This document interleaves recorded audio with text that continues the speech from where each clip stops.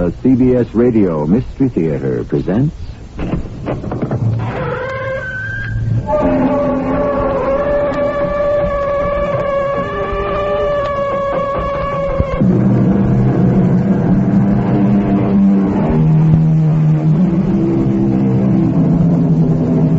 Come in. Welcome. I'm E.G. Marshall.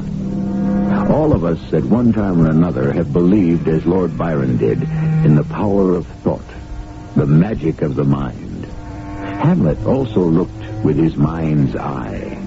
St. Mark was happily in his right mind. And even the great Caesar believed a good mind can possess a kingdom. Today we'll meet a man who is living proof of willpower over weight, of mind over matter. The mystery being, if a brain can make possible the impossible, what could you or I do just by thinking about it? Dickory, I'm not so sure I like being locked up in the same cell with you. Oh, what's that noise? Look who just came through that drain pipe. A rat. A rat? Here comes another one. I can't stand rats. They're not going to hurt you. But we're locked up in here. Guard! Let me out of this cell. Guard! Guard! There are rats in here!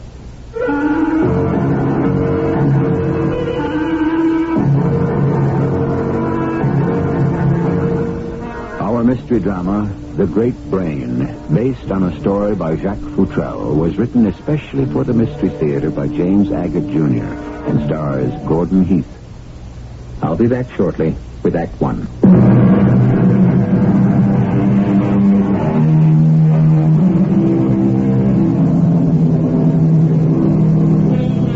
The most mysterious motion man is capable of is thinking. This is done by the mind. The mind is an activity of the brain. How it works is beyond us. We just don't know. That great mystery magician, Sir Arthur Conan Doyle, tells us, don't think about it. Stock up your brain attic with furniture where you can get at it when you need it. Is it that elementary, my dear Watson? When we tick, what makes us tick? Did you ring his doorbell, Herbert? Well, of course I did. Jason, give the man a chance to answer his front door. Maybe he's not home. Are you sure he said drop by at 9 this evening? Well, of course I'm sure. Here, I'll ring again. Herbert, were you there at the chess match? No, I wish I had been. It was uncanny. Imagine a man who's never played chess winning over a grandmaster by sheer logic. Well, Gregory has more than logic to work with. What do you mean? He has a great brain. Gentlemen, I am pleased to see you. Good evening, Gregory. Hey, good to see you too, Greg. Come in. Oh, you've been ringing long. Didn't hear the bell. Let's go into the library. Hawkins has a good fire going. We'll sit and I'll put my problem to you. Oh, you must be joking, Gregory. You of all people with a problem? Sit down. Jason, Herbert, anywhere that looks comfortable. You know, we three scientists get together too rarely. Yes, I do have a problem. And it's only to my nearest and dearest friends, you two, that I would admit to it. Well, as you said at the chess match, it's your move. This is yesterday's Sunday Tribune. I'll read it. The mental marvel, Dr. Gregory March, has done it again. Defeated the Grandmaster chess champion in 4 out of 5 matches. Dr. March claims he never played the game before in his life. That concentration can make the incredible credible. Is it not more believable that Dr. March has kept secret all his abilities, which many suspect may be the case? Well, there are always detractors, Gregory, you know that. I keep trying to prove the superiority of the human brain, and at every turn I run into disbelief. So, gentlemen, that's the problem. And I enlist your aid. Oh, Gregory, we know you can perform certain feats of, what'll I call it, mental magic. Magic? But not anything is possible with brain power. I disagree. Not only anything, but everything is possible. You two set up the challenge, and I'll meet it. Greg, Jason and I have an idea for a test. Now, there are some things which will not yield to any amount of thought. What, for instance? Prison walls. No man can sink himself out of a cell. If he could, there'd be no prisoners. Greg, let's suppose you were locked in a cell, a special prison cell, reserved, let's say, for the condemned murderer. Yes? Now, suppose you were locked in such a cell. Could you escape? Certainly. By brain power alone? A good test. Have me locked up precisely as you would any man under sentence of death, and I'll get out. I will escape in a week. Say, the death cell at the state penitentiary? I think I could arrange that. I know the warden. You name it. What do you wear? Whatever's customary. No, not a prison uniform, but shoes, socks, trousers, shirt. You'll permit yourself to be searched, of course. Naturally. My dear friends, it's not what's on my body that will help me out, but what's in my head. Au revoir, Hawkins. Take good care of the house. See you in a week. Is it true, sir, that your friends are taking you this morning to the state penitentiary? Don't be concerned. Purely a scientific experiment. Ready when you are, Gregory. It's now 27 minutes past 7 o'clock. I shall be gone a week. Yes, sir. Will you be needing a suitcase and clothes? No, Hawkins, just what I have on my back. 1 week and 12 hours from now, these two gentlemen will take supper with me here.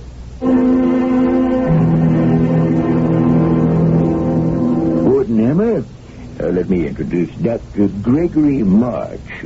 As I said to you last night on the telephone, Dr. March is to be your prisoner here at State Penitentiary. Some kind of experiment, you said. Except in this case, the outcome is not unknown, but yes, all in the interest of science. So where do I begin, Warden? All right, Dr. March, you will first submit to being searched. Turn out your pockets, please. Now, will you remove your shoes and socks?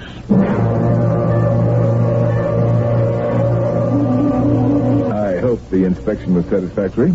You found nothing concealed which might aid me in escaping. Doctor, even if you had a blowtorch on you, I don't think you can get out of state pen. Gregory, are you sure you want to do this? Would you and Herbert be convinced if I didn't? No, I can't say we would. Warden, is it quite impossible for Dr. March to communicate with anyone outside the prison? Absolutely impossible. He won't be permitted anything to write with at all. Yes, and your guards, would they deliver any messages from him? Not a word, directly or indirectly. They'd report to me immediately anything he said, or turn over to me anything the prisoner might give them. I do have, however, 3 small requests. Well, I thought we all agreed to no special favors. I'm not asking any. I'd like to have some tooth powder. Not toothpaste, tooth powder. Secondly, I'd like to have 1 $5 bill and 2 $10 bills.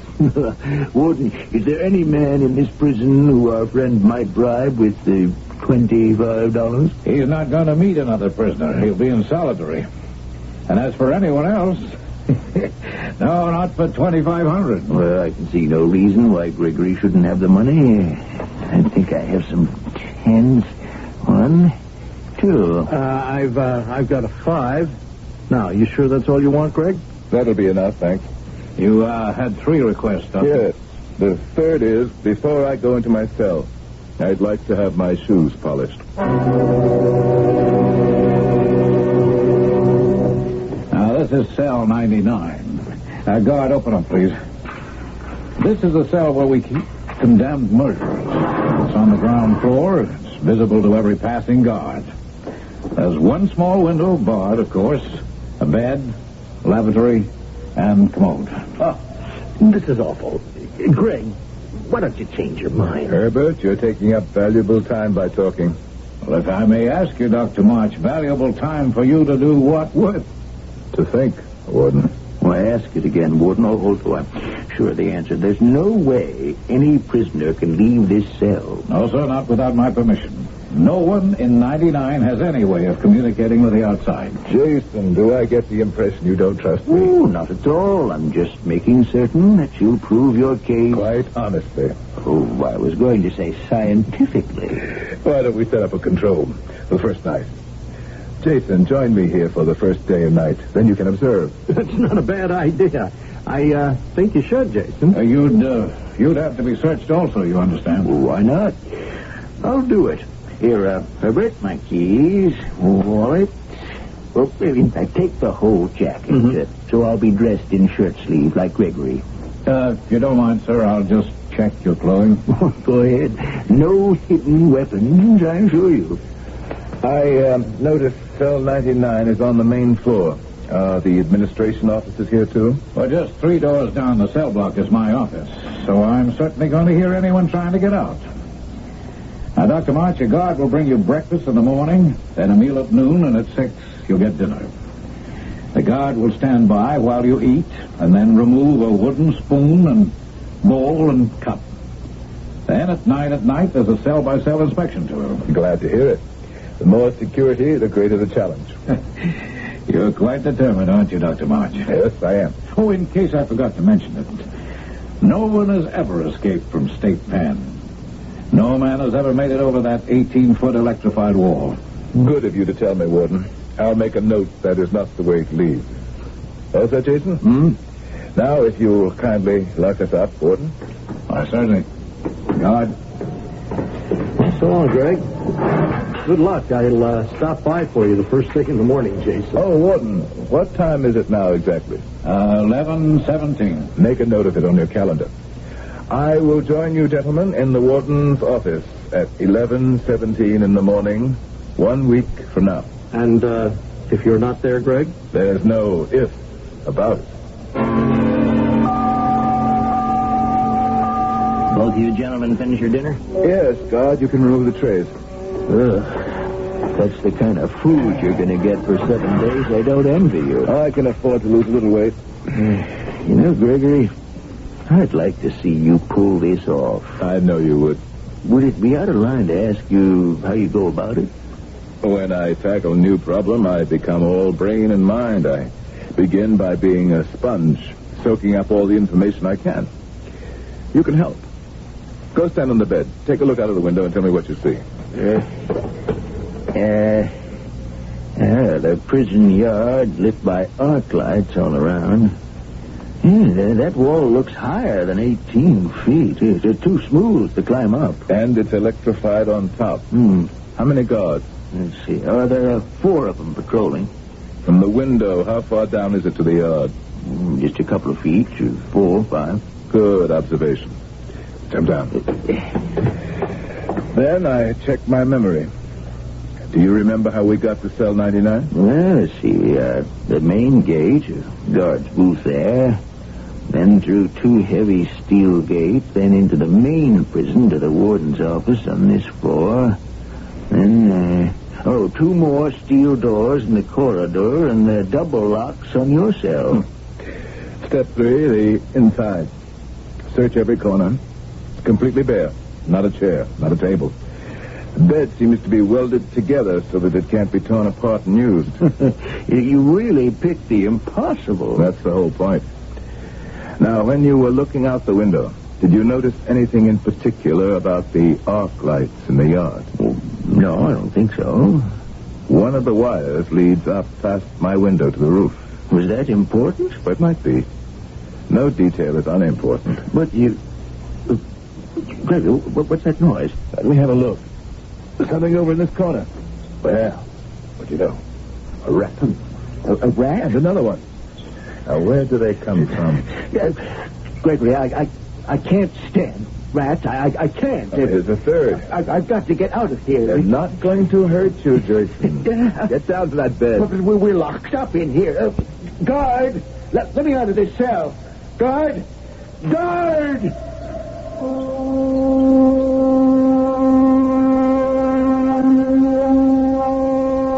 I'm reminded of a poem by Robert Browning called The Pied Piper, in which he says, anything like the sound of a rat makes my heart go pit-a-pat. Seriously, though, the little rodents have been much maligned from Shakespeare to Shaw, and if I may be permitted to give you a hint of things to come, rats, for the size of their skulls, have far more brain power than man. I shall be back shortly with Act 2. We have called our mystery the Great Brain. That brain resides in the cranium of scientist Dr. Gregory March. To prove its power, he has vowed that by logic alone he can, steal a march on his warden and his guards and escape from prison in 7 days. It is the following morning. Breakfast, Dr. March? Good morning, guard. You know my name. Well, sir, the whole prison's talking about you. Having yourself locked up. They say you done nothing. Here, I'll put your tray in your bed. Now, you better eat up. I'm supposed to stay till you're finished. What do we have here? Coffee? What's this? Oatmeal? Yeah, that's what it is. There go the rats.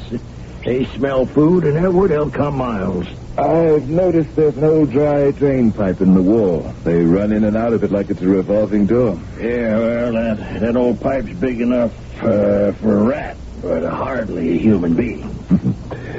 I've never been partial to oatmeal, but you can get used to anything.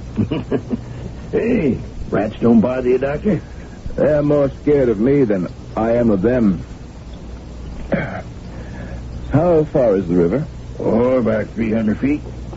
We have a baseball diamond out there on the other side of the wall, just for staff. You finish your coffee? Almost. I noticed last night I was getting very thirsty. You think you could bring me a little water in a bowl and leave it here? I'll ask the warden. I'll appreciate that. I suppose you're the guard assigned to my cell, so I ought to know your name. It's Argus. Argus? Really? Right. Is that name something special? I should say it is. Ask me to tell you about it sometime. Warden, may I see you a moment? Yes, come in, August. Is everything all right in 99?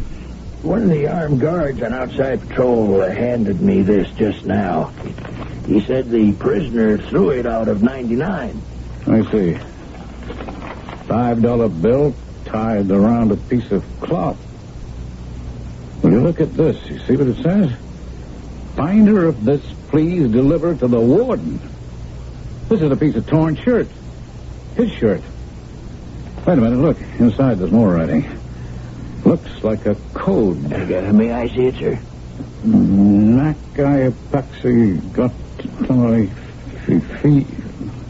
No, it's not English. What do you make of it, August? Well, why don't you try reading it backwards, sir? But if I want to escape, I can. What, is he crazy? Why write me a note like this? What do you think, August? Well, I'm thinking, where did he get the pen and the ink to write with?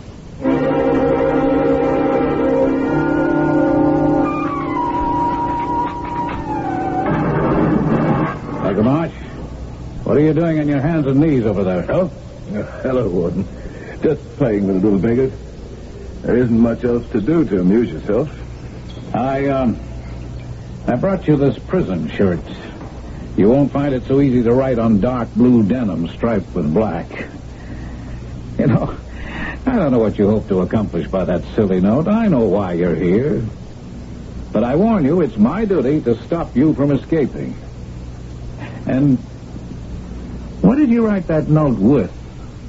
Isn't finding that out also your duty? Angus, how many days have I been in cell 99? 3 whole days, Dr. March. And my name isn't Angus, it's Argus. Oh, how could I have forgotten? The new drainage system that was put in leads right to the river, does it? Yes, sir. I suppose the pipes are pretty small. Oh, no, not if you're 5 inches high. You're very watchful and quick.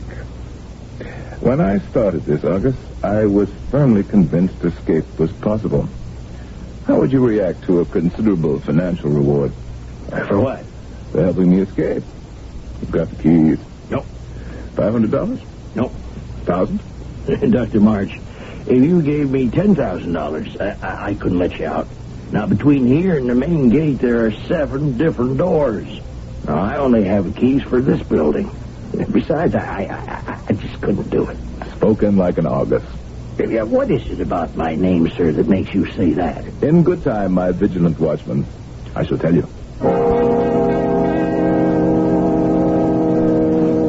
Try to bribe you, did he? First some dumb message in code, and now attempted bribery. You know, Argus, I'm beginning to worry about that cell. Come on along with me. I'm going to try to persuade him to forget this. Sears, open the cell block.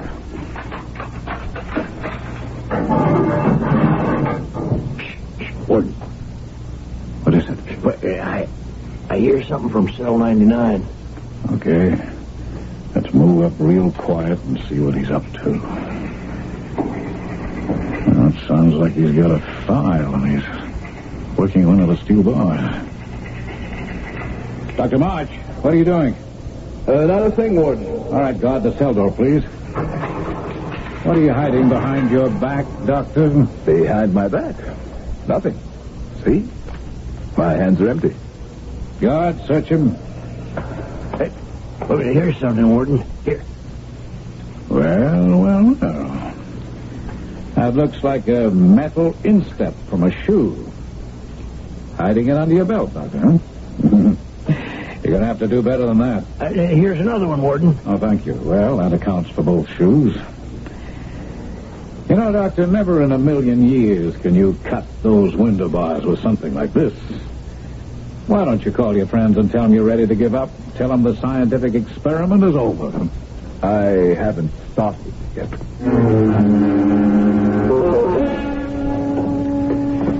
Argus, come back to my office with me for a moment, will you? I have an idea. Warden, do you think he has any chance of getting out? No, of course not. Just the same, he's darn clever. I was reading in the Trib about him. That fellow Jimmy Purvis had a whole column about him being here. I don't know how he found out. He calls him Big Brain or Great Brain. You know something? It still bugs me that I don't know how he wrote that note. Who's that? The prisoner we just got up in 79. 2 tiers up. Come on, up the stairs, Argus, quick.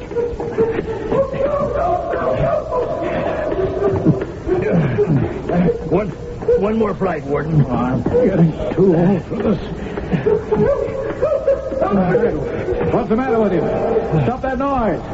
All right, guard, open up. What am I to do? Get off your knees, prisoner.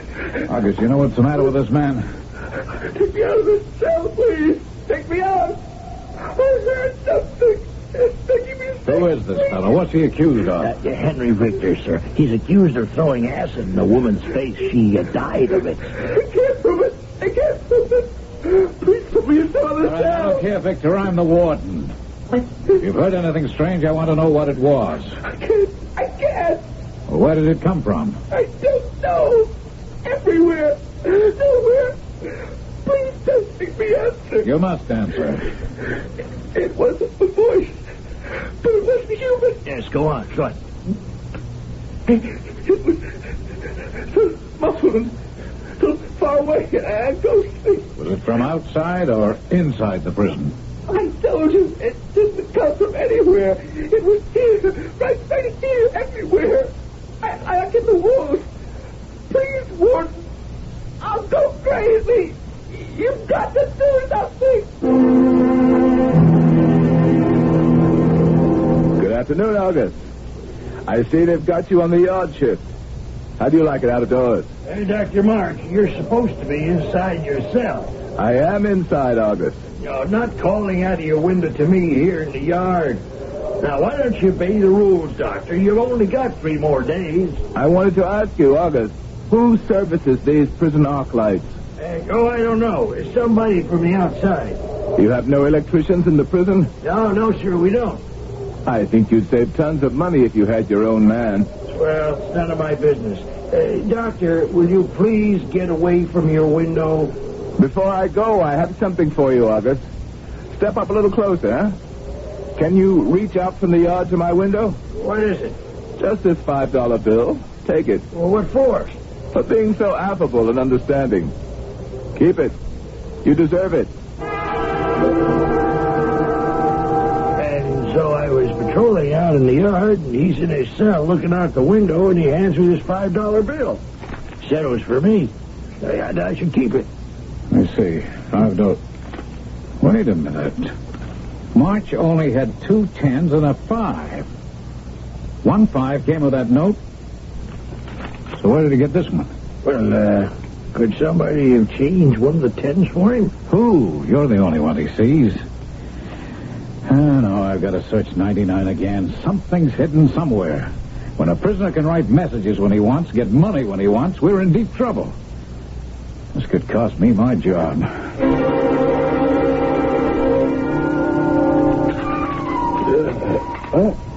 Who is it? It's me, the warden. Still dark. What time is it? Oh, please don't shine that flashlight in my face. It's 3 o'clock, Doctor. Oh, you're an early riser. You wouldn't care to come back when it's daylight, I suppose. I'm going to search every inch of this cell. Get up, please. First of all, I want to move your bed away from the wall. Nope. No, I don't need your help. You stand over there in that corner. Okay. Now, let's see what we have back here. Is that? Yeah, it must be the old drain pipe. What have you got in there? Oh, darn it, my fingers don't quite reach. Oh, yeah, I got a hold of something. Oh, it's a dead rat. Oh, yes, one of my local friends. Oh, my back. I shouldn't bend over that way. Doctor, help me move the bed up to the cell window. No funny business. Yeah, happy to oblige. I might leave it there. Get a little more air. I'll just get myself up on it. Why are you standing on my bed? Just want to examine these bars. Yeah, I'm solid. Solid. Every one. All perfectly rigid. Now don't move. I'm coming down. I was just going to give you a hand. Don't bother. Stand right there and we'll have a look at your clothing. All right, turn your trouser pockets inside out. Both of them? Come on, Doctor. Stop stalling. The left pocket. Okay. Now the right. Uh-oh. Some money. Give it here, will you? $1 bills. 5 of them. If you'd like to borrow them, Warden, feel free. Wait a minute. Let me get this straight. When I locked you up here, you had 2 10s and a 5. You sent 1 5 with a note. You gave Argus another 5. How did you get these? Now, don't tell me you just thought them up. Now, I was going to say just that, but I won't. All right, I can't force you to talk, but I can watch your every move for the next 48 hours. Escaping from state penitentiary isn't going to be that easy. But, Warden, I never thought it would be.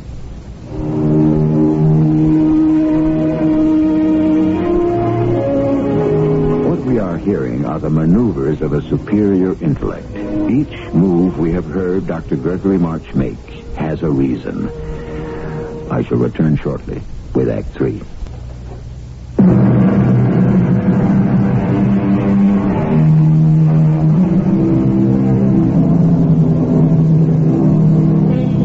I don't think either you or I doubt Gregory March isn't going to be able to escape that fortress of bars, steel, and stone.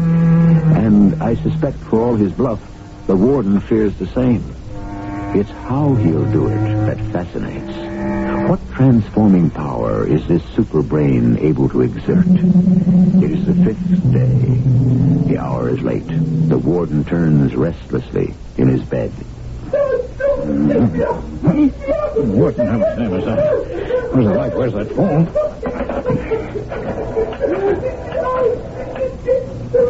Night, Eddie. Hit the alarm and get Argus to call me back. Better get some clothes on. Oh, my back. That crazy man again.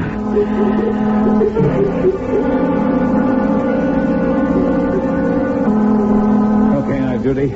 Turn the alarm off. Victor's screaming. I can't get him to quiet down. Open up his cell, Argus. Now, Victor, what's going on? Will you get up off the floor? What's all the yelling about? I can't stand it. I did it. I killed him. Yes, I did. I killed him. Take that voice away. Get it away from me. Take what voice away? I said enough. I admit I killed her. I threw the acid in her face. I didn't mean for her to die. Come on, Victor, stop it. It was me. I did it. I confess. Get me out of this cell. Hear it? What? I don't hear anything. No, stop. It's that voice again. Kind of muffled, like a voice from the dead. What does it tell you? Acid. It keeps saying that over and over again. It accuses me, see? Acid. Because I threw the acid and the woman died. She couldn't identify me, see? So I got to confess.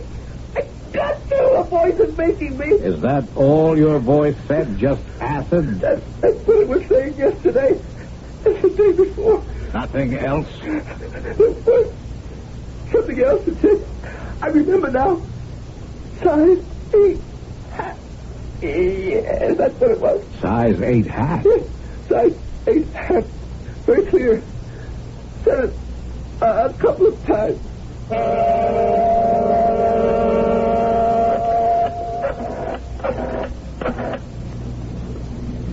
Good morning, Argus. This is the warden. You can congratulate me. It's the 7th day, and I'm still playing with a full deck. The 2 friends of Dr. March are here. Yeah, I know it's very early. Would you bring us all some coffee? Thanks. Well, Warden, I'll confess to you, I thought he'd do it. And I'm very surprised he hasn't. Aren't you, Herbert? Well, not really, Jason. Even brain power's got its limitations. Well, I can tell you now he didn't really try very hard. Spent most of his time being friendly with his guard, playing with the rats in his cell, writing notes. Now, that is something I never caught on to, where he got the pen and ink. And you know that 25 you gave him? Mm-hmm. It turned into a 10, 2 5s, 5 singles. Crazy. We never came into contact with any other prisoners? Never. I saw him, and his guard saw him. Oh, here he is now. This is Mr. Argus, who's personally been in charge of Cell 99. I'd just put the coffee on the desk, Argus. Gentlemen, help yourself. Warden, I have a special delivery letter for you. Oh, thank you. Tell me, how is our distinguished Houdini this morning? Well, half an hour ago at 6, he was sleeping like a baby. Oh, he gave me this last night. What is it? A silver dollar. He handed it to you? Yes, sir. To remember him by. You see what I mean, gentlemen? Crazy stunts like that. But trying to escape? No, sirree. Oh, excuse me. Warden here. What arc lights? Well, if you discovered it last night, why didn't you take care of it then? Well, sure, call the electric service company. They'll have to send 3 or 4 men down here on the double to fix it. Problems? Oh, an arc light on one side of the yard has been out all night. Are you going to open the letter, Warden? It was a special delivery. Huh? Oh, yeah, of course. Don't be a son of a gun. Oh, what is it? You look at the envelope. A special delivery letter, return address, Cell 99. Says, dear friends, don't forget you're invited for dinner tonight at 7:27. Warden Hammer, that means you, too. And you, my vigilant Argus. Faithfully yours, Gregory March. Argus, you hightail yourself over to Cell 99 right now and see if that man's still in there.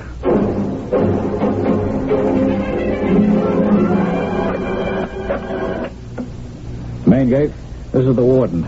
Those electricians arrived yet? 3 workmen and a supervisor. Okay, but just make sure only 4 men leave. That gentleman is security. I can't get over this letter. The nerve. Excuse me. Yeah? 2 reporters? Sure, why not? Yeah, bring them over to my office. Did either of you gentlemen tell the press to be here this morning? No, neither did I. Warden, he's in his cell, all right, still asleep. I could see him through the cell door. I've been looking at this letter. It's Gregory's handwriting, but the postmark is blurred. Looks like last night's date. How did he do it? That's what's got me. If he is in his cell, how did he do it? Marcus, go see who that is. Oh, it's the reporters. Hello, Warden. Hi, Jimmy. Gentlemen, this is Jimmy Purvis from the Trib. Come on in and bring your friend, Jim. Morning, folks. I heard there's a story here. Now, let me introduce my associate. Turn around, pal. Dr. Gregory March. Greg? How did you do it? Forgive me. I'm a little earlier than 11:17, but I don't think Warden Hammer will mind. March, will you mind telling me Hello, Warden.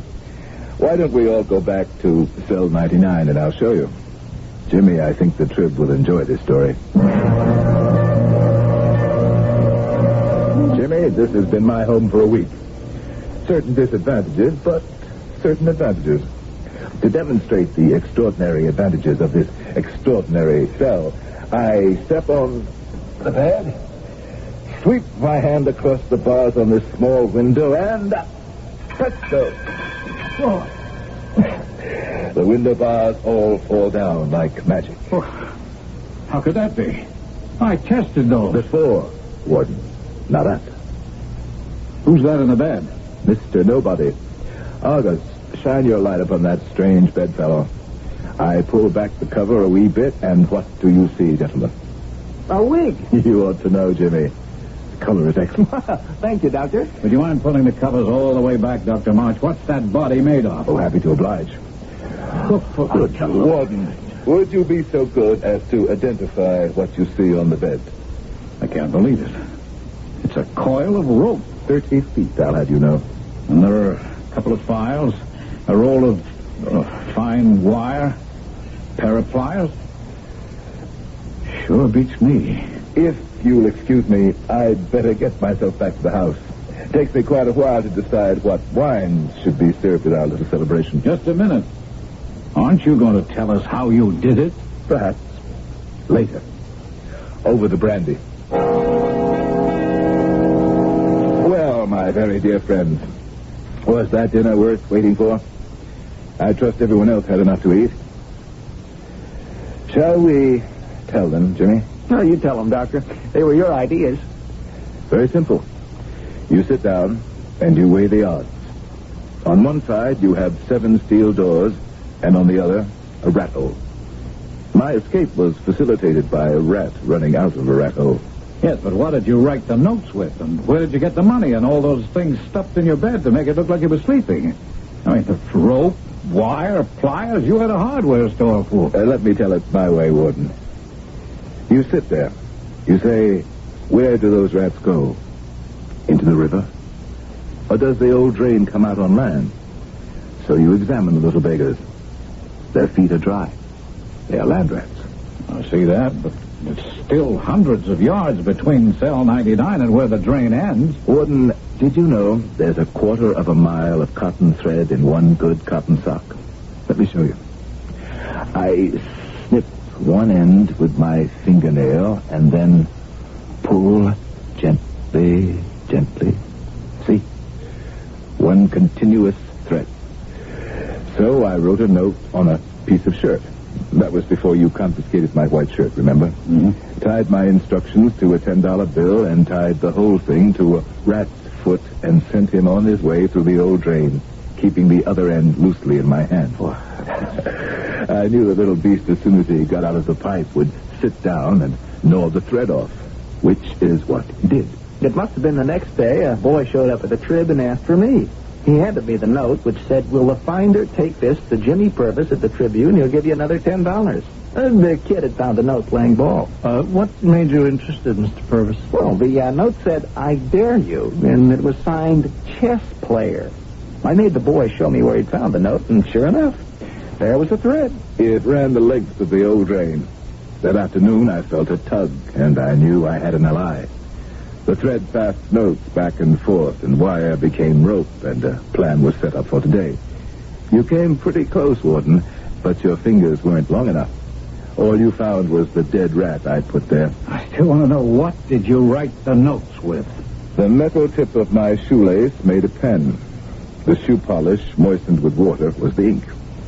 Doctor, I've got to hand it to you. Hey, Dr. March, did you have anything to do with a prisoner who was 2 tiers right above in cell 99? He was hearing voices. I'm afraid I'm to blame for better or worse. All the old drain pipes must be connected. To cut the bars, I needed nitric acid. I'd run out of shoe polish, so I tried whispering nitric acid into the drain pipe so Jimmy could hear me at the other end. Oh, so Victor did hear that word, acid. After repeating it several nights, Jimmy got the message, sent some test tubes full of nitric to me, and with the wire, I was able to cut the bars. The tooth powder kept the acid from spreading. But once I got out of my cell, how to get to the warden's office disguised? We worked out this plan for me to have a workman's uniform, and I whispered to Jimmy, get me a size 8 hat. He did hear a size 8 hat. Poor Victor. So, it was you who cut the wire outside your window leading to the arc light. August, congratulations. That's just what I did. When the warden called the electric service company, I was waiting there. You were there, Miss Burns? Mm-hmm. I persuaded the supervisor I'd like to go along, that maybe there was a story. And I brought extra overalls and a hat for Dr. March. I'd escaped through the window in the darkness a couple of hours earlier, replaced the bars, and hid behind one of the buildings. I'd watched the patrols. I knew exactly what their route was. So I arrived with the electricians, helped Dr. March get dressed, and the two of us walked into your office, Warden. End of an escape. I'll be darned. There's always a way. Just rely on your brain. Jimmy, don't be too hard on the warden here. And August, my faithful guard. I've enjoyed every moment, sir. Whoever christened you must have known the profession you'd follow. Well, how so, sir? By your name. It means a very watchful person. August was a mythical being with 100 eyes, some of which were always wide open. Not open wide enough, I'd say. Excuse me while I catch my breath. It takes some doing chasing after the convolutions of a great brain in action. It's even a strain to stay on the sidelines of this battle of wits.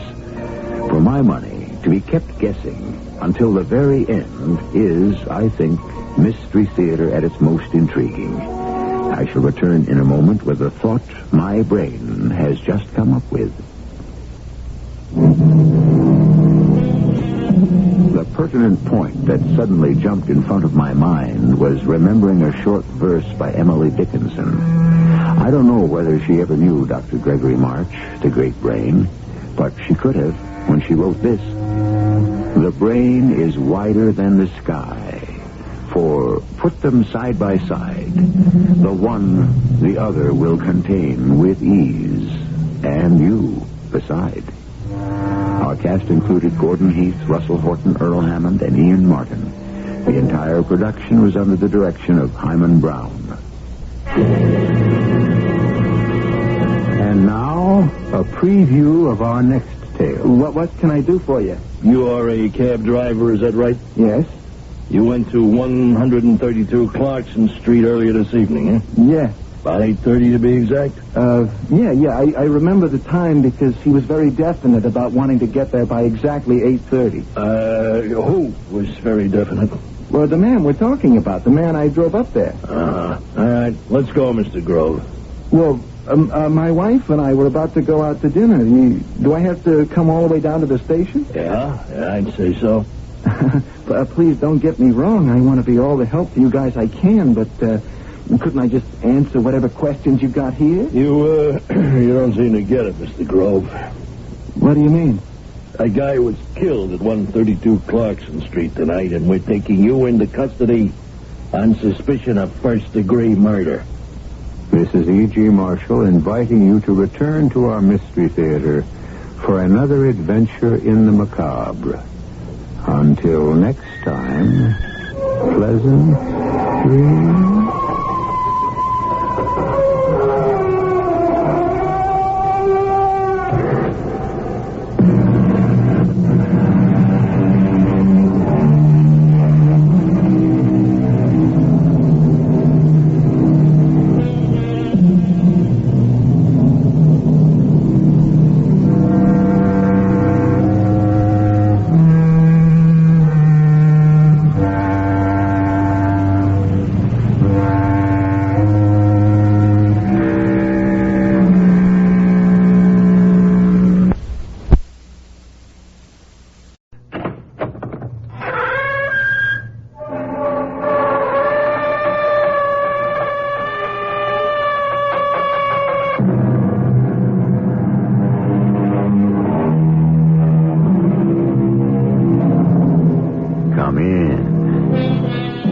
Welcome. I'm E.G. Marshall. One of the most beloved of all books is Mother Goose. I dare say everyone in the world knows Ring Around a Rosy, Mistress Mary Quite Contrary, Ba Ba Black Sheep. Many of those nursery rhymes were based on actual fact. Ring Around a Rosy depicted death from the plague in the 14th century. Mistress Mary was commonly thought to be Mary, Queen of Scots, and Ba Ba Black Sheep was a protest of the common people against confiscation of property by the royalty. But I wonder what promoted Hickory, Dickory, Duck. The mouse ran up the clock. The clock struck 1, and down he runs. Hickory, Dickory, Duck. Charlie, look. The door to the clock. It's opening. All by itself. At this point, I'd believe anything. That cold air again, too. Look. Something sort of floated out of the clock. I saw it, too. What was it? I don't know. I'm not sure I want to know.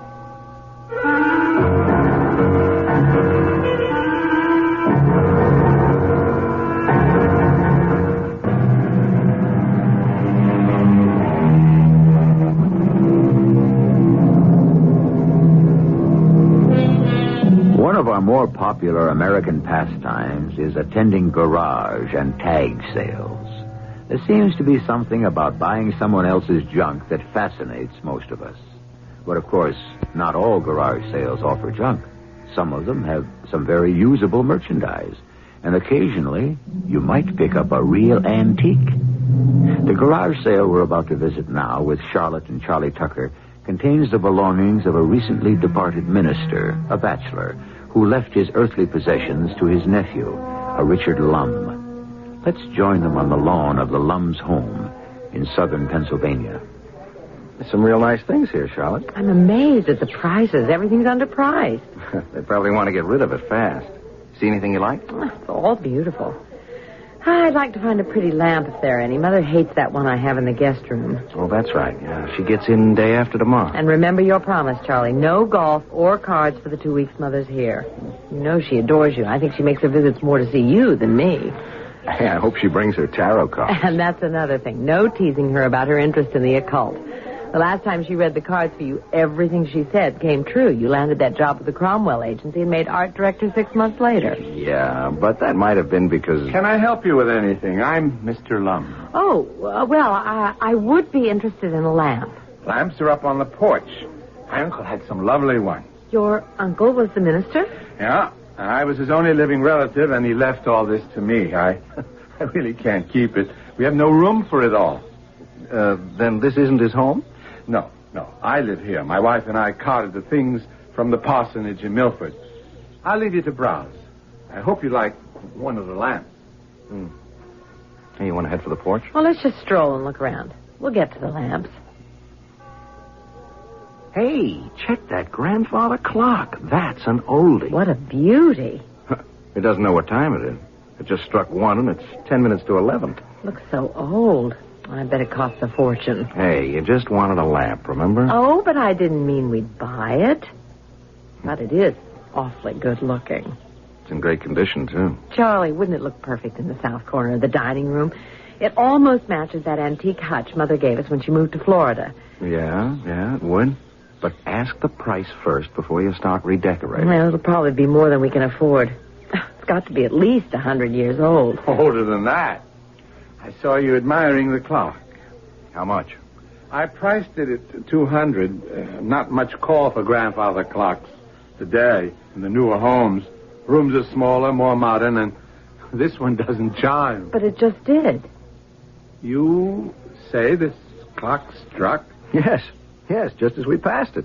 Well, that is extraordinary. $200, you said. We'll take it. Sold. Now, do you still want to see the lamps? Oh, yes, I still need one for the guest room. I'll help you to the car with the clock. Thanks. And I'll go and check out the lamps. They're on the porch, remember? I'll be back in a moment to help you move the clock. And a very beautiful one, too. Funny what he said about it never chiming, though. Isn't it? Careful now. Watch the chair. See it. Oh, the clock weighs a ton. I never found one this heavy. Okay, your end down first. Here we go. Oh, there we are. Now, come around here and just steady her as we stand her up. Oh, it looks so much bigger inside here than it did on the lawn. It's a matter of perspective. There we are. It is imposing, isn't it?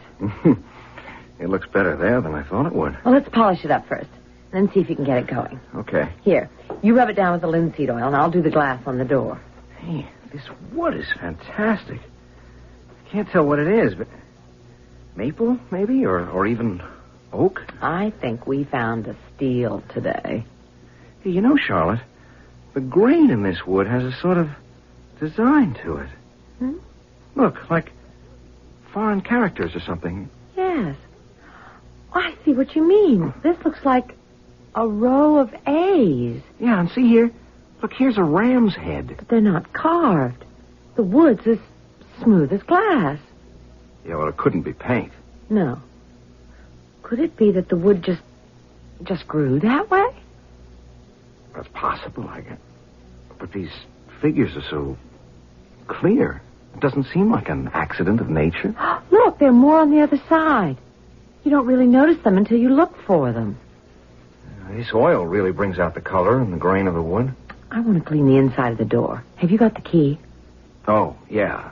Here in my pocket. Here. See, maybe these are some sort of religious symbols, huh? It belonged to a minister. But they don't look like... Charlie. Yeah? Put your hand inside here. Inside the clock? Go ahead. Feel it? Yeah. Yeah, the air is sort of cool and damp. I didn't feel that when we took the pendulum out to bring it home.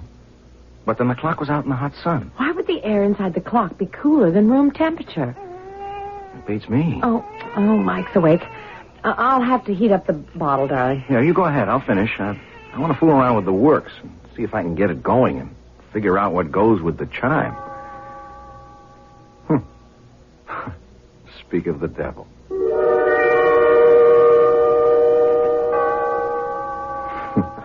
There it goes again. Second time this morning. You spent half of yesterday working on it. It's obvious there's something wrong with it that you can't fix. Oh, better hurry and finish your lunch. Mother's plane gets in 2 hours. You sure you won't change your mind about coming along? No, and Mother won't mind. Mike's been so fussy and restless these past 2 days. I think he's coming down with something. Probably another tooth. And Tinker hasn't been around all morning. It's not like her to stay away so long.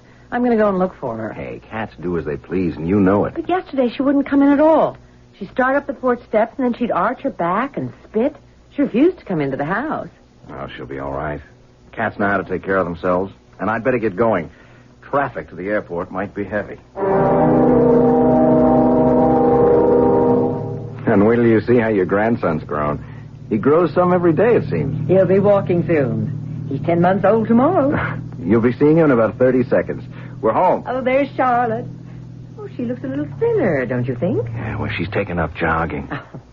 Hi. Hello, darling. Oh, Mother. Oh, how good to see you again. Oh, you look wonderful. And feel it, too. Oh, I'm so sorry about not coming to the airport. Oh, that's all right, dear. What's the difference? Now, put your bags in your room, Mother. Thanks, Charlie. How was the flight? Oh, rough and bumpy. I skipped the food and stuck with my old-fashioned. We're cooking out tonight. You'll get one of Charlie's steak specials. Oh, that'll be nice. Charlie tells me you've taken up jog... What's the matter? Mother, what is it? I feel... Charlie! Mother, are you sick? Here, sit down. No, I'm not sick. I never felt it in this house before. What do you want? Felt what? A force. Very, very faint. What's the matter? What kind of force? When I stepped inside the house, it brushed me ever so lightly. Oh, I could even be mistaken. Hey, what is this? Do you feel it now? No, not at all now. Come on upstairs and lie down. You said you hadn't eaten. Maybe that's it. I don't need to lie down, dear. I shouldn't have alarmed you. It was nothing. I want to see my grandson. Are you sure you're all right, Mother? Of course. Now, where is that Mike? Well, he's still sleeping. But it's almost time for his dinner. All right. I'll go upstairs, unpack and freshen up. You can look in on him. He might even be awake. I'll just tiptoe in and see. I'll be down in a little while. Yeah, what was she so upset about? I still don't understand. Neither do I. She said she felt a force, but then she tried to brush it off as though it wasn't anything at all. Yeah, I heard. It kind of bothers me, though. Mother is sensitive to those things, but what kind of force could be in our house? You think that's what's spooking Tinker? You said she's gone again. I don't know. I certainly don't feel anything. No, neither do I. And you know how I feel about psychic phenomena. Huh? Look, if Mom doesn't bring it up again, let's forget it. I hope I can. Are you going to work a while? I'm going to bed. Just a minute or two. I want to look at this new hosiery layout and then sleep on it. Mother and Mike are both dead to the world. Those flights always tire her. Charlie, did Mother say anything more to you about her feelings? I mean, about the force, as she calls it, and the clock. No, not really. Just that she thought the marks on the clock were ancient symbols or something. Yes. Remember how she dismissed it while we were having dinner? I couldn't pin her down to a direct answer. So she doesn't want to make you nervous. Well, it only makes me more nervous. There's something I didn't mention. When I told her we thought the cool air inside the clock came from the type of wood, she said that could be one explanation. Oh, she has another? She wouldn't say. Charlotte, hey, you didn't mess around with my drawing board, did you? What? I never go near it when you're working on a layout. Well, the sketch I did yesterday is all smudged. Look. Well, darling, I have no idea how it that didn't blow to the floor, maybe. You picked it up? No, absolutely not. I've told you. Well, how could something no one touched smudge up like that? I mean, these inks don't blur. Charlie, I give you my word. I know, Charlotte. I'm not accusing. I'm just mystified. I'll have to do the whole thing over again in the morning. Well, coming to bed then. Yeah, I'll be right in. Gee, that's strange. It just couldn't happen like that.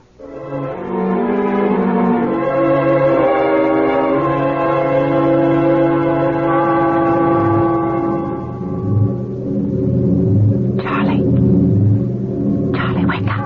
Charlie. What? What's the matter? It's the clock. Listen. It hasn't stopped. Usually it's only 1 or 2 strokes. I'm scared. So what time is it? 2 o'clock. Well, I'm going down. I just don't hold with that supernatural You're stuff. going down there? Of course. Well, I'm coming with you. I heard you two in the hall. What's the matter with the clock? Well, that's what I'm going to find out. I'll stop that chiming if I have to break the whole damn mechanism. I'd be very careful, Charlie. Hey, take my advice and don't touch it. I'm going to do something to stop the chimes. It's gone haywire. Do as Mother says, Charlie, please. Don't touch it. But it looks like I don't have to. It stopped. Hey, wait. Do you feel that? Yes. A little gust of cool air? Yeah.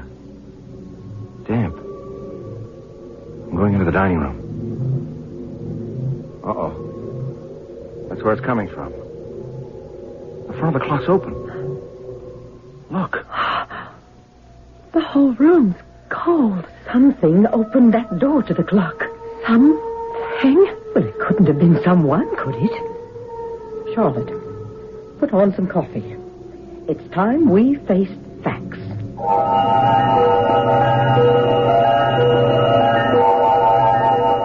And high time, I'd say, wouldn't you?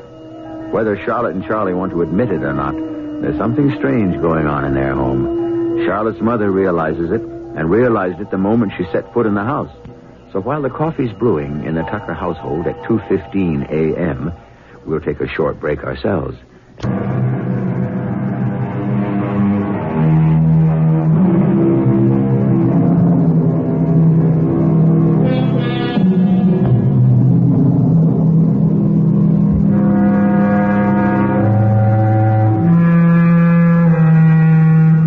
Things always seem more sinister in the middle of the night, don't they? At 2 o'clock in the morning, our little fears are magnified many times. And at 2:15 this morning, in the brightly lighted kitchen of Charlotte and Charlie Tucker, the sinister happening of the past few moments hangs heavily over the three figures, huddled over their coffee. There is something strange in this house, Charlotte. Something psychic. Oh, really? Now, Mother. wait. Well, I know you both take my interest in parapsychology lightly. Oh, you have every right. I'm not going to make light of it, Mother. Not after this. You never did tell me your explanation for the cool air in the clock. Well, I don't know what causes that. But something psychic is developing in this house. Developing? I felt it the moment I came in yesterday afternoon. I tried not to make too much of it. I avoided your questions. But I'm too concerned now. I really am. But why? Why would our house all of a sudden be possessed, if that's what you mean? And what's the clock got to do with it? Well, I think whatever it is, in this house, started when you brought that clock home. For what reason? Well, again, I have to say, Charlie, I don't know. But have you noticed anything else strange in the house? Other than the peculiar behavior of that clock? Well, the baby's been awfully restless lately. I mean, more than usual. And Tinker, she wouldn't come in the house yesterday. She's run off and... Charlie, your layout. Well, now you've got me wondering. What was that about a layout? Oh, it's a hosiery ad I've been working on. It's been smudged, and nobody in the house could have done it. Except, perhaps, a spirit. Oh, Mother. Well, now that seems even more unlikely. How could a spirit smudge a physical drawing? Poltergeists can actually hurl furniture around. Oh, we've got poltergeists? Charlotte, I'm very serious. I think you should call in a psychic investigator, a ghost breaker. You are serious? Very much. Now, there's a particularly good one I know of. Oh, I don't know him personally, but he has an international reputation. Now, he might be interested in this. I thought these guys just prowl around old English mansions. No, far from it, Charlie.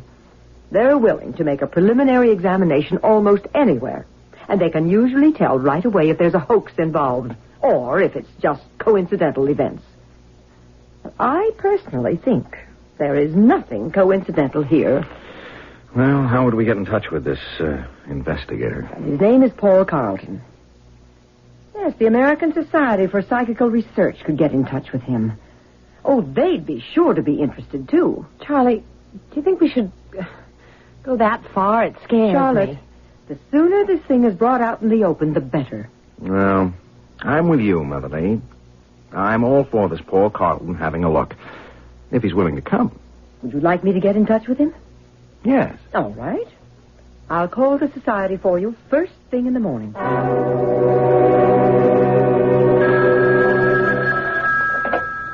Hello? Mrs. Lee? Yes? Paul Carlton. The society gave me your message. Oh, yes, Mr. Carlton. Thank you for calling. Not at all. I'm very interested in all you told them. When may I examine the house and the clock? Oh, just a minute, please. Charlotte, he wants to see the house. When can I tell him? Well, the sooner the better. Tomorrow, if you want. Mr. Carlton? Yes? Any time is fine with us. Well, I have a speaking engagement in Philadelphia tomorrow night. I could be there a day after tomorrow. Say 10 in the morning? Yes, any time. And Mrs. Lee, today and tomorrow, be very alert to anything else that occurs in the house.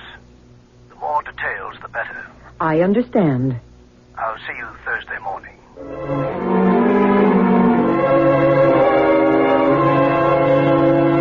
Here he is. There's a cab pulling up out front. Oh, I'm so nervous. You and me both. He's just going to look around, isn't he? I mean, he's not going to conjure up a lot of evil spirits or anything. Of course not, Charlie, but I'm anxious to see if he confirms my feelings. Well, look, we might as well go out and welcome him. We know he's here. Mr. Carlton. Hello. Mr. Tucker? Yes, welcome. We appreciate your coming. Oh, thank you.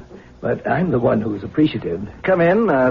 This is my wife, Charlotte. How do you do? My pleasure, madam. And my mother-in-law, Mrs. Lee. Ah, yes, we spoke. Oh, it's an honor to meet you, Mr. Carlton. I've read both your books. Well, thank you. You're interested in parapsychology, then? Well, I dabble. Now then, let's get to work. May I see this celebrated clock? Right there in the dining room. Follow me. Ah, yes. A beauty, isn't it? Certainly an antique. Charlotte, he didn't feel anything strange, like I did. He might have and not mentioned it. Mrs. Lee, you were right about these characters in the wood. Oh, they are symbols, then. Oh, I was pretty sure. Would you open the door, please? I want to examine inside. Sure. We've kept it locked ever since that experience the night before last. Well, I want to get into that in more detail later. There you are. Yeah, it's definitely cooler. I'll just shine my pocket flash in here. Doesn't seem to be any reason for it. Good heavens. What is it? Your voice, it's echoing like a canyon. What do you mean? Well, when your head was inside the clock, your voice echoed. Show me. You speak in there. All right. Hickory, dickory, dock. The mouse ran up the clock. That is extraordinary. I didn't hear my own voice like that. As though you and Charlie were talking into a long tunnel. The inside is solid all around. Sound should be muffled. There is something psychic about it, isn't there, Mr. Carlton? Well, at this point, let's say there is need for more explanation. I'm going to take another look. Solid wood inside, all right. There's a name etched in here. Probably the maker. Might give us a good clue. Can you read it? Yes, it's faint.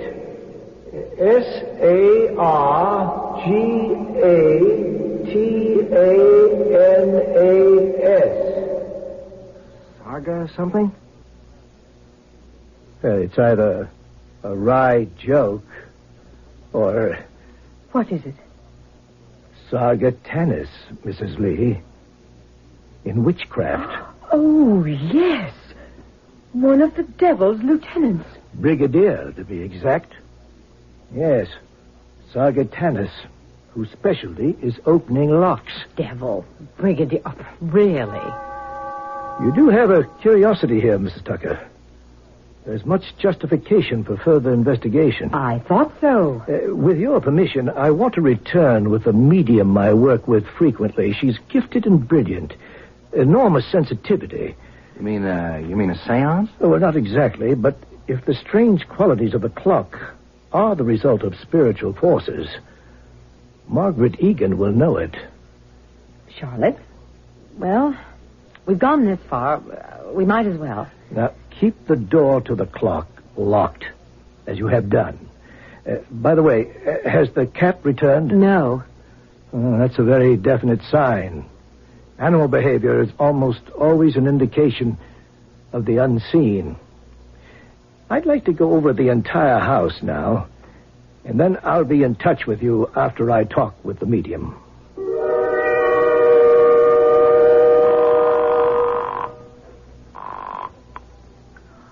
Hello? Margaret, it's Paul Carlton. Oh, hello, Paul. How are you? Fine. I have a job for you, a fascinating case. It's a home in Pennsylvania. Everything centers around an old clock with the name Sargatanis etched on the inside. Sargatanis? I thought that would impress you. The devil's locksmith.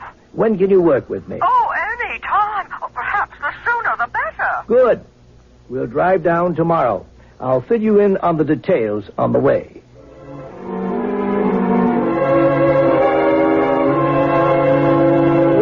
Anything special you'll need, Mrs. Egan? No, Mrs. Tucker, no. Just a comfortable chair. I might explain that hopefully through Margaret's trance, we'll be able to learn the nature of the spirit that inhabits the clock. Are you serious? Oh, very much so. Oh, there is a spiritual force at work in this house, Mrs. Tucker. I felt it the moment I entered. We believe it's the only explanation for the phenomena you've experienced. But you're not going to make anything appear, are you? Oh, no, Mrs. Tucker. This is not a seance. No hand-holding or dim lights. In my trance, if I can contact my guide, we may be able to learn how to deal with whatever force is in here. Why don't we get started, Margaret? Well, I'm ready. Just let me relax a moment. Leona. We need your help, Leona.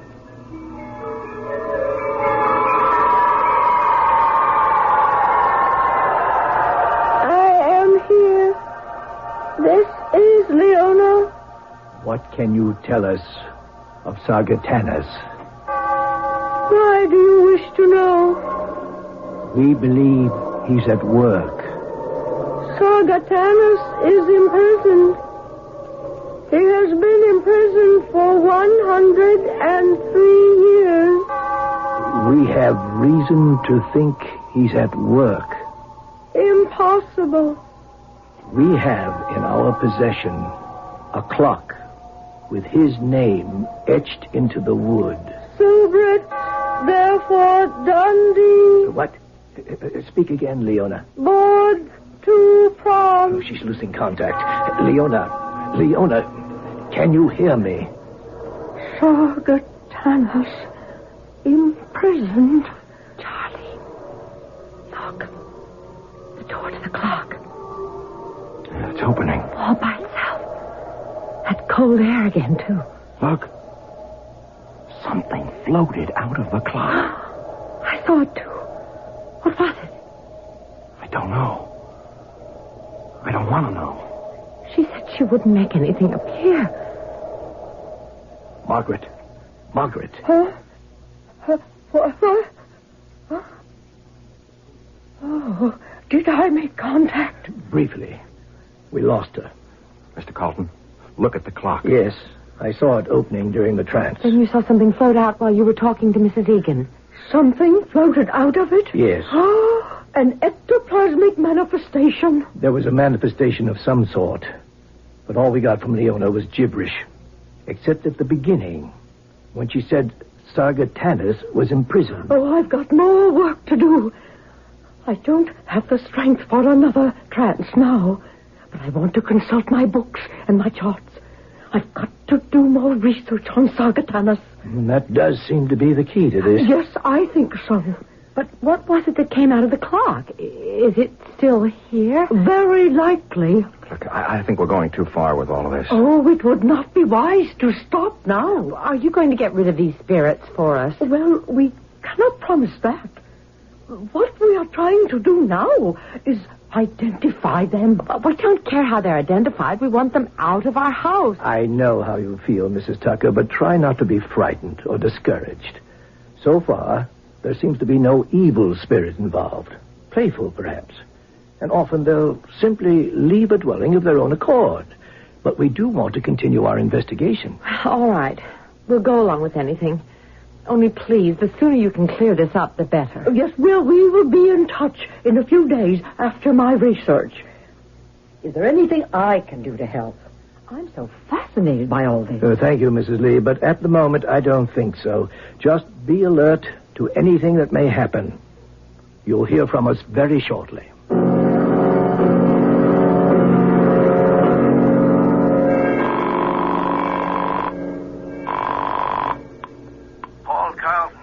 Paul, it's Margaret. I think we have stumbled on the case of the century. Explain. Sargatanus is the key, all right. Now, can you get in touch with the people the Tuckers got that clock from? Well, I don't know. I suppose so. Why? Well, if my calculations are correct, yes, and the information I have so far points to it, that clock the Tuckers bought used to be known as the Gate to Hell.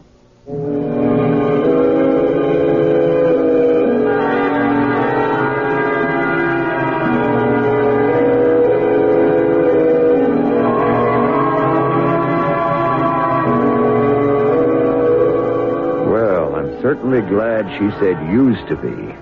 Although, with all those strange goings-on at the Tucker household, I wonder if someone or something is trying to open the gate again. But why? Why now, all of a sudden? And why pick on the innocent Tuckers? I don't have the answers, but perhaps someone or something will when we return with Act 3.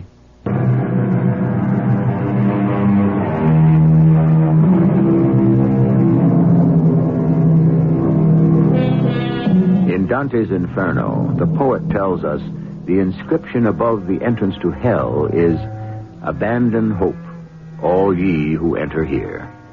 Well, that inscription is not on the antique clock purchased by Charlie and Charlotte Tucker.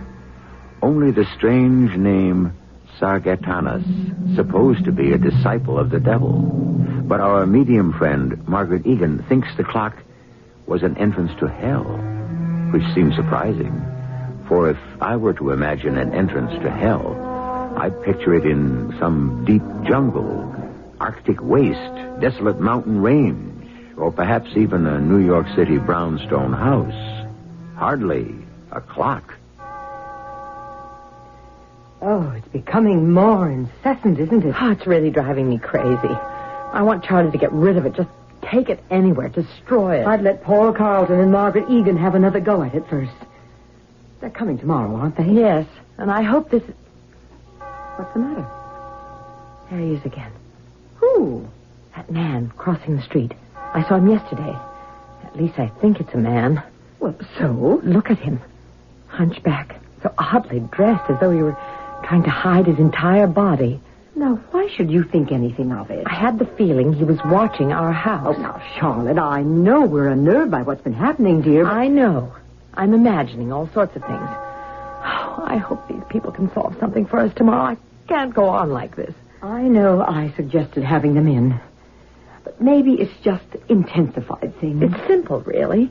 If the clock is spooked, we get rid of the clock and the spooks along with it. I'm not sure it's as simple as that. Oh, you're sounding like them. I'm going to the village, dear. You want anything in particular? Oh, what about wolfbane and frankincense? I wish I could laugh at that. Oh, dear. Here he comes. Who? What? Yes, he's coming up the walk. That oddly dressed man. I saw him yesterday. He has been watching the house. Well, I'll see what he wants. Well, don't let him in. I have a strange feeling, that's all. Yes? I must see the clock. What? Who are you? What do you want? I must see the clock. What do you know about our clock? I must see it, please. If you take that scarf off your face, maybe I can understand you better. Get rid of him, Charlie, please. I know about your clock, which chimes. I have heard the chime. I must see it. You an antique dealer? No. Well, what do you mean you've heard the chime? Charlie, don't. May I just see it, then I'll leave. I'll leave. What do you know about it? Perhaps a great deal. Well, maybe you could answer some questions for us. About the clock. Perhaps. Well, just a look, then. It's in the dining room. Come in. Charlotte, look, he just may be able to shed some light on this. How do you know about the clock? That's what I want to know. I have heard it chime. Ah, yes, there it is. It's a lock. Charlie, what is he doing? Hey, now, look, wait a minute. Look, you can't open that door. It's locked. A lock after all these years. He opened it. Hey, what the... Good heavens, he's stepping in. Hey, get out of there. Him, What the devil do you think you're doing? I'm going to summon the others. He disappeared. He just disappeared. Wait, it didn't happen. I can't believe Say it. it didn't It's happen. empty. The guy is gone. What? Hey, look in here. I'm not staying at this house another minute. Charlotte, wait a minute. Charlie, we better call Paul Carlton at once. They can get a plane. We don't dare wait until tomorrow. Did you get a look at his face at all? No. No, he kept it wrapped up in a muffler type of a thing. Mm-hmm. And he vanished inside the clock. Yeah, like that. We'd better begin. Yes. I'll try harder. Paul, be sure to press Leona for details. I'll try for a deeper trance. You still haven't told us who you think that creature was. I'm sick with fear now. We understand, Mrs. Tucker. Believe me, this is the most unusual case Margaret and I have ever worked on. You have every right to be nervous. I think we'll have some of the answers in just a few minutes. But who or what was that creature that disappeared inside the clock? That wasn't possible. But we all saw it happen. Well, now, let's see what develops in Margaret's trance. You know what the creature was, and you won't tell us. We didn't see it, Mrs. Tucker. How can we know what it was? Please, let us get on with the work at hand. Yeah, I think we should, Charlotte. All right. I'm sorry. Go into your trance and tell us how to put an end to this evil thing.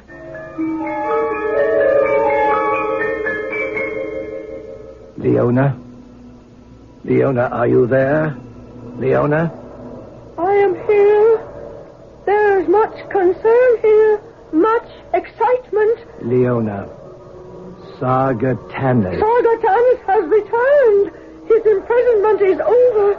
There is so much excitement here. Help us, Leona. Tell us. Sargatanas is telling them his way to the world was through the clock. His gate to hell. Dormitory, lemon. Leona, please. 103 years ago, the clock was bought by a minister. Sargatanas was ecclesiastically imprisoned. The clock with his name inside it. Yes, the clock is one of the gates to hell. She was right. Margaret was right. It chimes to reveal its whereabouts. For 103 years, the gate was closed. Ecclesiastically closed. Now the gate is free. The clock strikes to let Sargatanas know where it is. To let the demons know the way is again open. Now, Leona, I am in the presence of the clock. It is here, in the next room. It is the way. Sargatanas has come to summon the others. The others? For what? What others? The way is now open from hell to earth. The clock strikes to lead the demons to the exit. When? How soon? The way is open now. Soon. Dobit, transit. Leona, when? When? Dobit, Dom. Oh, we're losing contact again. What in the world does she mean? Well, you heard. The clock is a gate to hell. Every chime is summoning an evil spirit. All right, look, I've had enough of this mumbo-jumbo. I know there's something wacky going on, but all this seance business isn't helping at all. Now, it's making things worse. Charlie, please. What happened? Oh, did we make contact? Yes, Leona confirms what you thought, Margaret.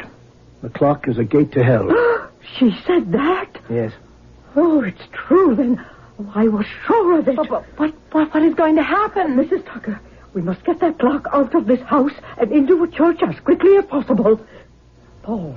Yes? Did Leona say anything about an emergence? No, she just said the way is now open.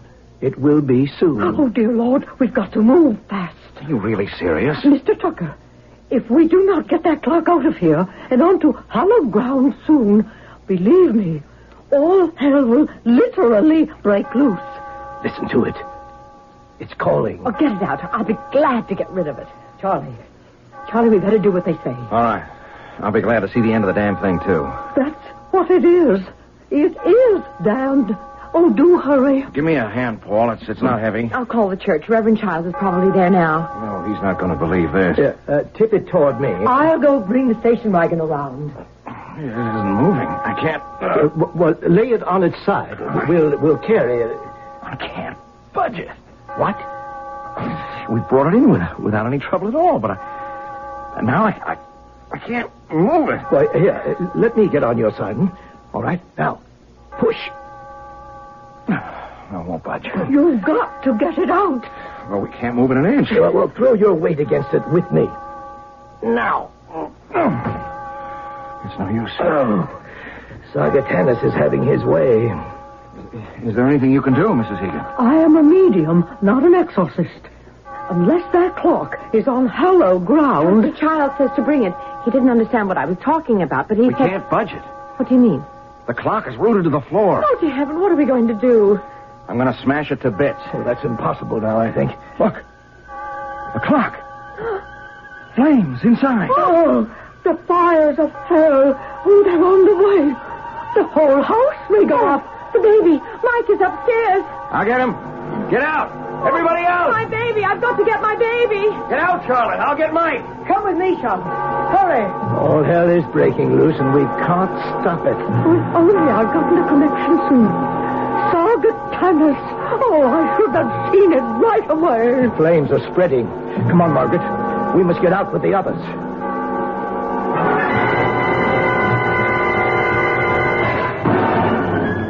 Everything's gone. Everything. This is only the beginning, I'm afraid. My baby, we're safe now. Shh. We're safe, Mrs. Tucker. But I wonder for how long. What do you mean? This is not the end of it. Look! Oh, my. The Andersons' house is going up, too. There is no escape. It's too late. The world is doomed now. Hell hath triumphed.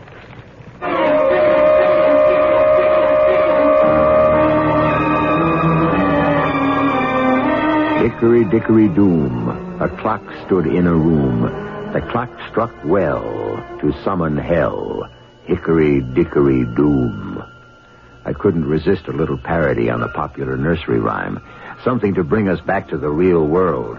To realize that such things just don't happen. Do they? Uh-oh. I'll be back shortly.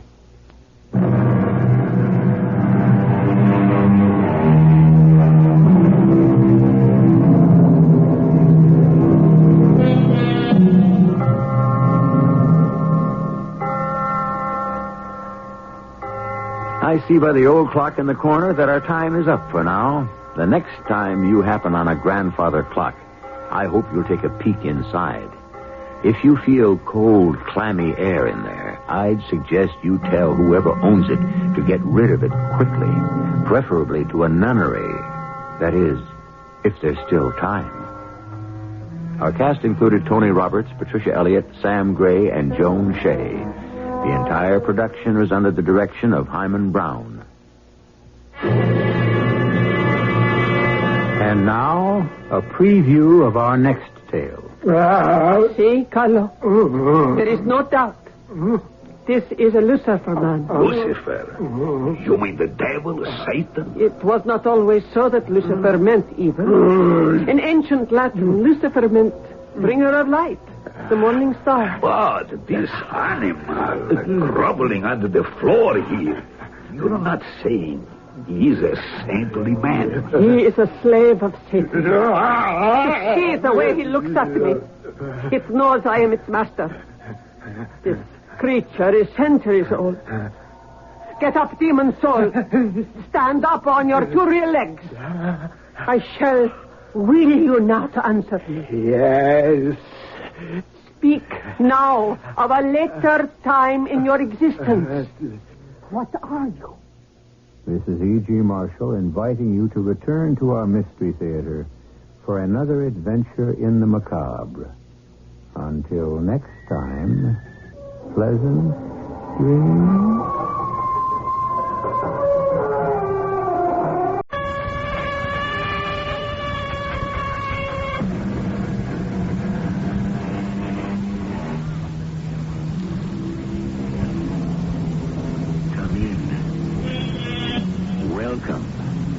I'm E.G. Marshall.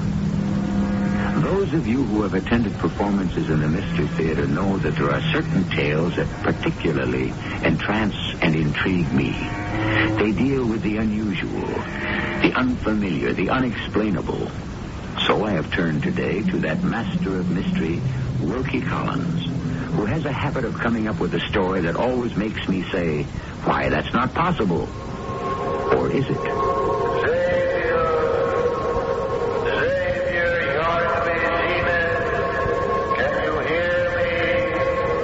Yes, I can, Uncle. It's me, Xavier. Are you a ghost? Why did Father Daly bless my coffin? I wanted him to, Uncle. But he refused. Absolutely refused. Why, Xavier? Because he said you didn't die a natural death. You must make him bless the grave, Xavier. I cannot rest until he does.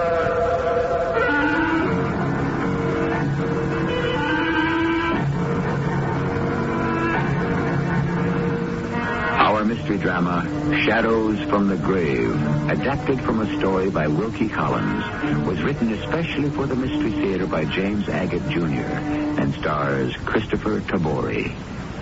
It is sponsored in part by Sign-Off, the sinus medicines. I'll be back shortly with Act 1. One invariably associates the mysterious with lonely old houses, strange, small, inbred towns, peculiar characters. And I have to admit, this story follows that pattern. The man who told it to me is one X.Y. Zenith. You can imagine the kind of comments this poor fellow has gone through life with.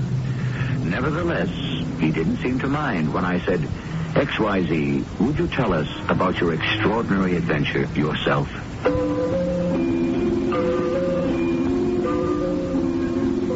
Having been christened Xavier Yardley Zenith and suffered with those initials all through school in California, I decided that when I got to the job age and became very good in photography, to open up a studio of my own. Call it Zenith of Hollywood. Not an unusual word in Hollywood, where everything is the top, the best, the ultimate, the zenith. Two things occurred in April of this year which totally changed my life. One, I planned to marry. And two, I got a note from my Uncle George, who lived in Fresno, to come see him on what he called a matter of some importance. Hello up there, Uncle George. It's me, Xavier. What are you doing up in that tree? Xavier, welcome, my boy. I've just about sealed up this hole in the tree. Here, give me a hand. Steady. Pretty spry for a man of my age, don't you think? You've never been up this way before, have you, Xavier? Not since I was a child, Uncle George. Oh, that's right. I remember now. This beautiful house hasn't changed. My father built it in memory of Queen Victoria. Well, what happened to this big old oak? Struck by lightning? No, it's the woodpeckers and squirrels that make all these holes. I've just had it with the noisy beggars. They jump from this tree to the top of the porch, and then they run along my bedroom window, making the most infernal racket you can imagine. So I've just been sealing up a few of their nesting places. Let them find apartments elsewhere, I say. What about that big hole on the other side of the tree? Maybe tomorrow I'll mix up some more cement. Say, boy, you always go around with 2 cameras hanging around your neck? Photography is my business, so I'm always prepared just in case. Huh? Is there a living in it? You sell your pictures? I used to do better. Took shots of movie stars on location, did a lot of newspaper and magazine work. But work has thinned out. I have a proposition to make you. Since I gather the picture-taking business isn't too profitable these days, I think you may be interested. Are you married? I'm just about to be. This coming Saturday, matter of fact. Good. Then what I have in mind might make an excellent wedding present. I'm not a rich man, Xavier, but comfortably off. 59 acres, orchards, gardens, this house, and a private family vault on the premises. You're joking. You own a mausoleum? Death is not a joke, Xavier.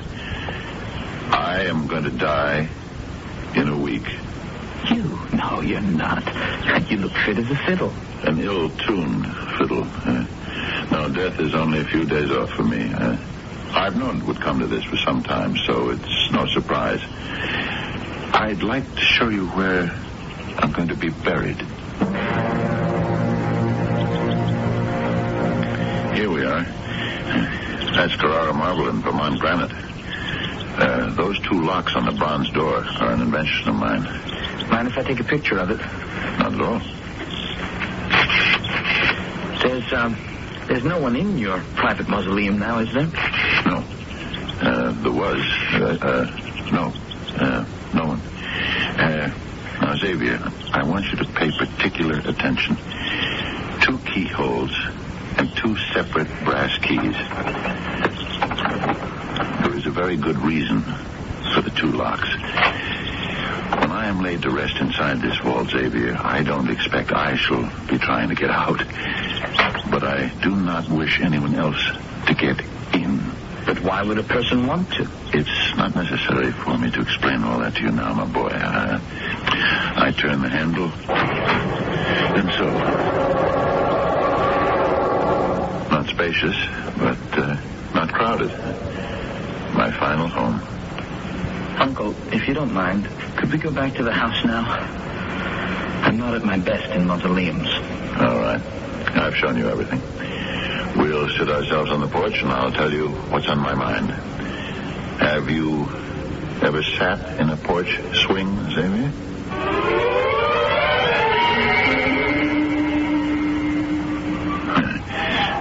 Comfortable? I love these old swings. Xavier, I have no choice. You are my only living kin. There is no one else. I'm leaving all my worldly possessions. This house, the contents, the grounds. Everything to you. On one condition. You must live here, and every day, every single day, mind you, you must go to that mausoleum and make certain there's been no one tampering with the locks. Uh-huh. And that's the only condition, Uncle? The only one. I certainly appreciate your generosity.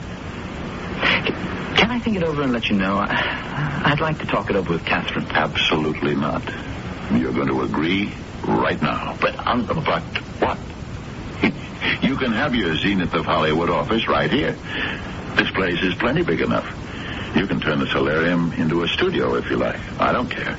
I won't be here. It's all decided then? Good. I'll have Henley take you to the top of the hill. A good view, and you can see most of the property. Have a tug at that bell pull, will you, Xavier? My dear boy, you don't know what a relief this is. My fate lies in your hands. Wait just a moment, Uncle. I haven't agreed to this inheritance yet. But if I do, and I find someone's been at the locks of that mausoleum, what should I do? In my desk in the library, bottom right-hand drawer, is a letter of instructions. The envelope has one word on it. Joshua. Did you say Joshua? But, unless someone's been trying to break in, that letter must never be read. You rang, sir? Yes, Henley. This is my nephew, Xavier Yardley Zenith. He's going to be living here. I want you to acquaint him with the property. Oh, very well, sir. Goodbye, Xavier. I shall not be seeing you again. Have a good walk.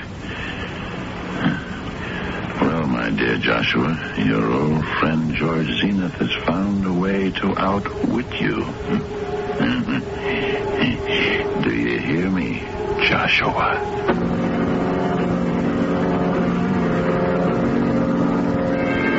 That's exactly what he said, Catherine. He stood looking out of the window at the tree he'd been cementing, talking to someone called Joshua, who, of course, wasn't in the tree. It was most uncanny. And then I left the room with Henley, the butler. How well do you know your Uncle George? Only slightly, I'd say. So then you have no idea what he meant by, Joshua, I'm going to outwit you now. Not the vaguest. But the important thing is, Catherine, do we want to spend the rest of our lives in a Victorian white elephant with a cook and a butler? Our lives? Well, that's the deal if I accept. I have to guard that mausoleum every single day. Darling, let's forget about this crazy Uncle George of yours. We're getting married Saturday. That's enough to think about for now. If your uncle wants to leave us his big old house in Fresno, fine. I love old houses, especially when it's a free gift. You didn't promise anything, did you? No, I didn't. Saturday, Catherine and I tied the knot. Nothing fancy, just a few friends at the registrar's office on Hollywood Boulevard. About a dozen of us drove out to Laguna Beach for a wedding breakfast. And we just got around to toasting one another in California champagne when my service tracked me down and left a message that Uncle George had died. And would I come back to Fresno? I'm Father Daly, Mr. Zenith. Your uncle came occasionally to our church. Father Daly, this is my wife, Catherine. How do you do? I'm sorry this sad occasion has brought us together. Not a very auspicious first married week, is it? It's hard to believe. He seemed so healthy. And when he talked about being dead in a week... Did he? Yes. Well, I thought it was his macabre sense of humor. How do you suppose he knew? Well, if he intended to take his own life, then quite naturally he would know. Well, surely no one thinks... My son, no one knows. When is the funeral service? There isn't going to be one in the strict sense of the word. No funeral? But why not, Father? I'm afraid Mr. Zenith's uncle may not have died a natural death. The medical examiner said an overdose of sleeping pills. Oh, but couldn't that have been an accident? I mean, he told me he had a lot of trouble sleeping. Oh, of course it could have. Which is what the coroner decided, death by accident. But so long as there's the slightest suspicion, which you have rather confirmed just now for me, I cannot bless the grave. I could bite my tongue for telling him what he said, that he'd be dead in a few days. Had you kept your uncle's intentions secret, that indeed would have been a mortal sin.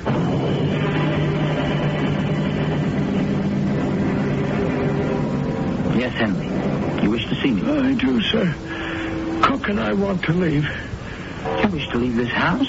But why? Oh, while your uncle was alive, there were some very peculiar things going on, but out of loyalty, we just couldn't go. Peculiar things that frightened you? Oh, yes, indeed, sir.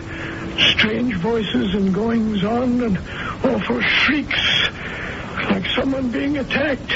Terrifying, if you ask me. I quite agree with you. Have you heard such noises since my uncle passed away? No, Mr. Zenith. Well, then I suggest to you, the noises died with him. Now, I'll double your salary, Cook's also, and I don't want to hear any more about your leaving. You put it that way, sir. We'll be happy to stay on.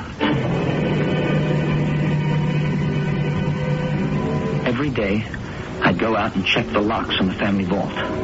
Catherine and I started making over the solarium into a studio, and I ordered equipment for a darkroom. But then, one night, I had a strange dream. Xavier Yardley Zenith. Is that you, Uncle George? Why didn't Father Daly bless my coffin? I wanted him to, Uncle, but he wouldn't. He said there was some question as to how you died. You must insist he bless the coffin. I cannot rest until he does. Uncle George, am I really talking to you? Or am I imagining things in my sleep? Promise me you will make Father Daly bless my remains. Otherwise, I am lost. I am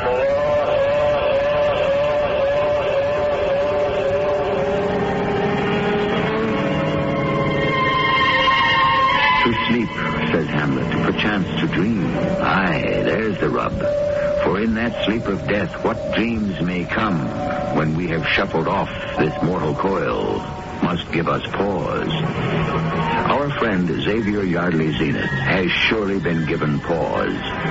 His uncle dies mysteriously, then appears in a dream giving orders, exacting promises. Where will it lead? Where will it end? I shall return shortly with Act 2. I had it when I woke up this morning. Sinus, my worst ever, until I took Sign-Off. Set for Sign-Off.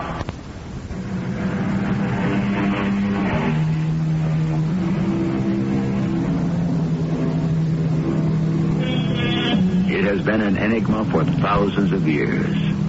Are ghosts an illusion, a projection of what one wishes to see, or do they represent some ephemeral link between the world of the dead and the world of the living? The problem that faces Xavier Zenith is to persuade a member of the ministry to bless the remains of a man who may have committed murder. For indeed, that is how the church regards suicide. Catherine, I tell you, Uncle George's ghost said it as clearly as I say this to you. Father Daly must give me his blessing. I cannot rest until he does. Honey, can I say something? I appreciate this inheritance, the house, the grounds, money to run it and have a butler and a cook. I never in my wildest dreams did I ever think I'd have that. But on the minus side, there's all this infatuation with death. That mausoleum, which has to be guarded as though it were Tutankhamun's tomb. And now you having nightmares about your uncle. Xavier, it's not healthy. What am I to do? I gave my word. Well, what about your career? You're a little young to retire to a gingerbread house in Fresno and play nursemaid to ghoulies and ghosties. Oh, we're going to make a great studio out of the solarium. And then that enormous closet, turning it into a dark room. It'll be great. You don't understand me, do you? You've got to get out into the world and take pictures, Mr. Zenith of Hollywood. But having always to be one night away from this place so you can check the locks on a dead man's tomb is going to hold you back. I told you all this before we married, so don't throw it in my face now. What's the matter with you, Xavier? Have you no will of your own? Why, a month ago, if I told you that a ghost came to me in my sleep, you would have laughed right out loud. I'm not laughing now. You really believe you saw him, don't you? Of course I do. I was there. He was there. I heard him. And you've decided to stick it out here for the rest of your life, is that it? If I have to, I will. I think I'd better leave you alone until you cool off. I'm not letting any dead uncle get in the way of my life. And I mean it. Catherine did mean it. Next thing I knew, she'd lit out and went back to L.A. I knew where to find her all right. At her mother's. But I was darned if I'd go running after her. My dear Mr. Zenith, my hands are tied. The church simply cannot acknowledge any untoward death. Father Daly, for 3 nights running, Uncle George has appeared to me at night saying, "Help me lie and rest. I cannot until Father Daly blesses my coffin." Xavier, may I call you Xavier? I wish you would. My boy, you and I are both modern men at the edge of the 21st century.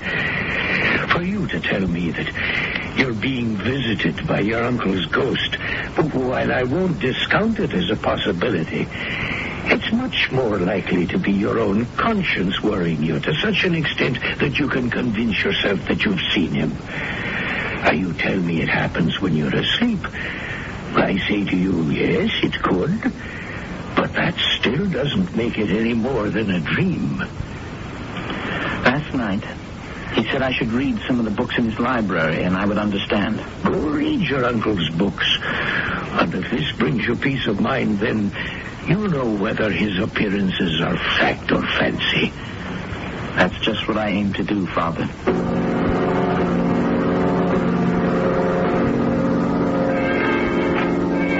You rang for me, sir? Yes, I did, Henry. Come into the library and shut the door behind you. Did you know my uncle was greatly interested in black magic? Well, I did tell you I was aware something strange was going on. He and Mr. Tree, they did some kind of... I don't know what you'd call it. Mr. Tree? A friend of your uncle's. They spent a lot of time together, and then a year ago, Mr. Tree went away. Can you be more specific than something strange? Oh, well, sir, there'd be a lot of candles. Hundreds, in fact. They'd have them all burning. And there'd be incense and chanting. Right here in the library, Mr. Zenith. I've been reading these books, and what amazed me was how many of them deal with the power of black magic. I remember him asking me to bring home a cup of holy water from the church, and I said to him, well, sir, you're supposed to go to church in person and bless yourself with holy water, not bring the holy water here. And your uncle said, getting the holy water is the easy task. I have to get the blood of a child to mix with the water. Henry, did you ever find out what it was for? No, I didn't. I didn't ask. And I didn't steal the holy water from the church either. Henry, you strike me as a sensible man. Will you do me a favor tonight? I generally take a walk in the garden after dark. Perhaps you'd walk with me. Oh, certainly, sir.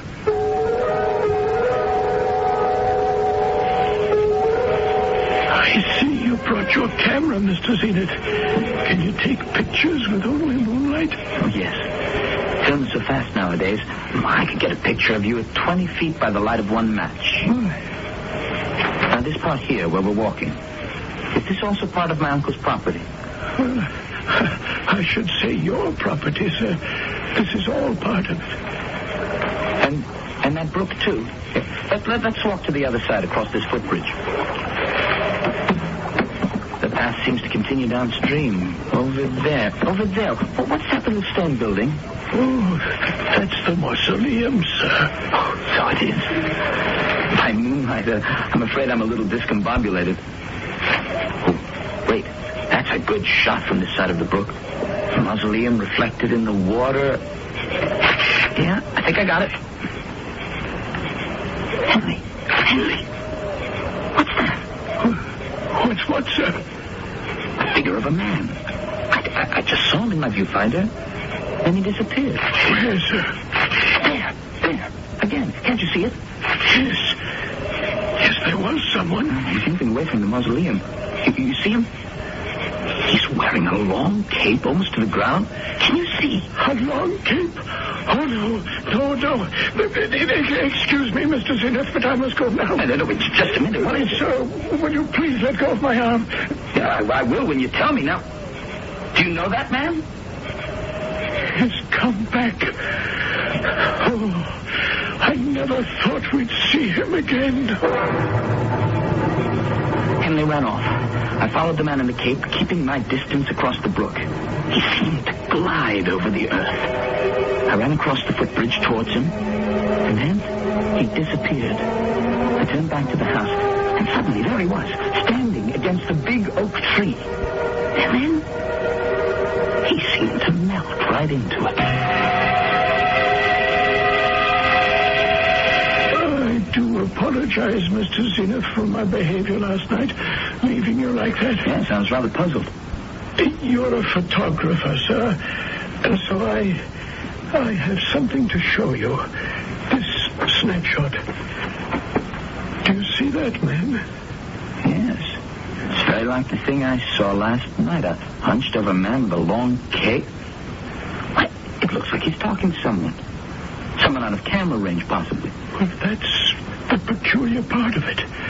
He was talking to someone. I took a picture of the two of them. But the other man's not in the picture. Are you saying this person we can't see was there but didn't register on the film? I don't think I understand. Perhaps it's better that you don't, Mr. Zenith. What about the man whose picture you got? Do you know him? It's Mr. Joshua Tree, sir, when he used to live here. And now he's come back. That's why I must thank you for your understanding and indulgence. Mrs. Henley and I simply cannot stay for a moment longer. But even if it is Mr. Tree who's come back, why must you leave, Henley? I can't say any more. I really can't. But if you want my advice, Mr. Xavier, if you value your life, you leave here also.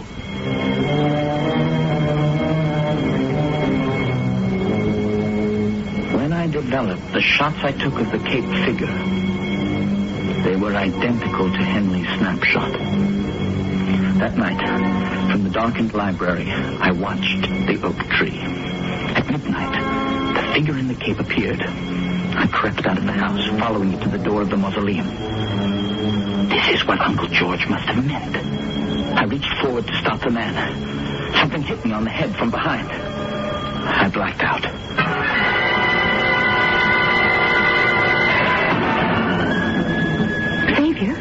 Xavier, are you all right? Oh.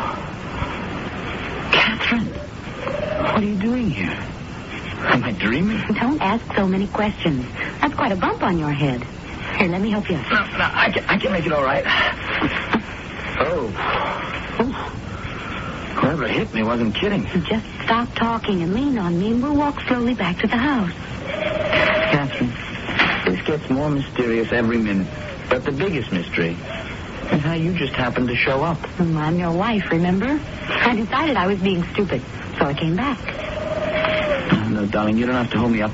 I can make it all right. You're not going to trip and fall again while I'm around. Catherine, I didn't fall. Somebody hit me. Xavier, what are you talking about? I saw you at the mausoleum when I came out of the house. I saw you step back and fall over. There wasn't a soul in sight. You didn't see anyone near me? It's after 2 in the morning. When we get back to the house, to bed you go and not a peep out of you. You don't believe that I was hit from behind? I believe my eyes, and they didn't see a thing.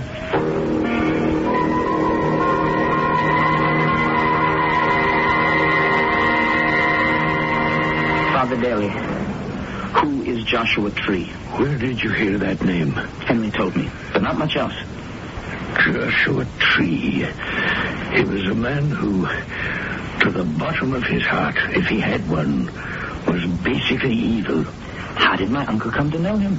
Well, he just turned up about 2 years ago. Your uncle took a fancy to him and saw a good deal of him, which I am afraid was the most unfortunate thing he ever did in his life. Why do you say that, Father? Joshua Tree was the very spirit of the devil himself. I'll show you a photograph I took near my uncle's vault the day before yesterday. Is that Joshua Tree? I can't really make out the face. But the cape and the angle of the head, very similar, I'd say. But, of course, how could it be? He disappeared a year ago. Father, here's another picture. Is that the man? Yes, that's him. You didn't take this picture, did you? No. It was given to me by Henley. He took it. Now, if that's Joshua Tree, you notice he appears to be talking to someone, but there's no one there. Oh, yes, there is. But the camera can't record an apparition. You mean Joshua Tree was talking to someone, but we can't see him? Because, my dear young lady, that invisible thing is a familiar. What's that? A familiar is an evil spirit visible to very few. The devil can see him, as can a sorcerer's apprentice. So you were saying Joshua Tree was such an apprentice?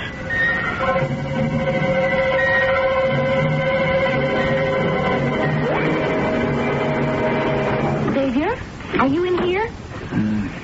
Nothing here. Now, try this drawer. What are you doing? I said nothing. Nothing. What do you mean, nothing? I mean, there's nothing in any of my uncle's desk drawers. He told me there was. Xavier, why don't you answer me? Because I don't have any answers. Let me see if I can get under this desk. Mark the wood. Maybe there's a secret drawer. Oh, yes. It's hollow here. Listen. One of these drawers is short. Behind it, there must be. Yeah. I'll pull this drawer up, and I'll put it on the floor.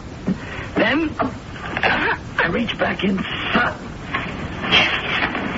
I feel something. Oh. Well, here she be. How did you know it was back there? Before he died, last time I saw him alive, Uncle George told me that if somebody was tampering with his mausoleum, I'd find my instructions in a letter with the word Joshua written on it. To whom it may concern him. Oh, no. Oh, no. Murdered. He killed him. Oh, Lord in heaven. What are we to do now? The ghost in the play Hamlet says, I am thy father's spirit, doomed for a certain term to walk the night, till the foul crimes done in my days of nature are burnt and purged away. Is it so with our Uncle George? Is he also doomed to eternal unrest until his sins are purged and burnt away? With the end of uncertainty, I shall bring you Act 3 when I return shortly. I'm lost and lonely, scared and sad, trembling at the thought of making you mad. My love is yours, but at times you're so cold. If life like this take me before I go. This song was written by a man now serving time in the state prison. Most of the men and women in prison today were abused children, and many abused children grow up to abuse their own children. Child abusers can be helped. Find out how. Write Prevent Child Abuse, Box 2866, Chicago, Illinois, 60690. Please stop the hurt. I suffered since my birth. Joy in the abused child fight, pulling into the sleepless night. A message of the Ad Council and the National Committee for Prevention of Child Abuse. Would you hire a person with epilepsy? Before you answer, consider this. Companies that do employ people with epilepsy say these employees often have better job performance, attendance, and safety records than non-handicapped workers. Employers also find that when employees are given the facts about epilepsy, they're most understanding. And even if a person has a seizure on the job, co-workers aren't alarmed. They're helpful. Accident insurance rates don't increase when you employ people with epilepsy. These rates aren't based on who's employed, but on the actual accident experience of the company and of similar companies in the area. Most types of epilepsy are controlled by medication. That's why people who've chosen not to reveal their condition can keep it hidden. Why hide? Well, that gets me back to the question. Would you hire a person with epilepsy? Epilepsy. It's not what you think. Get the facts. Contact your local epilepsy chapter or write Epilepsy Foundation of America, Washington, D.C., 20036.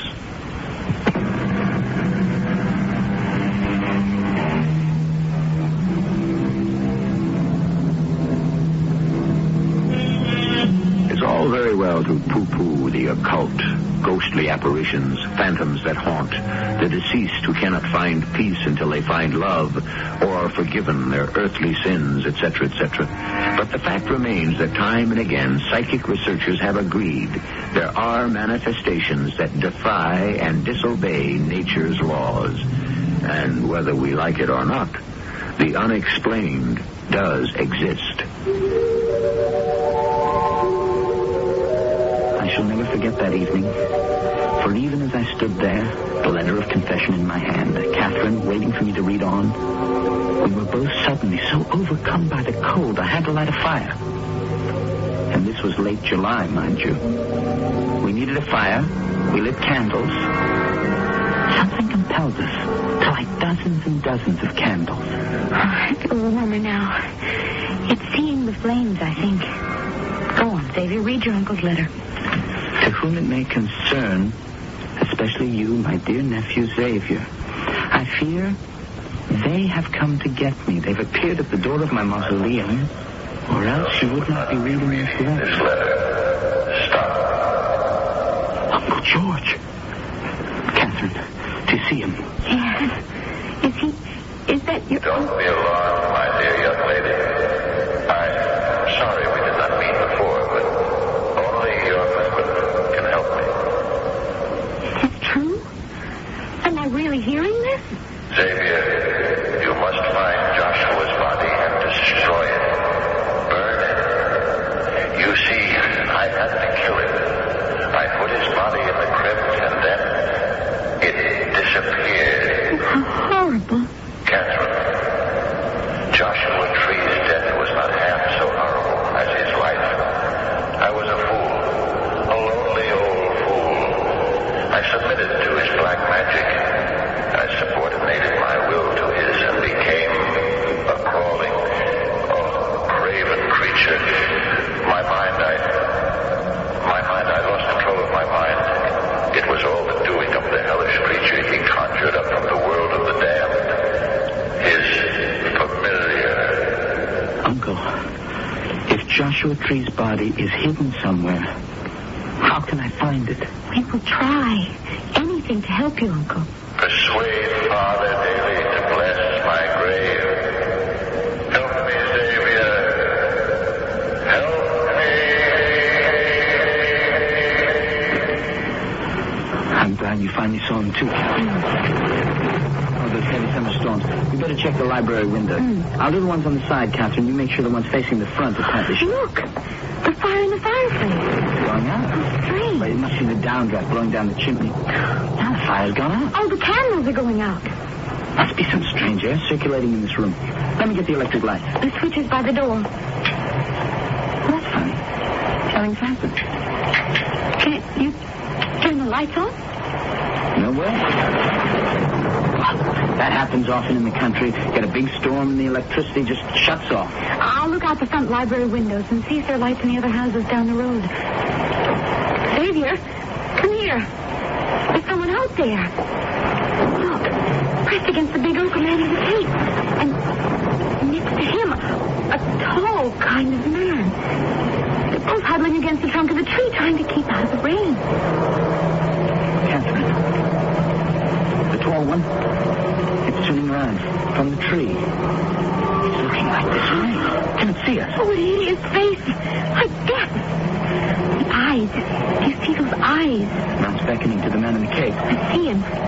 Is that Joshua Tree? In spirit. For I am sure now where his body is. Where? In that tree. That's why Uncle George was so haunted. Oh, it's all clear to me now. At time, I followed Joshua Tree to the mausoleum. They were trying to get at the corpse of Uncle George. It was the familiar who knocked me down. Am I imagining it? But the both of them have come much closer to our picture window. Hello? Father Daly, is that you? Yes? This is Xavier. You've got to come over to my uncle's house. You've simply got to. My boy, you sound quite upset. Father, I implore you, come now. Catherine and I are here alone. Only you can save us. Give me that phone. Father Daly, this is Catherine Zenith. There are two creatures outside the library window right now. They're not real people, Father. I have a very strong feeling they are not human. Two? Did you say two? At this moment, they are pressing their faces against the glass of the library window. The hands are clawing at the glass as if they wanted to break through it. Is one of them wearing a cape? Yes, it is. Father, come quickly. Help us. Help us. They're raising their hands now and pounding at the glass. Ah! They're coming after us. We ran out the back door into the raging, stormy night, lashed by rain, not knowing which way to escape. The only path through the garden led right to the mausoleum, and before we could stop ourselves, we were practically on top of it. It's there. It's standing at the door of the vault. Grab my hand, Captain. Hold on. We'll run for the brook. Where are we going? Into the water. Come on. It's not deep, Catherine. We can walk it. Stay in the middle of the brook with me. You see, these evil spirits cannot follow humans into water. If we just keep moving, it'll give up. I'm sure of it. Oh, I hope you're right. It's got to give up before I do. I was right. The thing gave up, finally, and by the time we'd climbed to shore, it had gone. There we stood, the rain beating down on us from above, and our legs and clothes soaked from the brook. Somehow, we found the main road to town and ran towards it. Oh, there's a car coming. I see headlights. Let's stand at the wayside of the road. After staying alive this long, I don't want to be hit by a car.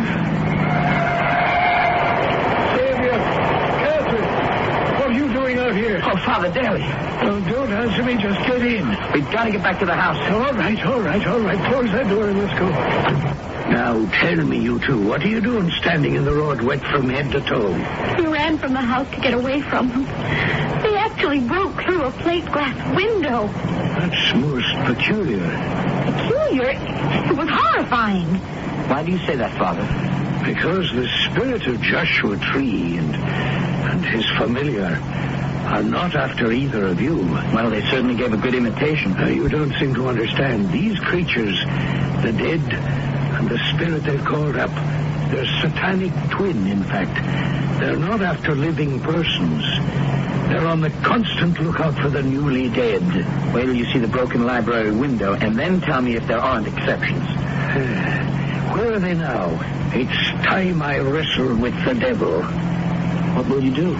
I shall quiet the demons with my crucifix. There's only one way to drive out Satan, and the church has been doing it for centuries.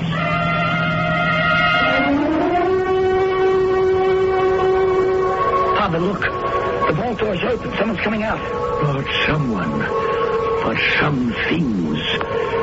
They're carrying out your uncle's coffin. Stop! I charge you, art fiends of Hades! Thou hast entertained familiarity with Satan, the grand enemy of God. I charge you! Put down that body and begone! Father Daly advanced upon the two creatures, holding his crucifix in front of him. The familiar and the spirit of the murdered Joshua Tree halted, released the coffin, and ran. Father Daly and I carried Uncle George back inside the vault and closed the doors. It came to me in a flash. The big oak tree. It was there we would find the source of the evil. You are right, Xavier. I can see their shadows. I'll hold them back with my crucifix.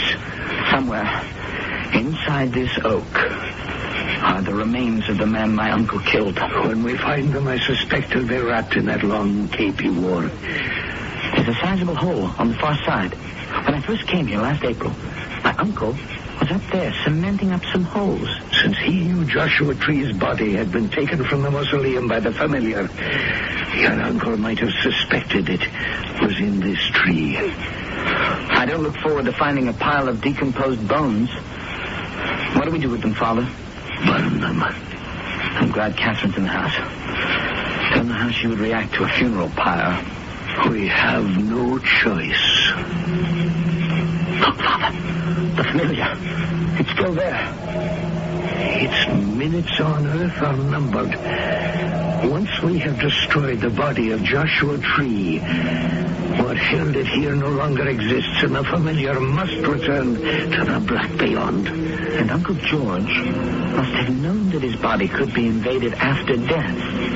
And he would have had to walk the earth forever with this familiar. When I find the remains, I shall light the fire to them and hold high the cross.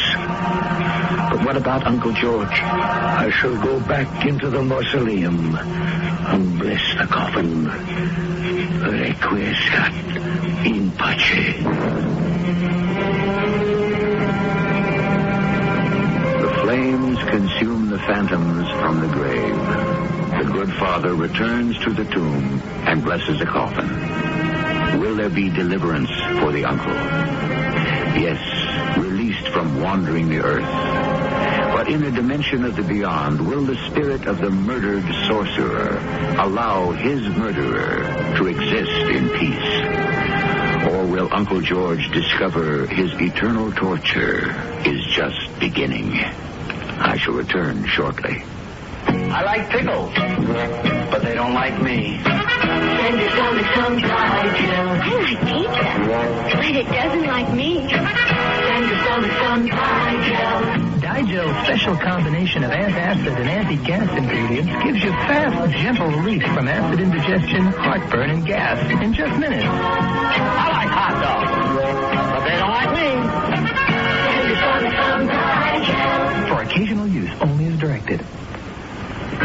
Introduce yourself to a remarkable nasal spray that lasts and lasts up to 12 continuous hours. Duration nasal spray relieves up to 12 continuous hours. Duration relieves nasal stuffiness and sinus congestion.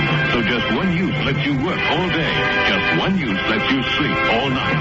Duration relieves 12 continuous hours. And that's Duration, with the longest lasting nasal decongestant.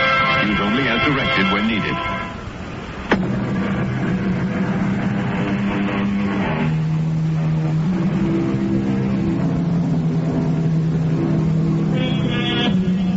The ghost of his father is real to Hamlet. Banquo's ghost is real to Macbeth. And even if you or I cry out as they did, hence, horrible shadow, unreal mockery, hence, can we make specters disappear? Defend ourselves from the unknown as we may try to. The battle of angels and devils goes on. So close not your eyes. Remember, all is possible.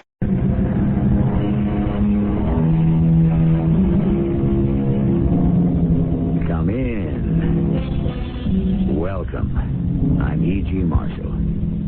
It is said that each of us takes the limits of our field of vision for the limits of the world. And why not? For what is the world? Obviously, it must be the realm of the five senses. Plus, yes, plus now and then, here and there, perhaps a few extra ones. I said, Miss Towers, that I want you.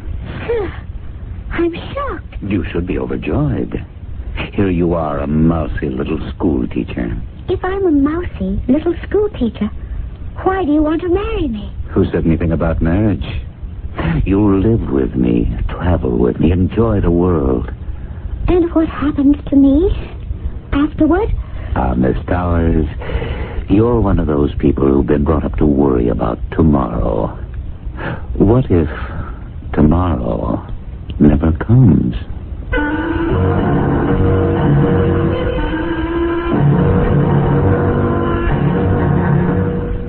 mystery drama, The Fall of Gentryville, was written especially for the Mystery Theater by Sam Dan and stars Michael Tolan. I'll be back shortly with Act One. They say a virtuous woman is an insult to the devil. To Satan, of course, purity and moral rectitude are like red flags to a bull. Decency and chastity to Old Nick are abominations to be destroyed. And so, through the centuries, Mephistopheles has spent his time roaming the earth to perform his mission, which is to seduce the innocent, degrade the righteous, and corrupt the saintly. They also say, unfortunately, that he isn't as busy these days as formerly, since so many people seem to be doing fewer and fewer things that would offend him. Well, before we can form a conclusion, it is necessary for our story to have a beginning. But in order to begin this particular story, we must start with the ending. Just stay with us. We'll sort it all out before we are finished. Hey, Pete! Hey! Now, don't pretend you don't hear me. Get in here and shut the door. Well, he can't hear himself think. Yeah? What would you be thinking about anyhow, Gomez? Just close that door, huh? Now, where were you going? Oh, no place in particular. You weren't by any chance going to sneak down to Deuce Aches for a couple of quick ones, were you? You know me, Gomez. I'm on the wagon. Well, I'm willing to bet that wagon's already off the track. I'm entitled to a lunch hour. You can eat on the plane. What plane? You're headed for a town called, I got it written down here someplace. Gentryville. That is, if you can find it. Why won't I be able to find it? Because it's missing. How can a town be missing? As of right now, people can no longer find Gentryville. Where's it supposed to be? In the mountains, 30 miles north of Jamesburg on Interstate 989. So why can't people find this place? This, Gentryville? You haven't been paying attention. Gentryville isn't there anymore. What is there? I guess whatever was there before Gentryville existed. Trees, rocks, bushes, hills, nature. You're telling me this town just disappeared? Finally, it's beginning to sink in. Listen, Pete, all the wire services, the networks, feature writers from all over the country are headed there. And what are they going to write about? How do I know what they're going to write about? I don't care what they write about, but I do know what you're going to write. You do? Whatever it is, it's going to be different, unusual, provocative, off the beaten track, sure to win the Pulitzer Prize. Hey, now, Gomez. It had better.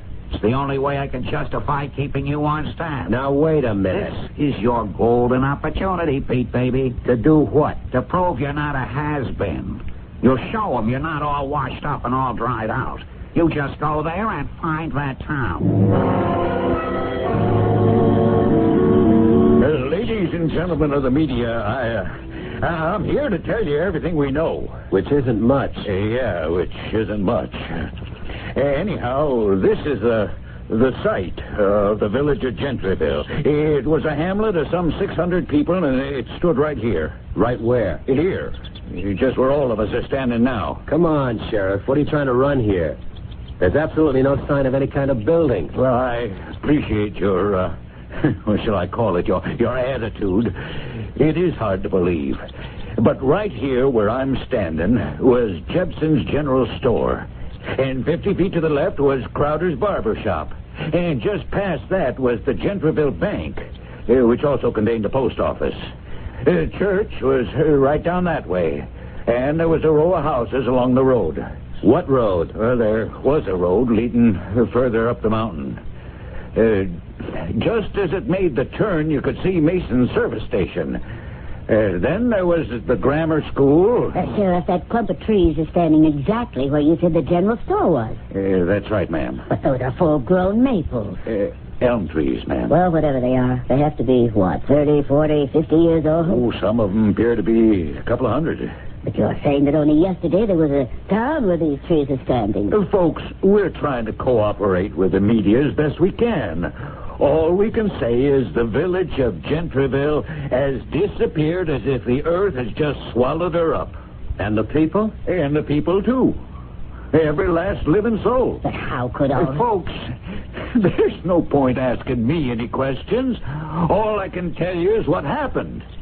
And now, from here on, you know as much as I do. Is it all right if we look around? I sure wish you would. Maybe you all might come up with something. Hello, Pete. Hello, Kate. Who are you working for? Gomez took me on. Gomez? I bet he isn't paying you a fraction of what you're worth. He's the only one who's willing to pay me anything at all. You all right, Pete? I'm all right today. That's the best I can hope for. What do you make of this thing? It could be a hoax. What kind of a hoax? This whole region is having a bad summer. Hotels are half empty. So it could be a publicity dodge. But it isn't. This was a place called Gentryville. It's on the state roster. It stood right here. How could the town and everybody in it just vanish? And without a trace, as if it had never existed. I've got a camera crew up here. They're shooting, but I don't know how to handle the pictures. Use the mystery angle. Mystery? What strange trick of fate? What mysterious force of nature? That's good for the 11 o'clock news tonight. Where do I go from there? This is the kind of story you have to wait for. Oh, Sheriff. Yes, sir? You were telling us there was a row of houses. Yes, that's right. There was.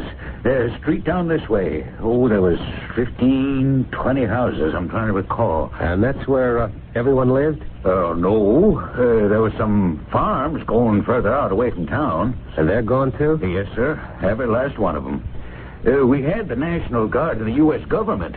Nobody knows what to say. I'd advise you folks of the media to start heading back for Jamesburg in a little bit. Why? For your own good. It gets dark up here fast. And these roads can be mighty treacherous, even in the daylight.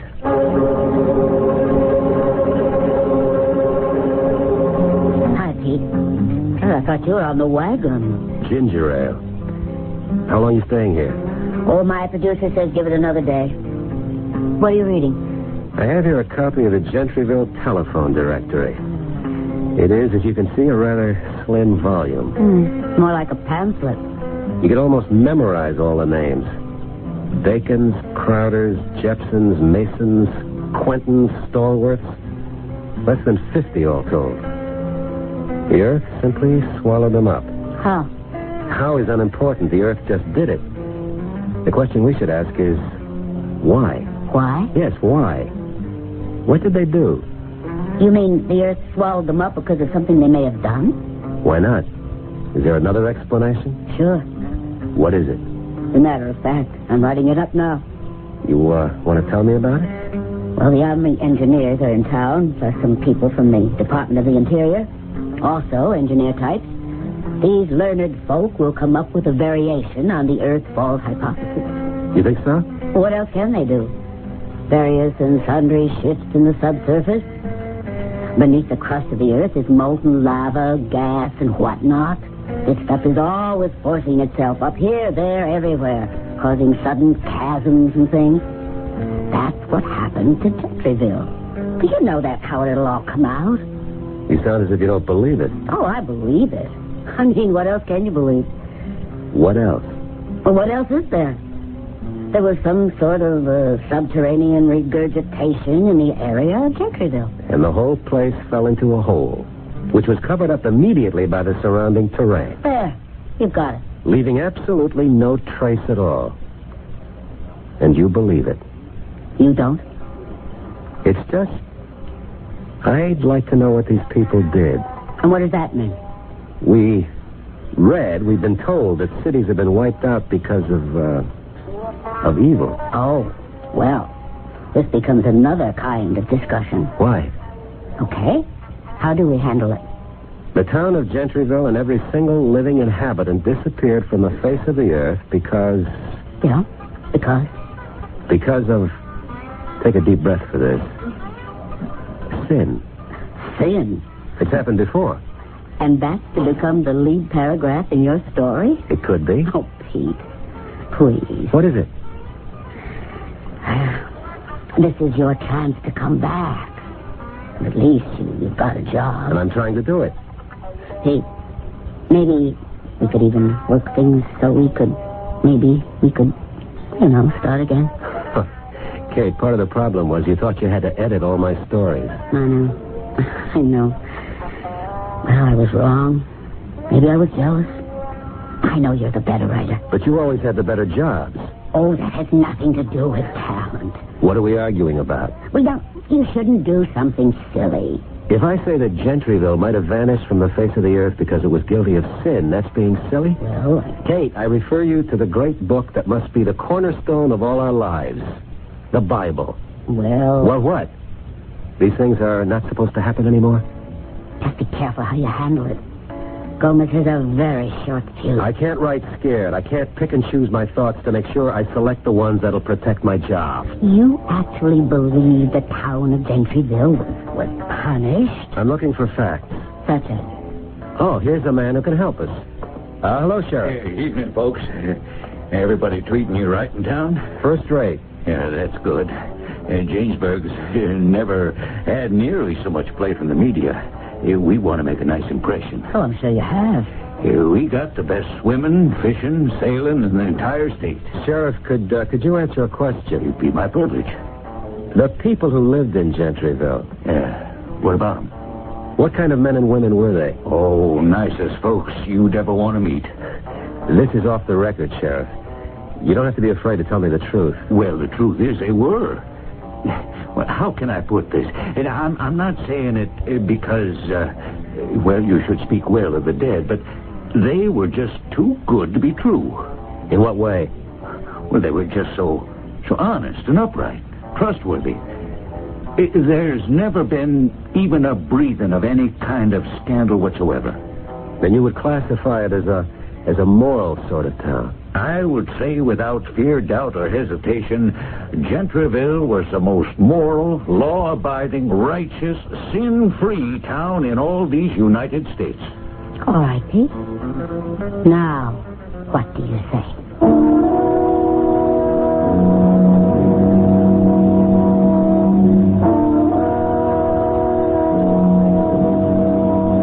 What can he say? He was starting to experiment with the theory that Gentryville may have been punished for its transgressions, but it now develops that these were few and far between, just about non-existent. So what are we left with? We still must come up with an explanation for the disappearance of Gentryville. Well, we can try again in Act 2.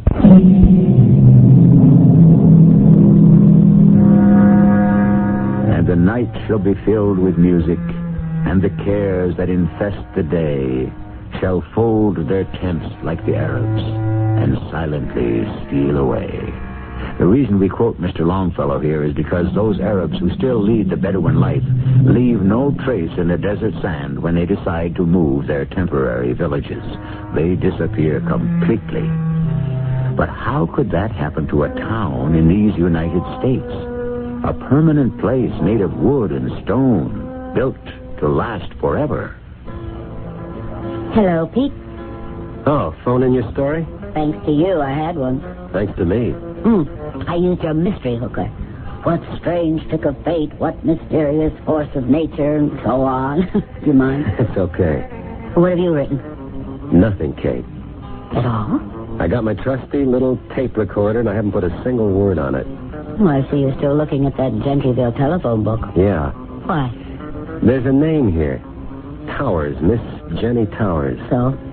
It's the only miss in the book. And? She fascinates me, this Miss Jenny Towers. Why? Who was she? What was she? A young girl, an old maid? Well, you could ask the sheriff. I did. She was both. How could she be both? She was a young girl who also happened to be an old maid. Up around here, if a girl isn't married by the time she's 19, she's written off as a spinster. That doesn't look like ginger ale. It isn't. Oh? Now, don't worry. I'm not starting anything. This is just to fortify myself against the night air. It's not that cold outside. It's supposed to be close to freezing up in the mountains. The mountains? Let's see, where are you going? Me and my trusty tape recorder are driving up to Gentryville. Or up to where it used to be. Now? Why not wait till day? I've been there during the day. Well, what will you be able to see in the dark? What were you able to see in the light? Well, Pete, you can't go up there. Up there is where my story is. That being the case, what am I doing down here? Pete, don't go. I'll see you around, Kate.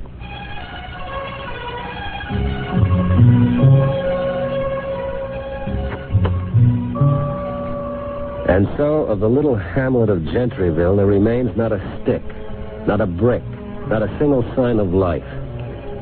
And where have they gone? The Bacons, the Crowders, the Jepsons, the Masons. And where is she gone? Miss Jenny Towers, who lived all alone in a house on Gentryville Lane. Where is she? And who was she? Would you know what happened, Miss Jenny Towers? Yes? Would you know why it happened, Miss Jenny Towers? Yes. Will you tell me? Will you promise to believe me? Of course I... Hey, wait. Who are you? Jenny? Jenny Towers? Jenny Towers? You came up here to see me, didn't you? Jenny Towers? Yes. You're real. Of course. But what are you doing here? I live here. That here doesn't exist any longer. I know. Well, what are you doing here in the forest all alone at night? I was waiting for you. For me? You don't even know me. I wanted to make sure someone would know the story. What story? What happened to us here in Gentryville? I saw all of you. Reporters, writers, correspondents, here today. Of them all. I think only you would know how to tell it. Look, you don't want to stand out there. Come into the car and sit down. No. You better come with me. Where? To where my house used to be. Jenny, Miss Towers. Jenny is all right. Is it wise to go wandering around here at night? We're not wandering around. I know where I am. Yes, but I... Don't you want to come with me? All right. I find it hard to believe that all this is actually happening. Why? Oh, be careful. The ground is rough.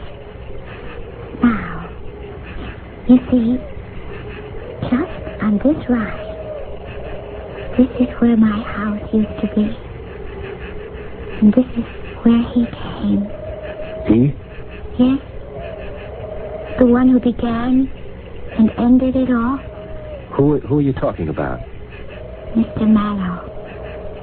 Oh, Mr. Mallow. He was young, no more than 30, and handsome and rich. Oh, you could see he was rich. Mr. Mallow. What was his first name? I don't know. It didn't matter. It's just Mr. Mallow now. I was sitting on my porch. It was a Sunday afternoon, and I could see him coming up the road that used to be here. He was dressed for walking in the country. Comfortable boots, corduroy jacket. But you could tell they were expensive clothes. I was listening to a concert on the radio. Hello. Hello? Mind if I listen? Won't you come up and sit down? You're very kind. Do you like Mozart? Oh, Mozart. I know him very well. That's an odd way of putting it. Really? What you mean is, you know his work very well. But it sounded as if you said you knew Mozart very well. And that would be impossible. It would? Of course. He died almost 200 years ago. Yes. I see where you might think that's impossible. And you don't? We live in a world where anything can happen. Oh.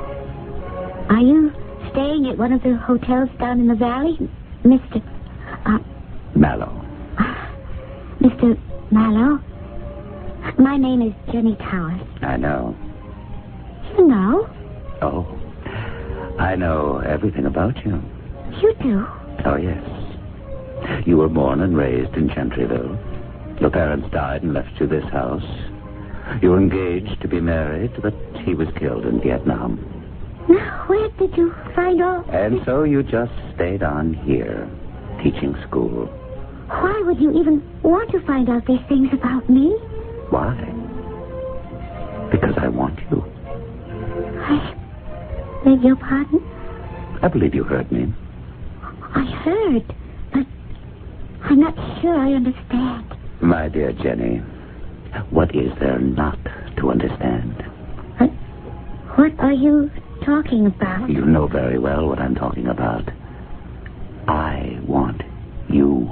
Sir, I don't wish to continue this conversation. Why not? Because Because you should be overjoyed that someone like me has opened such a conversation.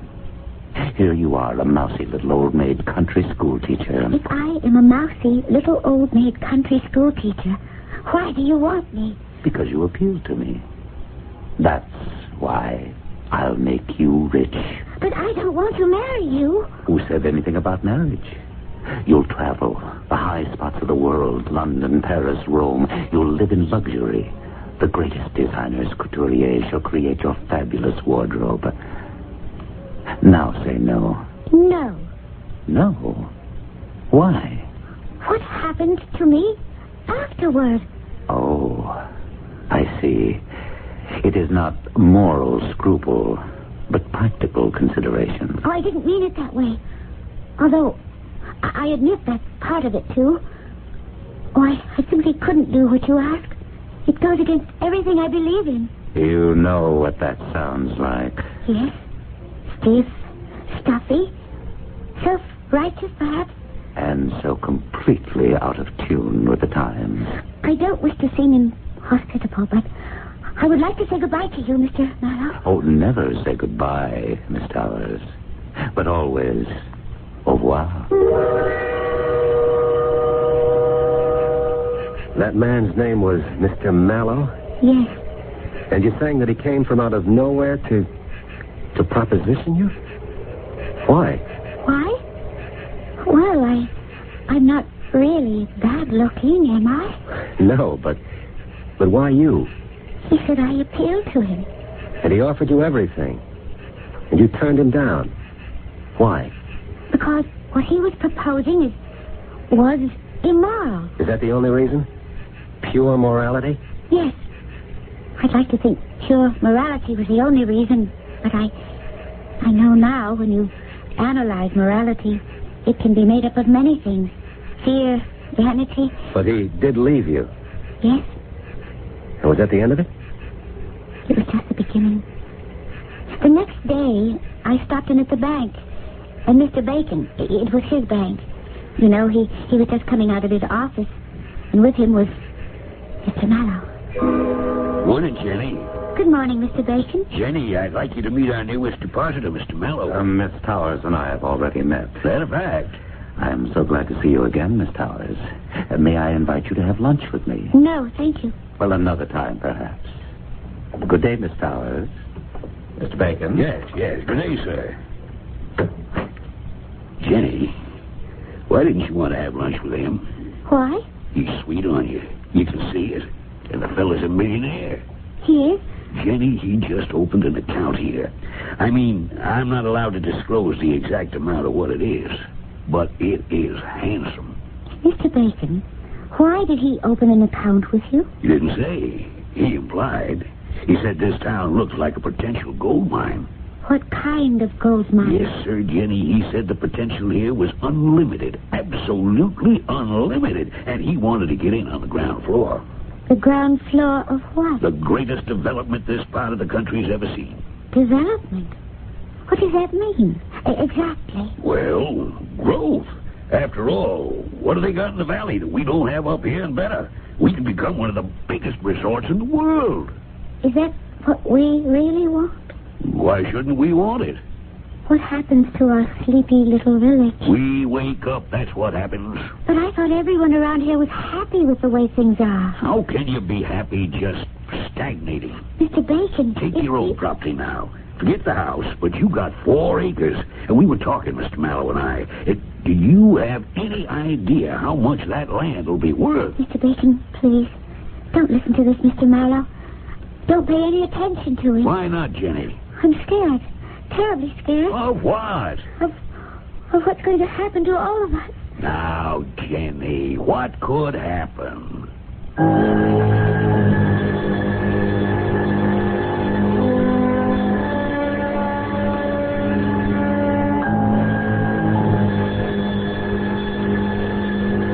We've seen what could happen. Indeed, what did happen. The town simply disappeared with everyone in it. But is all this related to the mysterious Mr. Mallow? To answer that question, we require a third act, which I shall bring to you presently.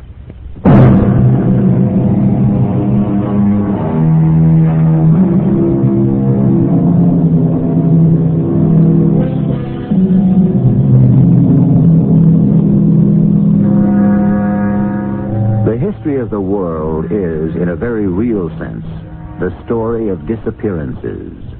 Nations, kingdoms, empires rise, have their day, and then simply vanish. But these things, as a rule, don't happen overnight or even suddenly. It takes time, years, decades, even centuries.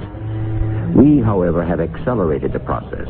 We are talking about a town named Gentryville that was there one evening and gone the following morning. What you're telling me is that this Mr. Mallow decided to stay in town. Yes. Soon everybody knew him. Everybody liked him. Everybody but you. I was a minority of one. But every day, Mr. Mallow would stop at my house. Oh, it's you. Of course. May I come in? For what purpose? For what purpose? Oh, my goodness. Well, I know how that sounds. Then why did you say it? Because it needed saying. There is no future for you and me. Who if you said don't... anything about a future? I'm only talking about a present. An exciting, exhilarating, fantastic present. But I am not interested.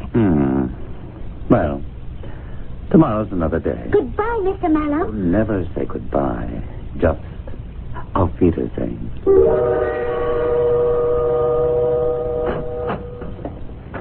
Morning, Jenny. I should like to cash a check, Mr. Bacon. Of course, glad you dropped in. School starts next week, you know. I thought I'd go over to Jamesburg and see about my fall wardrobe. Year two from this time, you won't have to do that anymore.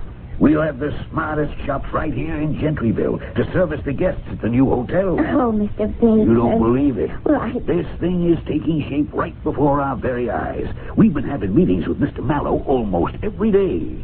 Meetings? I'm to handle all the financing. You won't believe it if I tell you how much money Mr. Mallow put into the bank for that purpose. Joe Crowder and Marv Jepson are going to build this fantastic shopping arcade. Conrad Mason's going to construct the hotel. I tell you, everyone stands to make a fortune selling his land. But why? Why is this Mr. Mallow doing it? Because it's a sound investment. That's why. But why here? Why this place? Jenny, you reach a certain point where you say, take the money and run. I never heard you talk like that, Mr. Bacon. When opportunity knocks, don't leave her standing cold and lonely on the doorstep, because sure as you're born, she's going to go knock somewhere else. I still don't know why. I am going to make you an offer for your property, Jenny. A tremendous offer. I still don't understand that, Mr. Mallow. Jenny, I've known you since you were a baby. What is it, Mr. Bacon? You're a wonderful girl. In every way. Yes? But, you know, it's been some years now since Teddy was killed in the war. What are you trying to say? And it isn't as if the two of you were married. As I recall, you weren't really even engaged. You just had a sort of an understanding. What does all this have to do with You've what got was... to start showing an interest in fellas again, or else you'll really wind up an old maid. Now, what's wrong with Mr. Mallow? Can't you just talk to him, keep him happy? I have already talked to him. Oh? And we have reached an understanding. You have? Yes. He wants to have an affair with me. And we both understand that I won't agree to it.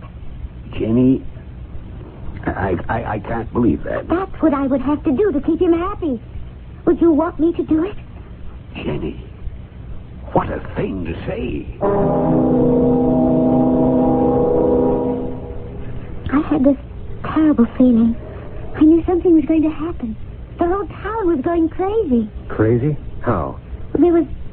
Well, it was a change in character. It had always been kind of a happy, lazy place. Nobody worked too hard, and if the trout were biting, certainly during deer season, nobody worked at all. And now? Now? Oh, now it was, I don't know, frantic. Frantic and frightening. In what way? Mr. Bacon called me and asked me to come over to the bank. Sit down, Jenny. Well, what am I going to do about this phone? It won't stop ringing. Hello? Yes, Mary. Just go right ahead. The money's available. No question, no problem. Start hiring labor. It's a madhouse. Madhouse. But That's progress. What did you want to see me about, Mr. Bacon? What do I want to see you about? Oh, I got a million things here. Oh, yes. Mr. Mallow worked things out so that we could all have a better deal. I am not interested in anything, Mr. We're Mallow. not going to sell him the land. We'll just sell him the rights to use it. I said I am not interested. Can you imagine? We get all that money, and we still Mr. Bacon, was there anything else you wanted to talk to me about? Anything else? What else could be possibly so important? In that case, I'll be going. Jenny, please, listen. There's something we do have to talk about. Yes? We had a meeting last night. Who did? Most of us. I guess you could say all of us. Except you. A meeting? What was it about? Mr. Mallow was there. Things are going fine, first rate. Except Mr. Mallow seems very sad. He does. He felt that everybody in this town was being very nice to him. Except you. Except me. Oh, yes, that's true. You admit it. You have to understand. I am the only one in this town who's supposed to be nice to him in a special way. Jenny, he's really very nice. What are you saying, Mr. Now, Bacon? Jenny, don't get excited. Don't jump to conclusions. It's just what? It's just that there's so much involved here. Well, good morning, everyone. Mr. Mallow, won't you have a seat? Thank you. Good morning, Jenny. How are things going this morning? How are they going? Well, we have encountered a stumbling block. What do you mean? Anything serious? Quite serious. Indeed, serious enough to cast a fatal shadow over the entire enterprise. But I thought things were just humming along. Oh, they were. But we seem to have struck a sour note. I'm sure you gentlemen will excuse me. Oh, don't go, Jenny Towers. The discussion I'm about to have with Mr. Bacon concerns you. But I am not concerned with anything where you're involved, Mr. Mallow. Goodbye, gentlemen. Never say goodbye. Just say ciao.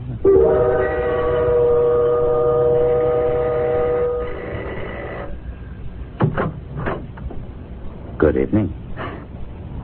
What do you want? Oh, now, is that a way to greet your lover? I think it's time we put a stop to this. How can we stop what hasn't even begun? Mr. Mallow, I am going to call the sheriff. The nearest sheriff is in Jamesburg, and that's 30 miles away.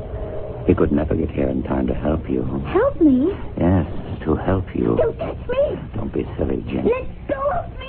Back here. Where do you think you're going? Help me. Help me. Somebody help me. Nobody's going to help you. They're all on my side. I have friends. They'll help me. Mr. Bacon. Mr. Bacon. Help me. Help me. Mr. Bacon. I'm not going to help. Somebody has to. Mr. Thomas. Mr. Thomas. He's on my side. Mr. Thomas. Mr. Thomas.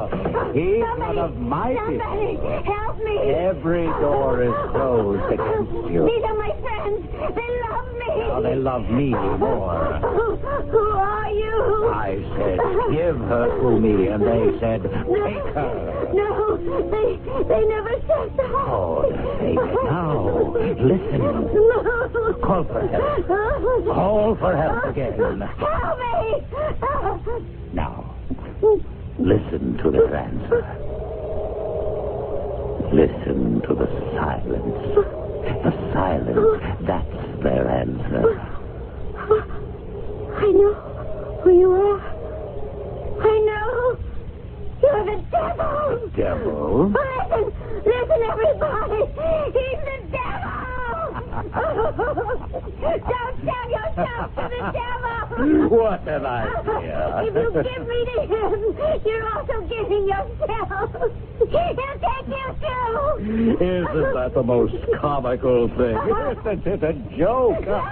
Help me. Save me. Save yourself. Please. Look at the sky. Here we are. He's the devil. The devil.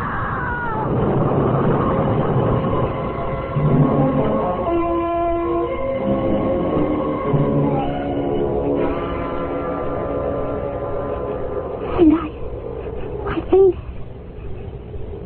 I don't know what happened after that. When I awoke, everything was gone. And it's just what you see here. You don't believe me? Well, Somebody has to believe me. Look, coming up the hillside. Lights. people. They're after me. Who's after you? Don't let them take me, please. Help me. Who's after you? Those men. Which man? Hold it, fellas. But that sounds like the sheriff. Here up there. Sheriff. Help me. No, it's all right, Jenny. It's all right. Oh, please. I see you found her. Oh, please. No, Miss Howard. There, everything's going to be just fine. Oh, please. You don't me. Hey, Tom, Jack, you bring it down there to the ambulance. No. Help me. I'll help you. Stay with me. All right. Wherever you go, I'll stay with you. We better get her back to the hospital.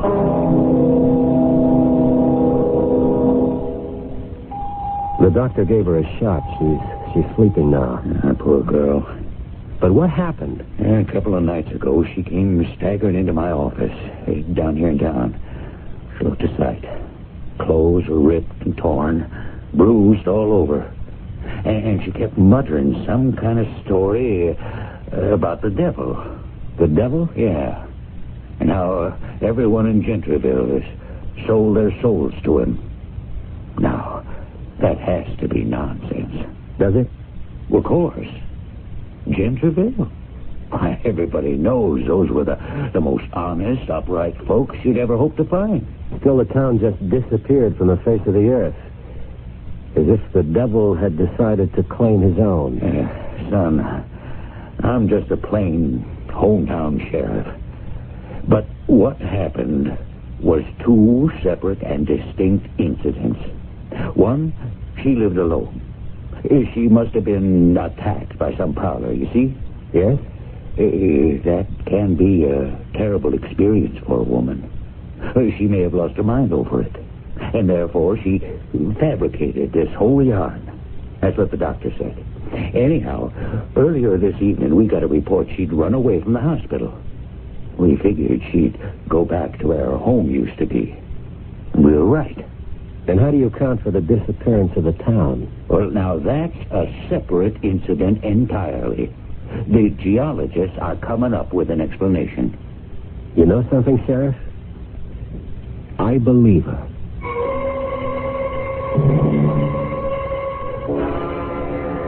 Hello, Gomez. Did you get the story? Yeah, it's beautiful. Beautiful. You gonna run it? If I do, they'll run you and me right into the nut house. Look, listen, Gomez. You listen, Pete. You had your fun, you wrote your fantasy, and you can send it to a movie producer. Now, send me the story of what really happened. But Gomez! Gomez! That's what did happen.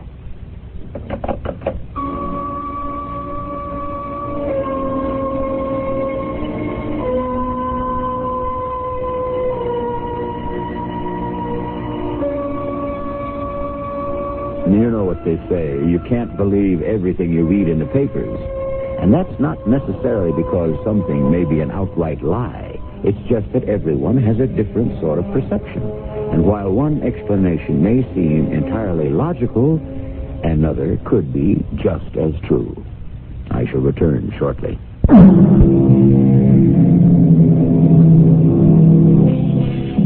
And so, what did happen to the town of Gentryville? A natural disaster, which is reasonable, or a sellout to the devil, which seems far-fetched, but that's only at first glance. If entire nations can disappear, why not small villages? And all the great nations in history that held sway briefly and disappeared from the scene, wasn't it because they became corrupt and decadent? And in a very real sense, isn't that the same as selling one's soul to the devil? Our cast included Michael Tolan, Evie Juster, Jackson Beck, and Ray Owens. The entire production was under the direction of Himan Brown. This is E.G. Marshall inviting you to return to our Mystery Theater for another adventure in the macabre. Until next time, pleasant dreams.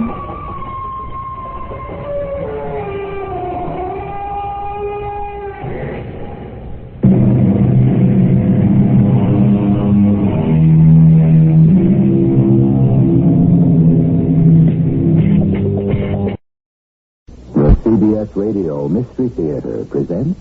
Come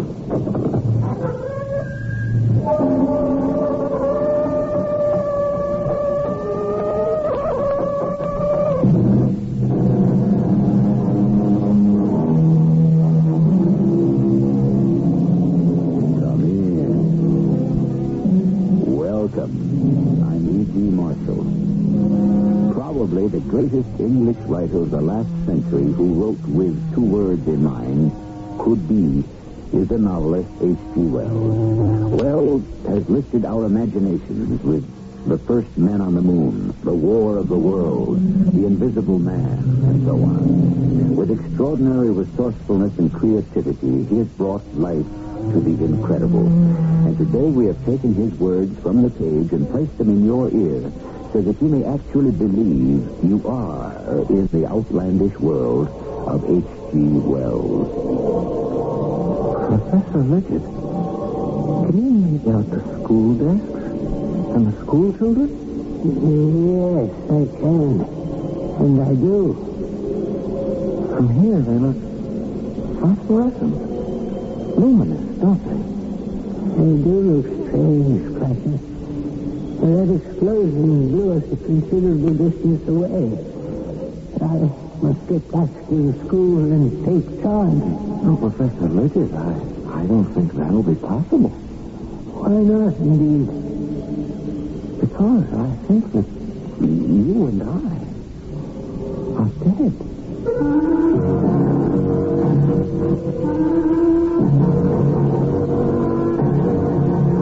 Our mystery drama, Watchers of the Living, adapted from a story by H.G. Wells, was written especially for the Mystery Theater by James Agate Jr. and stars Tony Roberts. It is sponsored in part by True Value Hardware Stores. I'll be back shortly with Act One.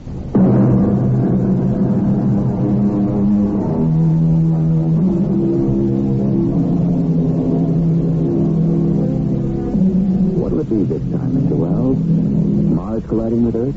A machine to put you into another century? The problems of loving and living when no one can see you? None of the above?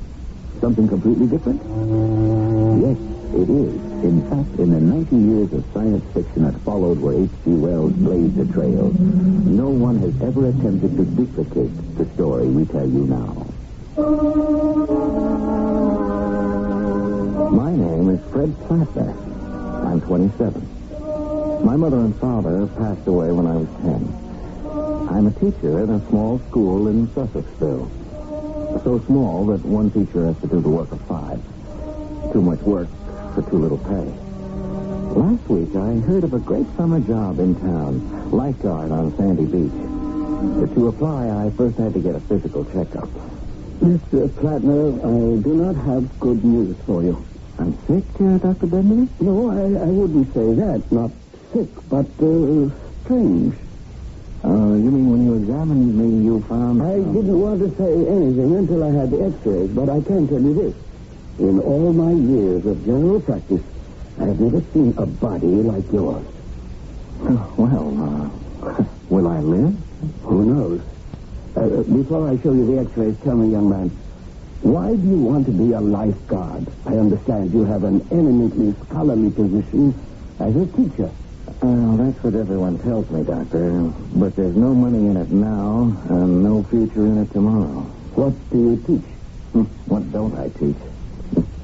Bookkeeping, geography, modern languages, and chemistry, which Dr. Lidgett, our former principal, threw at me about a month ago. Aye, all those subjects. You must have a vast knowledge. No, I don't. But since my students begin by knowing nothing, all I have to do is bone up from day to day and stay one lesson ahead. What an extraordinary way to run a school. In a town of 1,000 persons and 1.25 children per household, I was told by Professor Lidgett, the principal, there was no alternative. There are 2 other teachers besides myself, and that's it. On my present salary, I can hardly save a cent. But if I pass the physical and get this lifeguard position, I could clear $300 this summer. I wish I could help you, Mr. Plattner. But the facts don't help me. Let me show you. Now, look at these. Your x-rays. First, Notice, your heart beats on the right side of your body. Now look at this plate. That is the right lobe of your liver. However, it's on the left side, and the left lobe is on the right side. Tell me, have you noticed any changes in yourself lately?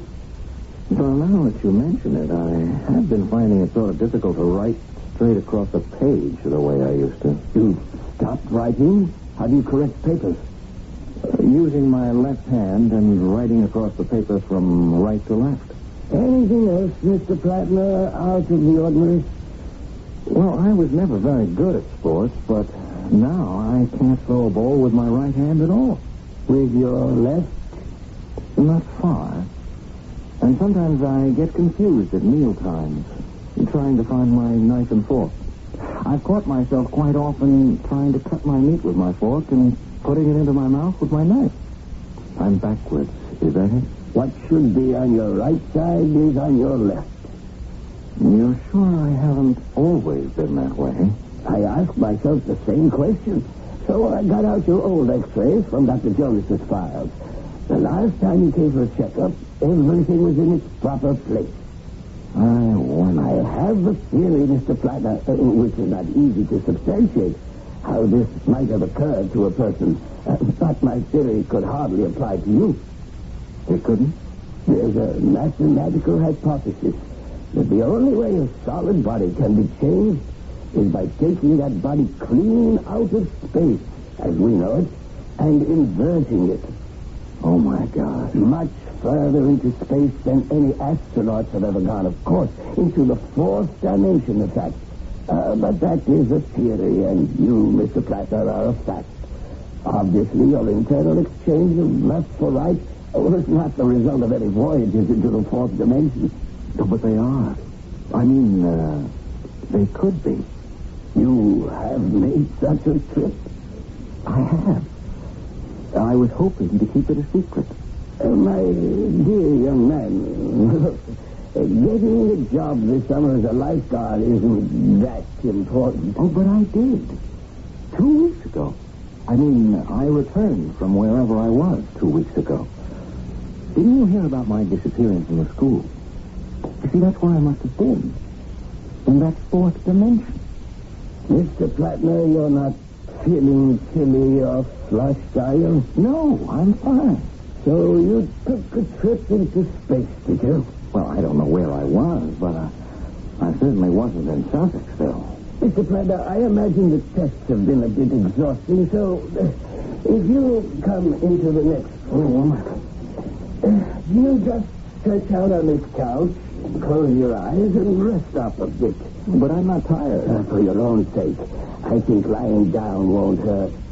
You know, when you speak of traveling to other dimensions, even if you can't be a lifeguard this summer, I'd hate you to lose your teaching job because they thought you lost your mind. Of course, I couldn't really blame Dr. Bendiner for thinking somehow I'd become unscrewed. And as I laid down in his anteroom, those 9 days in nowhere came back to me. 9 days I'd never forget. It began on a Tuesday night at the chemistry class. Why are you still here, Plattner? The bell rang. What are all these boys still doing here? They haven't all been kept in, have they? Professor Lidget, Carson here, found some green powder up in the old lime kiln. So I told the boys if they'd like to take part in some scientific research, stay after class. And we'll subject the green powder to some scientific tests. Proceed then, Plattner. I shall watch with interest. You don't mind if I stand beside you at the table here? No, not at all. Professor Lidget, we're conducting this experiment to impress upon these boys, Jacoby, Goodman, O'Shea, and Carson, that curiosity is not something that should stop after one has left school. So, here is a medicine bottle containing green powder, courtesy of Billy Carson, and plugged with a masticated piece of newspaper. It's plugged with what? A large stickball. First, We place a small amount of the green powder into a test tube. Now, we hold the tube under the tap and see what effect is caused by water. No effect. No change in the substance whatsoever. As you can see, the powder does not even dissolve. Now, we'll prepare a number of test tubes, filling them with a little of Carson's green powder, partially filling each, and then in turn we'll test the green powder against nitric acid, sulfuric acid, hydrochloric acid. Very disappointing. No results, no changes in the powder. The experiment has yielded us 0. Nix. Naught. Well, boys, those are the hazards of science. Why don't you set fire to some of the powder, Platinum? Light it? With a match? A Bunsen burner. Boys, our principal, Professor Lidgett, suggests a test by fire. Here we go. We knock a few grains from the bottle onto this plate on our lab table. Professor, would you oblige with a match? Oh, yes, we're happy to. It's smoking. The green powder is melting.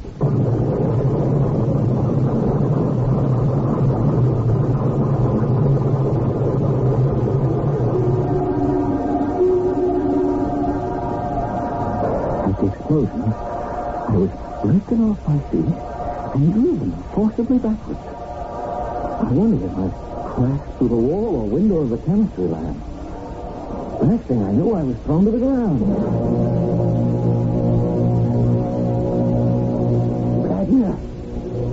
Platinum, is that you?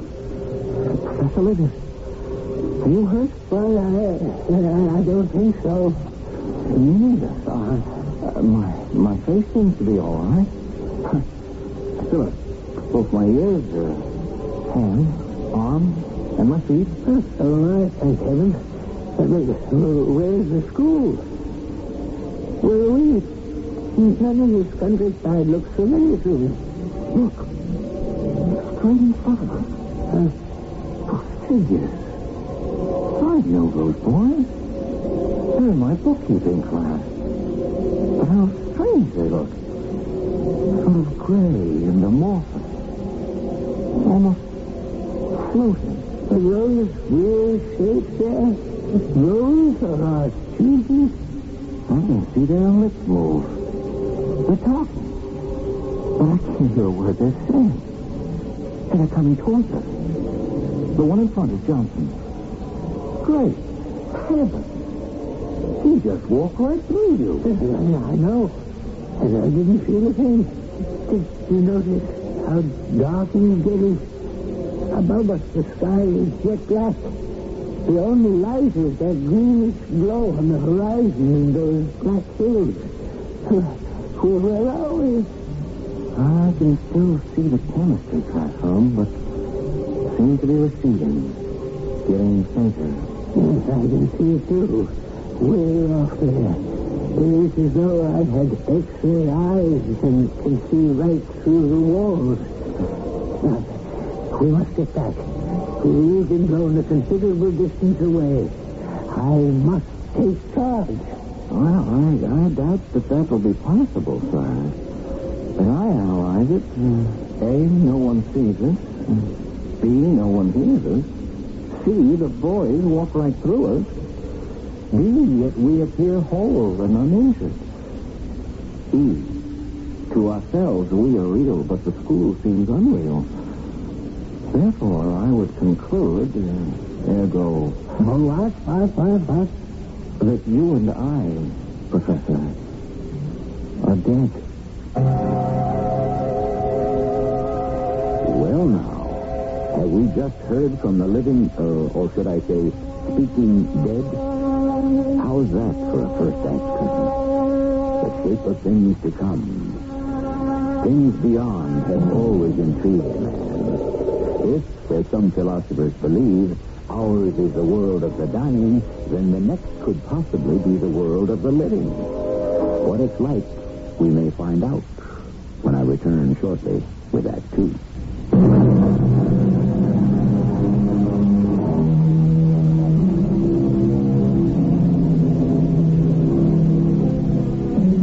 An overworked teacher in a small grammar school explodes himself and the principal into what?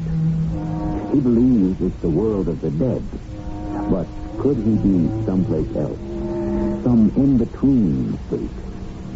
It is a land where everything is shades of gray and green. Remember, it was a green powder that caused all this. A fact that does not escape those left behind. Were you able to get any sense out of the boy, Dorothy? Well, Billy says it was a green powder he found, brought it to class, and his chemistry teacher blew himself up with it. And then he and the principal just plain disappeared. Blown to bits with no trace of them, Jim. The doggone part of it is you think an explosion like that would make some kind of noise. Oh, it knocked out a wall, but none of the children were hurt. So Billy brought that green powder, huh? We could be in for a peck of trouble. Do you really think so? Our son brings an explosive to school. His teacher and the principal are blown away. They could hold us responsible. They could? We're his parents, and he's underage. I wonder which teacher it was. Oh, Fred Plattner. You remember him. Big Scott, Fred, teaching chemistry? What does he know? No wonder everything went fluey. Oh, he's such a nice young man, too. I know that. Now, promise you won't say anything to Billy tonight. He was very fond of Fred, too.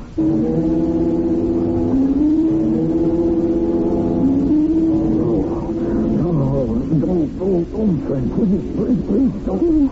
Wake up. What is it? Wake up.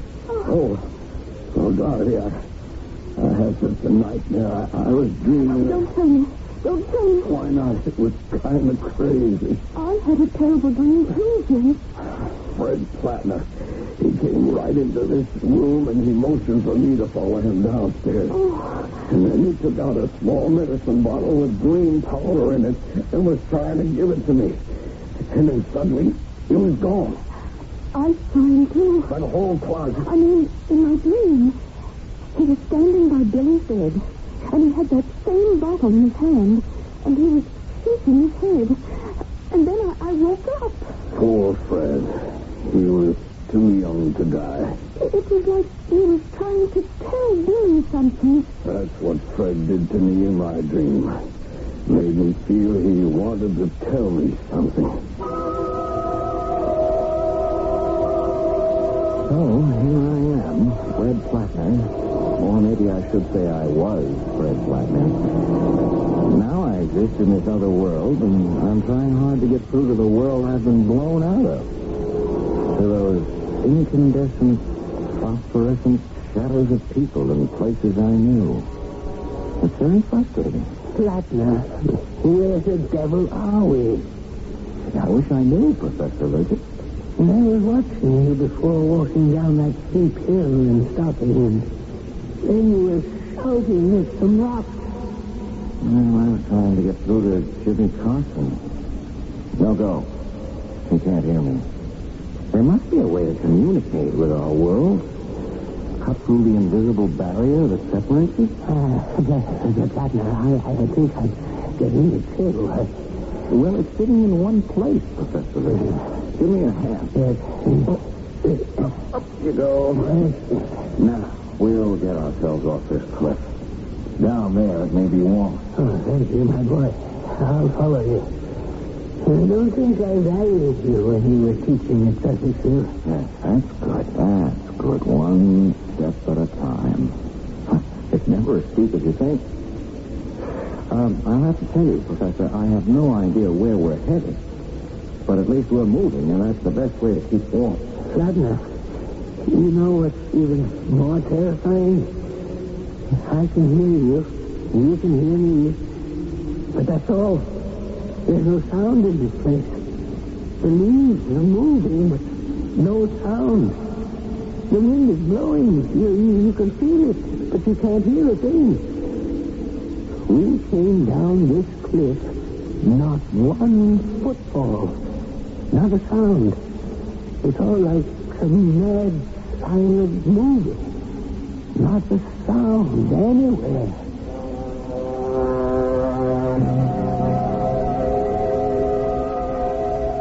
Jim, will you see who's at the door? I'm just clearing away the breakfast dishes. Billy was late getting off to school today. Honey, I've got to make tracks for work myself. Harry's been giving me the hairy eye lately, ever since that rumor went around town about Billy blowing up the school. All right.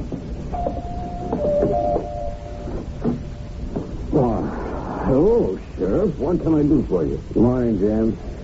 May I come in for a few minutes? Oh, sure. Is Billy home? Who? Billy, your son? Oh, yes. I mean, no. Billy's in school. He loves school. Wouldn't miss a day. No, maybe it's just as well. Sit down, Sheriff. Can I get you some coffee? No, thanks. What is it, Jim? What? Hello, Sheriff. What brings you here this early?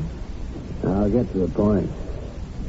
You all know about that explosion at the school? Why, yes, I did hear something about that. Accident in the chemistry lab or something. We've been investigating, and I'm not so sure I can call it an accident. Fred Flatner and Professor Lincoln. Yes, that's a shame.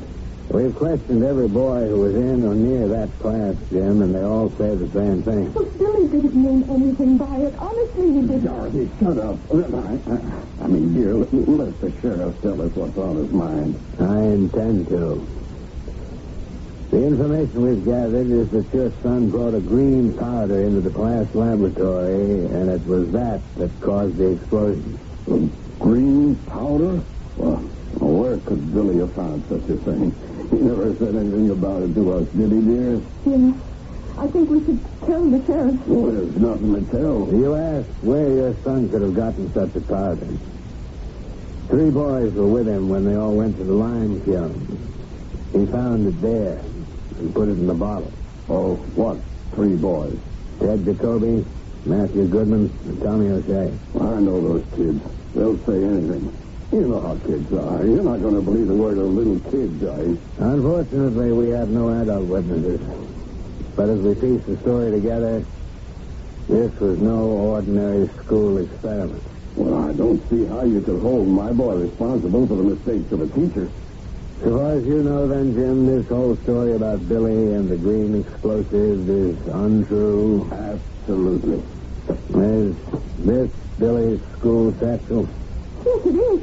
Where did you find it? In the chemistry lab, under one of the seats. I'll be straightforward with both of you.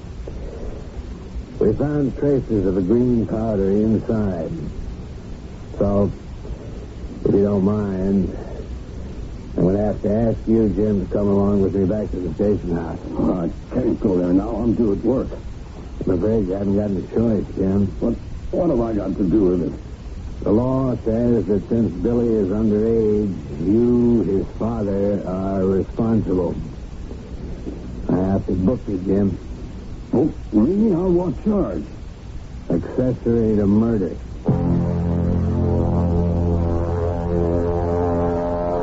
Several days and nights went by in our green world. This particular morning when I awoke, large, strange snowflakes were dropping all over me. Green snowflakes. And then, for the first time, the stillness was broken by a sound. Blackness, you hear that? A bell. I think it comes from way down there in the gorge. Let's get down there. Maybe there are people or someone who can help us. Beautiful.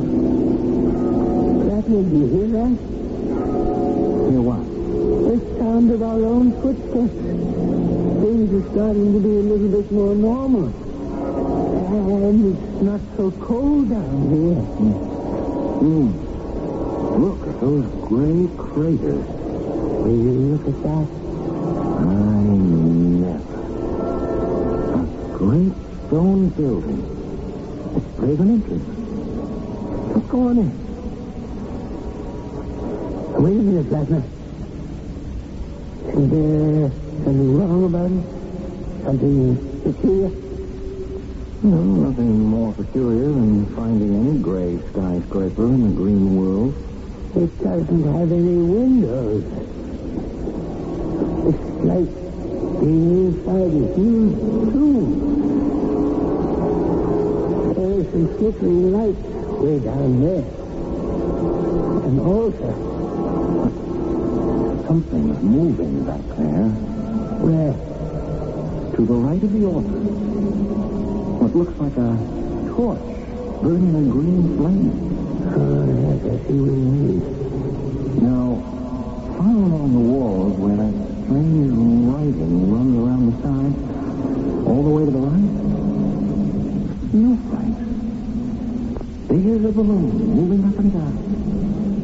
Let's get closer and have a look. I think I'll stay back here. If I go forward, Professor, you'll be alone here. Oh. Those large things. They're heads, floating heads, with sort of tails hanging from each one like giant tadpoles in the air. They don't seem to have faces.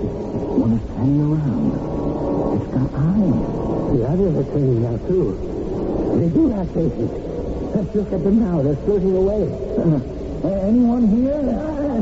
Something just flew into my face. Something cold. It's one of them.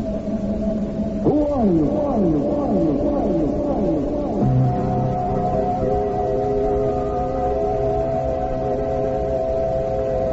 Gladner, I don't think I can take much more of this. Look back. What do you see? I see the school. Our school. The big assembly hall. And the boys are taking a test. Midterms, that's what they are. Well, will you look at that? Some of them are using a crib. A pony. So they are. Teaching in a midterm. Gladner, make a note. Which boy is teaching? No, I don't see the school anymore. It's changing now. I can see a street. Yes. It's Main Street. So it is. How can we see Main Street from here? Because it runs right through it. This world, this dimension. So, that's where they went. Who went? Those floating faces. They're hovering over the people walking on the street, see? Like one or two following each person. Watching. Watching? Why are they there? They're watching the living. Gladner, where are you? I'm here. I just don't want to look anymore. Oh, what's the matter with you? You're crying. I know what those watchers of the living are doing. I know who they are. There are two of them above my head, aren't there? Yes. A man's face and a woman's face. I know them. I know who they are. There's two faces over your head. You know them? It's my mother and father.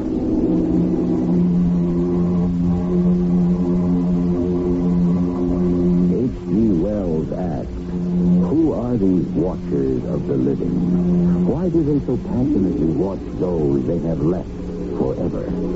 Is it that when our life is over and evil or good are no longer a choice, that we may still have to watch the consequences of what we began?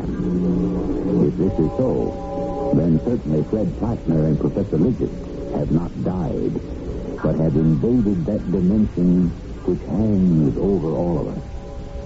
I shall return shortly with Act 3.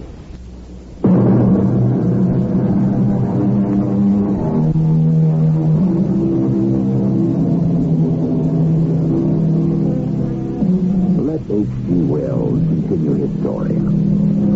If human souls continue after death, then surely human interests continue after death. So these watchers of the living keep an eye on earthlings. Make note that this in-between land is green, the color of renewal, of continuation, of movement. Therefore, this island in space and time onto which our two men have stepped could be a moving platform. But to where? How many days has it been, Fatma? How many times did I go to sleep and wake up? 6, 7, 8? I can't be sure. We have only you to blame for this. I seem to remember that it was you, Professor, who said, why don't you set a match to the powder? Why do these infernal things have to hang around us? What have I done to them? Well, go on, get away from me. Go away. You hear me? I don't see how you stand these floating heads always following us, bumping us like balloons with faces. I'm trying to be calm and to not let myself go, and you must do the same, Professor. I could just as easily lose my nerve, but how would that help me? Listen. They've stopped. You're in a different spot than I am, Kleckner. Your mother and father are watchers. I hope you never see your parents as I'm seeing mine. Not being able to speak to them and be understood. Not knowing whether they are real or shadows. No, I absolutely refuse to be fingerprinted, and that's final. You have a right to call your lawyer. Where are the bodies? Where's Fred Platinum? Where's the headmaster, Professor Lidgett? How can you be sure they aren't still somewhere, wandering about in shock maybe, but very much alive? It's been over a week. They haven't shown up. Amnesia. You know what that is, Sheriff? If I were blown up in some ridiculous experiment, it would addle my brains, too. They're alive, I bet you, but they don't know who they are or where. Well, that all may be true, but you're still responsible for what happened. Speak to the mayor if you want to, but you're not leaving here until formal charges are placed.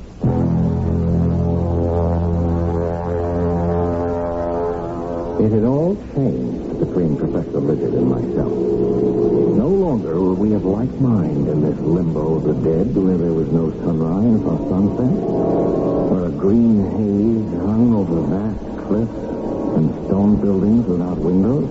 We were enemies, and that didn't help. The day I hired you for the school, I must have been mad, Fatma. You got us into this. Now, what are we going to do? Trying to keep my head, for one thing. For another, I'm going to sit here and have another try at getting through to Sussex. Oh, you have a formula? How are you going to do it? Concentrate. Mother, Father, help me see our town. There. I can see right through that rock face. The walls of the house. Like glass. Well, Professor, you got your wish. There's Billy Carson and his mother. They're standing in the kitchen listening to the telephone. There's unhappiness written on her face. I shouldn't wonder. That boy shouldn't be allowed out alone. He's a menace. They're talking to someone at the police station. Mother, Father, I want to see what is happening there.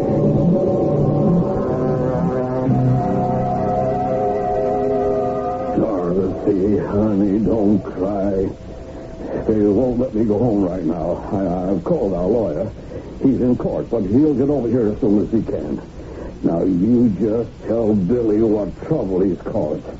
I don't know when I'll get home. I'll get there when I get there. That's all I know. This way, Mrs. Vandermill. I don't know what possibly could have come over that salesgirl.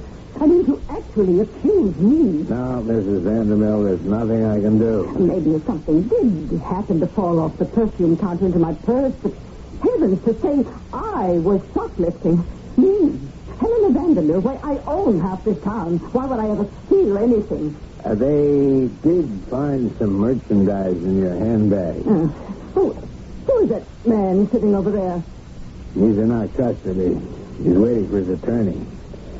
Now, Mrs. Vandermill, if you'll kindly pay the fine, all the formalities will be taken care of. Oh, yes. You are the most understanding public servant in this town. The fine, Mrs. Vandermill? Oh, of course. Now, how much will it be this time? I'd say $50 would cover it.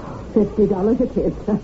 Okay, well, all I have with me is 20, so here are 3, and Do keep the change. Thank you, Mrs. Vanderbilt. I'll be more careful next time and keep my bag closed.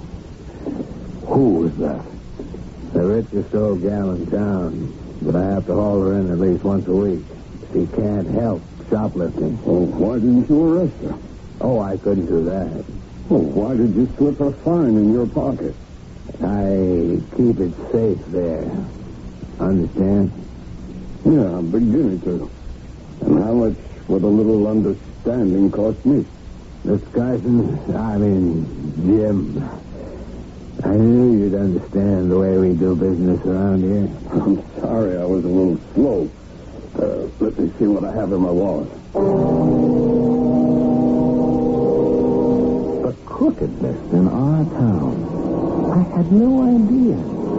Starting with boys cheating on their exams, all the way to the police taking bribes. Lidget and I had stopped talking. I was too tired one evening to keep my eyes open, and before I knew it, I was asleep. Flatner, get up. Huh? What's the matter? Get up. Oh, yeah, good night. Professor, what are you holding that rock in your hand for? I'm not staying here any longer. Well, how do you propose to leave? You're going to lead me back to the exact spot where we entered this other world. Oh, I don't know that I remember it. You better. If you don't want your head bashed in. Professor Lidget, I understand the strain you feel, but what good will it do you to hurt me? I don't care anymore. I've got to leave here. All right. Let's start up this path and see if I can find the place.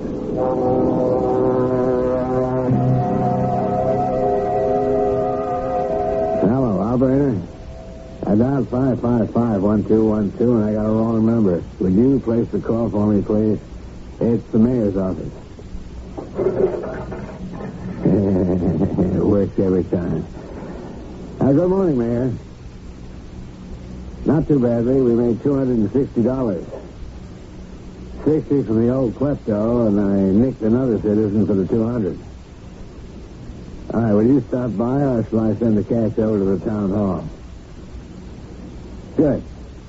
I'll put 130 in an envelope addressed to you and Mike. Official business.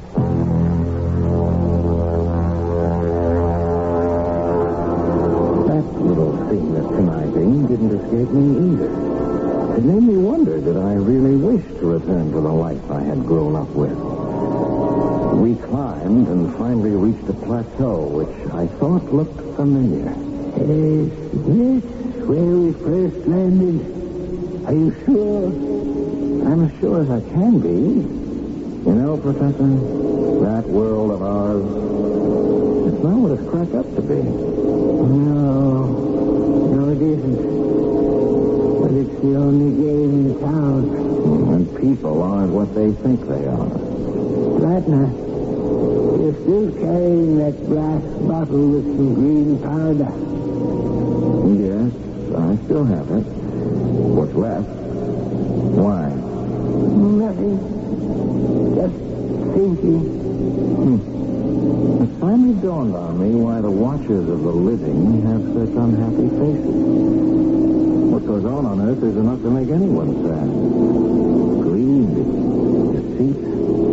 The people you thought were honorable, people you respected. Even you, Lidget. You're much less of a human being than I thought you were. Much less. Lidget, what are you doing with that rock? Lidget, please.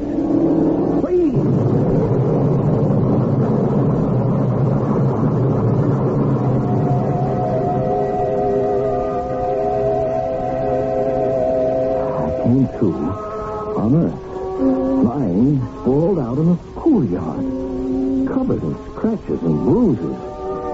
I was alone. Professor Lidget didn't get back to Earth with me. I remembered running away from the professor, and then I tripped and fell. Yes, the powder must have exploded on impact, and here I was. It was getting dark in Dr. Benjamin's office, and I remembered I'd come to see him for a physical. Feeling any better, Mr. Flatner? Yes, I am. I'm fine now, Doctor. Had a little sleep? Oh, not exactly. Just thinking about how my insides got all reversed. Nothing's malfunctioning, you understand, just exchanged. Are you up to getting yourself home? Dr. Bender, I've decided I don't want to be a lifeguard after all. I'm just not the swimming kind. I didn't know there was any other kind. Oh, there are lots of ways life can be guarded. I'd like to think about that. Think about what, Mr. Plattner? What I ought to do now that I'm back. Back? Go back to teaching. I think you should. Oh, well, they say that those who can do, and those who can't teach. I think I can, Doctor. And there's an awful lot of doing that Sussexville needs. Maybe I'll just give it a try. It so happened that Fred Plattner knew quite a lot about the shenanigans of several high town officials. And come election time, when Fred started talking, everyone also knew quite a lot. So it was hardly a surprise when an unknown school teacher got himself elected mayor of Sussexville. Not surprising at all. I'll be back shortly.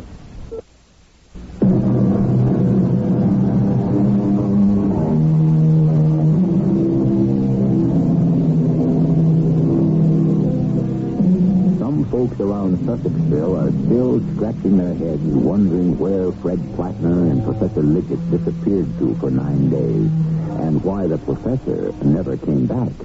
But Fred isn't telling anyone. Every now and then, though, he'll look up suddenly from his desk in the mayor's office, as if he was seeing someone he recognized. Call it an H.G. Wells fantasy, if you will, but who knows?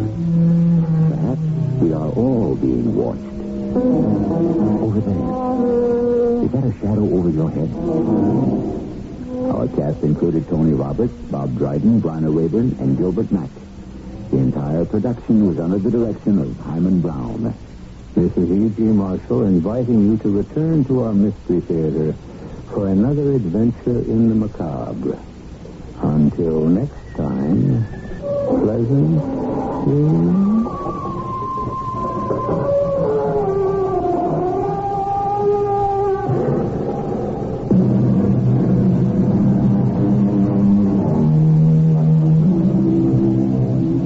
Presents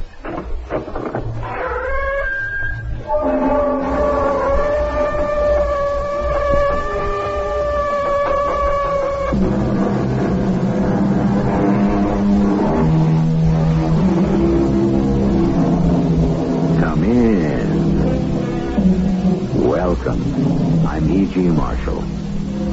At the door of life, at the gate of breath, there are worse things waiting for man than death. And, well, may we ask the poet, what are those worse things? After all, what could be more tragic than to die? And the answer? Perhaps it is more tragic not to die when your time has come and your life is over. And what are you trying to sell the suckers now? Rosie, this one can't miss. You know what I got here? What? Eternal life. So? What do you mean, so? I feed you the blockbuster and all you can give me is so? No, I'm not sure how many people would want to live forever. What are you saying? Wouldn't you? Well, I'd have to think about it.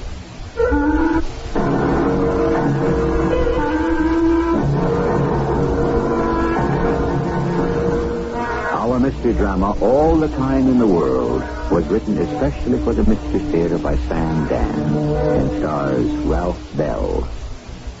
I'll be back shortly with Act One.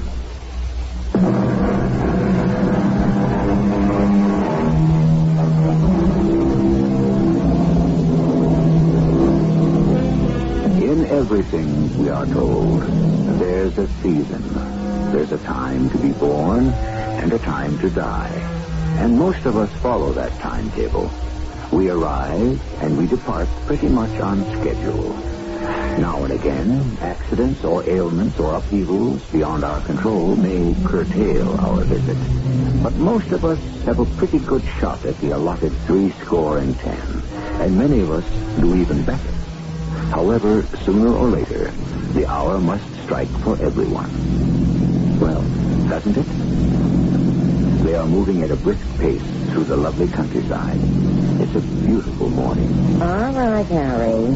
Where are we headed for? Rosie, baby, we are headed for $1 million. Sure. But this time it's money in the bank. When can I write a check against it? Hey, Rosie, this can't miss. Hold it. That sign. It says Moorestown. Right? That's exactly what it says. Moorestown. Is that where we're going? We'll be there in exactly 15 minutes. What for? Because that's where the money is. And that's where the state penitentiary is. Who would know that better than me? We're going to the state pen. Yes, baby. Why? Because he's being sprung today. Who is? $1 million. We're going to pick him up. If you think you're going to bring home some bum for me to take care of... He's not a bum, Rosie. He's a pal of mine. He's guilty until he can prove himself innocent. Which, if he's a pal of yours, he will not be able to do. No, Harry. I'm putting my foot down. You turn this car right around now. But, baby, he's got no place else to go. If he's got $1 million, he can find a place without any trouble. Rosie, I didn't say he's got $1 million. What I said was, he is $1 million. I don't understand you, Harry. Of course not. And I don't understand you either, Rosie. That's what makes our relationship so, what word am I looking for? Doomed. There it is, just up ahead. Yeah, I see it. And there he is, standing by the gate. Oh. My old buddy, Lucas. That's his name, Lucas? Lucas what? Well, I don't know if it's his first name or it's his last name. Yeah? Well, it would seem to me you don't know him very well. I know him well enough to make $1 million. Hey, Lucas! Hey, up in the back. Atta boy. And we're off. We're waiting long, Lucas? No. Lucas, say hello to Rosie. Hello, Rosie. My pleasure, I'm sure. So, here you are, Lucas. With the new suit. Some suit. And the cardboard valise. And a $20 bill, right? Yeah. So, how does it feel to be out, Lucas? All right. Hey, Lucas, I'll bet this is the first time you ever rode in an automobile, eh? Yeah, I guess so. How do you like it? Fun. What have you two guys got going here? A vaudeville routine? Hey, come to think of it, when did Lucas ever have a chance to ride in an automobile, eh? Well, how long has Lucas been in the slammer? A long, long time, baby. Yeah? What'd he do? Why were you jugged, Lucas? This time? I don't remember. What do you mean you don't remember? Rosie, baby, not everybody has such a good memory. What does he mean this time? I happen to know his record. This time, he was up for murder. Murder? Yeah. It was during an armed robbery. It's coming back to me. I remember now. I only carried the gun so I could scare the guy. Robbery and murder? I didn't even know it was loaded. Harry, stop the car this minute. What for? You are not going to bring home any strong arms. Rosie, we have to give Lucas a break. No. Now just look at him. Isn't he the nicest, mildest guy you ever want to see? He's out. The man paid his debt. He said this time. You spell that O-U-T. He did his 99 years. And furthermore, if you ever see... What? He was inside for 99 years. Harry, what kind of double talk are you giving me? This is a man who was sentenced to do 99 years. So he did his 99. And here he is. Nobody does 99. What can I tell you? You can tell me the truth. I do, and you give me a hard time. He's a man. He looks, 35, 40, maybe tops. How can you serve 99? He's got the documents to prove it. What documents? For the next 5 years, Lucas has got to report once a month to his parole officer. He's got this card. Show the card, Lucas. Harry. Just look at the card, huh? What does it say? The state of New... You see? It's an official document. Lucas, sentenced in the year 18... Oh, no, they have to be kidding. You're looking at the thing there in black and white, and you still won't believe it, To huh? serve a term of 99 years in the state penitentiary. Wow. I still say it can't be. Lucas, how old are you?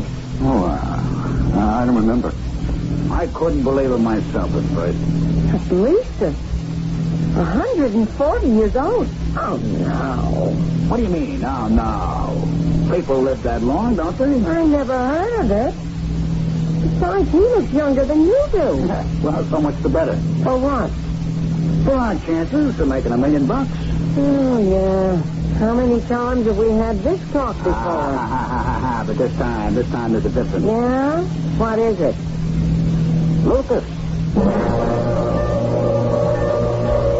All right, Mr. Lucas, you may put your shirt on.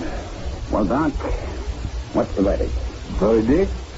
How old would you say Lucas is? How old? Say he has the heart, the lungs, the arteries, all the vital signs of a man in his 30s. His 30s, eh? Hey, his late 30s. Uh-huh. Thank you, Doc.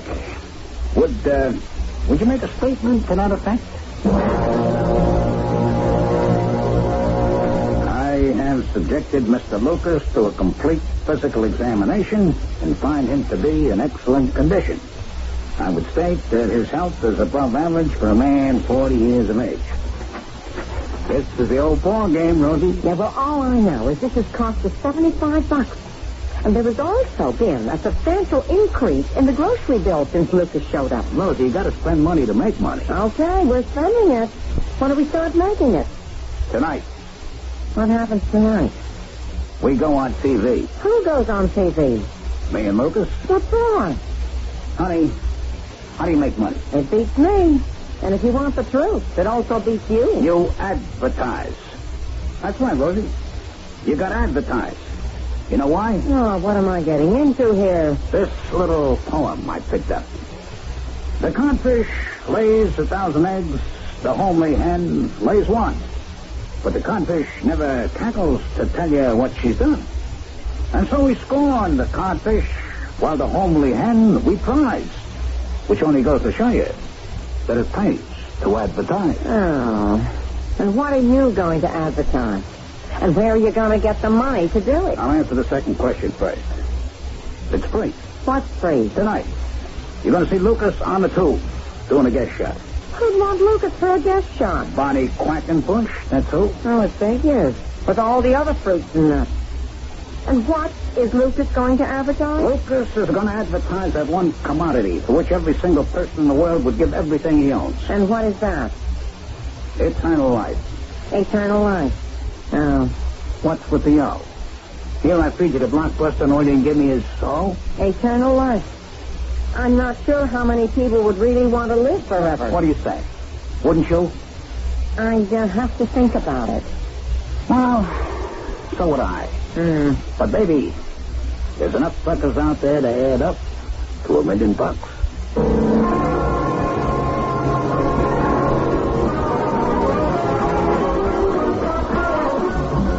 Hi, out there in Tubeville. It's me again, Bonnie Quackenbush. And look at who we have for you in the Quack Pack tonight. Oh, wow. Ain't he a handsome thing? But remember, girls, Bonnie saw him first. And his name is Lucas. I'll say hello to the pack, Lucas. Hello. Sexy, right? Well, here's what's been happening. When the studio pack came in, we asked each and every one to write down how old they thought Lucas is. And I got all the answers right here. And they say 35, 36, 37. Oh, that's how they've been running, 35-ish. Now, all of you, take a good look at Luke and give us your guess. A little speculation music, please.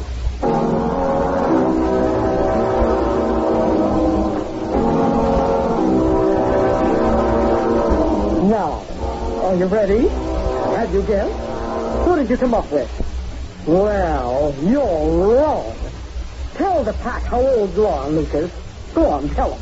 I don't remember. Of course not. If I were as old as you, baby, I wouldn't want to remember either. But here is Lucas's best friend, Harry Barrows. Harry, yak at the pack. Thank you, Barney. I have here the statement. A fine statement. From a fully ordained doctor of medicine. Which says... Lucas has the body... the physical equipment. ...of a man in his late 30s. Go on, Harry. Give us the zinger. If you consult the records of the state penitentiary up at Morristown, you will learn that Lucas has just been discharged from prison. Well, we certainly hope that Lucas has learned his lesson, don't we? Yes, Bonnie. He certainly did, because he had a long time to think about it. So long that he'd even forgotten what he'd actually done. And how long a time was it, Harry? 99 years. You are saying, then, that exactly 99 years ago, Lucas here was flung into the Bastille. You could look it up. So, how old does that make Lucas? Your guess is as good as mine.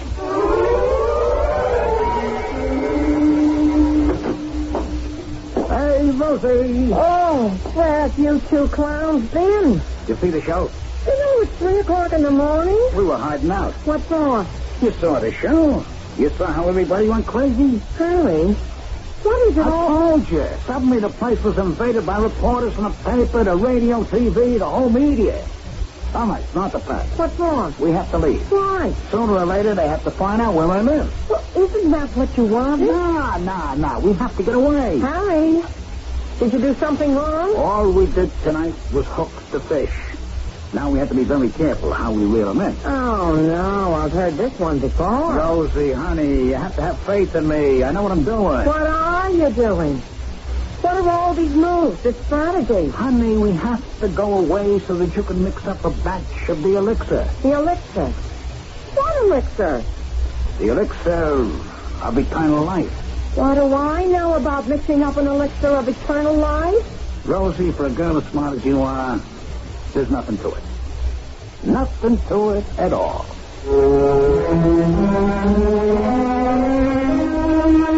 The elixir of eternal life. Slowly but surely, the outlines of Harry's master plan seem to emerge from the mist. The elixir of eternal life. How would you like to be able to walk into the corner drugstore, point to the shelf, and say, "I'll have a bottle of that"? The time may be nearer than you think. Then again, it may not. It depends on what happens in Act 2.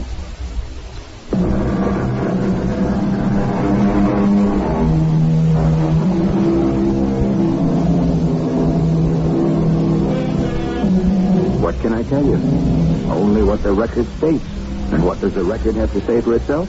This, that a man named Lucas was sentenced to serve a term of 99 years for armed robbery and murder. Well, the 99 years have elapsed. And here is Lucas, still alive, looking to be no older than the day he went in. They had to set him free. And they did. And here we are. What is this elixir of life, Harry? It happens to be our $1 million. Uh-huh. Look, Harry, I'm going on record right now. Please, Rosie, we got no time. We have things to do. I have been through one scheme after another. I lose track of all the hustles, the flim-flams, the capers. But it doesn't matter. You know why? Rosie, all your hustles and capers. You know what they all got in common? They don't work. Wrong. They do not work. Never in your life have you ever succeeded in making a dishonest dollar. Okay. So if you got no confidence in me, why do you stick around? Because maybe it's your fate. After all, everybody does what he's meant to do. And what was I meant to do? Fail. Hey, look, we have to get out of here. Lay low. See? You go on TV to advertise, to attract attention. And then when you get it, you want to disappear. Now, why? Will you start to figure out how the elixir of life eternal should taste? While Lucas and I load up the car?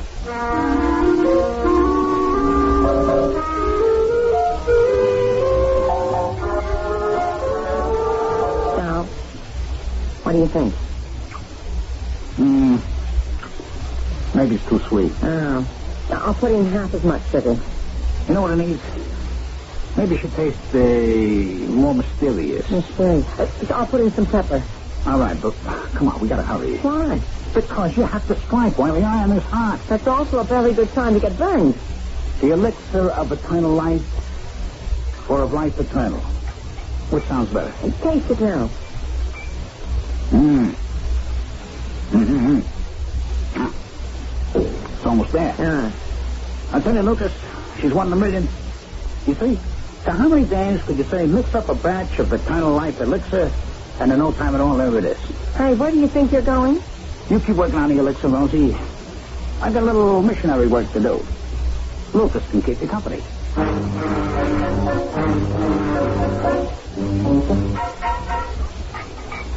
Oh, taste this one, Lucas. Oh, no, huh? No big hit either, huh? Well, let me see. Oh, I think I put in some honey, some garlic. What else have I got in here? How about some vinegar? Yeah, I'll just put in a little bit of everything. Why don't we just run this through the blender? Froth it up a little bit, huh? Yeah, well. Let me see how our little witch's brew is doing here. What do you say, Lucas? How about a little taste? What do you think, huh? Oh, yeah. Pasta. I beg your pardon? You don't have to make such a horrible face. Pasta, huh? What's that supposed to mean? Hey, wait a second. If it tastes so awful, how come you're drinking the rest of it? Some more? More? Did you see your face while you were pouring it down? Oh, it's good for you. Good for you? Yeah. I remember. The master would make us drink it whenever we were sick. Uh-oh. Well, it's commencing to start here, Lucas. What's with the master bit? Taste. Oh, I remember the taste. That brings everything back. And yesterday, everything was so dark. I couldn't see back into it. It was so long ago. But now, the taste, it's like a knife. It cuts through. You know what I'm saying? No, Lucas, I don't. Tosca. It was brought into the house of a master by a Greek slave. Called it a poppet. Sure, yeah. Hey, Lucas, why don't you lie down and take a little nap, huh? Lucas. My name was Lucius.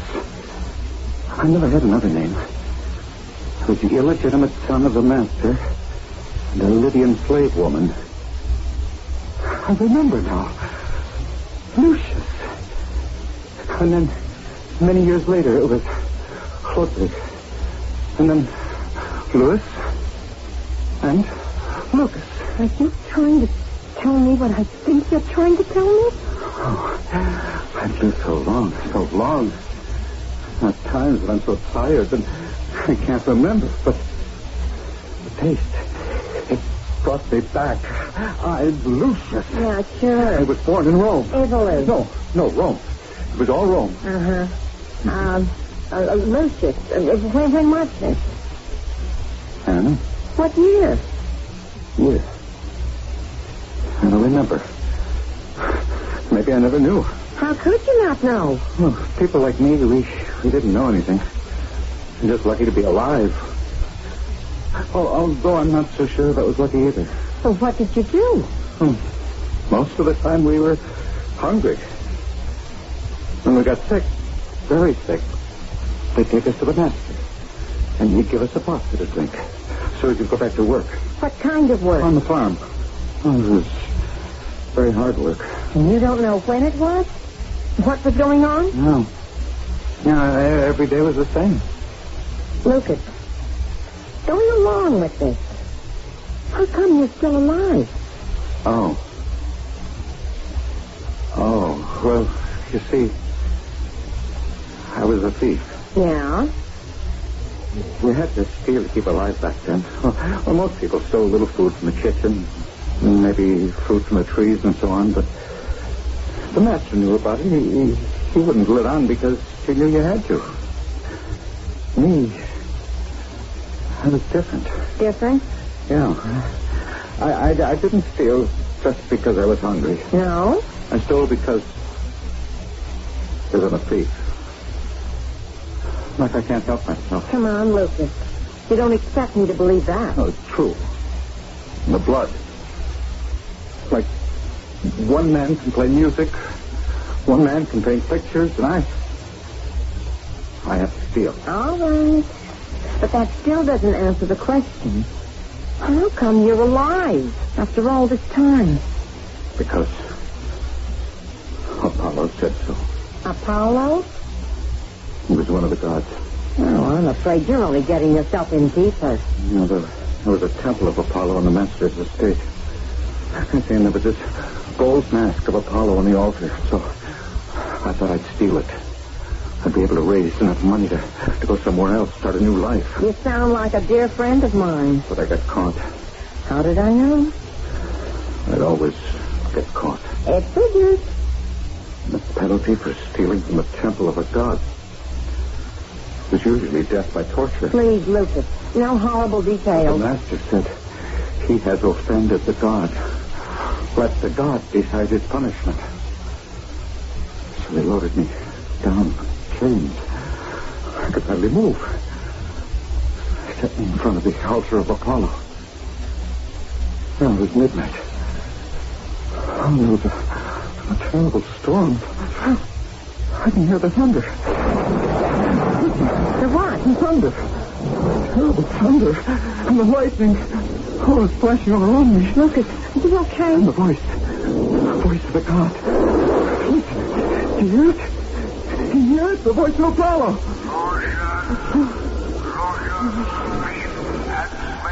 Don't you hear it?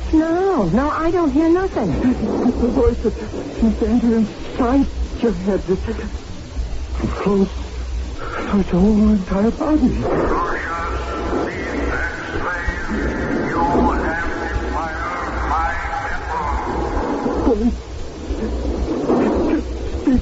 It's inside me.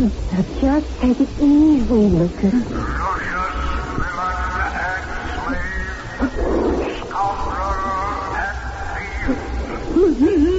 It's all right, Lucas.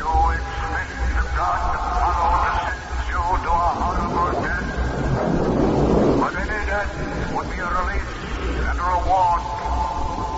I sentence you instead to a horrible life. The life of a thief. The life you have always lived. The only life you know. You shall live such a life forever. You shall be a thief under the rule of all the nations to come. You will live many lives in countries yet to be discovered. But all you shall know of them is the inside of the prisons.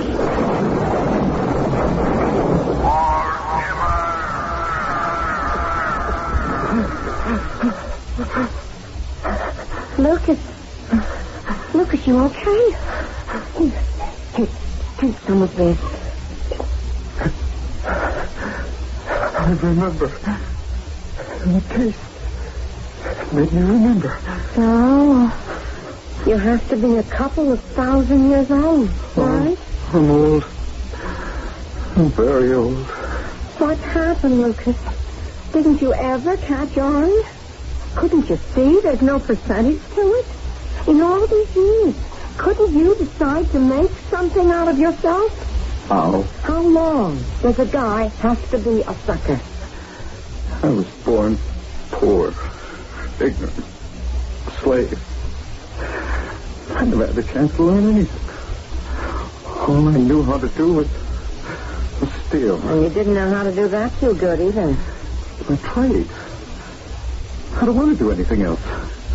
Look, the last time I was in prison, it was for 99 years. Now, I'm free. I know how fast to steal again. Now, Lucas. No. When Harry brought us here to this place, I noticed a store down the road. I know, soon, very soon, I'm going to break in there. Lucas, you mustn't. Can't help it. With your luck, you have to get caught. It isn't luck. It's fate.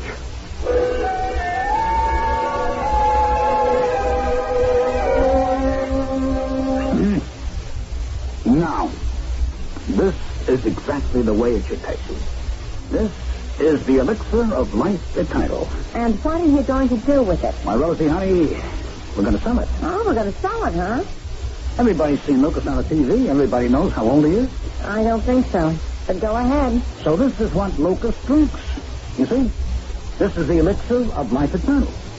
Okay? Harry, how do you expect me to make enough of that stuff in a kitchen? Now, let's see. You got a whole blender full of it, huh? That should be more than enough. More than enough for what? More than enough to make $1 million. Our friend Harry certainly has that $1 million on his mind. That $1 million that always seems to elude him somehow. The goal which shines so brightly just up ahead, but remains ever out of reach. All right. Is this to be the time? You can see he has quite a bit going for him. Within a few moments, we shall be involved in the third act and the revelation.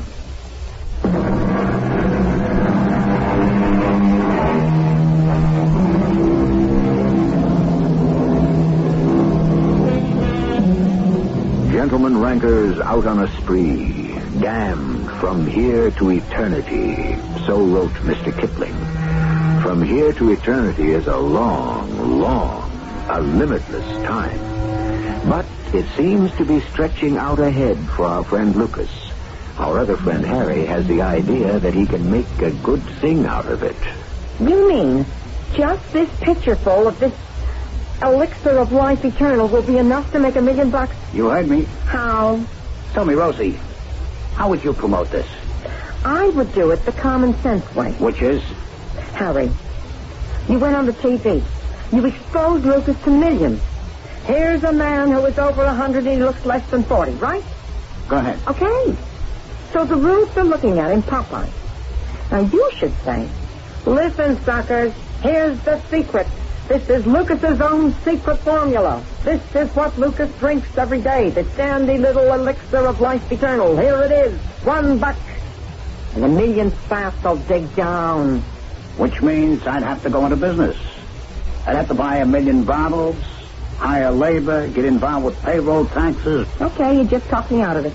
Let's forget the whole thing. Lucas is starting to get a funny look in his eyes. I haven't stolen anything in 99 years. You just control yourself, huh? Oh, I'll try, yeah, but I don't know if I can. Here, drink some of this good old elixir, huh?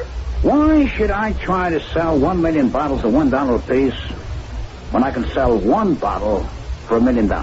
And who's going to give you $1 million? I'll be back within the hour with a certified check. I'm scared.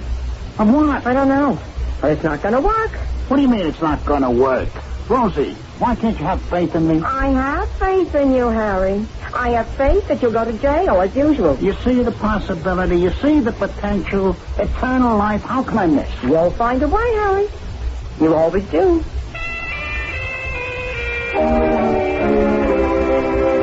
Well, Mr. Bowles, what is this offer of a lifetime? Mr. Mammon, you've heard of Lucas? He was featured on the Bonnie Quackenbush program? The convict? Yes. Well, Mr. Mammon, he is more than just a convict. Come to the point. I met Mr. Lucas 5 years ago in the state penitentiary. Yes, you were serving a term for some hapless confidence scheme that went awry. May I ask how you know about that? I know everything about you, Mr. Bowles. When a man expresses a desire to see me on business, I have him investigated minutely. I have a computer operation that can turn your whole life inside out. For instance, I am aware of the fact that when you were in the 3rd grade, you were caught cheating on a spelling test. Wrong. It was arithmetic. Now, you were saying, Mr. Bowles? My cellmate was Lucas. Cell 87, Block C, North Wing. Yeah, well, that's when I got to know him. And about his incredible age. We became very friendly. And after a while, he revealed a secret to me. His secret? Yes. It consists of a beverage. Continue. He drinks it every day. And you wish to sell me this beverage? Yes. For $1 million? How did you know? Because that is exactly what I should do if I were in your place. Well, do you want to live forever? Or let us say, indefinitely? I would have to take that question under advisement. I I have here a sample, Mr. Mammon. Which could prove what? I'll let you have a free taste. Now, sir, drink that down. And tell me, doesn't that convince you? The distinctive flavor of it, that is truly the elixir of life. You're very clever, Mr. Burroughs. I am offering you more than you could buy anywhere else for your money. Eternal life. It's the best confidence operation I've ever encountered. I assure you it's not... It's foolproof, hmm? Who could ever prove it's a swindle? This is not a swindle. Oh, it is. But how could the victim ever prove it? The victim? As long as he's alive, you're in the clear. He would have to die. Sir, I'm afraid you don't understand. If the only thing wrong with it is, nobody would want to buy the product. Oh, yeah? What's wrong with the product? Eternal life? Who really wants it? Why, everybody. Do you? Absolutely. I don't. And I don't know anybody else who does. Oh, a lot of people would like to live forever. No, they think they do. Until 10 minutes ago, I thought I did too. But then, when I was confronted with it, I really began to think about it. No, thank you. Well, son, I'm sure I can do business elsewhere. Are you? Nickels and dimes, maybe? At $1 million? Oh, by the way, that little elixir of yours tastes pretty good. Mind if I have another sip?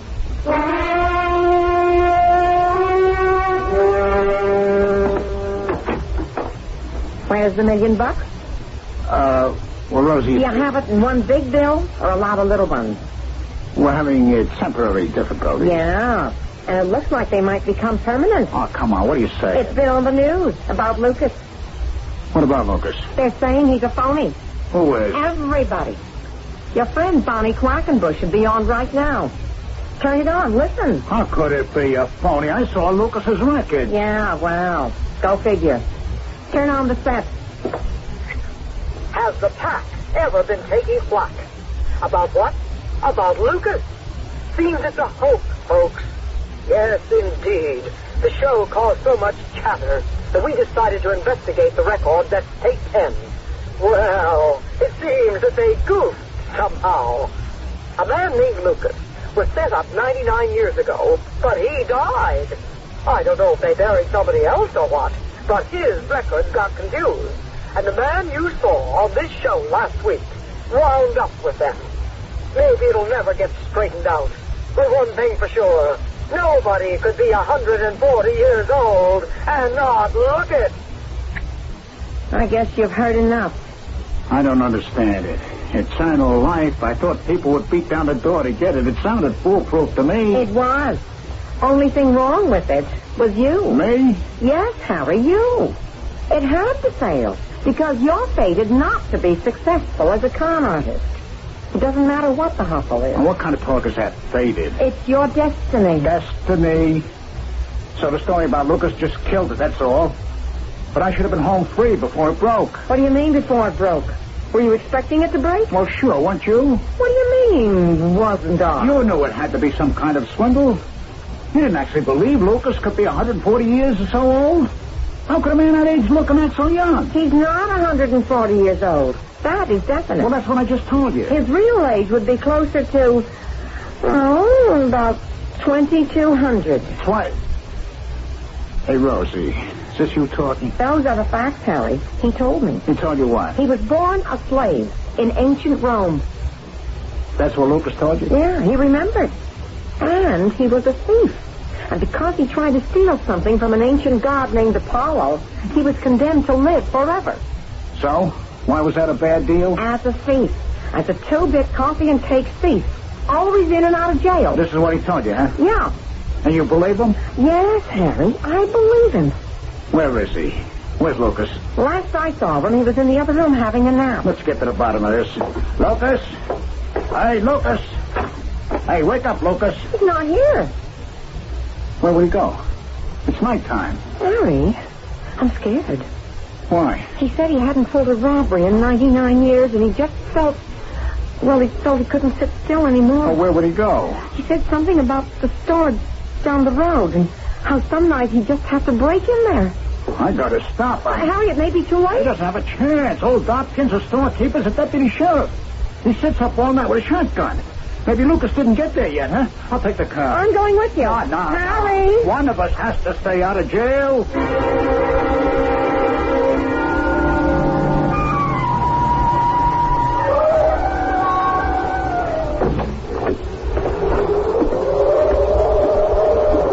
Lucas. Hey, Lucas. It's open. And the door's open. Lucas? Is that you, Harry? Hey, Lucas. Well, what are you doing in here? What do you think I'm doing? Are you crazy? Let's get out of here. Let me see if I can find the cash. Hey, Lucas, you're crazy. This is break and entry. And what's the steal here? You can do 5 to 10 for it. What's 10 years? Let's get out of here, will you? Yeah, just a second. Stay where you are in the name of the law. Let's beat it. Halt! Into the car, Lucas. Into the car. Hurry up. Halt in the name of the law.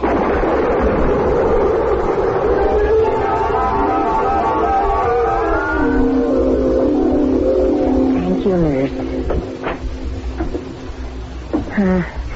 Hello, Harry. How do you feel? Different. Yeah, well, that's to be expected. You've been unconscious for 3 days. Oh, yeah?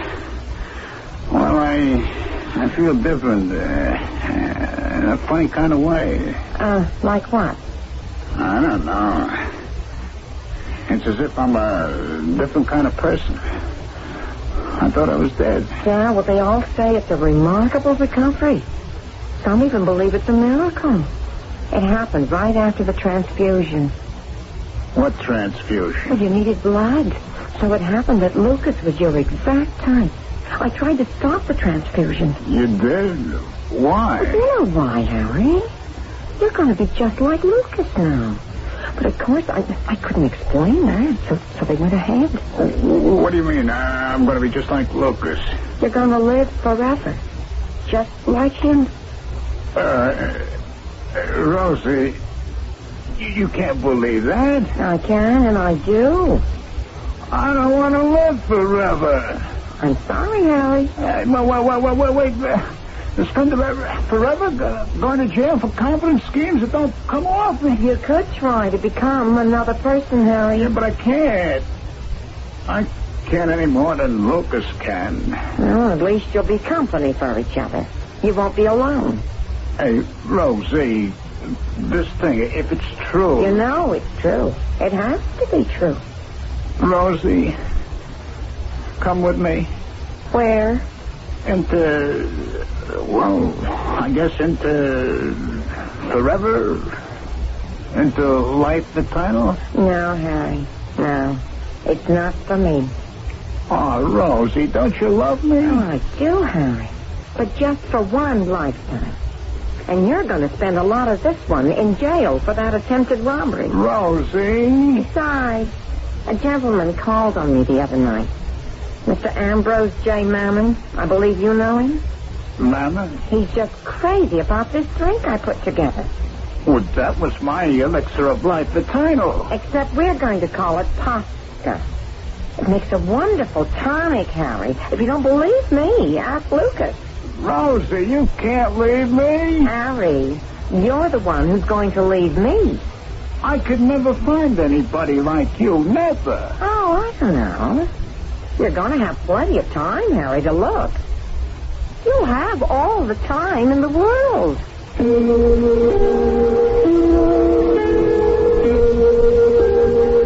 And he will, perhaps. It might be nice if we could check him out some 50 or 100 years from now, or even 1,000 or 1,000,000. However, in order to do that, we would have to, somehow, somewhere, come across something like an elixir of life eternal. And assuming we did, would we want to drink it? While you're thinking, I shall take a brief pause.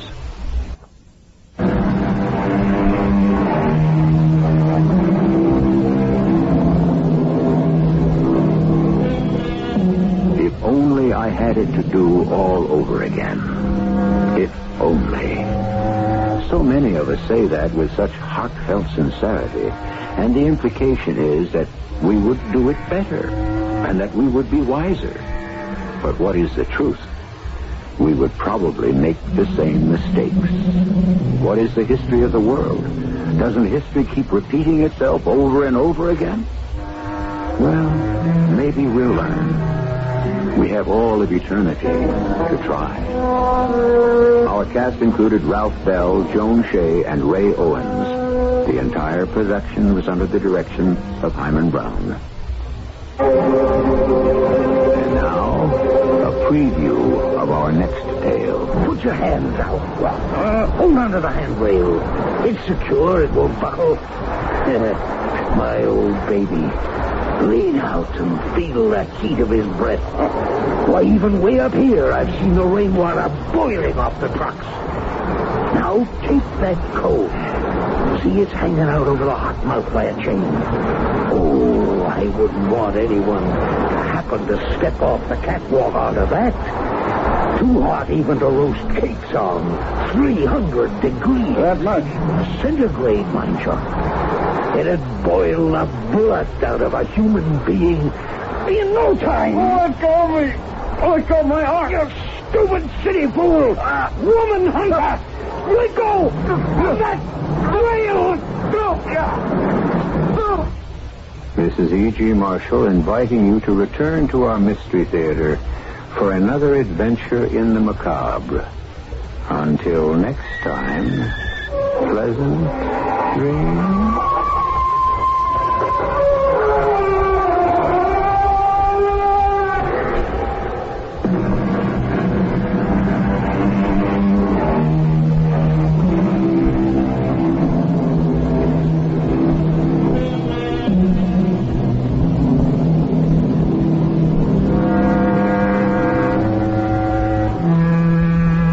CBS Radio Mystery Theater presents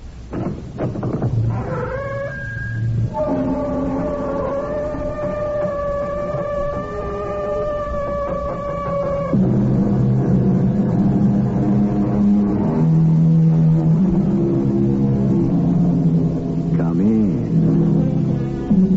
Welcome. I'm E.G. Marshall. A savage place, as holy and enchanted as air beneath a waning moon, was haunted by a woman wailing for her demon lover. A woman wailing for her demon lover. How poignantly the poet puts it. But are there demon lovers? And are there women who fall in love with them? Surely this is the stuff of legend and myth. And yet, there are things that simply cannot be explained. For all of our test tubes and computers, we still don't have every answer, do we? You mean we shall actually see the tiger from up here in the trees? Yes, and I shall shoot him as he passes below. But why should he pass by here? Well, he's after the goat. The one down there. Oh, poor creature. Why doesn't he run away? We can't. He's tied to a stake in the ground. But the tiger will kill him. An unfortunate necessity. Oh, no. Oh, no, I shall not permit it. Louise, where are you going? I intend to free that... Louise, you can't go down there. Come back here. Louise!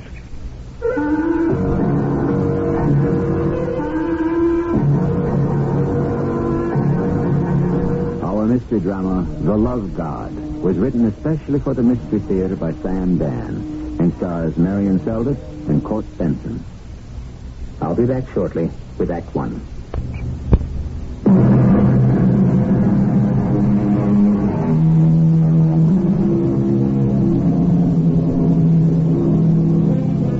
East is east, and west is west, and never the twain shall meet, said Mr. Kipling. But he knew better than that, because they did meet for many years in that vast, mysterious universe of a country called India. India, with its kaleidoscope of religions, races, and languages. India, where there is so much myth and so much reality, it's almost impossible to tell one from the other. Or are they both one and the same? This is a story that took place at a time when India was known as the British Raj. A lady and gentleman are sitting on a veranda. Did you know that veranda is an Indian word? They are sipping tea. Cream? Thank you. Sugar? Thank you. Cake? Oh, I shouldn't. But you will? Well, just the thinnest, tiniest sliver. I know what you're up to, Willis. You're afraid to spoil your appetite for dinner. Oh, about dinner. I shall not be having dinner. No? Bahadur Khan? Not having dinner? I'm afraid not. But we've prepared your fate. Afraid it can't be helped. Bahadur Khan. It is in my mind to hunt this night. See, therefore, that thou wilt prepare the double-barrel express rifle. You're going to hunt this evening? Reports of a man-eating tiger in the Mahura district, causing no end of a fuss. Oh. The tiger has got to be put a stop to. And you're taking Bahadur Khan with you? Well, of course. But you will be back by Saturday. Yes, one way or another. That's good. I need Bahadur Khan to drive to the railroad station at my purse. Oh? Yes. To pick up Louise. Louise? I've actually prevailed upon her to come out for a visit. Louise? You remember my friend Louise? The skinny one? Well, she is slender. Pasty-faced? Light complexion. Watery eyes. Actually, her eyes are that delicate shade of china blue. Kind of a big woman. Stately. And as I recall, very opinionated. She does have some rather sincerely held convictions. She's really a lovely person. No doubt. When you get to know her, you don't mind, do you? Well, this is your home as well as mine. Perfectly awful female. Now, Willis, she's a perfectly lovely person. No, I was talking, my dear, from a masculine point of view. Bahadur Khan. I shall want the Martin as my second gun. See thee now to the horses. My name is Bahadur Khan. I serve in the house of Willis Foster Sahib. Foster Sahib is the district commissioner. He is wise indeed. In his 40 years of life, he has not taken a wife. This does not sit well with his sister, Pamela Sahiba, a widow who keeps his home. English mem sahibs have a peculiar affliction. They cannot tolerate the sight of a bachelor. I could tell by the sweet notes in Pamela Sahiba's voice and the shining look in her eyes that this Louise Sahiba was her latest candidate to storm the citadel of the fortress that was Foster Sahib's heart. Boy! Does the Mem Sahib deign to speak to one so lowly? Are you... your name's supposed to be... I've got it written down here. Are you Bahadur Khan? Bahadur Khan, it is. With the permission of the prince. You were supposed to meet me inside the terminal. If the presence will forgive, I was afraid to venture inside the house of the fire carriages. Afraid? What on earth is there to be afraid of? The fire wagon that pulls the pier end. The engine? Inside, it is filled with devils. Devils? Oh, yes. Devils that have been captured by the government and sentenced to boil the water to make steam for the train. I've never heard such nonsense. Angry devils. And sometimes they escape. In their great fury, they will melt the iron of the fire wagon, and there is a terrible explosion, and many die. How can you believe such superstitious nonsense? If it offends the presence, I shall not believe it. She was rather large, as Mem Sahibas go, and not at all unshapely. However, her tongue was never silent. A talking woman for Foster Sahib? Never. And so, without a moment of silence, we drove to the house. As we entered the gate, there was something that finally stilled her voice for a moment. What's that? What's that noise? Noise? Can't you hear over there?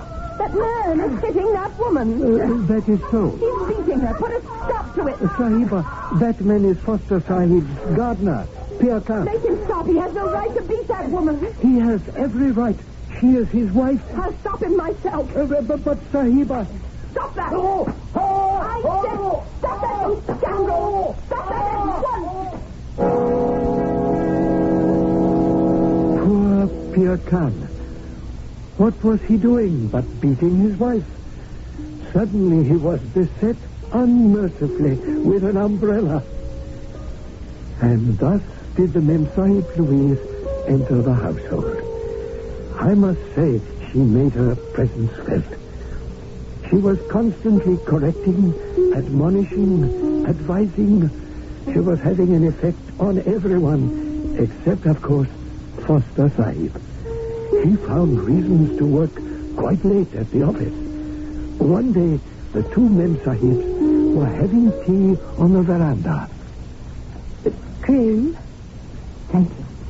Sugar? No, thank you. Cake. Oh, just the most petite slice. Louise, dear, I'm not sure I know exactly how to begin this. Begin what? I must ask you not to interfere. Interfere? In what way? Well, the truth is, in every way. I'm sure I don't understand. Since you've come to the station, Louise, you've managed to turn things topsy-turvy, inside out, upside down, and every which way. Have I indeed? For example, you know, Pierre Khan beating his wife. Oh, I put a stop to that quickly enough. The point is, you had no right to stop him. And you had no right to belabor him with your umbrella, either. Did you object to my actions, Pamela? I'm afraid, Louise, I must say yes. But the scoundrel was beating her without mercy. You didn't see him abuse that poor girl. Oh, I've seen him. You have? Yes. Many times. And you've done nothing to prevent it? There's nothing I can or should do to prevent it. Things are very different out here. Oh, yes. And you're different, too. Why, back home, you were a member of the Fabian Society. Well? Well, I remember you at the meeting when you were asked to speak. Please, Louise. They still talk about that speech, the most inspiring oration on the rights of human beings. Louise, what you fail to understand. Suppose they could be aware of this conversation. What would they say about it back home? This is my home now, Louise. My husband is buried here. My children are being raised here. I have no other home. Oh, Pamela, you mustn't think that way. You'd better start thinking that way, too. Oh, no, never. Louise, I asked you to come here because there is no hope for you in England. That isn't true. Then why did you come? That crowd of starry-eyed idealists we ran about with. Ran about with? It's hardly the way to describe it. The fact is, for the most part, they don't believe in marriage. And those that do, well, they don't believe in consummating it. I saw the way the wind was blowing there 10 years ago. So I came here where I could meet someone. It took you somewhat longer, but here you are.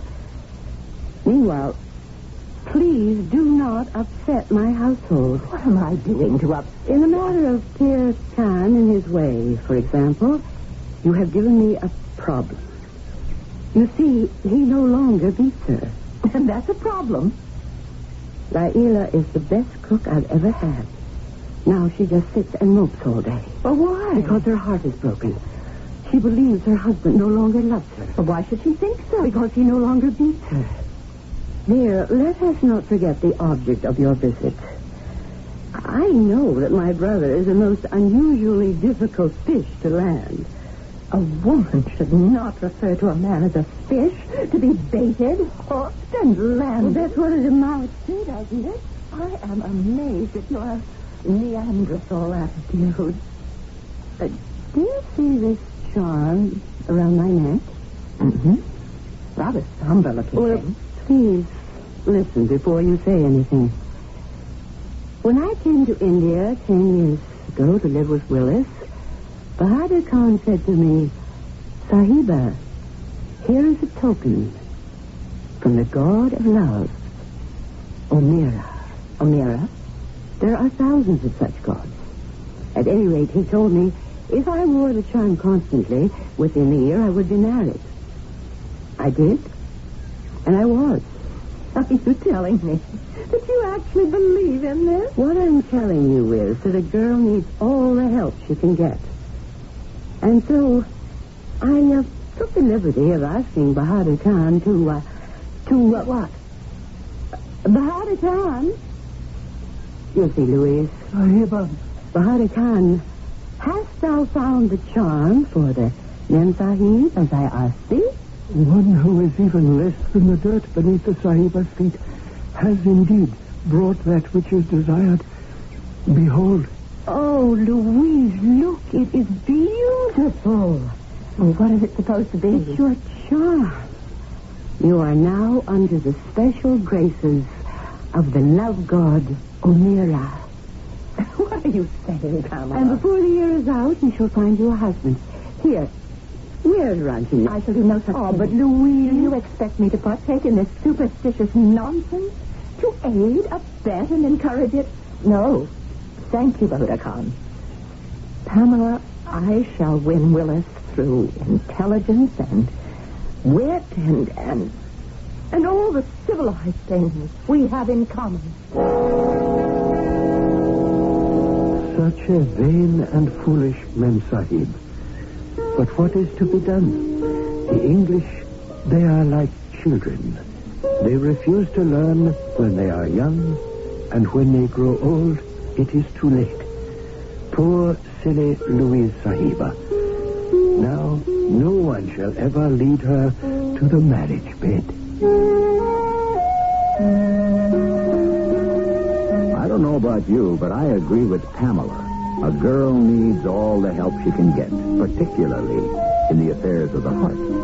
So then, what prognosis for this proposed match between Willis and Louise? Can it proceed without help from the love god? Is there a love god? We shall have Act 2 in just a few minutes.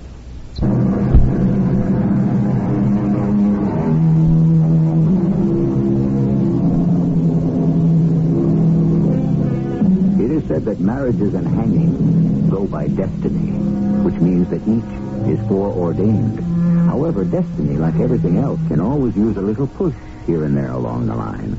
Well, here we are in the India of almost 100 years ago. A determined spinster named Louise has just turned down an offer of help from one of the local love gods.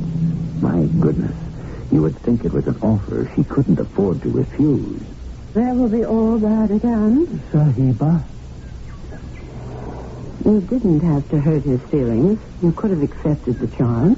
And connived at this dark superstition. Oh, Louise, everything doesn't have to be so serious. Well, I think it's high time we adopted a serious attitude towards that heathen mythology.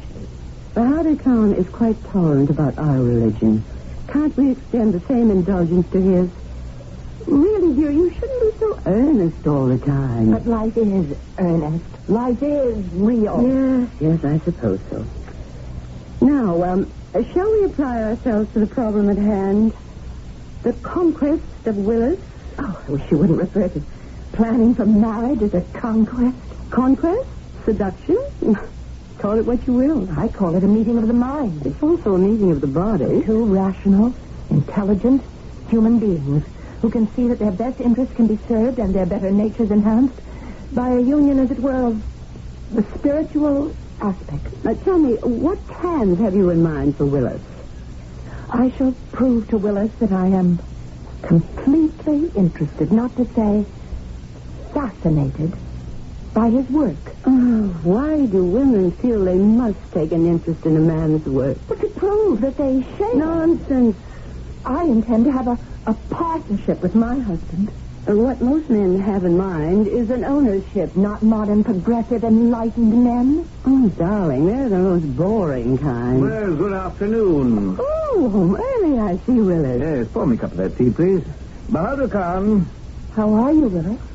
We see so little of you. Well, the work of the empire, the vast lumbering Indian empire, must be got through somehow. Bahadur Khan. It is time to settle accounts with the man-eater in the Mayhura Hills. Thou wilt fetch the double-barrel rifle and ammunition. It is even as the prison's commands. The second gun and all else that will be required for the hunt. We leave in the morning.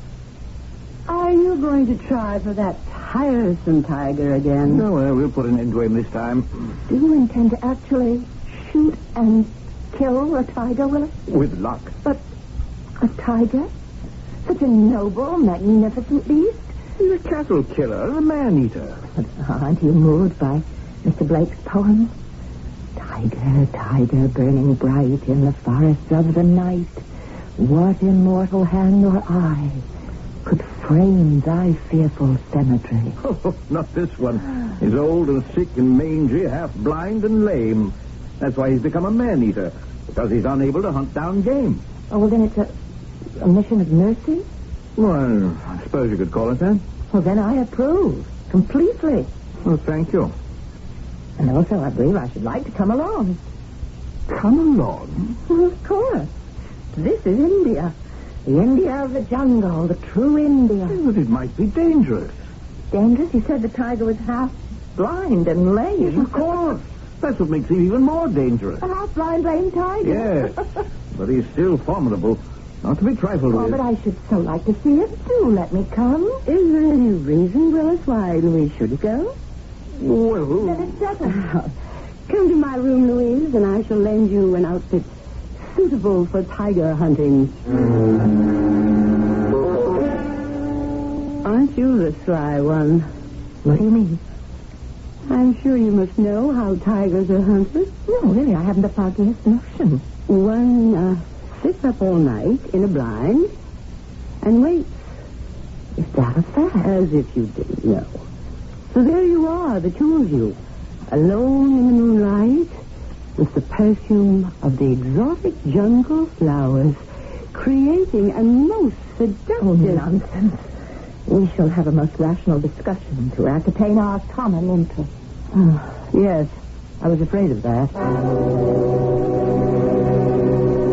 And so the three of us rode to the Malhura Hills, which had sent messages to the district commissioner to rid them of the man-eater who filled entire villages with dread. When we arrived in the foothills, we proceeded on foot, and since these were not our hills, I stopped for a moment and knelt. What's he doing? We may proceed, if the present so desires. Lead us, Bahadur Khan. What was he doing? He was asking permission to hunt. Asking permission? From whom? From the god of this particular jungle. Oh, you see, we're strangers here. You speak as if you actually believe in it yourself. Does it hurt? I would suppose one is always well advised to have as many things going for one as possible. But to answer your question, yes. It hurts. It hurts the cause of progress and enlightenment to support base superstition. Ah, right then, I knew her hopes were doomed. He would never lead her to his marriage bed. For a brief moment, he had been attracted to her. The fact that she wished to hunt the tiger at night had marked her as a woman of spirit. But then, of course, she had spoiled it all with her inability to hold her tongue. These foolish English. Why do they talk so much? Dost thou hear it, Bahadur Khan? By the favor of the presence, thy servant hears. What is it? A goat. A goat? If it is thy will, I shall go forward to see if the villagers have prepared the blind. What is he saying? We must keep our voices low. What is he saying? The villagers should have built us a platform high up in a tree. Why? Sahib, come. Yes, I believe it's in readiness. Up here, Sahib. Good. Help the men, Sahib, up the tree. Oh, thank you very much. Now come, we must hurry. Shere Khan hunts this night. Shere Khan, who is that? Well, that's what the natives call the tiger. This is really quite roomy and comfortable. Yes. Now, I have a question. You can look down from here and shoot the tiger, but why should he be good enough to oblige you and pass this way? That's why. I don't understand. Oh, look below. To the left. What do you see? Seems to be a goat. Exactly. What's he standing there for? Doesn't he hear the tiger? Oh, yes, he does. Well, then why doesn't he run away? Well, he can't. He's tethered to a stake in the ground. Why? For what on earthly reason? It's a very sound reason. The villagers put him out here to attract Shere Khan. And when he comes, I'll be able to shoot him. But the poor goat. What about the poor goat? But the tiger will spring on him and kill him. Well, yes, that's the idea of the thing. Well, that's not fair. It's the only way to do it. Are you saying this is the only way to hunt a tiger? The only way without risking the loss of life. But the goat is going to lose its life. I mean human life. But the goat is also a child of the Creator. Oh, no. I can't tolerate this. Making too much noise will scare off the tiger. That poor little goat. Where are you going? I shall not stay here and see that goat be made a victim. You can't go down there. Bahadur Khan, stop her. Don't you dare. You come back here. I'm going to untie that goat so that it can run away. Now listen. Nice goat. Nice creature. Just let me untie that knob. The tiger is prowling around down there. I need to unloosen this knot. Do you want to get killed? Open? Yes, knot. Louise! Even if I could see the tiger, I couldn't shoot him in time. Giving way, it's opening. Louise! Just another moment, that's all I need. Louise! Run! You're free. Run home. Run, silly little goat. You get away from here, you big bully. Get away. Go home. How can I shoot that confounded woman standing in the way? Go on now. You heard me. Go home. A nice pussy's cat. Just turn around and go straight home. You hear me? Go home. Are they not crazy, all these English? On the ground is the mad Mem Sahib, and she is almost twisting the whiskers of the terrible tiger. I do not know which of the two is more frightened. Up in the tree is Foster Sahib with the double-barrel rifle, cursing as if the devil is in his mouth, trying to shoot the tiger. But the Mem Sahib is in the line of fire, and also in the tree we have me, Bahadur Khan, wondering, waiting to see how, with the grace of God, it will all come out. And I am with you, Bahadur Khan, also waiting and wondering how it must all come out. As we both know, the design already has been woven by Providence, and all shall be revealed in the appointed time by revelation, which in our show is always the third act.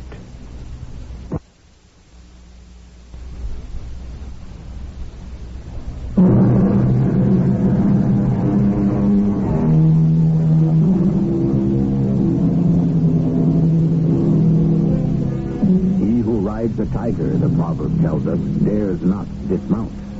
That's a very good analysis of those who are actually riding the tiger. But what can we say of one who is facing the tiger, and alone, unarmed, and on foot? I would suppose we could only remark that such a person is hardly a good insurance risk. Oh, you'll be a nice pussycat and go straight home. Right? Go home. Goodbye to you two, and don't you dare show your face around here again. No, Sahib. Now shoot him. The other barrel, Sahib. Quickly. Got away. So he did. And I'm glad. You're glad? Well, isn't it better this way? There was no bloodshed. It was all your fault. My fault? I should have had him.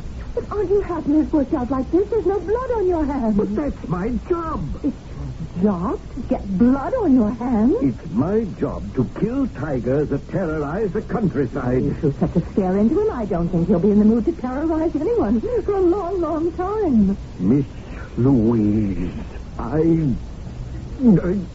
Yes? Nothing. Nothing at all. Bahadur Khan, carry the rifles. We're going home. I must say that the journey home was not a happy one. Foster Sahib was angry, and the Mem Sahib Louise did not know why. After a while, she too became angry, and so they spoke not a word to each other.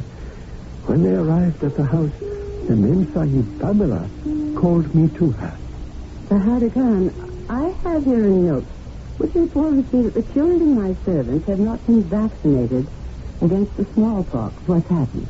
The people no longer believe in devils, and it has been believed that the vaccination is the magic that enters the blood to vanquish the devil of the smallpox. The Sahiba Louise has insisted to all that there are no devils. And in that case, of what use is the vaccination? I see. Thank you, Bahadar Khan. That will be all. But that was not to be all. Foster Sahib was very unhappy at home, and therefore Mem Sahib Pamela was unhappy, and Mem Sahib Louise, she too was unhappy. Indeed, it was a most unhappy household. And then, one morning, before he left for his office, Foster Sahib stopped to speak with his sister. Where's Louise? I believe she's out somewhere. What trouble is she causing now? I think she's teaching some of the children to read. Yes, well. I'm sorry I invited her to come. Are you? My motives were pure. Famous final words. I thought you two would get along. I can't imagine why. You're so alike in so many ways.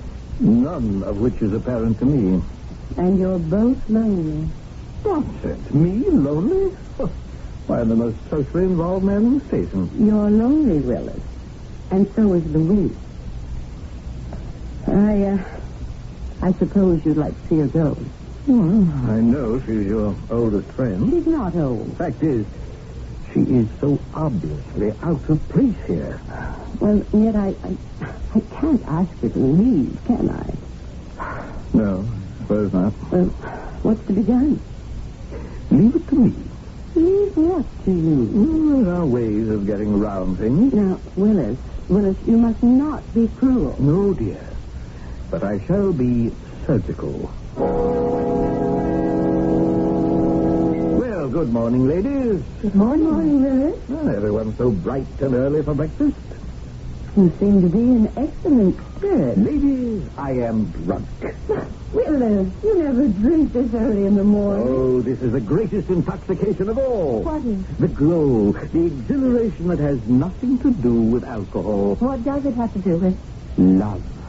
Love? Ladies, you shall be the first to know. I am in love. Willis! At last, the steadfast Willis has finally fallen, taken prisoner by two sparkling blue eyes, a halo of golden blonde hair, and lips as luscious as the Kabuli grapes. I am her captive without hope of quarter. Whose captive are you, Willis? I saw her last night at the club. And suddenly, what can I say? I was smitten. By whom, Willis? By Jenny Thorpe. Jenny Thorpe? Jenny, she's an angel. She's already buried two husbands. Well, let her bury me, too, if it comes to that. Are you sure, Willis? When the heart speaks, can there ever be doubt? I wish you the best fortune, Willis. May you always be happy. Thank you, Louise. You must excuse me. I think I have a headache. You can't be serious, Willis. That impossible Jenny Thorpe. I shall be serious for as long as it may be necessary. I don't understand. For as long as Louise remains here. Oh, well, it isn't necessary to hurt her. Oh, Pamela, dear, there is no such thing as painless surgery. All this was taking place even as I, Bahadur Khan, was serving the tea, the eggs, and the mutton chops for the breakfast. Later in the morning, as I proceeded to clean the bedrooms, I noticed the door of the Mem Sahib Louise was closed, and from within the sound of a woman weeping. I was about to go away, but suddenly her door opened, and the Sahiba appeared before me. Obviously, she had hastily dried her tears. Bahadur Khan, may I speak with you? This insignificant person would be willing to spend eternity listening to the words of wisdom from the present. Please, Bahadur Khan, I'm serious. I'm so miserable. I've always been in love with Willis all my life. He'd never look at me. And now he's going to marry someone else. Is it not written there are other fish in the sea? Fish? Men? No. Oh, Bahadur Khan, perhaps I offended that god. What was his name? Omir or something. But it's when I refused that charm that you offered me. Now I'm willing to believe anything. I mean it. What have I got to lose? And this is such a strange country. Who knows what can happen here?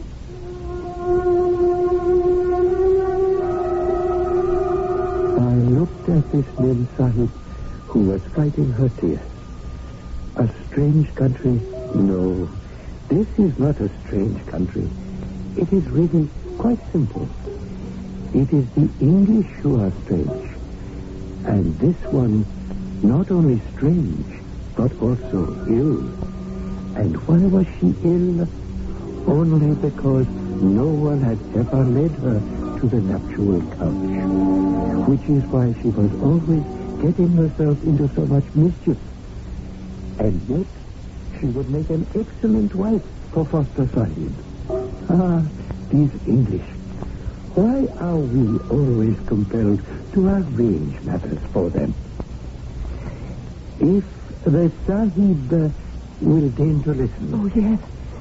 You have grievously offended the great love god Omira when you insulted his charm. But I'm sorry. Omira is a god of love. He can always be appeased. He can? How? One must go to his temple and pray to him. Are you asking me to pray to a heathen god? The Sahiba has honored me by inquiring if I would serve her. If she continues to insult the mighty Omira... No, I certainly don't. No, not at all. Then we must go to the temple of Omira at midnight. At midnight? Yes, at midnight.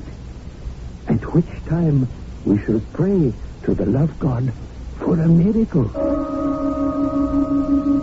Yes, one must always pray for a miracle. And in addition, one must always prepare for a miracle. After all, these things cannot be spun from the air, can they?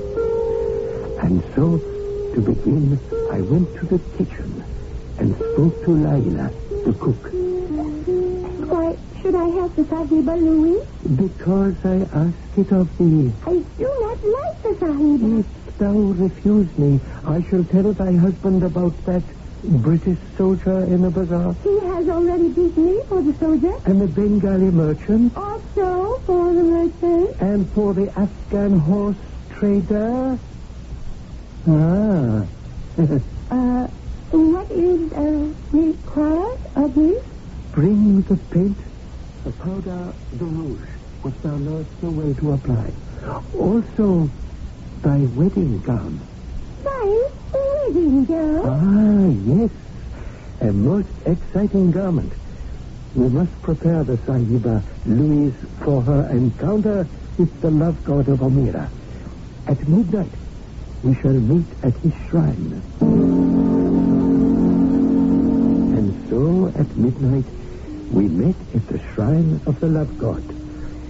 It was a bower of dogwood trees in full bloom, a few feet from the house. And why not? Any lovely place may be sacred to the god of love. At first, I did not recognize the Sahiba Louise. Laila had performed magic with her paint and her gown. Standing in front of me was a magnificent, stately goddess with skin like alabaster, flaming red hair, flashing eyes. I tell you, she was one to inflame the senses of any man. And so I approached. Sahiba Louise, are you now ready to pray to the love god Amira? I'm ready. Then speak. Speak of what is in your heart. Ask for the fulfillment of your desire. I want Willis Foster. I want Willis Foster. Listen to the reply of the love god Amira. I don't hear him. Close your eyes and listen. Listen. Yes. My child, I have heard your prayer. I grant your wish. I fulfill your desire. You shall have Willis Foster. Go to him. Go to him now. Tell him it is my will. Oh, but... Do you believe in me, my daughter? Yes, but... Then go to him now. Yes. Yes. Like one in a dream, she turned, she walked into the house. She went to the room of Foster Sahib, and I heard... Well, what time is it?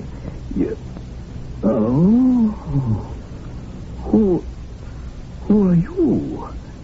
You don't know me. Louise? You can't be Louise. I'm Louise. But you're beautiful. Why have we kept apart from each other for so many years? Now that you ask me, I don't know. Even as children, we knew we were meant for each other. Why did we fight against it? I guess you thought I was dull. And did you think I was too clever? Well, I'm not really clever. No, and I'm not really dull either. What is this nonsense about that awful Jenny sword? Well, that's all it is, Louise. Nonsense. You were always too shy to say it, and I was too proud, but someone has to say it first. I love you. And I love you. Just a moment. Then he closed the door to his room, and I was able to hear no more. Like a good servant, I retired for the night, seeing that my master had need of me no longer. And you, to whom I tell this tale, have need of me no longer as well. For the rest of the story, you may supply yourselves.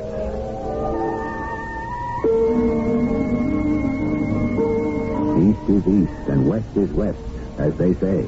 But one place where east meets west is in the universal appreciation of a love story, especially one with a happy ending. We have every reason to assume that they all lived happily ever after. So, bask in the glow of the lover's joy. And I shall return shortly.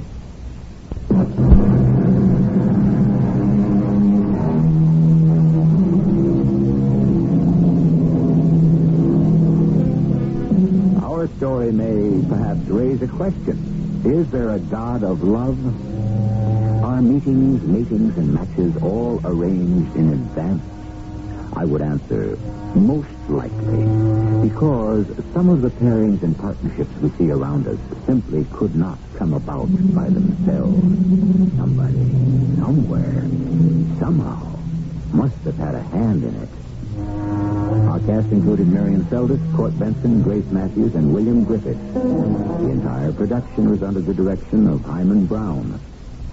And now, a preview of our next tale. When you were found, Gilbert, the sleeves of your jacket had been cut away and the entire front of your shirt torn off. You were all grime and mud, but bloodstains?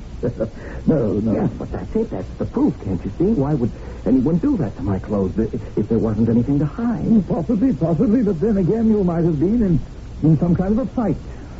The woman. I wonder what happened to her. All the time I was there, I was sure I heard a woman's voice, sobbing. Oh, yes. Gilbert, I want you to drink this. It'll make you sleep. You don't know how I wish I'd had the use of my eyes. Then I could have seen everything. The two men, the body. Yes, Gilbert, I'd say you don't know how fortunate you were. If all this really happened to you and you had been able to see it, it's quite possible right now that you'd be dead. This is E.G. Marshall inviting you to return to our Mystery Theater for another adventure in the macabre. Until next time, pleasant dreams.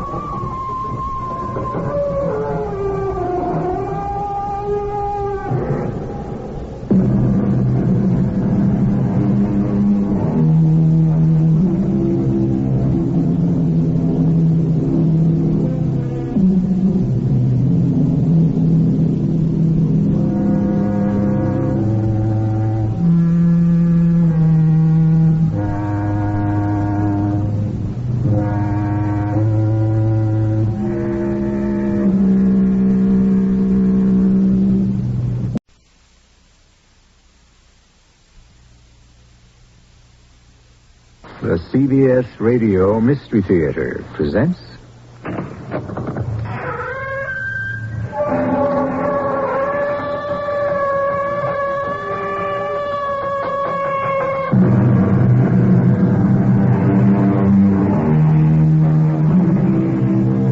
Come in. Welcome. I'm E.G. Marshall. These are very public times. Few of us can have a completely private life anymore. Even when we think we are living one, in the day of infrared cameras, wiretaps, computers, fingerprints, to mention only a few, which of us knows, who knows what about our most intimate secrets? Happily, only the men who fear these probes, who have something dreadful to hide, have to spend every waking and sleeping hour planning to protect the secrets of their lives. And even they can slip and fail to avoid the unseen watcher. Sam, where are you, buddy? Back over Columbia Shores, Rich. What are you doing there? Something funny just happened below. What do you mean, funny? Well, I'm too far away, and I just caught it by accident, but I think I just saw a murder.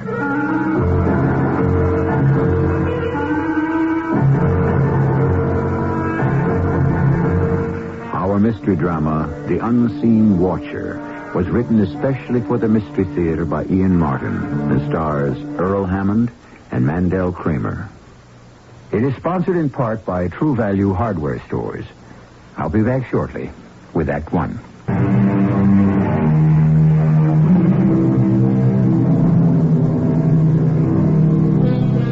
In any town of reasonable size today, the helicopter has become a common sight.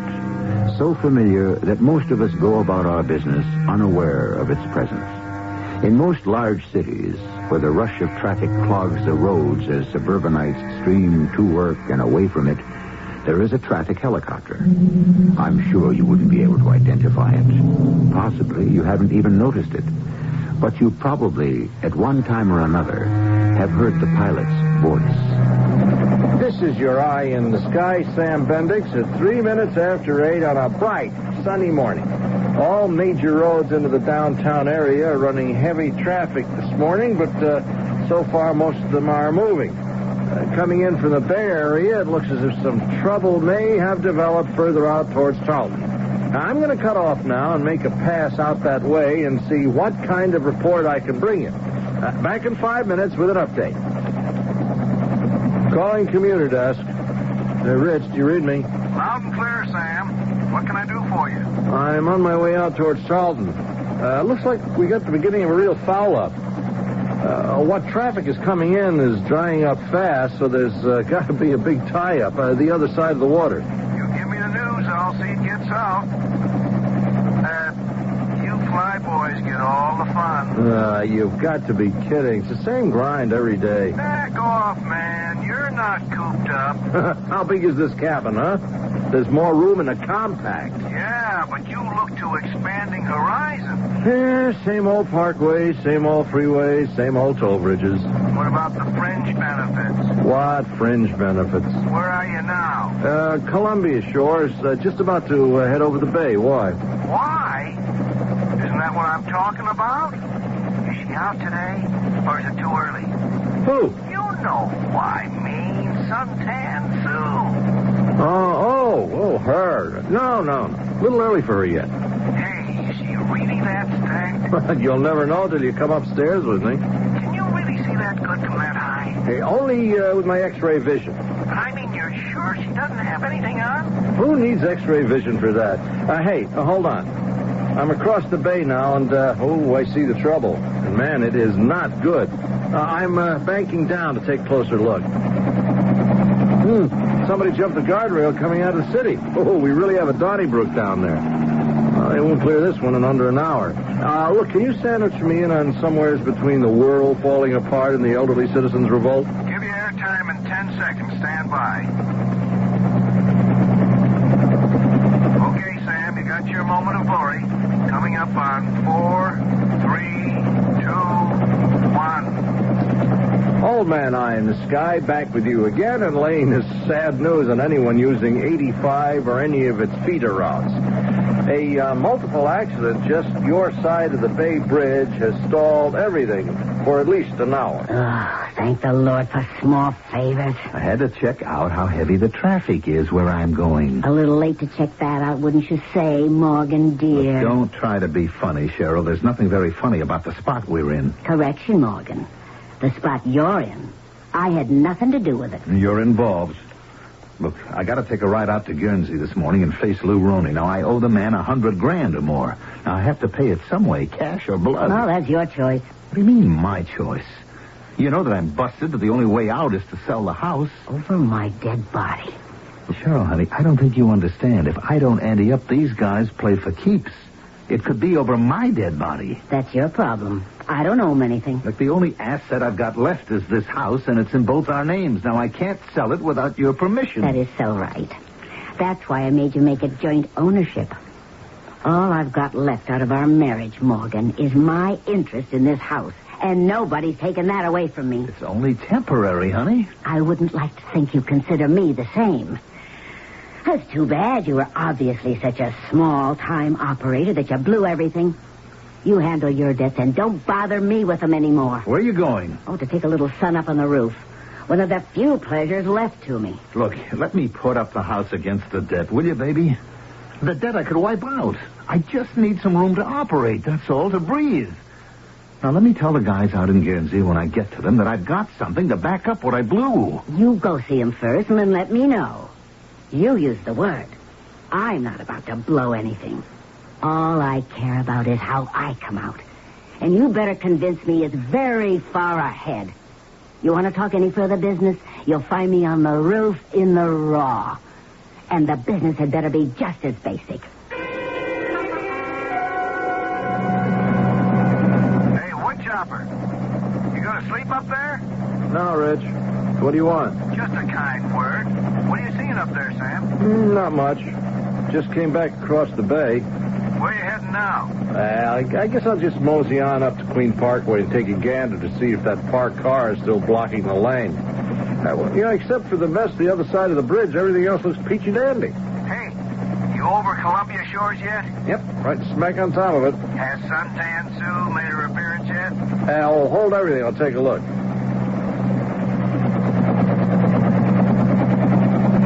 Oh, yes, sir. Just came up on the roof. Large as life and twice as natural. You mean she's really in the buff? Unless it's a plastic bikini. Oh, you ought to be ashamed of yourself. No, she doesn't mind. She just waved at me. How do you like that? At 800 feet, who can be sure, huh? I think you're putting me on, Tiger. Not me. I don't think this dame exists. Well, sure she does. You go ring the doorbell of the fourth house from the corner of Avenue B on Gardner Avenue. I bet she opens the door. Oh, come on. How would you know her address? Ed, I've been flying the city for 5 years in the traffic beat. You name me a street I don't know. So that's your address, huh? Next thing you'll be telling me is you know her phone number. Oh, there's a limit to my encyclopedic knowledge. Anyways, forget it. She's married. You crumb, you've gone low enough you can see her ring? Her husband. He just came up on the roof. How do you know it's her husband? Elementary, my dear Watson. She didn't even reach for a towel. Oh, that's enough of this idle chatter. Now, come on, let's both concentrate on what we're paid to do.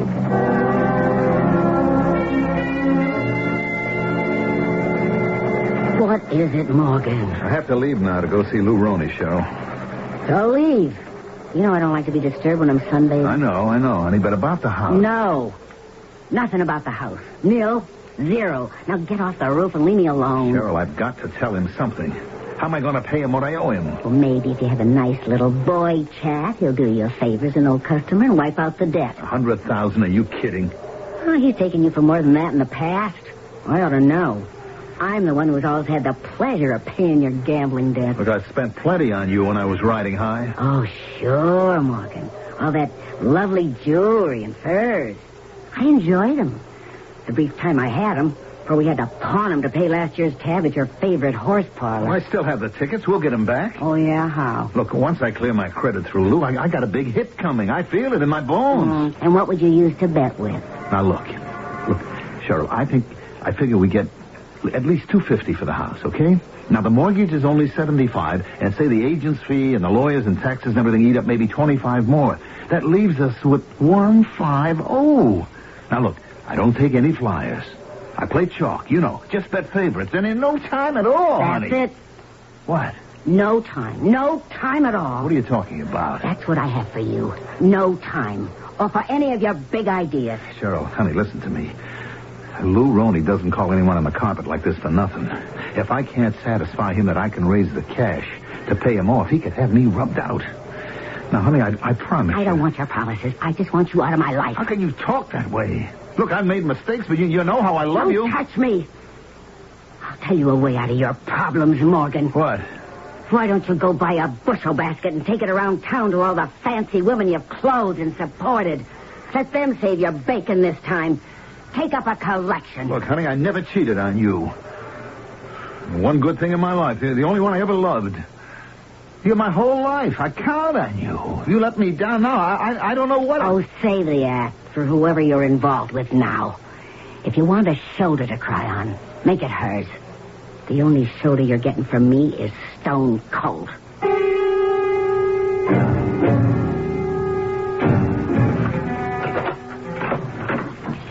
Who is it? It's all right, Denise. It's only me, Morgan. Oh, you gave me a start. I woke up and heard the door. I thought someone broke in. What's the matter, Sugar Pie? What are you doing here so early in the morning? I got to talk to you, honey. I don't have much time. Okay, well, here. Help me out with my robe first, okay? Yeah. You want some coffee? No, I need a drink. Well, you know where it is. I'll get some ice. I'll forget it. I'll take it straight. Hey, what's got you so down? I had a call from Lou this morning. He wants to see me. The office? No. His place. Out in Guernsey? Oh, that's not good. I know. I'm scared, Denise. Well, you don't have to be if you have the money. I don't. I mean, you can have it when you sell a house. Well, I can't sell the house. Well, why not? Because it's only half mine. The other half is in Cheryl's name, and I can't sell it unless she agrees. But she's got to agree. Doesn't she know the spot you're in? Yes, she knows. Oh, Lou Roney doesn't mess around. He plays for keeps. Well, she knows that, too, and it doesn't make any difference. She hates you that much. Look, she wouldn't lift a finger to save me. Denise, honey, you're the last hope I've got. You got to help me, please. Me? Look, you can talk to him. You can ask him to give me a break. Oh, no, Morgan. I'm the last one who can get mixed up in this. No matter what I think about him, he's still my father. If he knew I'd been messing around with you, he'd hand me my head. And you'd be deep six for sure. No, Sugar, that's no way. Well, what am I going to do? There's only one way out I can see. You'll have to get a torch. A torch? Yeah, a guy who sets fires. A pro. How would I go about getting someone like that? You've got the best contact in the world. Lou Roney. If it's anything against the law, he's got it, or can get it. You tell him it's the only way he'll ever get his dough out of you, and he'll find you somebody. Well, suppose he does. I mean, what do I want him for? To burn your house to the ground. And if it was me, I'd burn up that wife you married with it.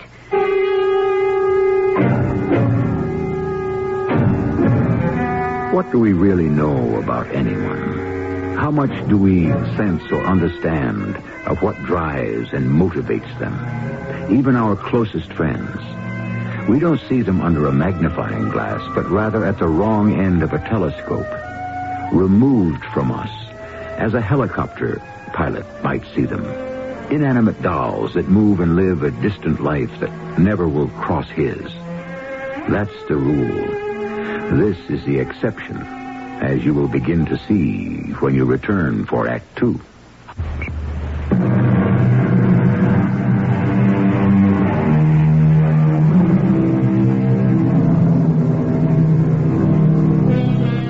By the time Morgan Denning crossed the Bay Bridge heading in the general direction of Tarleton, they had already cleared one of the lanes jammed by the multiple accident on the inbound road. Outbound traffic, of course, was unimpeded, and he was able to approach the interview he dreaded faster than he would have wanted. He was as totally unconscious of the traffic helicopter overhead as Sam Bendix was of him, except for their accidental and totally objective contact through Sam's voice on the radio. Wrecking crews have already cleared one lane inbound to the city, and within the next 5 minutes should have the second lane open. Traffic, which had been bottled up, has already been able to spill out some, and there's relatively steady movement towards the city. Delays should run from 15 minutes to half an hour. Well, this is your eye in the sky, Sam Bendix, hoping you have a good day and... Real easy to be bubbly about disaster, isn't it? Sam Bendix, or whatever your name is, when you're not sitting in the middle of disaster. Why, wouldn't it be great if you could just fly that whirlybird down here and lift me off the hook? What's the matter with me? I'm flipping my lid, talking to nobody.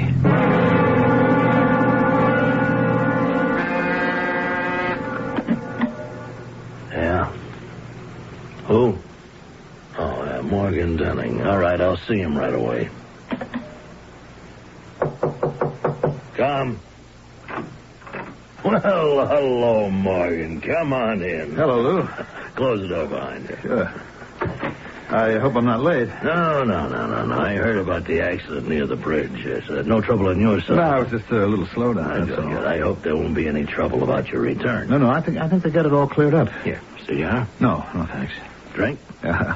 Little early in the day for that. Yeah, we all have our habits, bad or good. I'll pass on the drink. Fine. Now, suppose we get down to business. Huh? Did you bring me some money? Lou, I have to explain about that. If you have to, you have to. It had better be good. I don't have the cash. Get it? No, I intend to. But I need a little help from you. I don't peddle help, just odds and the opportunity to lay a bet on anything you want. Now, if my judgment is wrong, I pay off.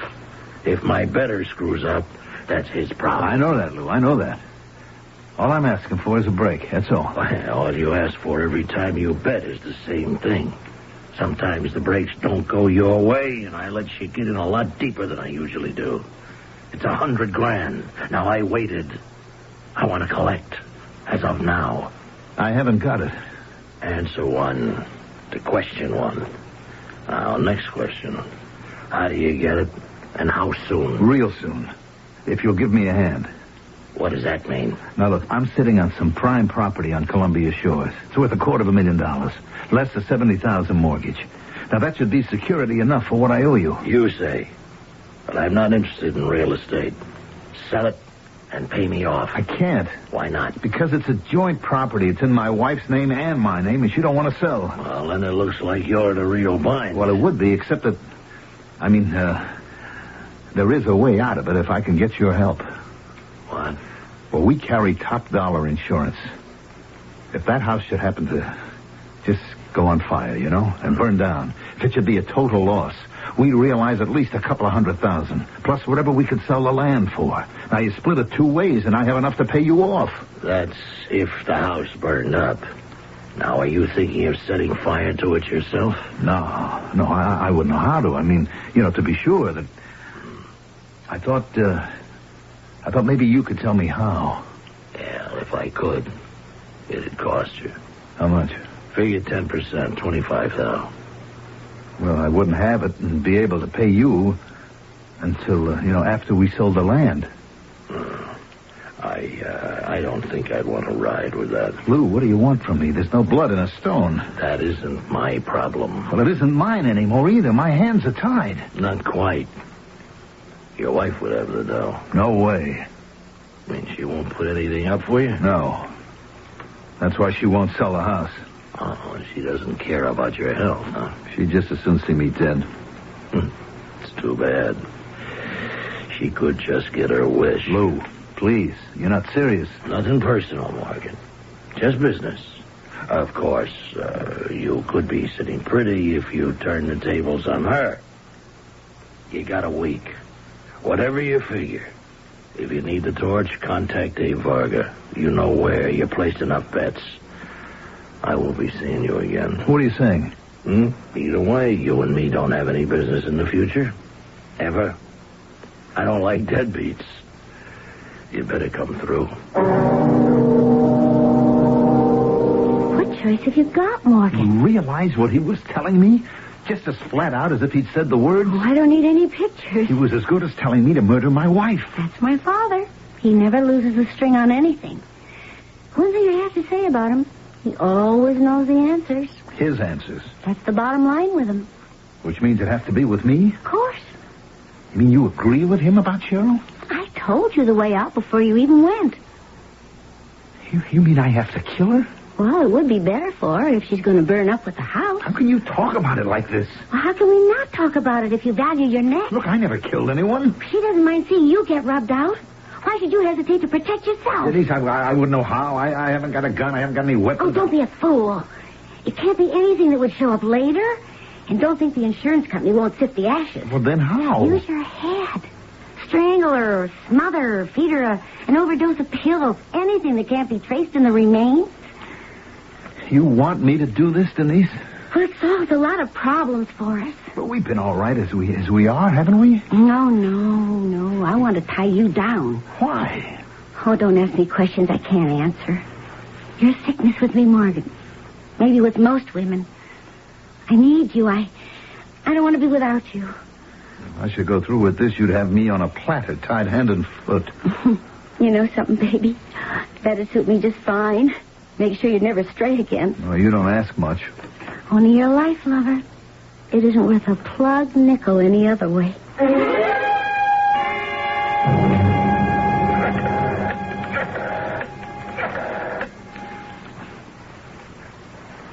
Abe? Oh, no, that's Morgan Denning. Give me Abe, will you? Yeah, hold on. Hello, Abe. It's Morgan Denning. Look, Abe, I want to get a message to Lou. And he said to go through you. Yeah, the message?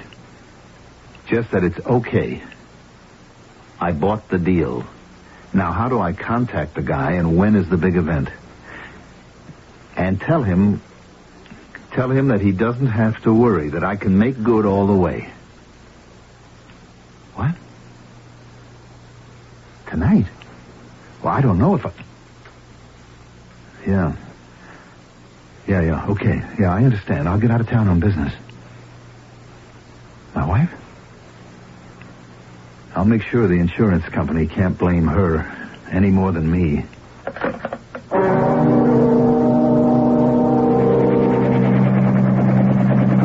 Commuter's desk to copter. Sam, hey, you up there?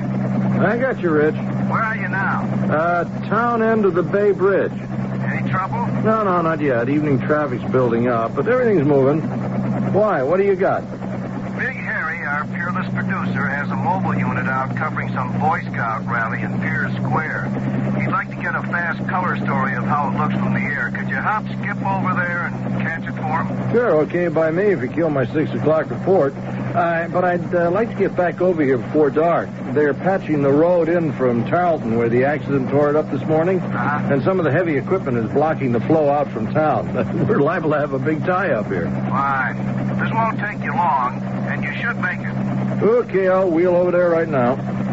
Just for me, before you leave, how's our girlfriend? Is she anywhere around? Oh, Suntan Sue? A little late for sunbathing, but wait a minute. Yep, yeah, she's there. But she don't stand a chance. She's got her husband with her. So what's her husband got that I haven't? Right at the moment, the pillow. He's bringing it to put under her head. Forget her, Rich. She's got all the loving she'll ever need. Cheryl? You startled me. What are you doing up here on the roof? I want to talk to you. Well, I don't want to talk to you. Oh, look, you can't get any sun anymore. Get your robe and come downstairs. I don't want to. Cheryl, I have to talk to you. If it's about selling the house, no, that is out. It can't be. Now, I saw Lou Roney this afternoon, and he laid it on the line. I have got to find that cash. I told you my idea where you could get it. Now, look, I'm not fooling around, Cheryl. This is deadly serious. I'm giving you a last chance. Last chance for what? To bail me out. Oh, no, never again. You've exhausted your credit. Cheryl, I'm begging you to listen to me before... Before what? What are you doing with that pillow? I don't have any use for it. I hope I won't have it. Now, one last time, Cheryl, are you going to help me sell the house and save my neck? How many times am I going to have to tell you no? Even if it costs me my life? I wish to heaven it would, and that you were out of mine. I never want to see you again. You're such a rotten nothing. Oh, you fixed it for me, so life isn't worth living. All right, if that's the way you feel, I'll fix it so you don't have to. I told you I don't want that pillow. Hey, Morgan, what are you... You're making me, Cheryl. I don't want to do this. There's no other way. It's the only way I can save my own neck. The only way I can be safe.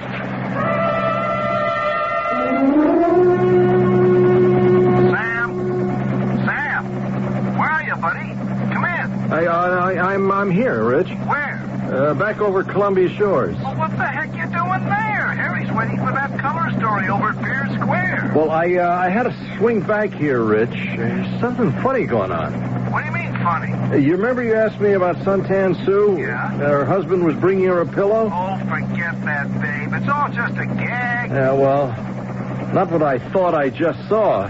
I can't be sure. I'm too far away, and I just caught it by accident. But right at this moment, if you asked me to swear to it, I'd have to say I think I just saw a murder. I said in the beginning, these are public times. It's hard to avoid some unseen watcher over our lives. But how much has Sam Bendix actually seen from the vantage point of his helicopter? Even he is not sure. Has murder been committed? And can he prevent Morgan Denning from getting away with it? Or is his accidental witnessing of an event, as far away as it is, too late? I shall return shortly with Act 3.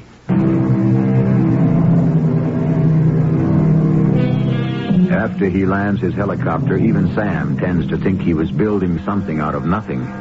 But after sleeping on it overnight, Sam has gone to the police anyway and made a statement. All the rest of the morning, he has felt some embarrassment about stirring up a kind of visual rumor, till in the afternoon, he is called back to see a Captain Fuchs. Why did you report this last night, Mr. Bendix? Oh, I asked the news show to phone at India, Captain, but I guess the powers decided that we didn't have enough evidence to go on. Yeah, according to this affidavit the precinct took from you this morning, there wasn't. Yes, I realize that, yeah. Thinking back on it all, I realized I was taking a heck of a lot for granted. What did you see exactly? Suppose you tell me, Well, this dame is a running gag. See, I always tell Rich and the boys in the news show below that she's in the... you know. But that's just kidding around. What does she wear? Well, I don't know. Bikini, two-piece. I'm too high up to see that much detail. But like I said, it's just a gag. But you know, we keep it up just to relieve the monotony. And last night she was on the roof? Check. What time? Oh, around 6. And just exactly what did you see? Well, it was overcast, and I was just wheeling west to check a possible traffic tie-up, and I passed over the house. At what height? Ooh, 600, maybe 700 feet. And you saw her on the roof? Yeah. How big would she be at that height? Oh, not much bigger than half of your small finger. But like I said, so small you couldn't tell what she was wearing or wasn't. And you saw this man come up carrying a pillow? Yeah, that's what it looked like. And then? Well, I'd started on course to my next checkpoint, and something made me turn back. And I banked and went into descent because I don't know why, really. Just a sort of instinct that something was wrong. Wrong like what? Well, I had the notion that instead of bringing the pillow up to put under her, he had it over her. Over her face. Smothering her? No, I couldn't actually see that. But as I zoomed down, I could see the guy pick her up and sling her over his shoulder and carry her off the roof. Were you close enough by then to recognize him? Oh, no, heck, no. All I could see was the top of his head. Mm-hmm. And the woman, was she fighting him or what? Well, I just couldn't tell that. She didn't seem to be. So you didn't really see very much, Mr. Bendix, did you? No, I guess not. What made you think it might have been a murder? Well, it's just a hunch. Oh, don't apologize for it. A cop like me lives on them. I think your hunch could have been right. Well, I wish the radio station could have phoned the police right away. It wouldn't have made any difference. There wasn't enough evidence for us to take any action. And by my book, it would have already been too late to stop a murder, that is. Now, the fire is something else again. The fire? I didn't give you my full title when we met. I'm Captain Tim Fuchs of the Arson Squad. Arson? That's right. Now, the house we're talking about belonged to a Morgan Denning and his wife, Cheryl.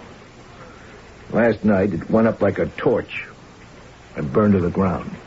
You mean he set fire to it? Not Mr. Denning. We checked him out. He was in Atlanta on business last night. Well, what about his wife? Well, from what we gather from the bereaved husband, she was in the house at the time. The ashes are just getting cold enough for us to sift for her remains.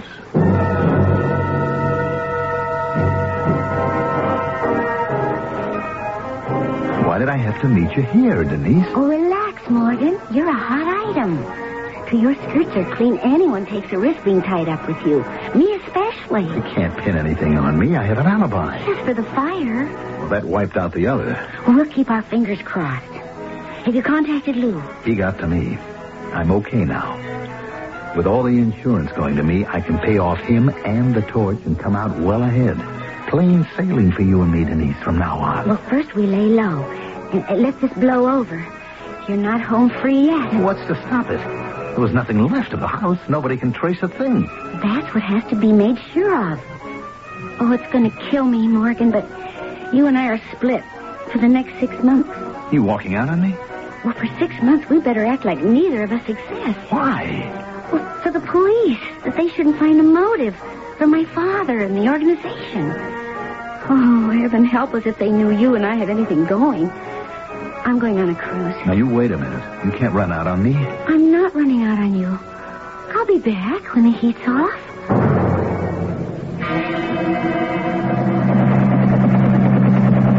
I appreciate you bringing me up here, Sam. Oh, it's my pleasure, Captain Fuchs. Now, we're right over at Columbia Shores now? Yeah. You see down there the empty spot between those two buildings? That's where the Denning house was. And this is the height you were flying? Yeah, right. Now, I'll give you an idea. You see the house to the right, 3 away from where the Denning house was? Yeah, I got you. Yeah, good. Well, there's a guy working on the chimney there, huh? See? That little dot? That's all you could see? Well, I'm a little more used to looking from this angle than you are. But you still couldn't identify that guy face to face? No. Any more than you could swear that it was Morgan Denning you saw on the roof of the house 2 weeks ago before it burned down? Well, I gotta say no. Or that you could even testify that you actually saw a murder? Well, I couldn't swear to it, but... If you couldn't swear to it, what good is it in court? Nah, the only thing you know for certain is the date. October 24th. No. Yeah, come right down to it. That's right. Come right down to it. We're stymied, Sam.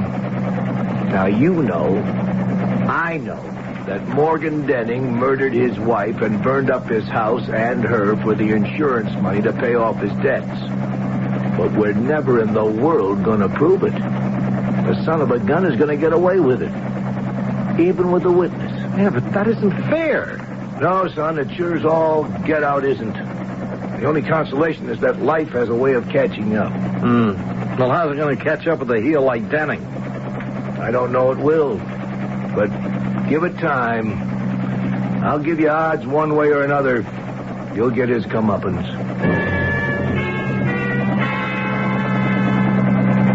This is your eye in the sky with the first report of a grim morning in late November. A driving rain is slowing up all the traffic with poor visibility, and flooded roads are causing massive backups on all access routes into the city. And it ain't a fit night out for man, nor beast, nor helicopters, nor traffic. This has been a long winter, and if anyone thought we were through with the snow, forget it. As far as I can see over any major traffic. Well, I guess most of you thought winter would never end. But it has been a glorious day, and from all the signs, spring is here to stay. Now, all the roads are clear tonight, so let's all take a deep breath and say, hallelujah, it's been a great day.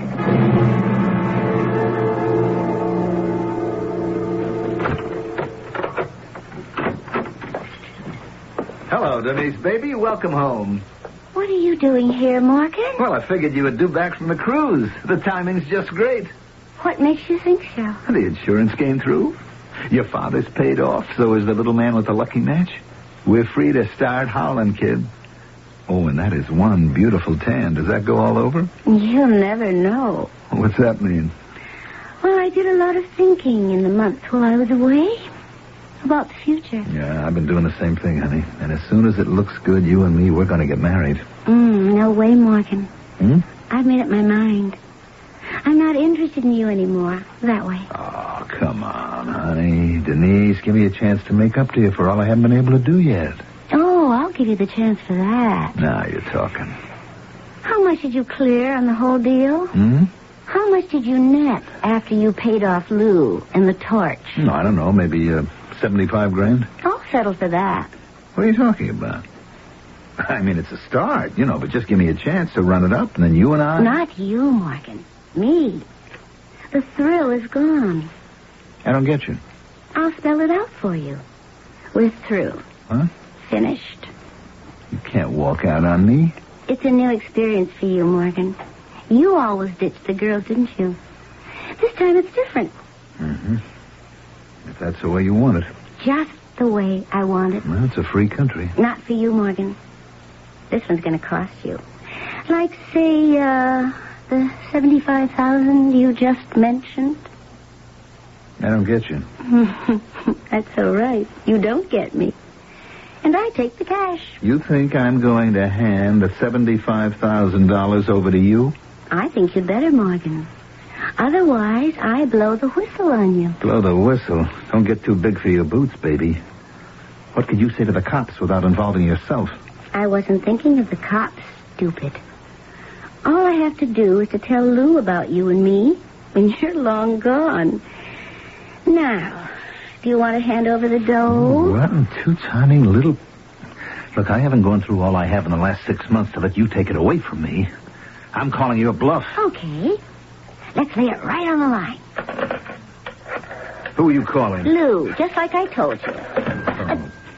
You threatened me. You hurt my hand. Now, don't you ever touch me again. I'll do better than that. I'll shut you up once and for all. Get your hands off me. Are you crazy? Your wife was one thing, but you can't think you can get away with murdering... Shut up. Shut up, do you hear me? Don't you say it. Don't you say that word. Let me go. You're crazy. 6 months, I've sweated it out. Nobody's going to take that away from me. Nobody. Please. Denise? Denise. She's still breathing. What do I do now? What do I do now?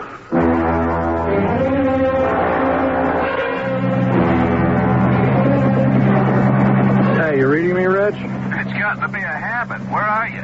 Over Queen Parkway. Nothing to report, really. All systems go. Did you say something about some ice slicks still hanging about? Well, only a few spots after you swing onto the parkway off Piers and head north out of town. How's traffic in general? It's heavy, but moving. You know, this is the kind I always worry if someone does foul up. The stream is running so hard, you got a real pile up before the cars behind have any chance to stop. I think I'll drop down and have a closer look at road conditions. I'll get back to you.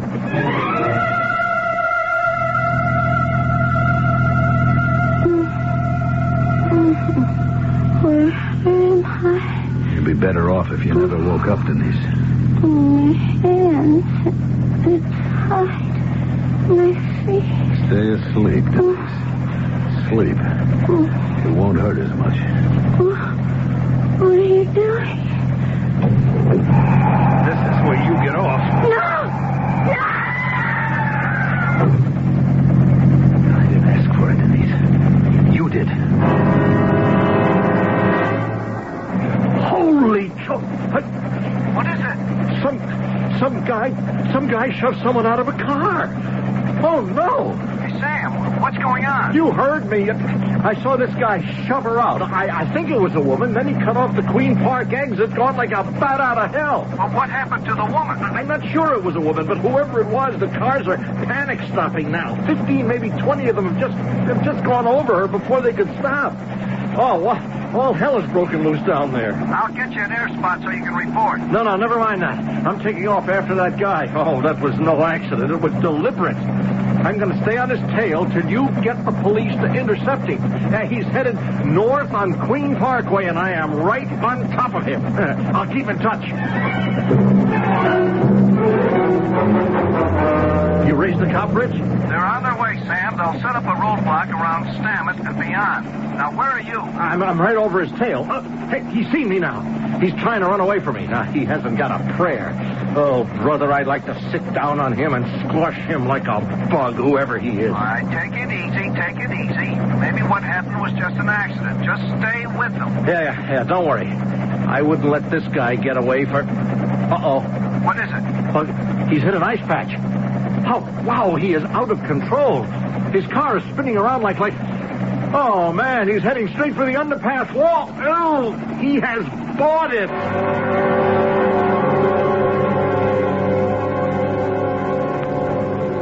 So just because sometimes life pays off even, I figured I'd buy you a beer, Mr. Bendix. Well, I appreciate it, Captain Fuchs, but it was nothing special. Now, I thought perhaps maybe you'd think it was. You know who the guy was you trailed in your copter before he crashed? No. It happened to be a guy named Morgan Denning. The guy who beat that murder rap last summer? Yep. Didn't do him much good, did it? Less than 6 months later, he totaled himself. It's like I tried to say to you. Give it time. These guys always cop it in the end.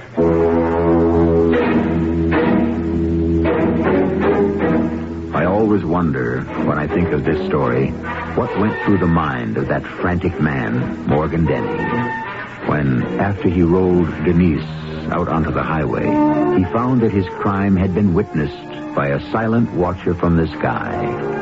No wonder he lost his head, and in panic, also lost his life. The fact that no one will mourn. I'll be back shortly.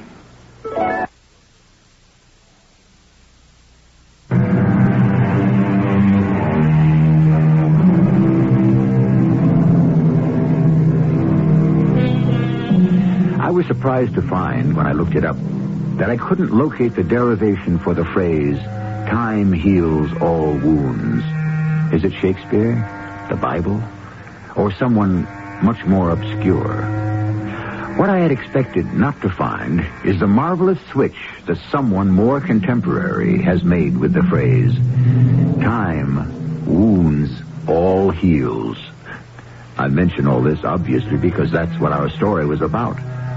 Does anyone know Whose quotations each of these is.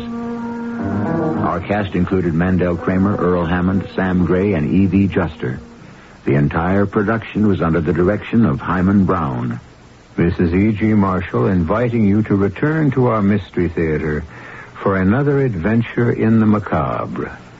Until next time, pleasant dreams.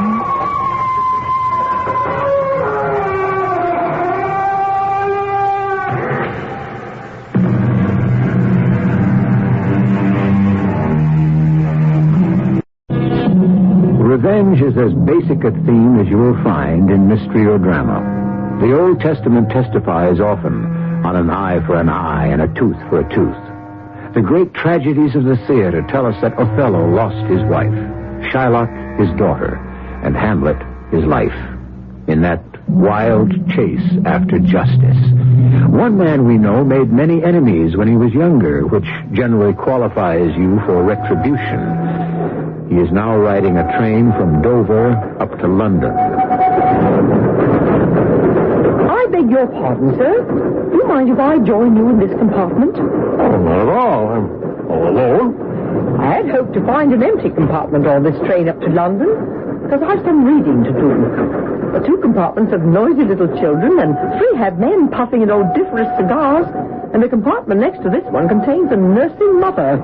I don't smoke. I gave it up years ago. I never started. That's a crutch. I remember the days if I didn't smoke half a pack before I got to my office, I couldn't face the day. Oh, really? Must be a very strenuous and nerve-wracking line of work. Oh, yes, it did leave me pretty edgy, but I've retired now. May I inquire what it was? Well, I was head of Fountainhead Pictures. I'm John Fountain. My goodness, yes.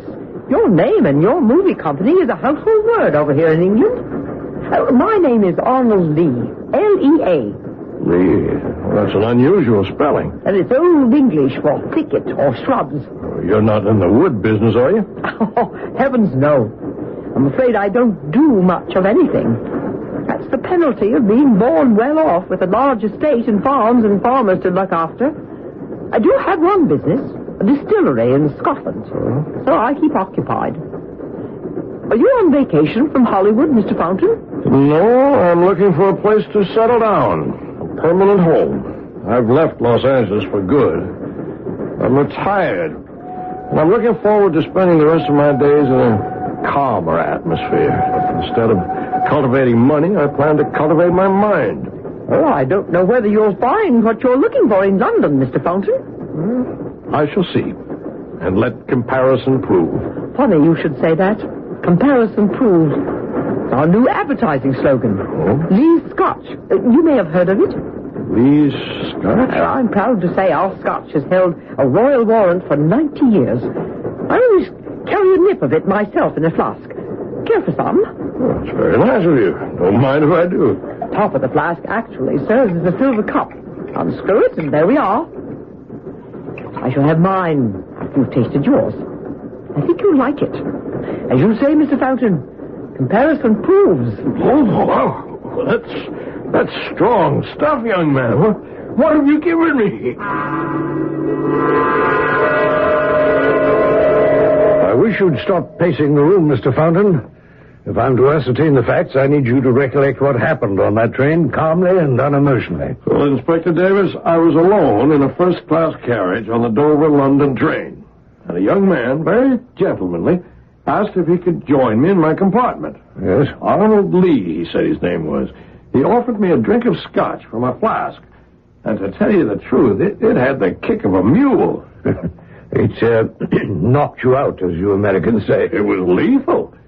Next thing I knew, I'm not sure if I was dreaming then or not, but I thought I was being robbed. Well, now, surely you didn't come to the yard to report a dream. When I woke up, I found the dream had been quite real. Well, who was robbing you? The young man? Well, some strange kind of person or thing I'd never seen before. He took the keys from my pocket, pulled down my attaché case from the luggage rack, opened it, and removed something, locked it, and put the keys back in my pocket. Finally, I did wake up, and I was alone. The train was just pulling into Victoria Station. What was missing from your case? A gold cigarette case. All the thief took was a gold cigarette case? Well, I thought that was strange, too. Did you ever at any time see the face of the person who did all this? I don't know what was dream and what was real, and it didn't look human. It bent over like some ape-like creature. I never saw its face. Well, we shall have a good search round to locate this Mr. Arnold Lee. I'm almost certain that what robbed me was not quite human. Did it make any sound? Yes, a horrible kind of growly laugh. I'll never forget that sound. No one in the compartment but the young man. Well, he might have disguised himself to rob you. Oh, not him. Inspector, I've spent a lifetime casting people to type. He was no criminal. That boy was a gentleman. Well, we'll telegraph a description of the stolen property and the young man everywhere. And see what turns up. Where can I reach you? Well, for the present, I have a suite at London House.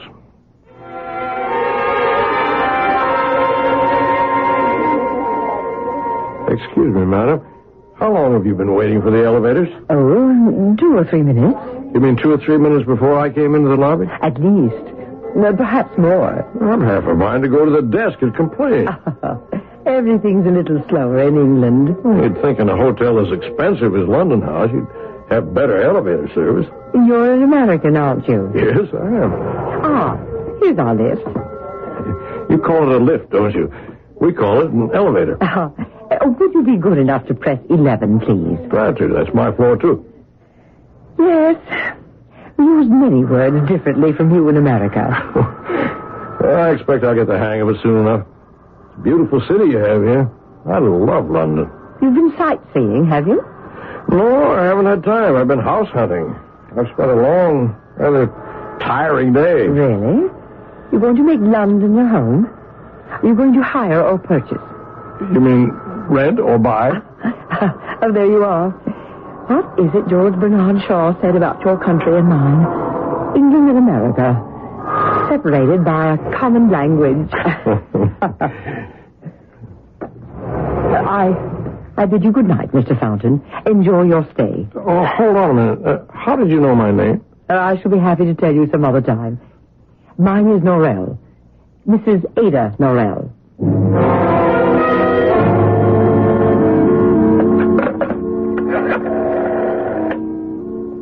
Hello, room service? This is John Fountain. Where's my dinner? I ordered it almost an hour ago. Hold on.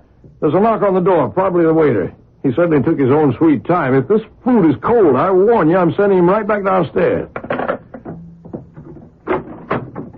There's no one here. Where's my dinner? What is this? Hey, you! You down there in the hall. Say, aren't you that young fellow who was in my train compartment? Hey, come back here. Son of a gun. That's him.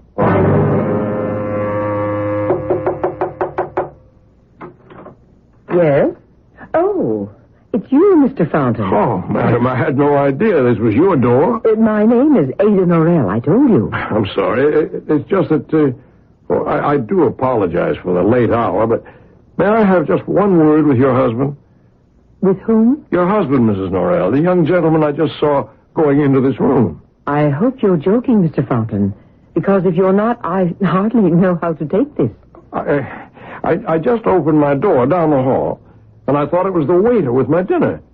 And I saw, going down the corridor, a young man with whom I traveled yesterday on the train. Indeed. And when I called to him, he went down the hall and into this door. Mr. Fountain, I thought you were far more sophisticated than this. To make up such a transparent story in order to pursue me, it's a bit obvious. I assure you, I swear, Mrs. Norrell, I had no idea this was your door. And I assure you, Mr. Fountain, nobody came in here. My husband passed away 3 years ago, and you are the only gentleman in this hotel with whom I have the slightest speaking acquaintance. I do hope we shall not be seeing one another again. Good night.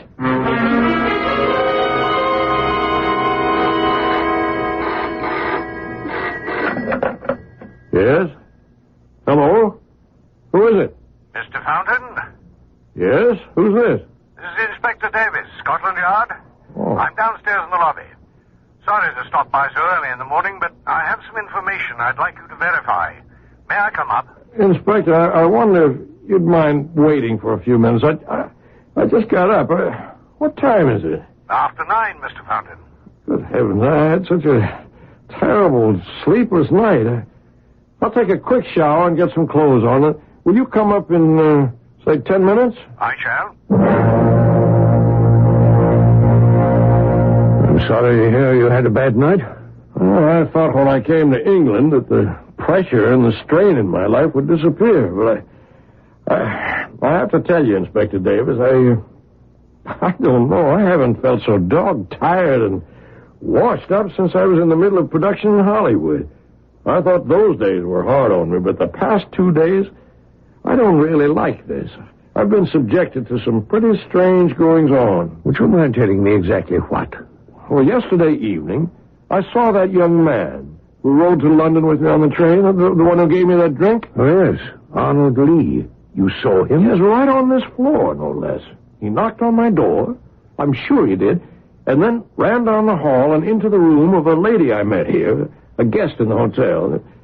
There's something going on, some kind of a game or something. She said he never went in there. This lady, is she a friend of yours? No, I just met her. She's extremely beautiful, a widow, and surprisingly, she knew my name. I don't find that surprising. So did I, the moment you walked into the yard the other day. You knew me? My dear Mr. Fountain, your name as a movie producer is extremely well known. We in the British Isles are devotees of the flicks. But right now, I'm more interested in the lady's name. Mrs. Ada Norrell. I did say, didn't I, that she was extremely attractive. Beautiful, in fact. Yes, you did. Well, this Mrs. Norrell has nothing to do with my visit this morning. Well, you're on to something already? Have you located my cigarette case? And that creature? We're not quite sure. You said for an instant you saw this person who was robbing you, but you were uncertain as to whether you saw the face. I show you this photograph and ask, is there any resemblance? Well, this... Where did you get this picture? But I... pain. Help me. My chest. I can't breathe. Yes, in my breast pocket, there's some pills. Right. It's a night hook. Quick, give me. Give me.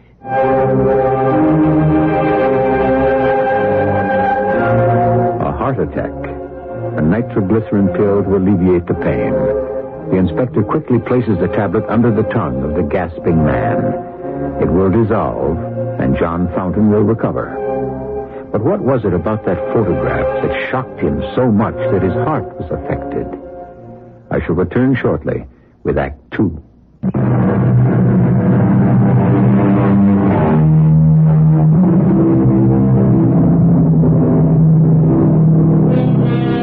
As with so many dramatic presentations on Mystery Theater, there's always more to the evidence than meets the eye. With that in mind, and making allowances for surprises along the way, we return to London House, where Inspector Davis of Scotland Yard has just shown a photograph to movie producer John Fountain to identify. For whatever reason, Mr. Fountain suddenly suffered a seizure of the heart. Mr. Fountain, how do you feel now? Oh, much better, Inspector. When they come, they come. Let me see that photograph again. Are you sure you feel up to it? Let me see it. Yeah. Study it carefully. Does it resemble anyone you've ever seen? I don't know. It's not a very clear picture. Oh, she's terribly disfigured, poor thing. Yes. She was caught in a fire. When was that? Oh, 6 months ago. Are you sure? This woman escaped from Broadmoor. That's an asylum for the insane. She made her escape several hours before the London train you were on left Dover.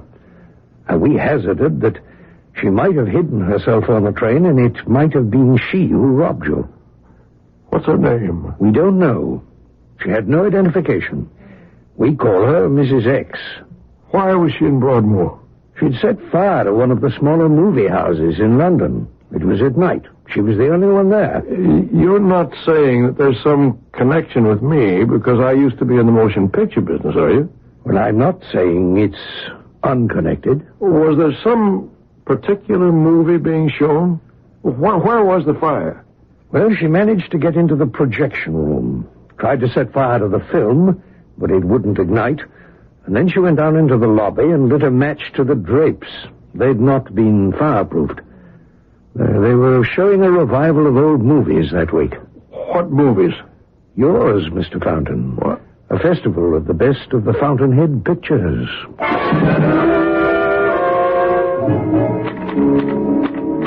Now, you're staying late tonight, Davis? No. Typing up this John Fountain case, Chief. Isn't this simple robbery taking an awful lot of your time? Well, I don't think it's that simple.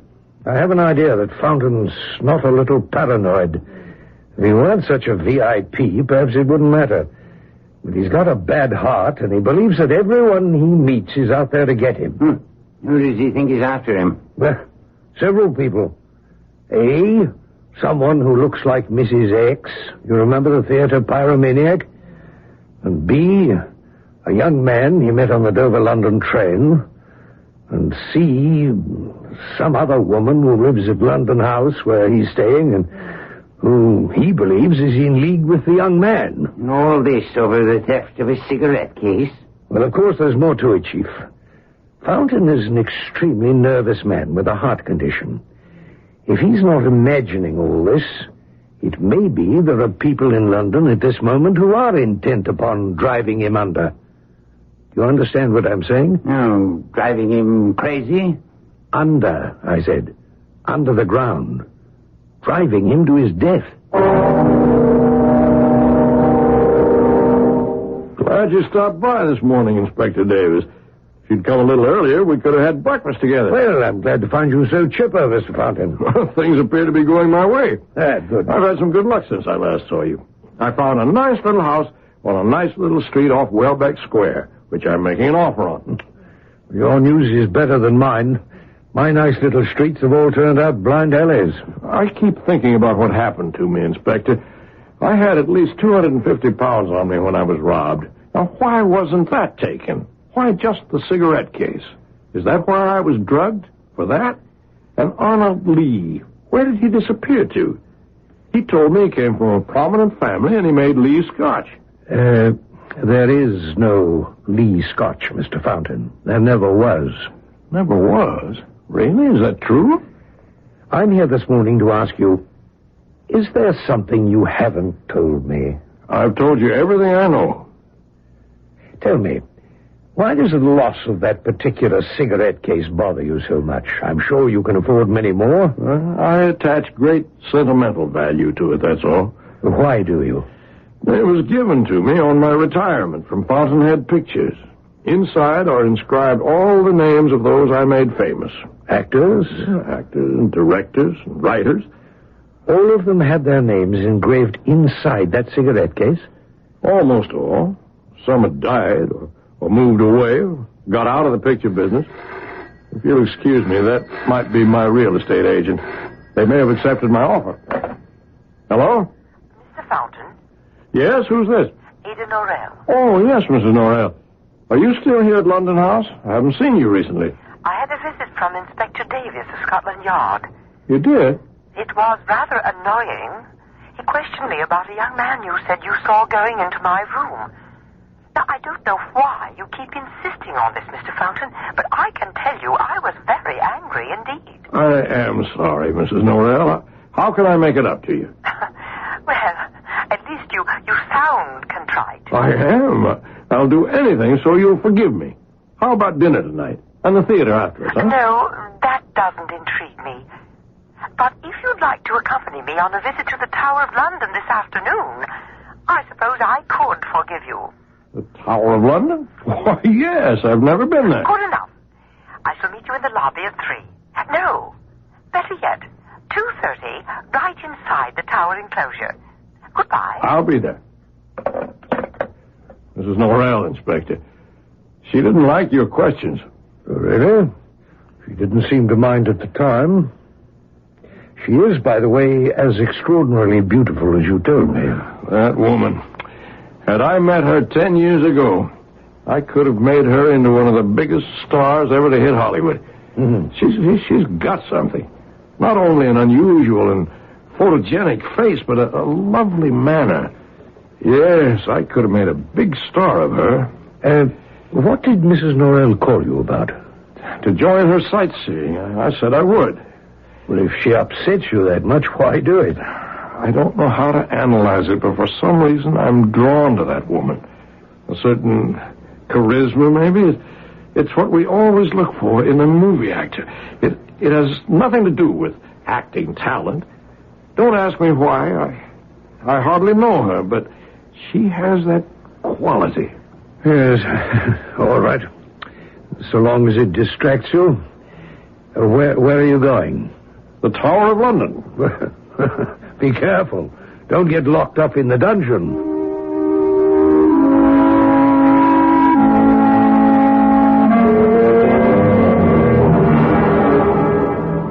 I said I was sorry, Mrs. Norrell. I'm generally very punctual. Yes, I imagined you would be. I was just about to leave the tower when you arrived. Oh, please forgive me.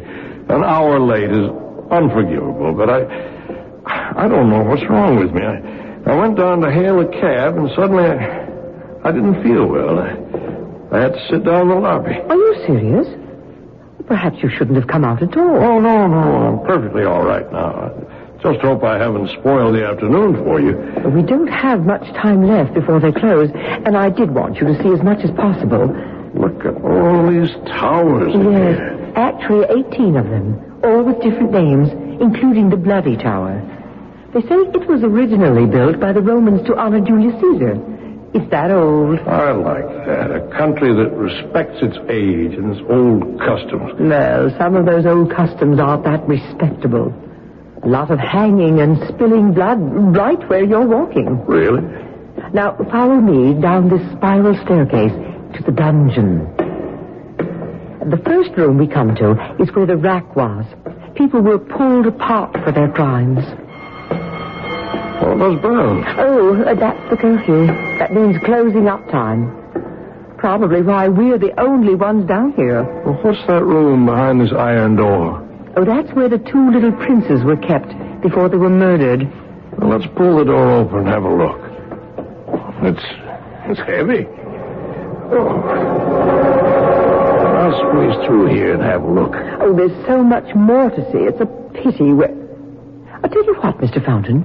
Suppose I go and find one of the yeomen and ask his permission for us to stay on a while after closing.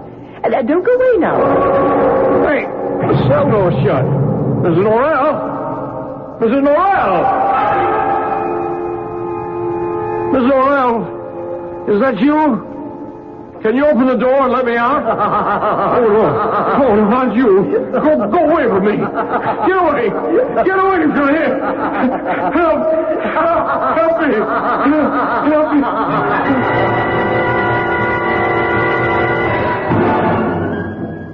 The nurse said it was all right for you to receive visitors. How do you feel today, Mr. Fountain? How long have I been in the hospital? 2 days. I don't know what to make of all this. Well, if you're feeding up to talking today, I'd like to know what happened. I was going to ask you, Inspector. I don't usually wake up 2 days later and find myself flat on my back in bed. You've forgotten, Mr. Fountain? Wait. No, it was all a nightmare. Wasn't it? I didn't really see anybody, did I? Well, you had a seizure in the Tower of London. The guards came by and found you in the dungeon. Somehow you'd locked yourself in. Fortunately, it's happened before. A visitor gets very excited, releases the door, finds himself locked in, faints, and so they know exactly what to do. They whisked you off to London Hospital, and since you're an American, they called me. She did it. I'm sure of it. Who did what? Mrs. Norrell. And then she sent that hideous creature to the cell. She came up to the door and laughed at me. Can you be more detailed? Well, the door to the dungeon has a little window cut into it. I was calling for help.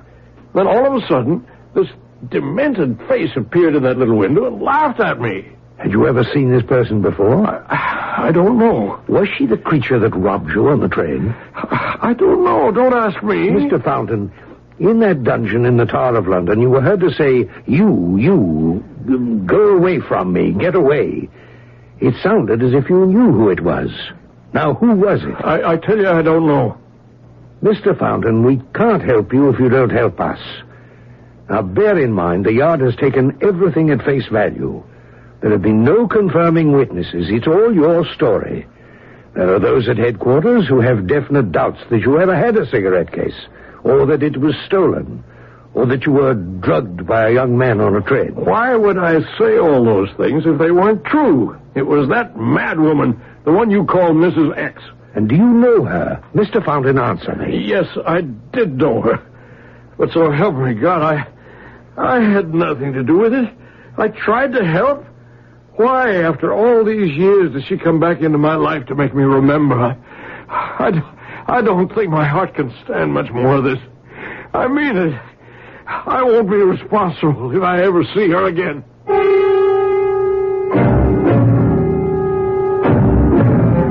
I think we're beginning to see the elements of a tale of revenge. A cast of characters, a retiring movie magnate, a widow of extraordinary beauty, a young man on a train, and a Mrs. X, a woman with a disfigured face. Could it be that what began as a simple robbery may have consequences beyond imagining? As I've often told you, when we are 2 acts into the plot, wait and see. I shall be back shortly.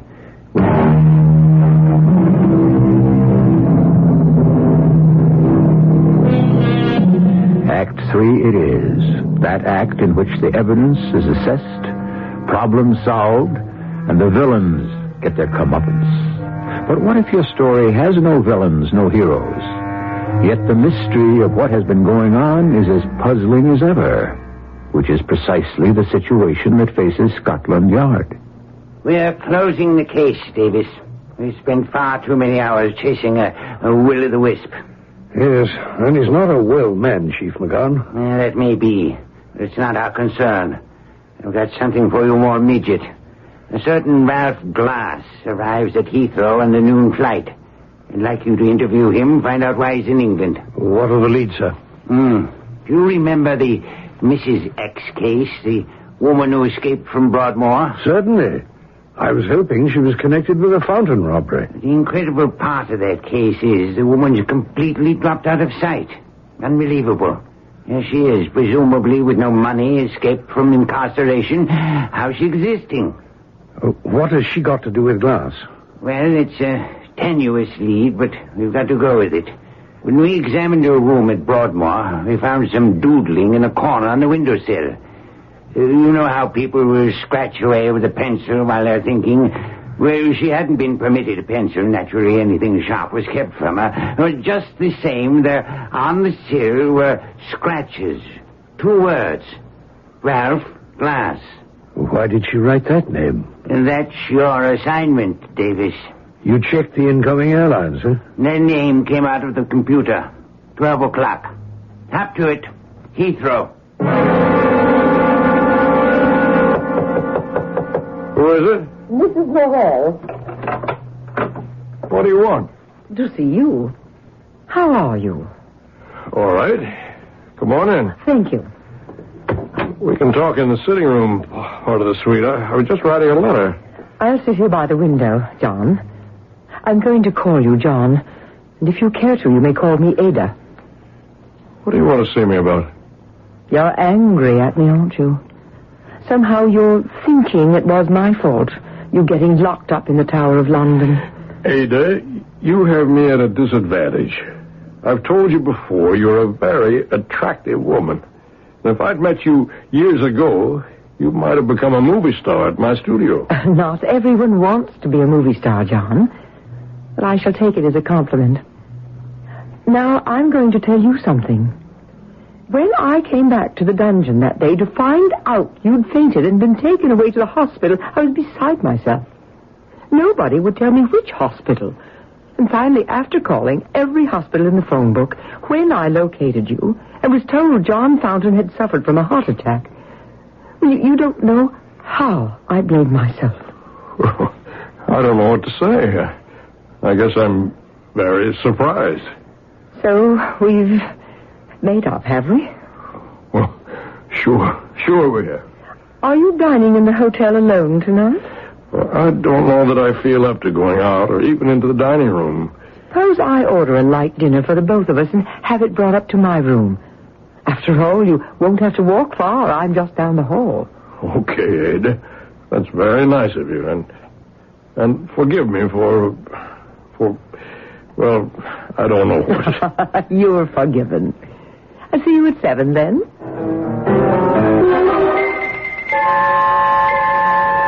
Are you Ralph Glass?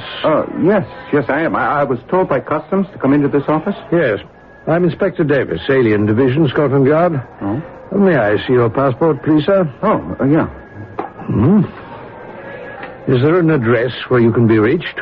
Well, I'll be staying at the London house. I note you list your occupation as makeup man. You're not planning to conduct any business of that nature while you're here, are you? No, not at all. I do makeup for the movies. I haven't come here to work. Are those your bags the porter's just brought in? Oh, yes, they are. Just put them down there, will you please, porter? Thank you. You may go. Mr. Glass, would you mind opening your luggage? Oh, not at all. Do you think I'm smuggling in something? The smaller suitcase first, please. What are these, Mr. Glass? Those are facial masks. What are they made of? Oh, very thin, painted latex. An invention of mine. I see. What do you do with them? Well, when an actor has to play an older person or a disfigured person, we use these masks instead of makeup. You see, it's very pliable. Your own skin can breathe through them, and they're as lifelike as a human hand can make them. Indeed. Hold this one up. Extraordinary. I do believe it resembles a lady I interviewed quite recently. Oh? I would say this is no ordinary character makeup. These masks are works of art.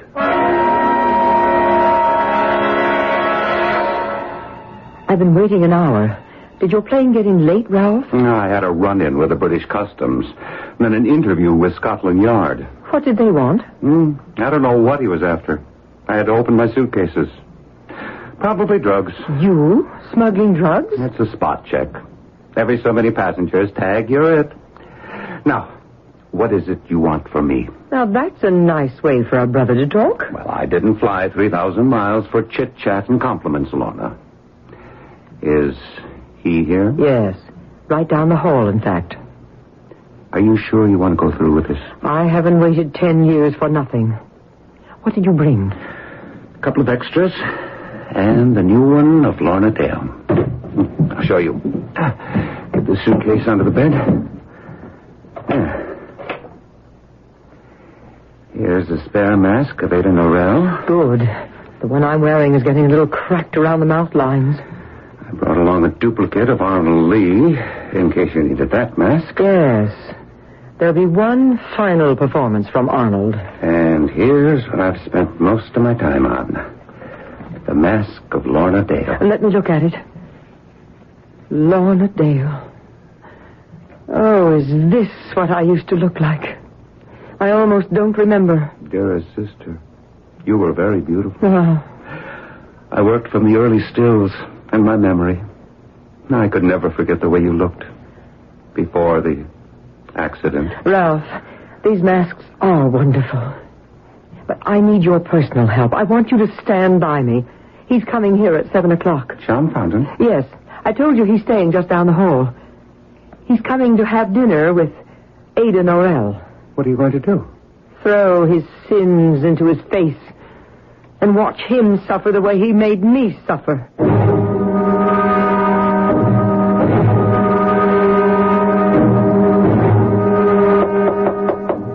Who is it? It's me, Ada. John Fountain. Oh, come in, John. I'm just finishing dressing. Where are you, Ada? I'm in the bedroom. Be out in a minute. Fix yourself a drink. Thank you. Can I fix you one? Then I've ordered wine with dinner. I'll wait for that. I'll just have a whiskey and soda. I have a surprise for you, John. A visitor to see you. Say, aren't you... Yes, indeed. Arnold Lee. How do you do, Mr. Fountain? What is all this? You remember your gold cigarette case, Mr. Fountain? I have it. Not so fast. Don't be grabby. I'll read you the inscription. With affection and respect to the founder of Fountainhead Pictures. And it's signed by all those nice people you put on the map. All but one. Who is that, Mr. Fountain? I thought you stole it. Give me that. Oh, sorry, I dropped it. Oh, how careless of me. I've squashed it flat by stepping on it. Goodbye. I have to go now because there's someone else who wants to say hello. Ralph, your old boss, John Fountain, is here. Come on out to the bedroom. Hello, John. Remember me? Ralph Glass? Well, of course I do, Ralph. You were in makeup. What are you doing in London? Lorna asked me to come say hello. Said there'd be a reunion. Lorna? Yes. Lorna Dale, my sister. The most beautiful girl in the lot. Don't you remember her? Oh, sure. Sure. How is she? Don't you know? She was in the cabin up at Arrowhead with you when it caught fire and you ran out. You saved yourself, remember? It wasn't my fault. The kerosene stove just tipped over. It wasn't your fault that you got out without a scratch? And Lorna was so badly burned they could never fix her face again? Not your fault? Why are you doing this to me? I've left Hollywood. Why are you over here to tell me this? I know, John. You're trying very hard to escape, but things keep happening to you, don't they? How would you like to see Lorna Dale right now? Oh, no. No, please. Yeah, you have no choice. Lorna? Would you come in, please? Hello, John. Long time no see. Oh, Lorna. Oh, you're beautiful. You haven't changed at all in all these years. Remarkable, isn't it? Considering what my face looked like after the fire. I had no idea plastic surgery could be so restorative. I don't believe it, Lorna. Not a mark on my face, is there? Look closely, John. Fantastic, no? Now, I want you to keep looking. Ralph, help me off with this, will you? Now, look, John. Does this face of Lorna Dale look more familiar to you? Or did you prefer the mask of Lorna Dale? Oh, no. No. No.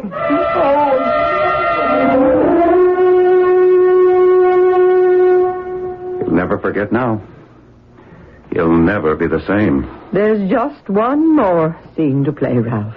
Is that why you're wearing your Ada Norell mask? It's the one a certain gentleman knows me by. I telephoned him before to ask him up. Do I know him? If you don't, you will in 10 seconds. Inspector Davis, it was good of you to stop by so late at night. The yard doesn't keep hours, Mrs. Norrell. This is my brother, Ralph Glass. Oh, yes, we met. But I didn't know you were related. I asked you here to confess to setting a fire, escaping from an asylum, engineering a robbery, and almost, but not quite, worrying a man to death. Inspector, did you ever hear of a motion picture actress called Lorna Dale? I certainly did. I had a crush on her all through school. What happened to her? Well, she and the studio head were caught in a fire in a mountain cabin years ago. Did she die? Only her face. Inspector, I want you to write 3 names down on a piece of paper. Go ahead. Arnold Lee, Ada Norell, and Lorna Dale. And then take a very close look at those 3 names. Mrs. Norrell, I already have. Oh? The names Arnold Lee and Ada Norrell and Lorna Dale are all the same anagram. The same letters transposed to make 3 different names. It was I, the same person, transposed to make 3 different people. But how could you? Ralph, show Inspector Davis the masks. Of course, those masks. Now I see a fire, a burnt face. Mrs. Norrell, you are really Lorna Dale. Yes, I am. I hope you will let me pay for the damages to the theater and for escaping from the madhouse. I am not crazy. May I call you Lorna Dale? Of course. Miss Dale, I can straighten out matters with both the Yard and Broadmoor. I think you've suffered enough. I'd better be on my way now, but I shall never forget your 3 performances. Your 3 people. In 3 masks. Remember the old maxim that went, revenge is like a boomerang? Though for a time it flies in the direction it is hurled, it takes a sudden curve, and returning can hit your own head with quite a blow. Not this time, though. I shall be back shortly.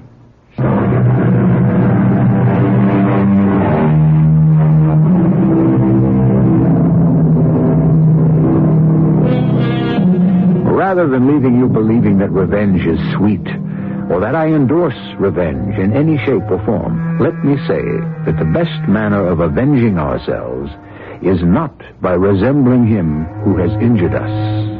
Yet, men are not gods, and often it is indeed difficult to turn the other cheek. Our cast included John Beale, Court Benson, Joan Shea, and Ray Owens. The entire production was under the direction of Himan Brown. This is E.G. Marshall inviting you to return to our Mystery Theater for another adventure in the macabre. Until next time, pleasant dreams.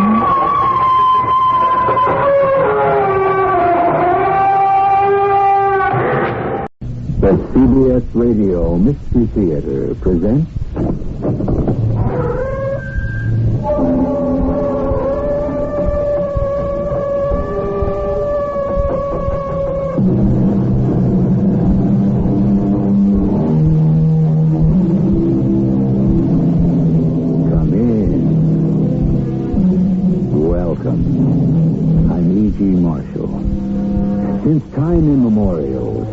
have begun with the classic phrase, once upon a time. Then, to the avid and eager listener would come a history of love, hate, adventure, mystery, horror, or whatever emotion the teller wanted to convey. But history, like all words, is not necessarily what we think it means. Its basic definition is a narrative of events connected with a real or imaginary object, person, or career. Note that it does not confine it to the past. So, here is a history of the future, the kind that begins, supposing if... We recognize your presence, daughter. What is your desire? Not mine, but the Earth creatures. He demands an audience with you. Demands?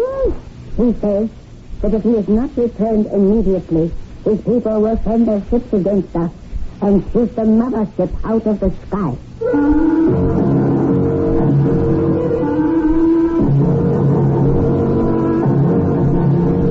Our mystery drama, Enemy from Space, was written especially for the Mystery Theater by Ian Martin and stars Mandel Kramer. I'll be back shortly with Act One.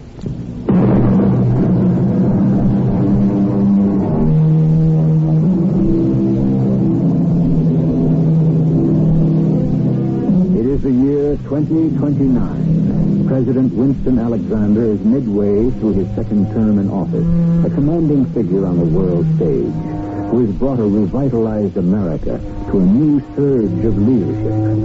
The unfortunate breakdown of arms limitation talks have more than ever isolated the two superpowers. And with nuclear proliferation a fact, the only hope of the world is that the two superpowers are at last nearing a major accord that will mean peace. This is where we stand on this fateful night at exactly 3 a.m., February 25th, 2029. This is Central Command. Triple red alert. Repeat, this is CENTCOM, triple red alert. Attention all units, highest priority. This is alert AAA. This is a triple red alert. An unidentified flying object has pierced the DMZ and has now landed on the front lawn of the White House. Mr. President! Mr. President! What's the matter, Andy? Why are you knocking so frantically at Father's door? I don't know, Jimmy. We may be under attack. Now, stick with me until I check on your father. I'd better try the door. Mr. President, Good Lord, no. His mother is dead. Oh, where is he, Andy? Where is Daddy? Daddy! Daddy! The window is wide open. That thing is still there. Jimmy, come back. They must have taken Jimmy, don't show yourself to the enemy. Get down, get down. What for? They're not paying any attention to us. That is some kind of warcraft out there. They might fire on you. I don't care what they do to me. They've got my father. Oh, stop them, Andy. Stop them somehow. Jimmy, by now, every piece of equipment in the U.S. has been alerted to stop whatever the heck that thing is. That nobody wants to see the president kidnapped. But we can't bring any firepower to bear on him without risking your father's life. What are you and the rest of you little soldiers going to do? Well, I can't tell you exactly. There are contingency plans for things like this. Why? I don't know. I'm not a member of CENTCOM, but there must be something that... Attention, please. Attention.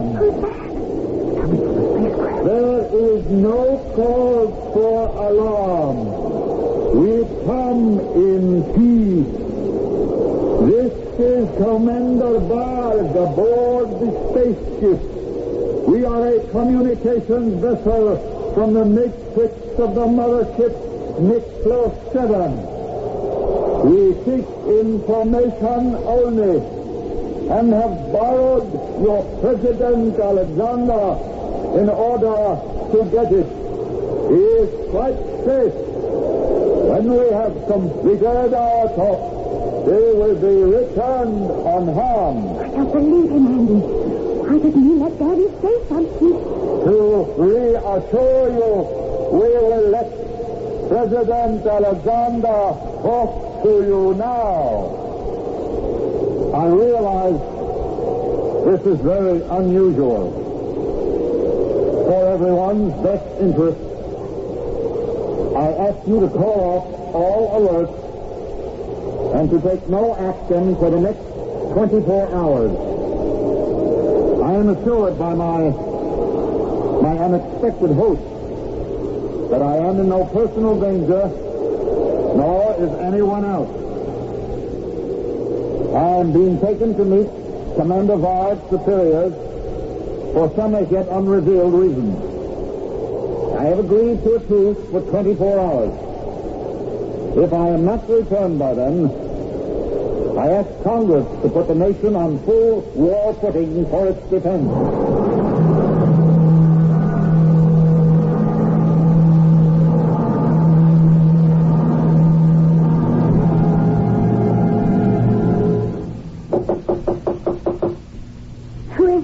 Colonel Harris, Miss Alexander. Oh, just a sec. Oh, come in, Andy. Any news? No, not yet. Oh, do I have to be cooped up here like this? Jenny, do I even have to answer that? You know what it's like out there? Panicsville. Oh, what do you think it's like in here? Inside me? Oh, hold me, Andy. Yeah, I got you, Slugger. Oh. Now, hang in. What's happening to us, Andy? To the whole world? Who are they? I don't know, Jimmy. Nobody knows yet. Where are they taking Dad and why? Don't you think I'd give my eye teeth to be able to answer those questions? Oh, never mind you. What about all those fancy tracking systems? A big, sophisticated strategic command or whatever you call them? Didn't they follow that saucer thing or whatever it was? Yeah, from the second after it lifted off, the darn thing just disappeared. Where? How? Darling, I'm a lucky little boy in the Air Force who ended up a president's aide-de-camp and I hope pretty soon his son-in-law, but I am not a scientist. Oh, don't try to waffle, Andy. You must have some idea. How could this spacecraft slip all our defenses? Well, first off, it has some kind of radar negator. Otherwise, it never could have gotten here. The second, who knows what this craft is vectored on? It could be traveling on a Mobius curve that took it upside down into some other space continuum or through a galactic time window. All I know is we can't pick it up electronically, by laser, satellite spectroscope, nothing. It's just gone. Then Dad with it? Gone. No, Gina, he's all right. What makes you so sure? You heard the man. What man? Well, whatever he was, Varg, the spaceship's commander. He promised he'd return your father after they talked to him. Whoever they are, what did they talk to him about? Search me. Oh, don't give the big stone face to me, Andy Harris. You've got to have some idea what's going on. I swear to you, Ginny, I do not have one clue. And if they don't return Dad within 24 hours, then what? All right. I guess we go on full wartime footing. Against what? Well, that's the big question, Ginny. Bad enough that we have to take a step into the last unthinkable war, but to have to make that step without knowing the enemy is kind of mind-boggling. Did you even know that they are the enemy? Yeah, I think President Alexander answered that one for us in the speech we heard. He was the one that set up the time limit. And the way I read it, he wasn't running all that scared. I think he was laying it on the other guys that they weren't dealing for much strength. You really honestly believe that, Andy? I don't know what I believe. And neither does anyone else. This is the one contingency nobody ever figured to make plans for.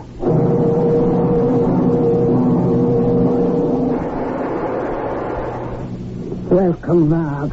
You were successful, I hear. I am always successful. It's nice to know someone has a good opinion of you. Someday I will make you sorry for your contempt for me. It isn't contempt, Bob. You're beneath that. Do not give yourself airs, Zeta, because you are half borrowed from the life stream. These modules are just as good as you. I don't intend to argue with you. Have you brought our hostage? He is just beyond the door. Can we get on with the business at hand before the Supreme One questions the delay? Oh, one of these days, Zeta. Open. You may come in, Mr. President. Thank you. This is Dr. Zeta. You will be in her control now. May I ask why I've been brought here, wherever I am? My instructions do not permit me to do so. Then I demand to be taken before this Supreme One. What is it you want of me? My desires are simple and quite practical, Mr. President. I am a doctor. A medical doctor? Yes. May I ask your name? Zeta. That's all? Dr. Zeta? Won't that serve? It's only identification, after all. Why am I here? As far as it concerns me, for a basic series of tests. Medical. I'm not applying to be a citizen of whatever state you represent. You have joined Mr. Seven as a passenger. It is routine for you to be quarantined until we can determine that you are properly immunized. There isn't time for that. I thought I had made it quite clear to your Commander Varg that if I am not returned to Earth, or am not in contact with it within 24 hours, a state of war will exist between us and your country, whatever it's called. We have no country. I beg your pardon? We are survivors. Limited to the travelers on this spaceship. Oh, this is a large cosmos in itself. We are not inconsequential, but we are a culture in search of a home. I don't understand exactly why I have been... Well, why mince words? Why I have been kidnapped. What function can I serve for you? I am not quite sure of that myself. It is something you will have to discuss with the Supreme One after I have finished my test. Give me your arm, please. What for? I wish to take a blood sample. If you don't get me in to see your precious Supreme One, Dr. Zeta, you will have a bath of blood. My country, for its own protection, will throw all our might against you and blow you and your mother ship out of the sky. Not while you are hostage. Oh, yes. I would disappear with you. I am, after all, not indispensable. You mean you would permit your people to destroy you? I would expect them to if you were the enemy. Are you? First of all, I must carry out my test. And then, I will seek an audience with the Supreme One and tell him you wish to appear before him.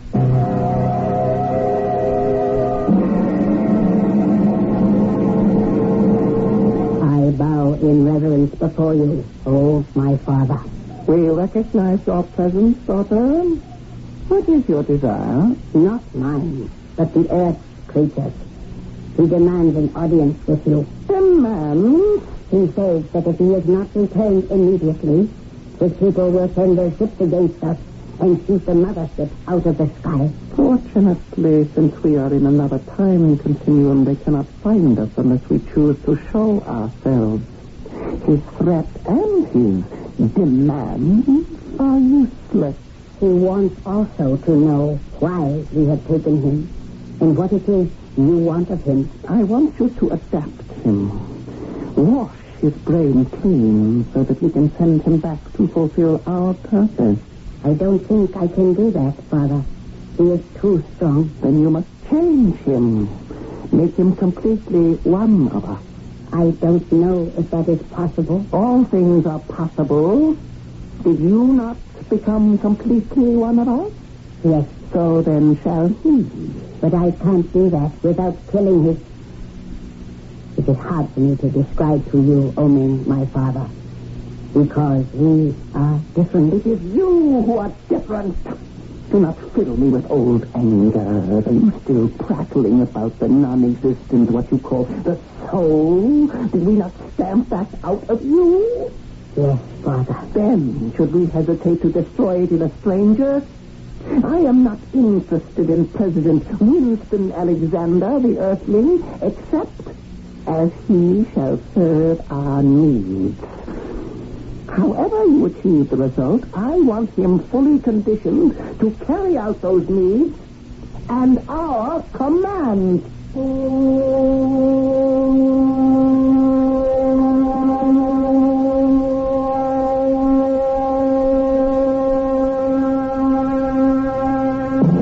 Now remember, this is a story of supposing if. Supposing there was a mothership from some unimaginable planet, coursing in space, looking for a new land to colonize. And supposing if they singled out Earth and felt that was their promised land, how much of it would they lay claim to? Or would they simply follow the pattern of colonialism and take it all? I shall return shortly with Act 2.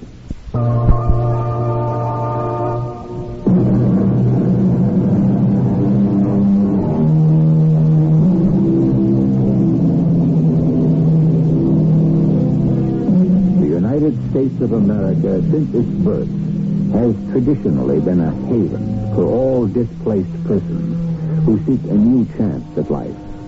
By and large, with few exceptions, no country has welcomed the alien more generously. But alien in a science-oriented society is no longer a simple description of someone who may differ in minor ways, such as color, creed, or politics. Tomorrow's alien may come from a background so foreign that there is no hope a world can be shared. You have been long, Dr. Zeta. What news do you bring? I am afraid not what you want to hear, President Alexander. You mean I am not to see your Supreme One? He has commissioned me to be his ambassador. Well, under other circumstances, I couldn't be more charmed. Perhaps even under these. What do we have to discuss? Mr. Alexander, if that is the correct term to apply to you. It is perfectly correct. Except somehow between us, Yes? Well, I don't know what made me say that. Some strange tug underneath everything makes me want to deny any formality between us. I must tell you, Mr. Alexander, you are wasting your time. I am not a woman as you conceive of women. Are you so sure? Yes. You must understand about us aboard this ship. We are only humanoids. You cannot judge us by your standards. Humanoids? Robots, if you prefer the word. Although it is not exact. Let me explain. The mothership on which we are now traveling was named after the planet that was our home, Nicholas 7, in the Adumbrian galaxy. Some generations ago, a supernova in our galaxy exploded. And in the Holocaust that swept across our planet, almost all of my ancestors were destroyed. Those that were left found in that environment that was left, the human body, as you would call it, could not be sustained. You mean there was no atmosphere? No air to breathe? What? Oh, there was atmosphere. Poisoned by radiation. And that forced us to adapt. To adapt in what way? Since the human body was eroded, we had to provide an envelope in which to sustain life. We developed what was essentially a machine, an engine wrapped in the simulacrum, the semblance of the human. And we powered it with the mind, the individual souls of those left alive. Well, if you were so successful, why didn't you develop and recolonize your planet? Because, unfortunately, our atmosphere was not stable. And in the time following the Holocaust, we were left with no air to breathe and no way to adapt our robots to some other form of energy.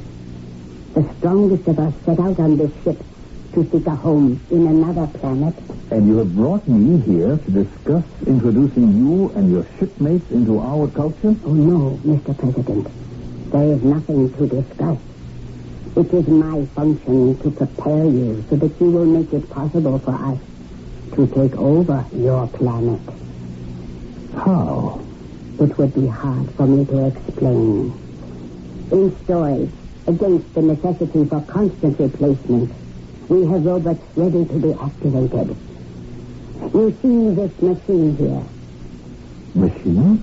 Perhaps you did not recognize it as such. 2 rooms behind glass doors. In one, they are already placing your robot. My robot? He does not look much like you yet.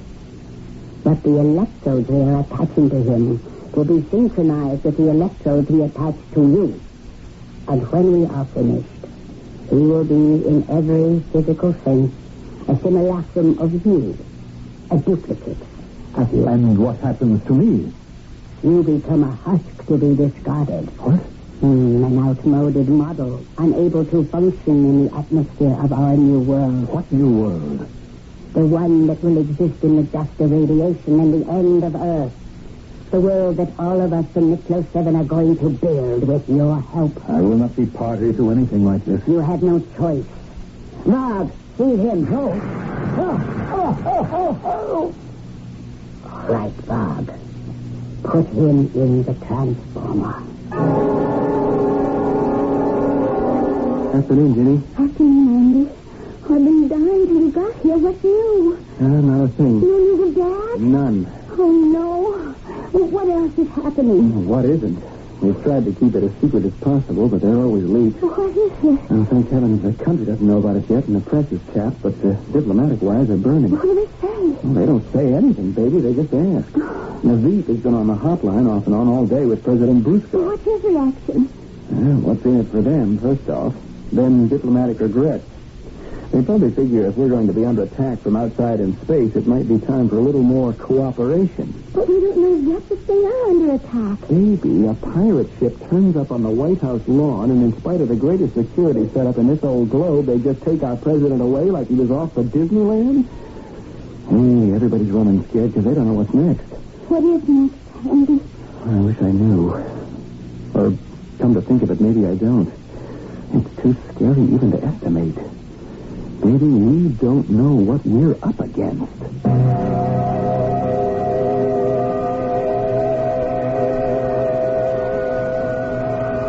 This is President Alexander aboard a shuttle spacecraft returning me as promised to the White House at the pre-agreed time.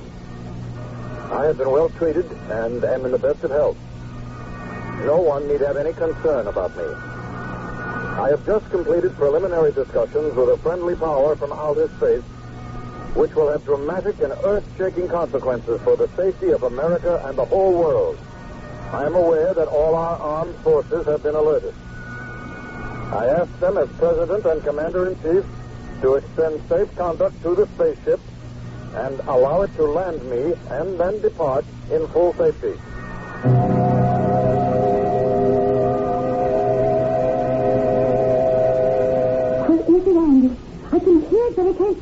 You, me, and everybody else, Jenny. I'll lay odds even radar and Transcom haven't got a fix on it. But it can't be just invisible. Well, it could be. Probably sets up some sort of magnetic field which locks it out of all our senses, including just plain old eyesight. But it sounds louder and louder. You can tell it's approaching. 10 to 1, it doesn't have to. They just want to warn us they're on the way. Yeah, you better keep to one side of the window, Jenny. There it is. See it, Andy? Where? By the monument. It's spinning in like a frisbee. At least that's all it was. Oh, you don't think anything's going to go wrong, don't you? Sure had better not. Since that thing showed up in the first place, I got a hunch nothing's going right.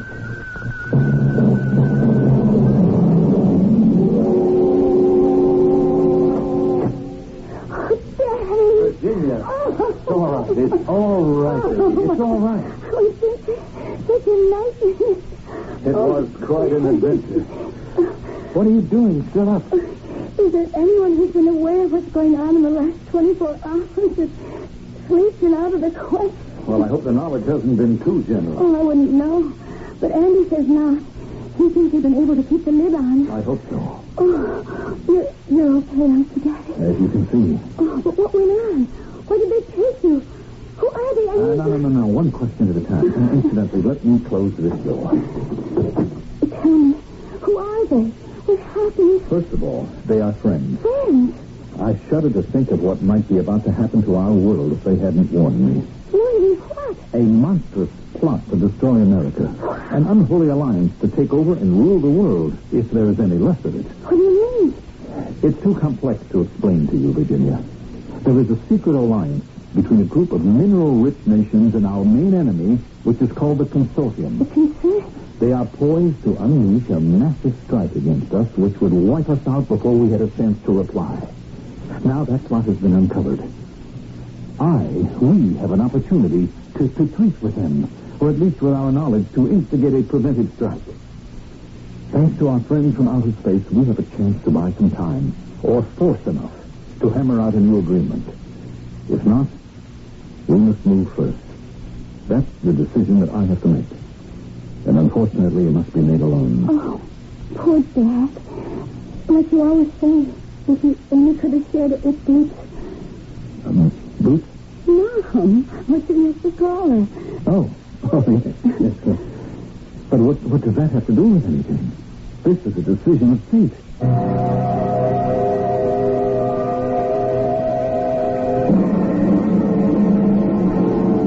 Who is it, Sixth Audience?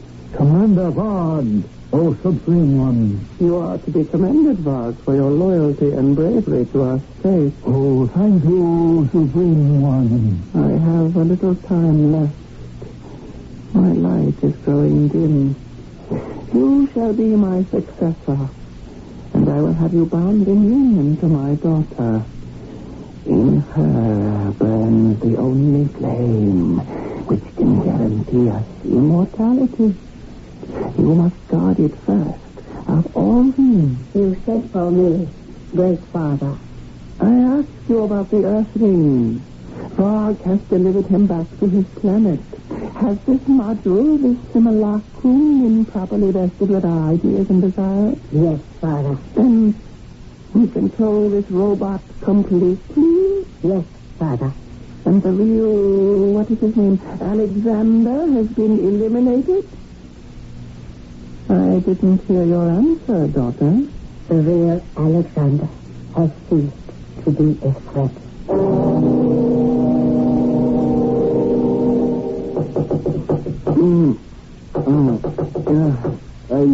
Who is it? Andy, it's me, Tim. Hold it. I'll be right there.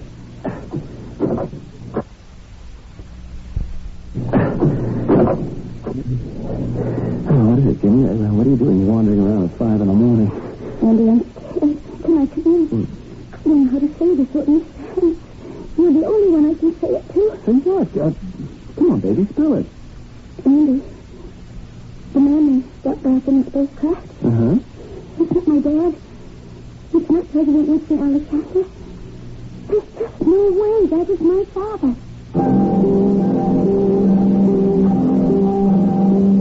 As President of the United States, Winston Alexander holds the fate of the world in lap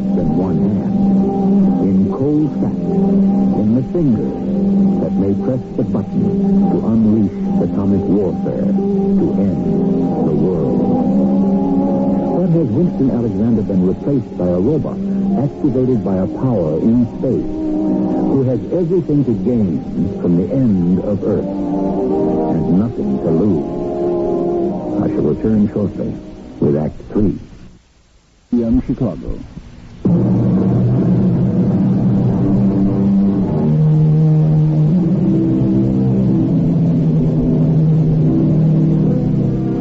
While America sleeps safer in this year of 2029, secure that her kidnapped president has been returned safe and sound, his daughter is the only one to question what we know to be the truth. That the man who sits at one end of the hotline is a robot from outer space, controlled and operated at the whim of the leader of a spacecraft desperate to find a home for his cargo of automatons. Only President Alexander's daughter faintly glimpses the truth. Can her instinct be enough to stop disaster?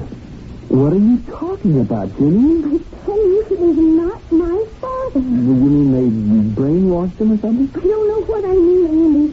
It's just I don't know little things. He is not my father. What little things? Oh, I don't know. Like, he called me Virginia. That's funny. That's strange. Dad never called me anything but Jane. And he doesn't... I don't know how to describe it. It just doesn't feel right. Jimmy, we've all been through the ringer and been pretty shook. Now, you're just jumping at shadows. I'm not. Duke. Huh? Duke. That was Dad's name for my mother. Dad could never forget it. Jimmy, your mother's been dead for 15 years. He don't forget things like that. Dad wouldn't. He can't forget his own name for her that he loved to call her. If it isn't your father, who is it? I don't know. Andy, do you think I'm losing my mind? Because there's something about him that scares me. It scares me right down to my heels. Wake up, Mr. President Alexander. Wake up. It's such a long name. We must find something more suitable. What did your wife call you?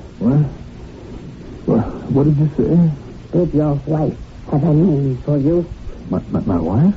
Ruth? Ruth? She called me Wink. Wink? Yes, short for Winston. Well, it was a silly name, but I liked it. Wink? I like it too. Wink. Well, where am I? Where I brought you. To my bed. To your bed? I can't stay here. You must. Where else can I hide you? Hide me? Why must I be hidden? Because I should have destroyed you once I made your other self. What other self? The one we sent back to Earth. The one we programmed to destroy all the people on Earth. So we Nick-Starfians may have a home again. To destroy all the people on Earth? How? What? You asked me. You were the ones who made the seed of your own destruction. But the bombs do not obliterate. The radiation will disintegrate. When there are no living left, we robots can make it home. Nuclear war? That's unthinkable. Look, I know President Bruskov. He's a man of sanity. He could not start such a war. It is not he who will stop it. Who then? Yourself. What? Me? In the image I have created of you and sent back to take your place. Wait a minute. Now I'm beginning to remember that machine, that scanner, and a robot that you were molding so that it would look like me. But you couldn't have. I already have. He is sleeping at this moment in your bed on Earth. When he rises tomorrow, he will still believe what he has been programmed to believe. But his friend, President Ruskov, and a number of leaders from the Third World have betrayed him and are prepared to start an atomic war against America. Convinced he has no other option, he will initiate the war instead. In the resulting Holocaust, what survivors are left, we will exterminate, so that your Earth will be fit for us to occupy. Well, then what purpose am I being saved for? When we met, you felt the same urge I did. A long-forgotten urge for me. I am not like most Midlothians. My mother was alive, the last of the humans on our planet. You are the first living man I have ever known. What? I want you. You want me? You want me for what? As a luck charm? As a house pet? Look, I have got to stop what you say is going to happen. There is no way. There has to be. Radar, listen to me. Now, you say that your mother was human, and you are her child. So you must have some feelings. If you have any love for me. Love? Well, what made you keep me alive? I don't know. I wanted to know, to feel, to understand why I felt these things in me. I never think. It's what I feel for you, love. I doubt that. Love doesn't ask or demand. Love gives. You want me to give you something? Yes. Give me my freedom to go back and to save my world. Dog, what are you doing here? I've been listening to you plan treason against domain in our ship. But I ran a screen so no one could listen. As commander of the ship, I have my own communications. No one can shut them down. What is it you want?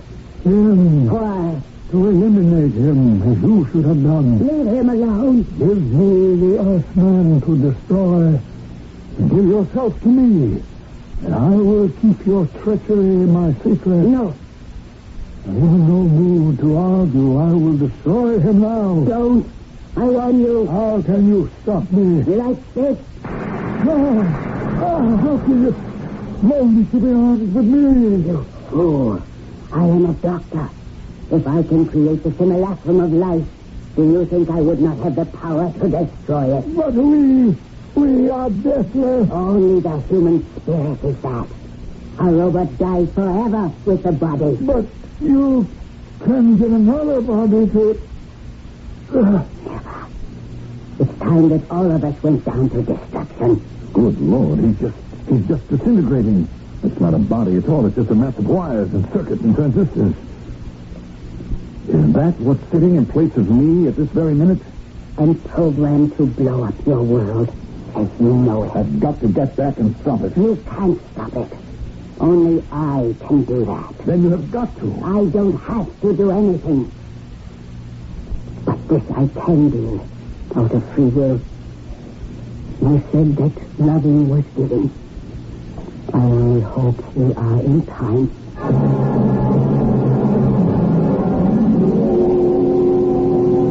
We've got to get back to the White House, Andy. I know. I have the duty in an hour. Tonight, I have the black box. The phone? Yeah, the trigger. Once the code words are spoken into it, that's the end of it all. Oh, no. No, Andy. He's not planning to do that. I don't know, honey. This has been a day to remember. Or forget. Ever since he came back from wherever the space mix took him, he's been obsessed by this plot, he said. They proved to him that the other side is set to push the button. I want to tell you, the cabinet meeting was a shambles. He is not my father. But whatever he is not the president. That's why I had to get you away from there to talk to you for a moment. Crazy as it is, somewhere along in this afternoon, watching him, I knew you were right. The guy in the White House is not our president. Could you convince any of the cabinet members or the VP of that? Nah, just a lowly lieutenant colonel and the president's special aide. I'm still on the outside looking in. So what can you do? Try to keep cool. Nothing's happened yet. And nothing is going to happen. But you just said... Yeah, but I was on the outside looking in. That's true. Except for one thing. Tonight, I have the special duty. Remember? The black box. Right. If he tries to use it, Jimmy, I'm going to stop him.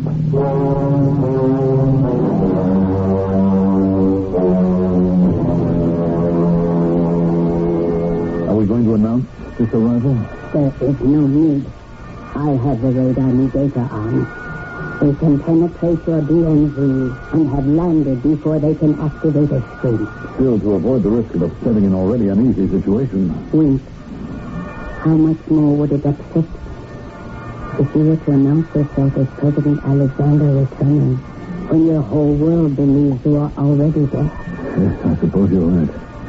But what do we do when we land? There will be ground forces. Helpless against the force field I maintain, and the one I shall throw around you. And then what happens? We find your simulacrum, and I destroy him as I did Varg. And then? Then, all is as it was before we invaded your world. I will return to the mothership, and Earth will be safe. But you could stay, Zeta. You could stay and... Nothing. There is nothing for us. And I must return to take command of the Nicholas 7 and drive it forever out of your orbit. But where will you go? Where we should have gone long ago, when we ceased to be anything but automatons. To course into the empty void of space, till fuel or air runs out. And we will be no more. In the end, the ship will break up. We will all disintegrate like rock and disappear into atomic dust. I won't let that happen to you. There is no way we can stop it, and no time to discuss it further. We are about to land.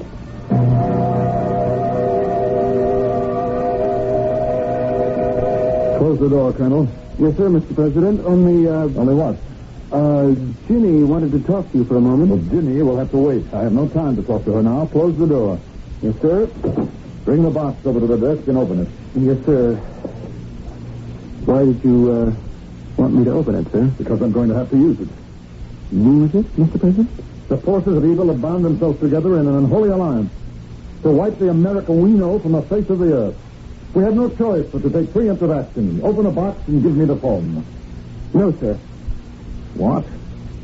If you disobey my orders, I'll have you shot. Yes, sir, but not much chance of that, since I'm the only one that's armed at the moment. You think for one moment that outmoded weapon that you're pointing at me could... What's that? I'll open the window and... It's the spaceship. What's it doing here? Let me see. The door is opening. Radar! What are you doing here? Eliminating you. No. That is the end of it. And us won't. No. Don't go. I must. But I gave you something to give you back. Your world. What can I say? Only for perhaps me and mine. We're a disease that had to be stamped out. And will be. You will never see or hear of us again. But at least once once I did. I found out what love is all about. I would rather have lived it, but it is also worth dying for.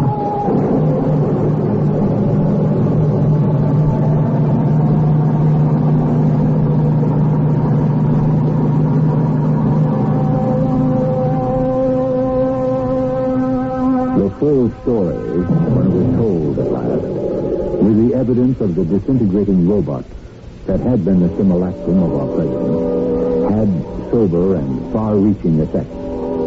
Out of it came the great accord of July 4th, 2029, when the nations of all the earth reached full agreement to scrap all arms and rebuild a brave new world.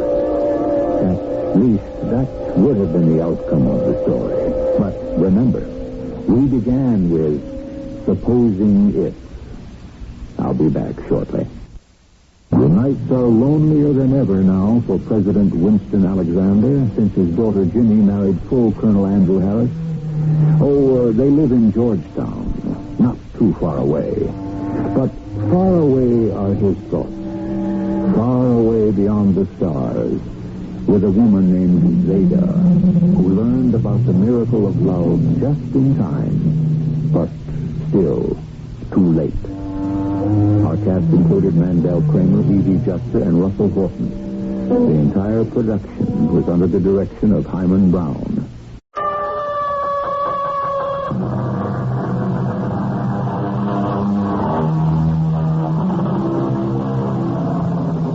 Come in.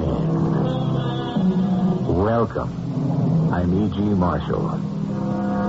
Slander, whose edge is sharper than the sword, and whose tongue outvenoms all the worms of the Nile. From which we can see that Mr. Shakespeare did not look kindly upon slander. And yet, what would we ever do without it? With what would we fill our newspapers, our news broadcasts? What a world. Somebody's always eager, willing, and able to give us the dirt about somebody else. And we can't wait to hear it. How much money do you think she made, Captain? I don't know. How much money would a cleaning woman take home? This one took home just over $100 a week. On that kind of salary, how much money do you think she gave to charity? I don't know. Not an awful lot. How about $10,000 a year? What? And sometimes even more.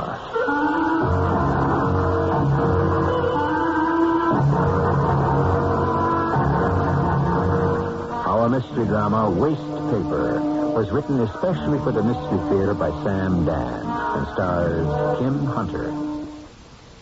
I'll be back shortly with Act One.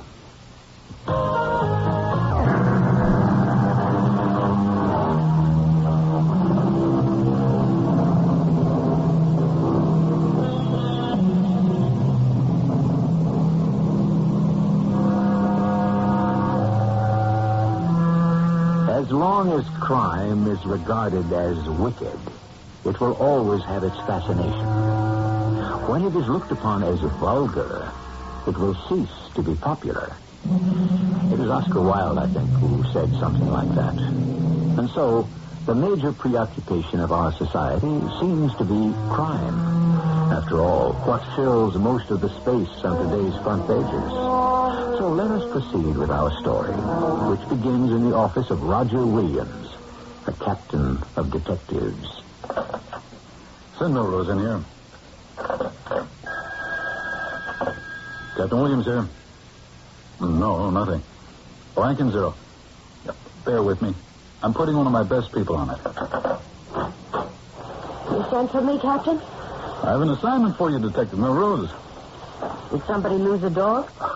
Why, Melrose, you're with homicide now. Oh, did somebody kill a dog? I have a nice little case for you. Mm-hmm. A little something tucked away someplace where I can't do any harm. Now, Melrose, I have a homicide for you. A homicide? See? It happens. Finally, your very own homicide. What kind of homicide? Oh, it's not a page one homicide. Naturally. Don't say naturally. Already the morning paper has called for details. Make sure they spell your name with 2 L's, and so your career is launched. What are the details, Captain? The lady's name was Martha Malone, age 52. A woman? Well, yes, I thought you might be more comfortable with a woman. Why? Well, you're a woman, aren't you?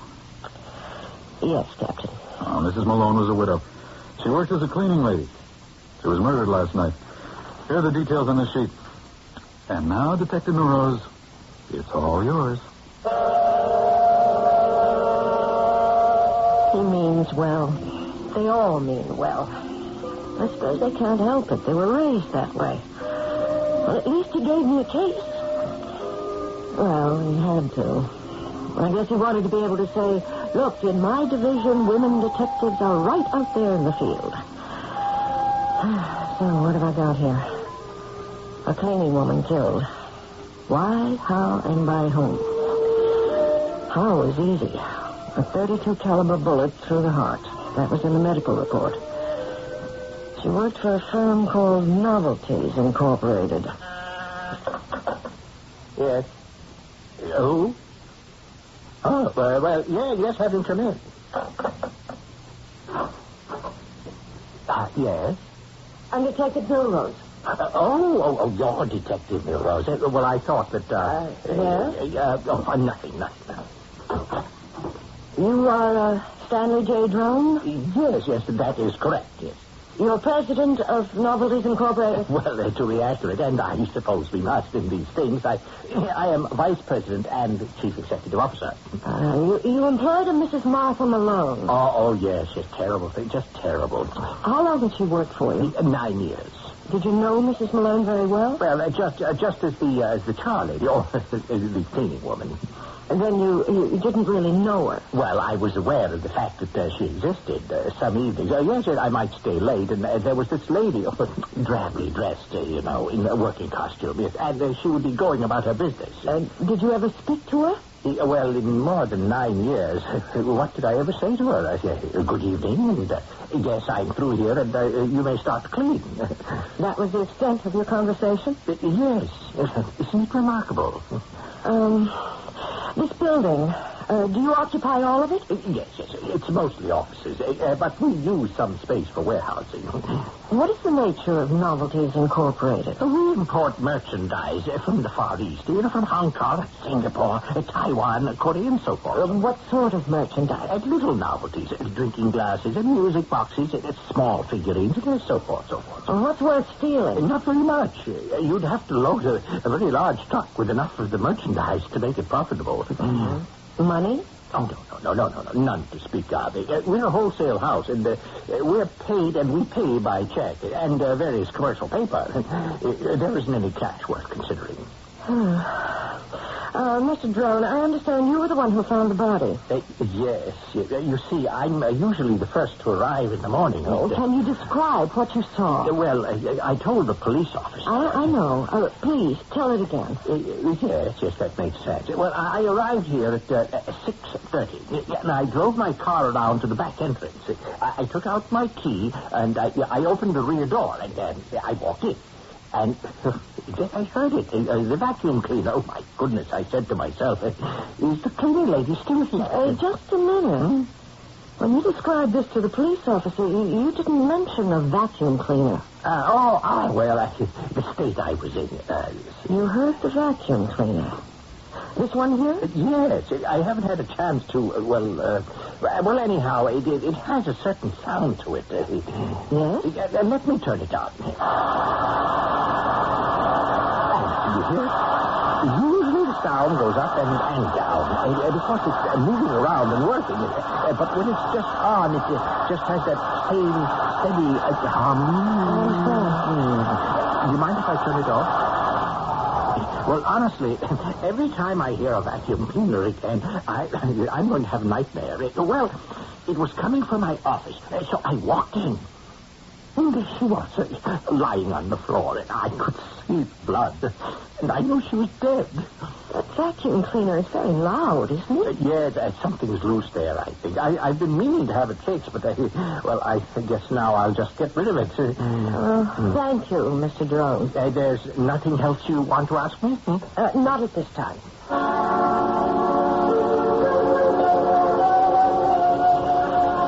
Yep, you ready to type it up? I haven't even begun, Captain. Well, what have you been doing all morning, Milrose? I spoke to Mr. Drone, her employer. Oh, and what could he tell you? Well... He's not a witness. You understand that, don't you? Oh, yes. All he did was find the body. There are no witnesses. Yes, but... Milrose, all we've got is a dead old lady. She was only 52. And we've got the bullet that killed her. And that's all.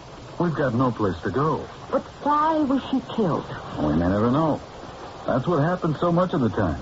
These things just fade away. You haven't answered my question. Why was she killed? Somebody came to burglarize the place.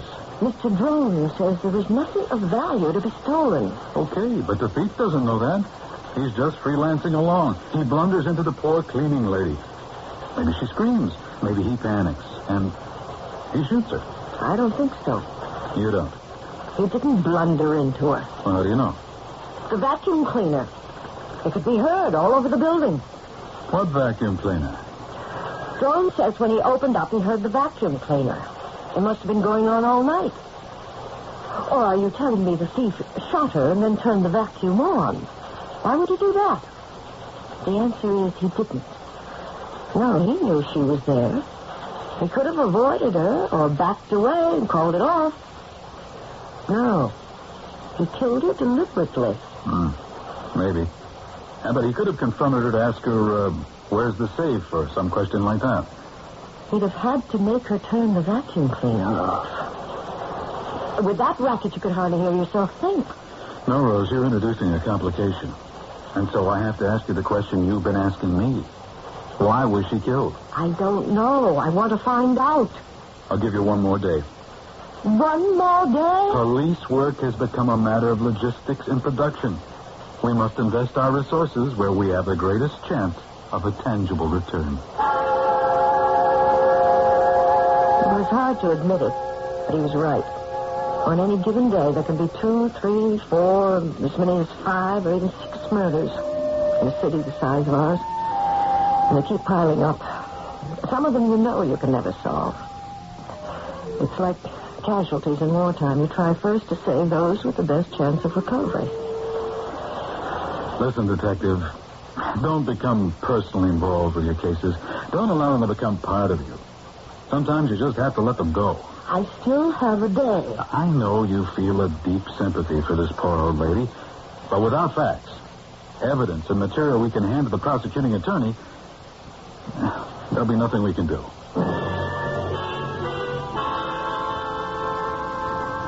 May I help you, Detective Milrose? Father Lisinski, one of your parishioners, Mrs. Martha Malone. Ah, yes, poor Mrs. Malone.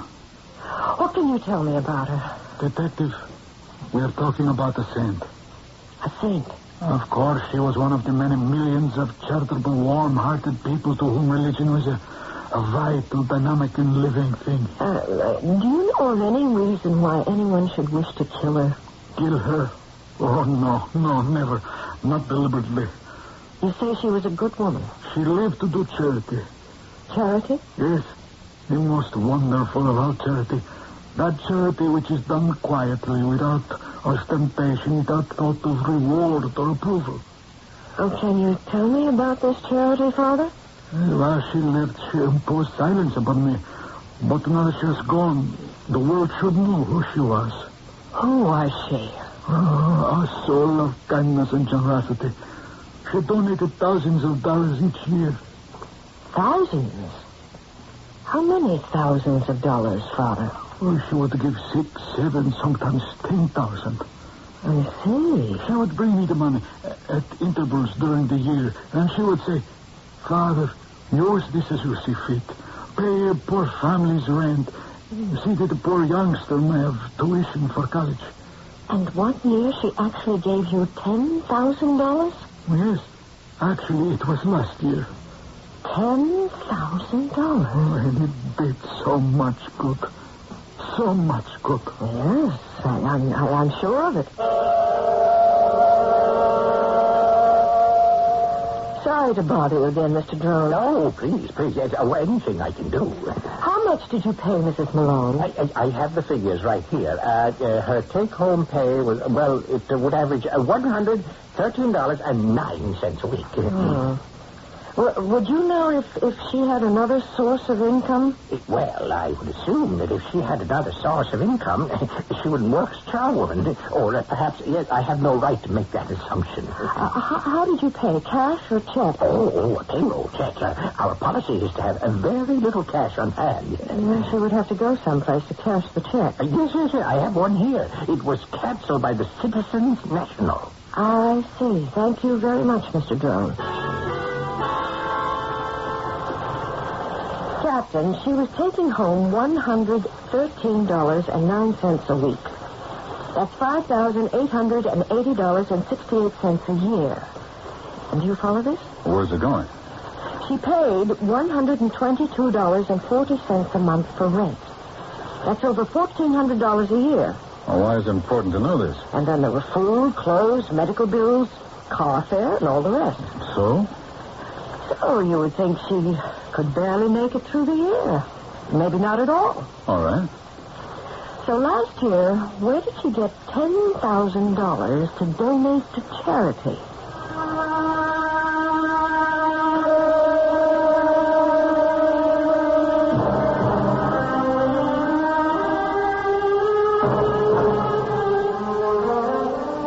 That's a good question.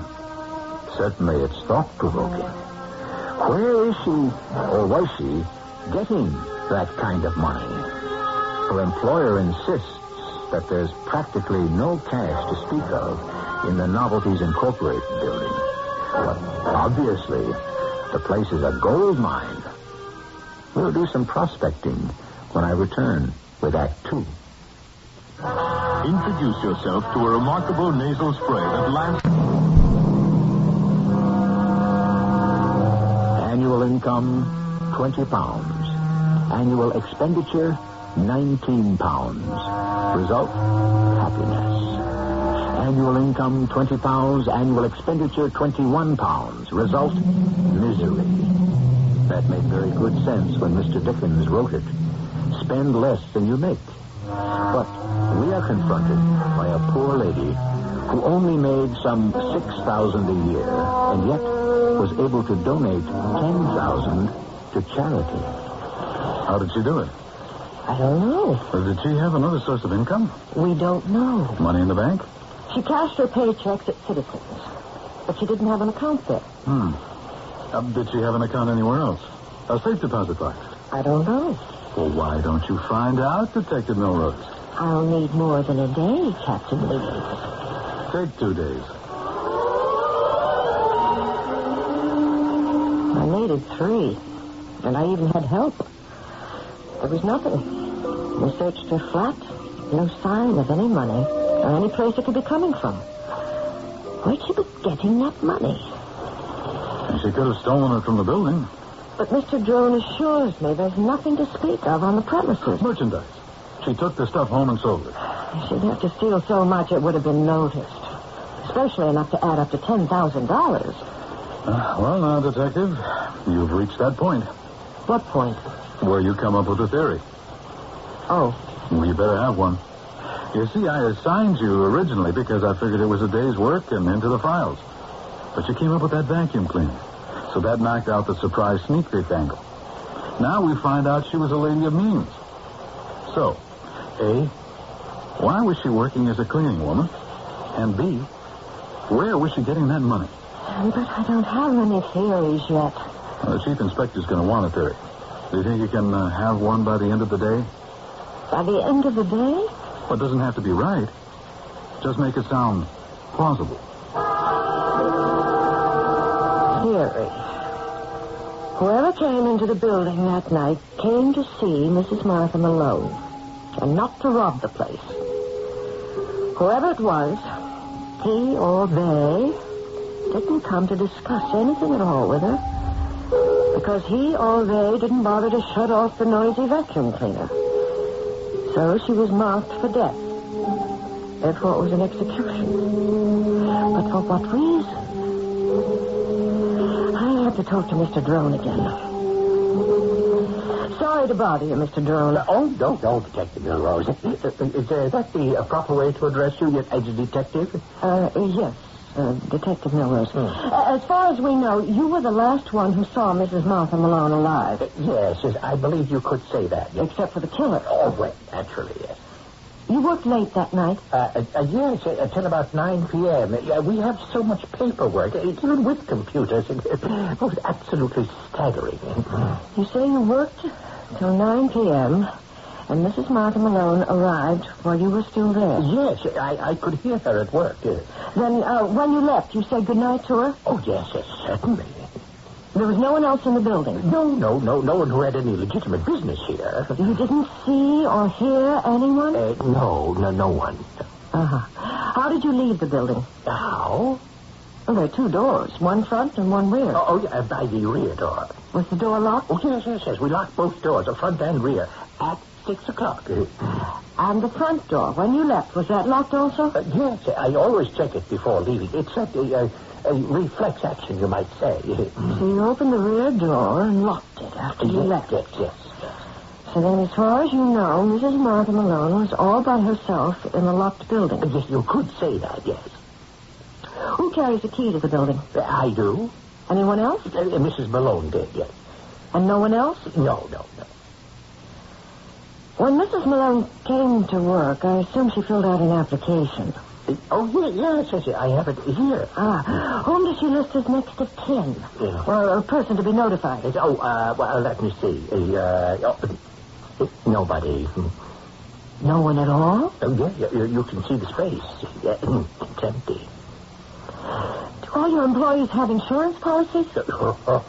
Yes. You'd be surprised what I have to pay in this so-called free. Did Mrs. Malone have one? Oh, absolutely. Whom did she list as beneficiary? One moment. Yes, here it is. Father Stephen Lisinski of St. Mary's Church. Thank you, Mr. Drone.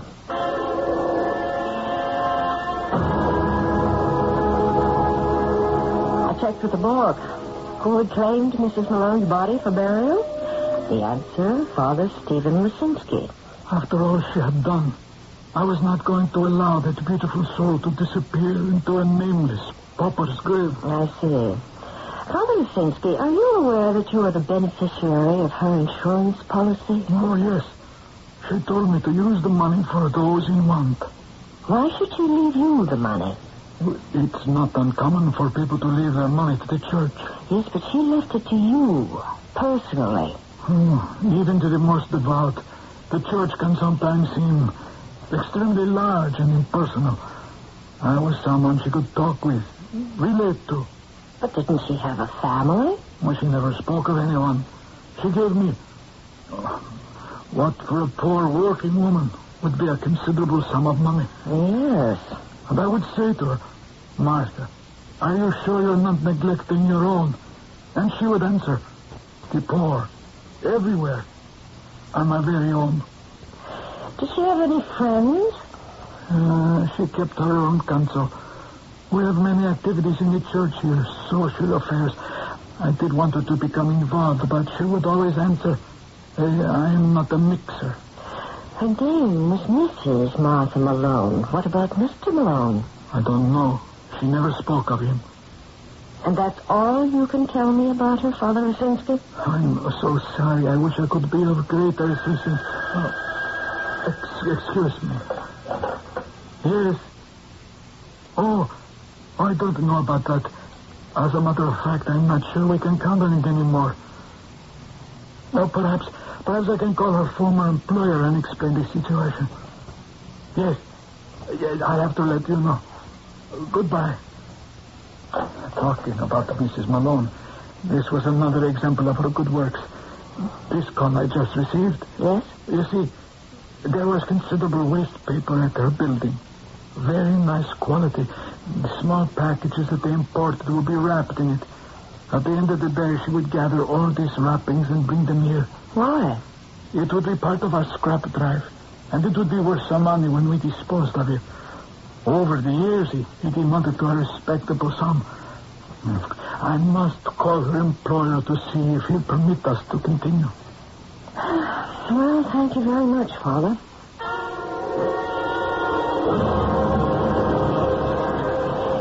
So, here we are, Detective Rose. Where are we, Captain Newlands? At that point where we must face the files.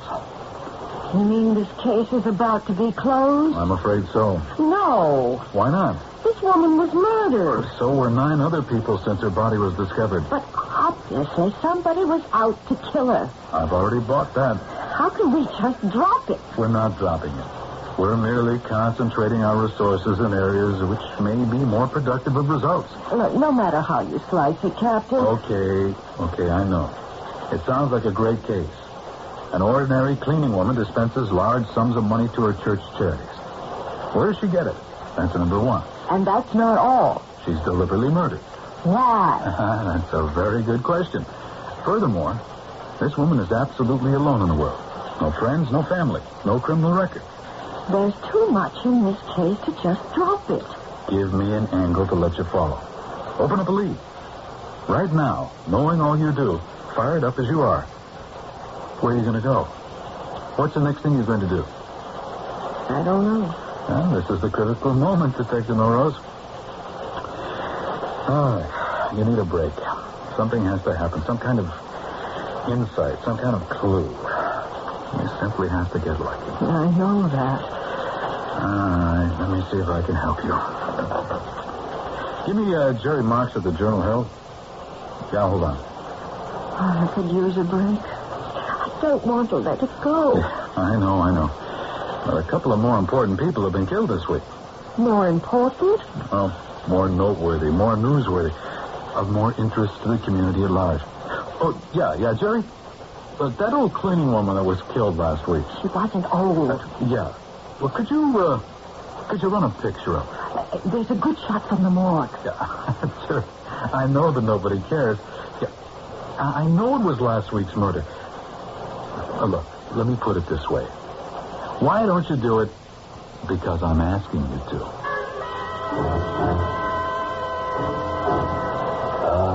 Are you Detective Middlerose?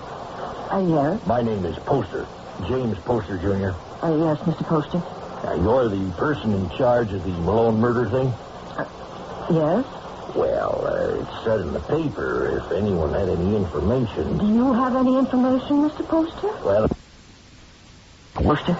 You're the person in charge of the Malone murder thing? Yes. Well, it said in the paper if anyone had any information. Do you have any information, Mr. Poster? Well, I saw the picture in the paper and I recognized it at once. I couldn't be mistaken. It was Martha. She was 10 years older, but the face, that beautiful face. Did you know her? Did I know her? My life hasn't been the same since. Oh, all right, Mr. Poster. What can you tell me? Oh, to think it's the same Martha Malone. Martha Malone, who had to be the world's greatest account supervisor. Account supervisor? Yes, at Poster and Pine. We only happen to be the 14th largest advertising agency in America, which for all practical purposes means the world. And she was an account supervisor? Could she ever turn and twist a client like a lump of inert putty? And that's what she did. She was in advertising. My dear detective, she was not in advertising. She was advertising. And she made money. Money? My goodness. Well, why did she leave? Why did she become a cleaning woman? Well, I didn't know she'd become a cleaning woman. I only know she dropped out of sight completely. Why? Well, it happened after Walter had been killed. Walter? Yes, her husband. It's just one of those terrible, unfortunate things. Yes? Well, one of her accounts was a company that made small sporting airplanes, and her husband was an enthusiastic amateur pilot. He was killed while he was flying one. Oh? Yes, unhappily, there had been talk of some defective components in the manufacture. Yes? Well, you see, she insisted in all her copy that the planes were perfectly safe. Oh, I understand. Yes, and the day after he died, she said to me, I have been punished. I've led a life filled with falsehood, and now I shall do penance for the rest of my days. She was a very dramatic person. Did she say anything else? Yes, she said, from now on, I'll devote my life to hard labor and to charity. I'll give up everything I used to live for, all the vanities of the world. Next day, she was gone. Just like that? She vanished without a trace. Emptied her bank accounts. Sold everything. I never saw her again. She was a wealthy woman? Well, aside from her salary, she must have had several $100,000. And she gave it all up to become a cleaning woman. But why was she murdered? What did poor, wonderful Martha Malone ever do to anyone?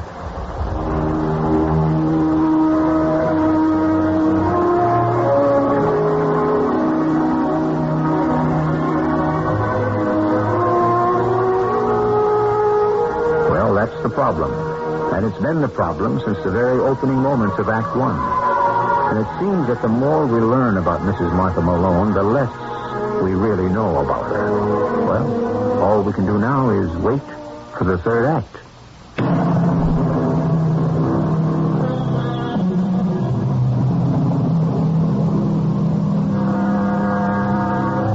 The wonder is not that so few murders are solved, but that so many are. When the motives are obvious, when the witnesses are present, there is basically no problem. It's that random killing of someone for no apparent reason, by no one we know of, that usually slips into the back of the file folder. It may be filled with fascinating possibilities and intriguing twists and turns, but there is nothing solid for the police to investigate. So, since they can't, they don't. Is that what's building up here? All right. You've got an angle. That airplane outfit she was doing the advertising for. Maybe somebody who lost someone had it in for her. Oh, in the first place, the average person wouldn't blame her, but the company. I'll check it out anyhow. I did. There was a defective part, all right. But only her husband was killed. Yeah. Well, Detective, how do you feel? Don't take me off it. I won't. You have a whole new world to play with. Her past life, the glamorous lady. Did she have any enemies there? Oh, as Mr. Poster says, she was well-liked. An attractive woman is never well-liked by everyone. We could assume that someone from her past tracked her down after 10 years and managed to get into the place where she worked and shot her. I say she was killed because of a situation in the Novelties Incorporated building. Well, you've already established there was nothing to steal there. I thought we both agreed the object was not to steal anything, but to kill her. Why? I'm ruling out the past. Yeah, but the public doesn't. See here? Tonight's paper. You're on page 3. Murdered cleaning lady turns out to be former top drawer advertising executive. You gave that to the press? Oh, why not? Can't do any harm, and it keeps them happy. It also keeps you on the case. And we have a lead we can justify. But it's all there, in that building. What's all there? I don't know what, but she was murdered. I looked at her picture, not the mugshot from the morgue, but a glossy portrait that Mr. Poster had let me have. It showed a spectacularly beautiful woman in her early 40s. Her face was not only lovely to look at, but you could sense that she was a woman of keen intelligence. And she had chosen to spend the rest of her life on her knees, doing penance. Oh, that I could understand. But murder, why was she murdered? Go back over the same ground. But I've been over it and over it. I can only talk to 2 people, really, Father Lisinski and Mr. Drone. Talk to them. But they've already told me everything they know. People are always remembering little things. Drone told you something he neglected to mention to the first cop on the scene? No, you mean the vacuum cleaner. That vacuum cleaner is what put you in business. All right, I'll try again. It's your very own little case, Detective. You have to nourish it. Keep it alive. No, Detective Neros. I know nothing of her past life. And therefore you would know none of her associates or her problems there, if any. None at all. Yeah, excuse me. Yes. Oh, no, I haven't. Oh, well, why don't I take care of it right now while I'm thinking about it? Let me call you back. That was the chairman of our scrap paper committee. Would you excuse me? I have to call... Oh, where's that number? I looked it up. Here it is. That you should be here. This has to do with Mrs. Malone indirectly. Mrs. Malone? I'm trying to continue her good work. Hello, Novelties Incorporated. May I speak with Mr. Drone? Yes, I'm Father Lesinski of St. Mary's Church. Thank you. Hello, Mr. Drone. Yes, as you know, Mrs. Malone used to supply us with some very nice paper from your plant. Well, nice as it was scrap which was being thrown out. We were selling it to raise money for our parish charities, and I was wondering if I could have a man pick it up. Well, yes. Oh, I understand. Oh, yes, of course. Well, thank you, sir, in any event. He says he can do it. Oh? He says he has made arrangements with a scavenger who pays him for the paper. Of course, I can see his point of view. Yes, that's true. It's odd. What is? It may have been my imagination, but he seemed quite frightened. Frightened? I think so. You're sure the word is frightened?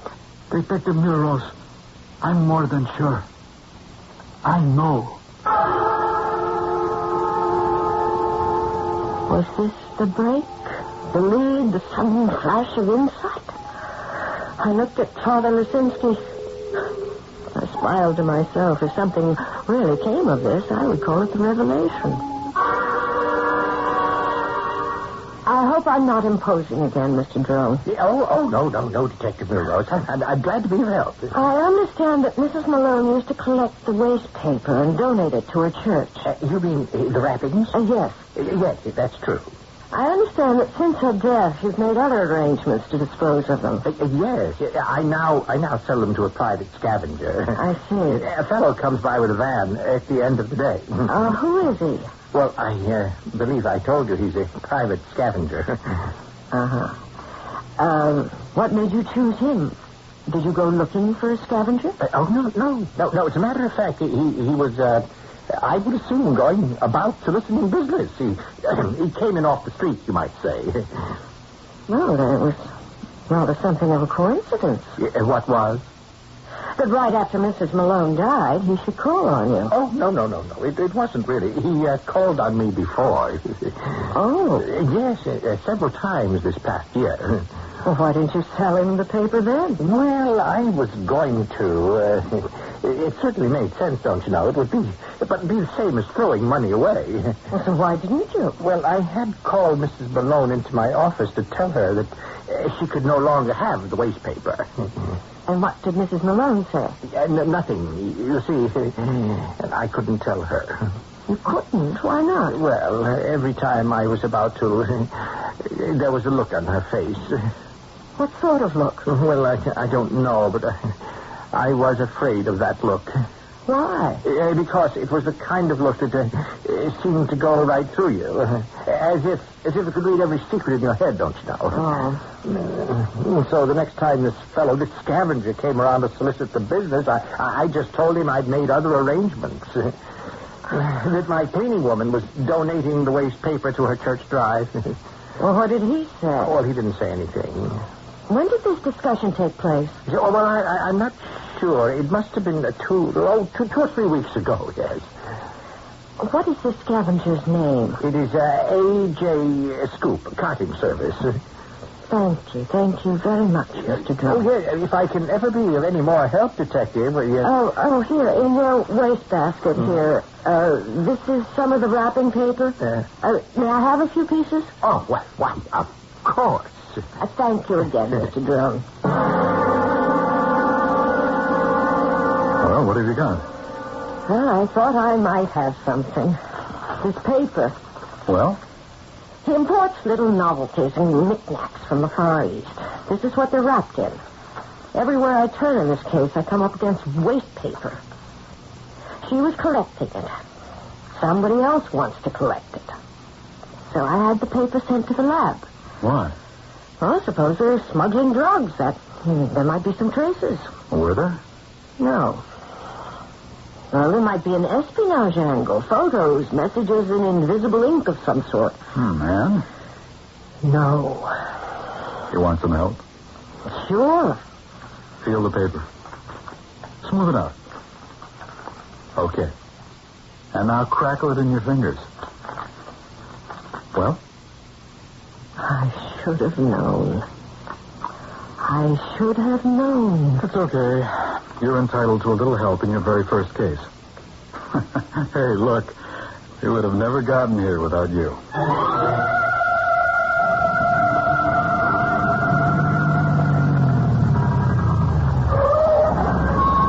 Yeah, that's the pickup van. And here's the address. A.J. Scoop Carting. Carting, we know what you're doing, Captain. Oh, there seems to be quite a few people there now. Yeah, we'll probably be able to bag everyone. You sure you want to go in? It's my collar, Captain. All right, let's go. Everett, Harry, follow us. Joe and Max, take the back and sides. You know what you ought to do now, don't you? You've got to get a warrant, so you're entitled to do it. What? The cops do this all in the movies. Kick in the door. I'm wearing high heels. You want me to do it? It'll still be your collar. Go ahead. Police officers, stay where you are.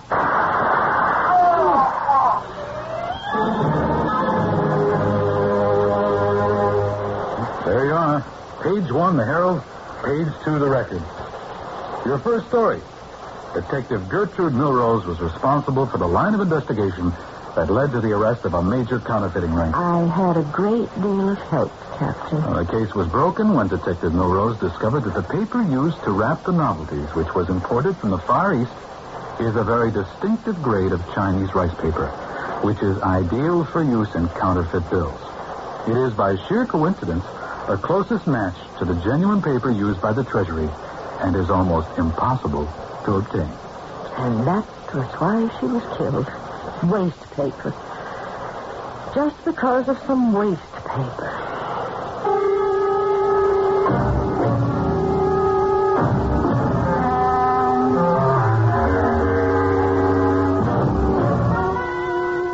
Waste paper. Have you any concept of the staggering amounts that pile up every day? So much paper. Indeed, waste paper may be truly said to be the basic debris of our society. Well, we may waste paper, but not time.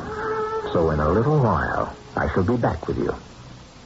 Hey, buddy, can you give a fella a break? Sorry, fella, I only give at the office. I'm not looking for a handout. What can I do for you? Help save my life and breath. You need mouth-to-mouth breathing? I'm not the type. No, but you're smoking. And your smoke is hitting me where I breathe. And what with an allergy and pollution, you're not helping any. Sorry, I didn't mean to bother you. Sure, but the fact is that your smoke is getting in my eyes, and nose, and throat. And that's not a good song for my lungs. Well, you could always move away. I do, and then there's another one puffing away in my face. How about a deal? Like the Lung Association says, smoke if you must, but make smoking a private affair. Or quit. Secondhand smoke is truly offensive for non-smokers. Well, I'll give it a try. I wish you would, otherwise they're going to hang a tag on you. A tag? Yeah, cigarettes are a health hazard, and so are you. Gotcha, buddy.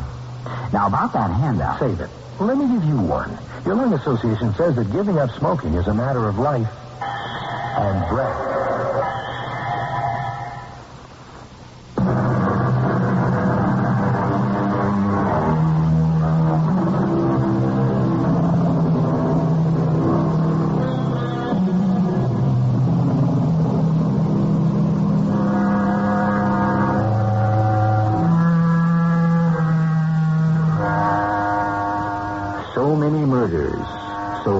Solutions, and well, we know why. Needed is the flash of insight, that crystal moment of clarity when everything comes together. Indeed, it is like the vision of creativity to the artist. Artists and detectives, we don't tend to think of them in the same terms, but why shouldn't we? Without that certain something called inspiration, for all their hard labor, they are doomed to remain in the dark. Our cast included Kim Hunter, Lloyd Batista, and Earl Hammond. The entire production was under the direction of Himan Brown. And now, a preview of our next tale. Now, these gems, do you generally keep them here in your apartment in a jewel box on your dresser? No, I usually have them in the vault. Except tonight, I was at a formal dinner, and I thought I would... Do you mind if I use the telephone? No, I don't mind. Thank you. Is it possible he could have seen me and followed me home? I understand jewel thieves. Scout? Is that the word? Places where wealthy people go? Excuse me. This is Lieutenant Silverio. I'm at the Patterson place. Yeah. Oh, I got away with a few nice things. The MO fits our old friend, the cat burglar. Yeah, the one who can climb up and down the walls. The cat burglar? Yeah, Jerry. I think you can chalk up another one. This is E.G. Marshall inviting you to return to our Mystery Theater for another adventure in the macabre. Until next time, pleasant dreams.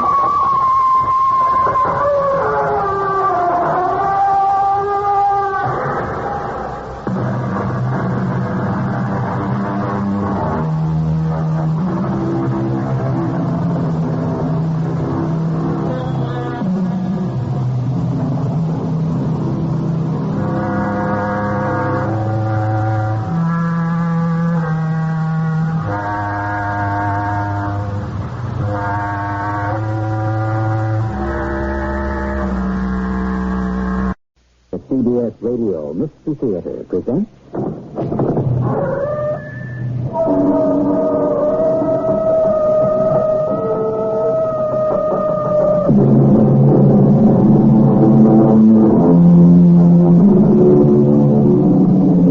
Come in.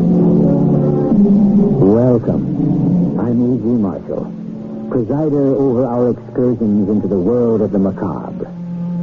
Beyond the world as we see it, there are other worlds, certainly.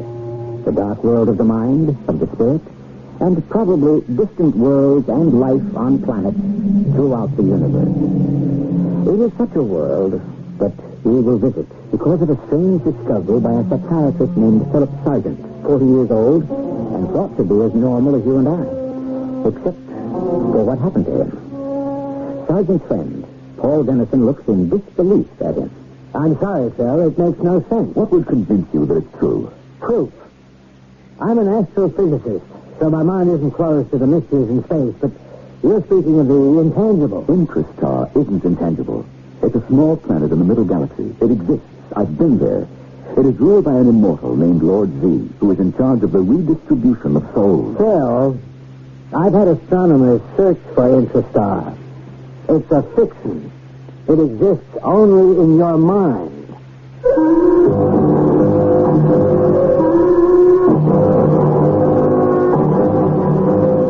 Our mystery story, Voyage to Intrastar, was written especially for the Mystery Theater by Roy Windsor and stars Norman Rose. I'll be back shortly with Act One.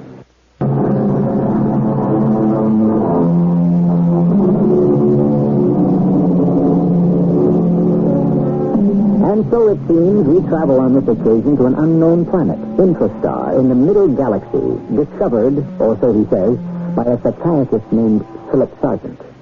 Far-fetched? You don't believe in the possibility of a science fiction experience?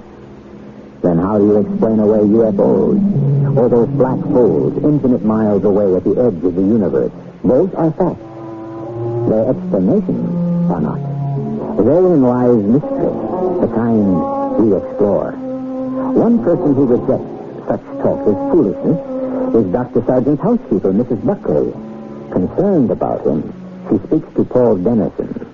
I hope you don't mind me taking the liberty, Mr. Dennison, but you're... What liberty, Mrs. Buckley? Oh, busting on you like this. It's about the doctor. There's something the matter? Has anything happened to him? Oh, no, sir. I mean... Oh, yes, sir. Please, sit down. Oh, just for a minute. I told him I'd be out for an hour. If you don't mind, please tell me why you've come to see me. What are you worried about?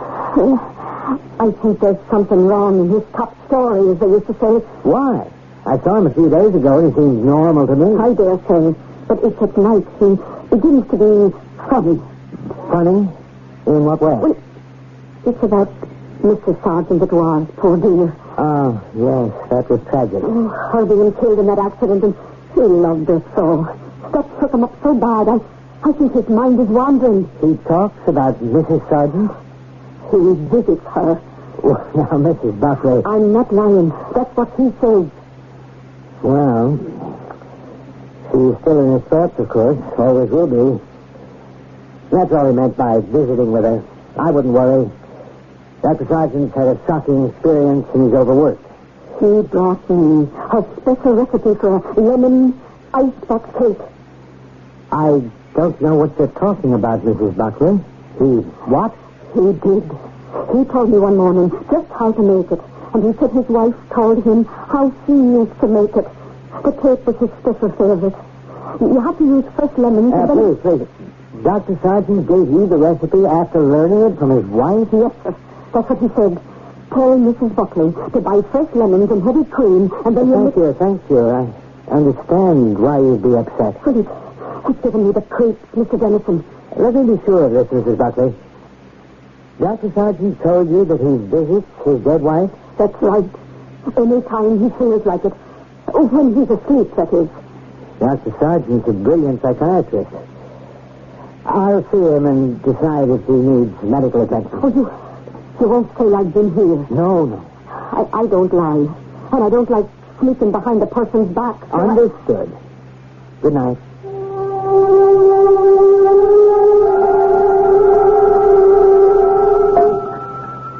How's the cake, Paul? Oh, great. Mrs. Buckley's some cook. This is Helen's recipe. Lemon icebox. Oh. Well, Mrs. Buckley followed it beautifully. She's never tried it before. I brought her the recipe. You did? Helen went over it with me several times. Of course, we couldn't write it down. Pardon me? I said that... I heard what you said, so... Now explain what you meant. Well, you won't believe me. Try me. I'm not without imagination. When I sleep, I dream. And when I dream, I find myself with Helen.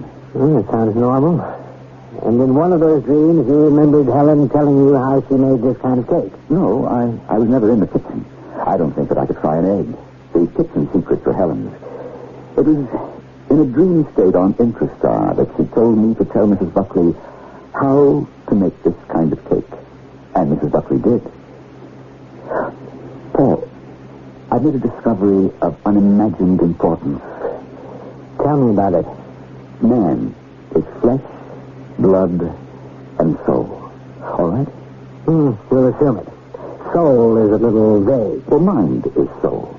You will admit that the mind is man's unique organ, that with it we open imagined worlds through dreams. Yes. Go on. Well, what I've discovered, perhaps because of my intense preoccupation with Helen, is that a dream is an actual experience of the soul outside one's body. You lost... All right, let me give you an example. You fall asleep and dream of murdering someone. What I maintain is that the soul in the mind becomes a disembodied murderer, not of another real person, but of that person's subconscious. The soul set free in a dream commits murder. It seems to be on another person. Actually, the murder committed affects only the victim's subconscious. Understand? No. That sounds like gobbledygook. You're saying that in a dream, the soul leaves the body and plays out a murder or whatever else is dreamed? And me in a movie star, me running for a touchdown? Yes, that's right. And what you experience in a dream affects the person about whom you dream. The man you want to murder becomes more wary. The movie star more vain. That's how character is built. And that is why, in a negative way, I learn so much about my patients from their dreams. It's an interesting theory. Crazy, of course. I said that you wouldn't believe me. Now, I will visit Helen tonight. Paul, have you any idea where she is? Well, her soul, if there is such a thing, is one of two places, I expect. Helen is a freed soul in her ghostly body on Intrastar, a small planet in the middle galaxy. Oh, boy. Anything else? Lord Z rules it, and a priest, Baltus, assists him. Doing what? Redistributing souls to the unborn. Paul, do you realize what this means? Yes, I think it means you're really in need of a rest. It means that immortality and reincarnation are facts. You are immortal. So am I. That's nice to hear. I'm also mortal and sleepy, and I'd better say good night. You don't accept anything that I said, huh? I'm afraid not, old friend. To me, to put it bluntly, you sound kind of crazy. What would satisfy you that I am as normal as I ever was? A theory is a theory until it's proved. You can't do that. I'll bet the astronomers where I work can't even find this Intrastar of yours. And if they did, you still couldn't prove that it's the gathering place of souls awaiting redistribution. A ghost is intangible. If it can't pick up anything, how could it bring something to Earth to prove your theory? Yes, that point has bothered me, too. Dream on. But don't take any of this seriously, Phil. No one else could.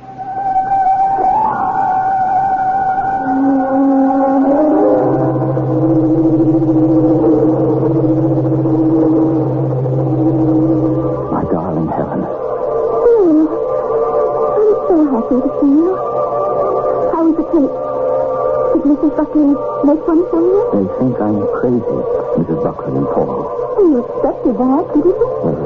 Yes. How are you, darling? Her soul in limbo, happy enough, and curious about what will happen to it when I'm assigned to someone unborn. Of course, there are distractions on Intrastar. I'm float around with ladies, meeting one another. What do you talk about? What we were on Earth, what we do, the person we loved, what might happen to us next. Now, this is a beautiful place. The light doesn't vary. It's always dim and soft. Still, this little planet supports vegetation, and the rock formations are unusual. I remember studying botany and geology, but I can't identify anything here. Have you made any friends? I've been singled out by Prince Bartos, who, I must say, overdoes his affection for me. Oh? Don't be jealous, darling. I'm just afraid. Bartos likes me because in 600 BC, he fell in love with a beautiful Greek woman, descended to Earth, and lived with her until Zeus found him out. End of Bartos on Olympus. He was confined to Intrastar. And you remind him of that Greek beauty. So he says. Long time. 2,500 years. Helen, no one believes me. I've discovered that immortality is a fact, and no one will believe me. Be content with the discovery here. There's no way to prove it. Yes, I know. That's what Paul said. But there has to be a way. If I could take something back to Earth with me. Your soul is with me, but not your body, darling. I know that. May I intrude, my dear Helen? You have, Prince Baltos. Hello, Prince. Your widowed husband sounds disgruntled. You should be pleasant to me, Dr. Sergeant. Don't forget, you will arrive one day on Intrastar for the reassignment of your soul. Like a number of remarkable men before you have discovered that man's soul is immortal. They could not prove it. Nor will you. I'm not so sure. I am. The secret of immortality is all that binds the human race together. Remove the secret, and there'd be anarchy on Earth. Be content to know that you know the truth. And now, don't you think you've overstayed your visit? It's 5 o'clock in the morning.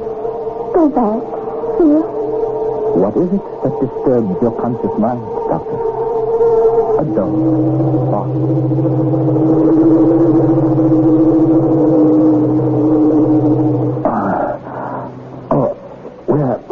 Where am I?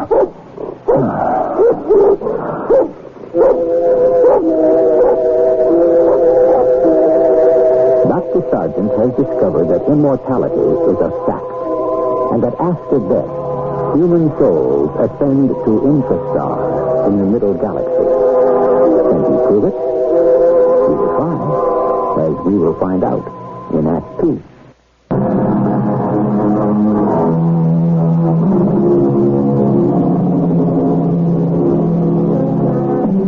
This tale of the macabre has taken us to Intrastar, a planet in the middle galaxy, because an unusual man, psychiatrist Philip Sargent, has discovered that in the dream state, his soul travels disembodied to the star where the souls of the dead await distribution into the unborn. Fantastic?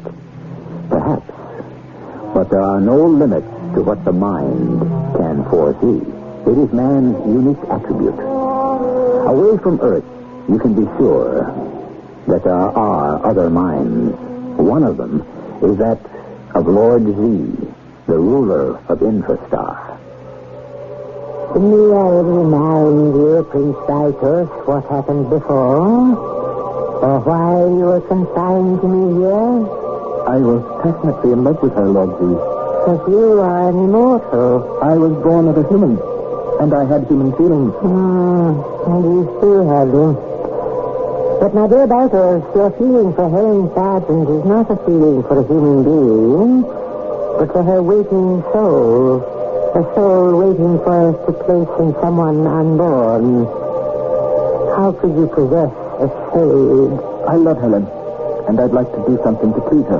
Make a careful selection of the unborn in whom her immortal soul will be placed. What would please her most would be something I could do for her husband, Dr. Sargent.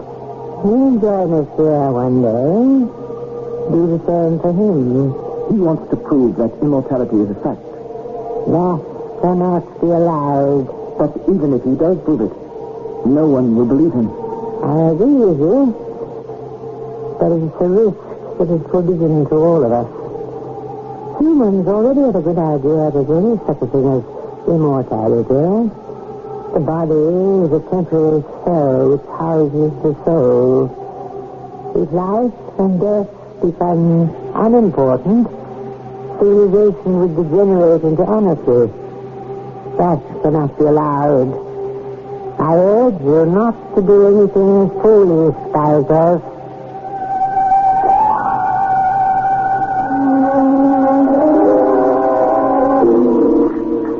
Good breakfast, Mrs. Buckley. Starts the day right, my old father used to say.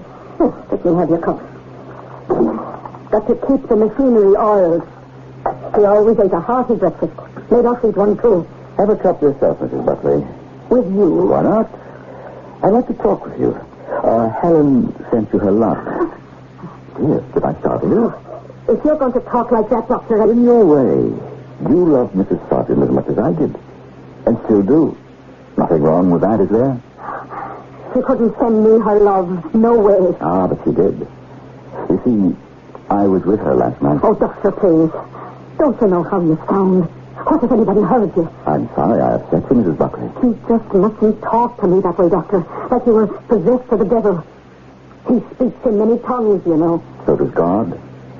Well, we won't talk about Helen anymore, but really she did send you her love. Oh, that's very nice, I'm sure. I don't want to go into how she sent it. Through me. From Intrastar. May the Lord protect you and drive such crazy notions from your head. Oh, please, don't talk to me any more about those visits and that planet you say you visit. You know, that's just plain crazy.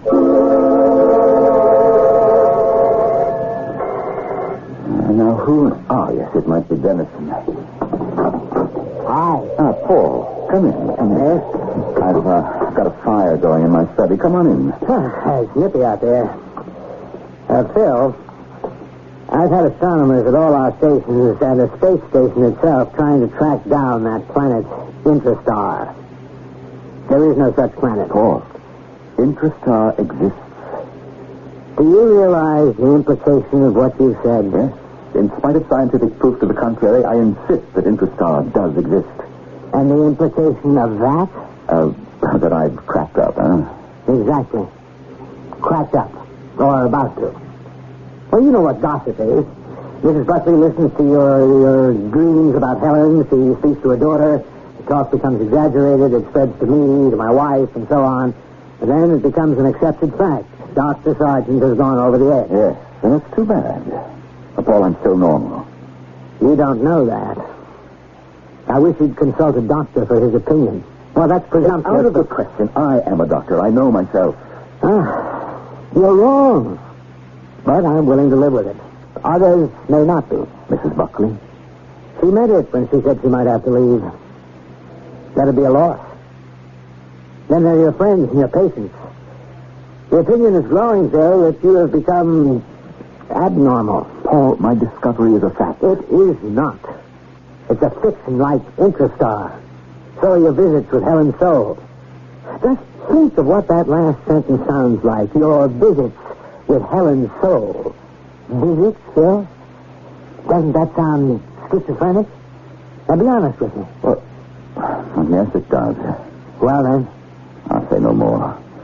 The discovery I've made, I'll keep to myself. Just forget it. Oh, no. No, Paul, I can't forget it. It's a reality.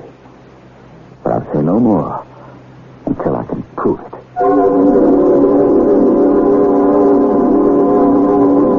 My dear Helen. Why, Prince Barton, how nice of you to pay me a visit. The last time Dr. Sargent visited you, I said that from his tone he sounded disgruntled. Remember? Very well. He was always jealous of anyone who looked my way twice. You mean everyone? That, of course, includes me. How can you have any feeling for me when I'm just a disembodied soul? Odd as it may seem, I can. I have a rather clever plan in mind. Oh? One day, that fine soul of yours will be placed in someone unborn. I'll see to it that it is placed in a human who will grow up in a striking body. She will be a stunning woman. Oh, that's nice to know. I will come to Earth and marry you. And what if I don't love you? You will. You mean if you can explain me more? Well, no. But I'll be myself and an immortal.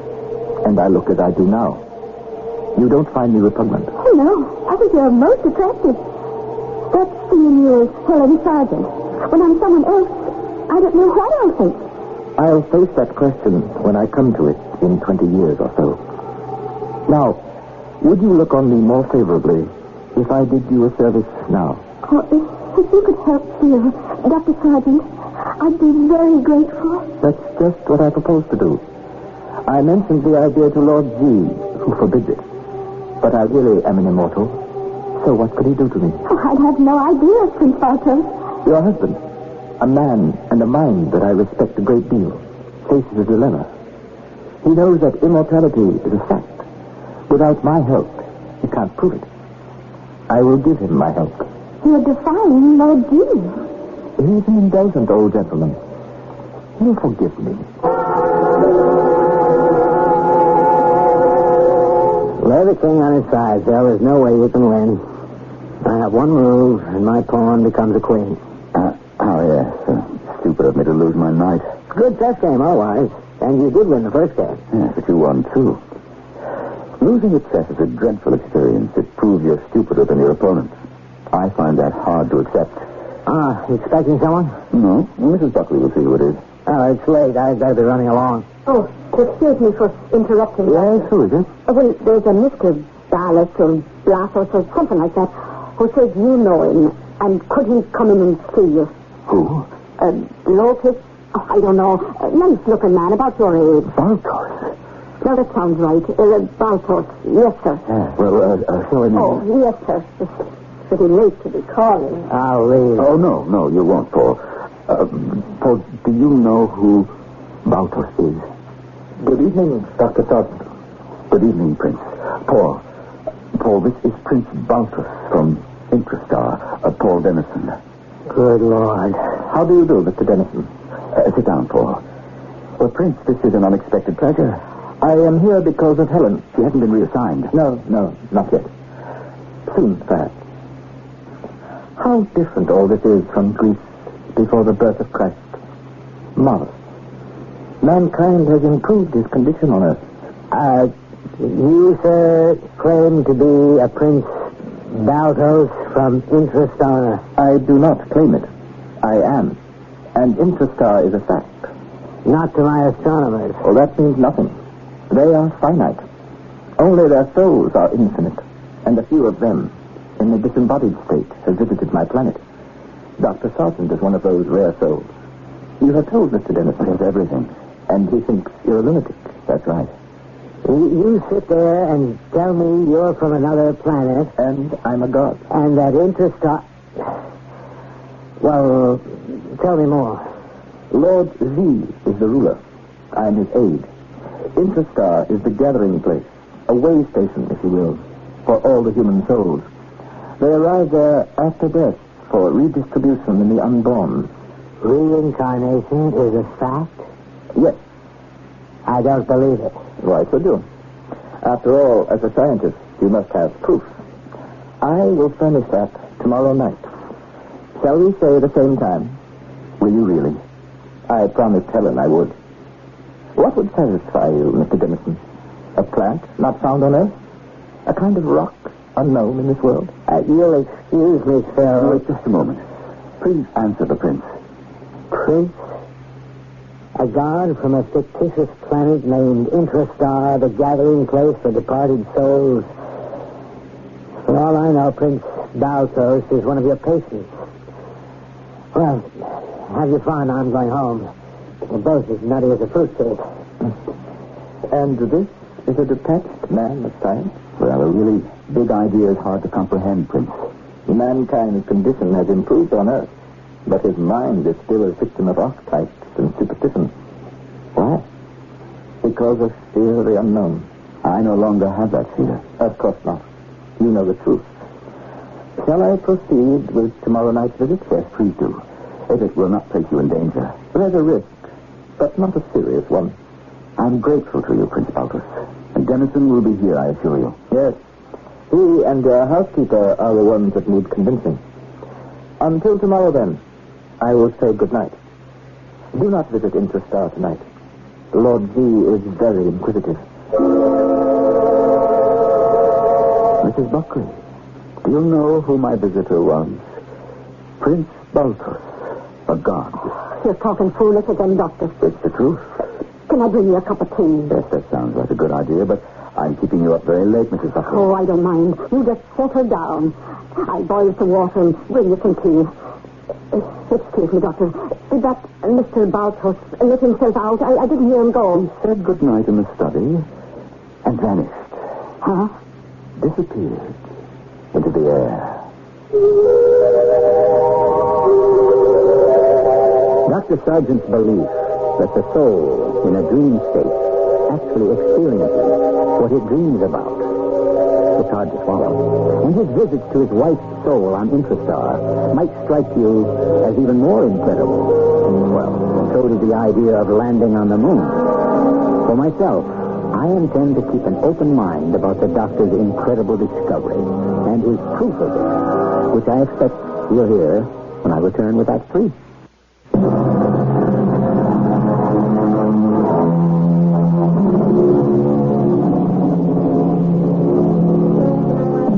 We've come through 2/3 of a weird science fiction story, a dream voyage by Dr. Philip Sargent to a planet in the middle galaxy, a planet not seen by our astronomers, but not a dream voyage, according to him.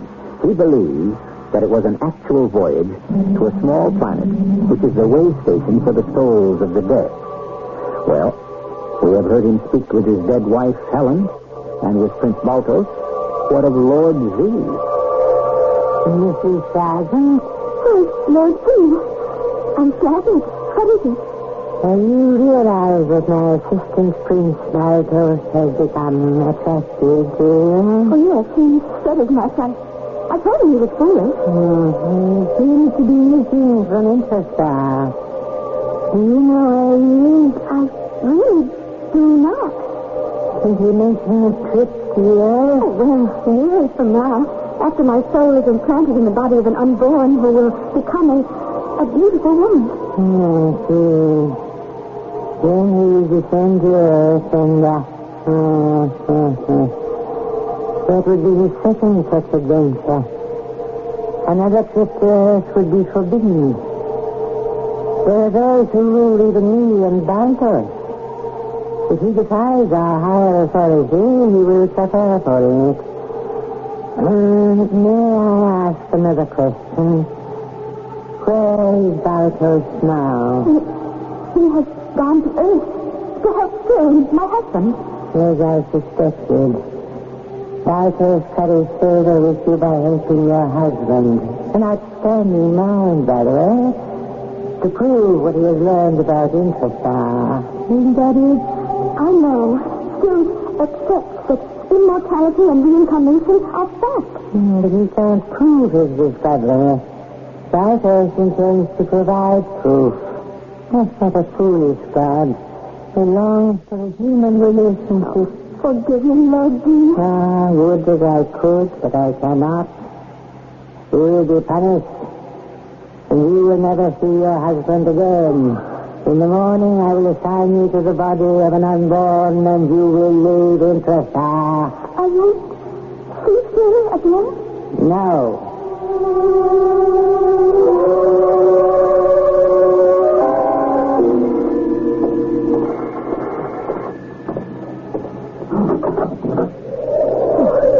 Evening, Mr. Dennison. Good evening.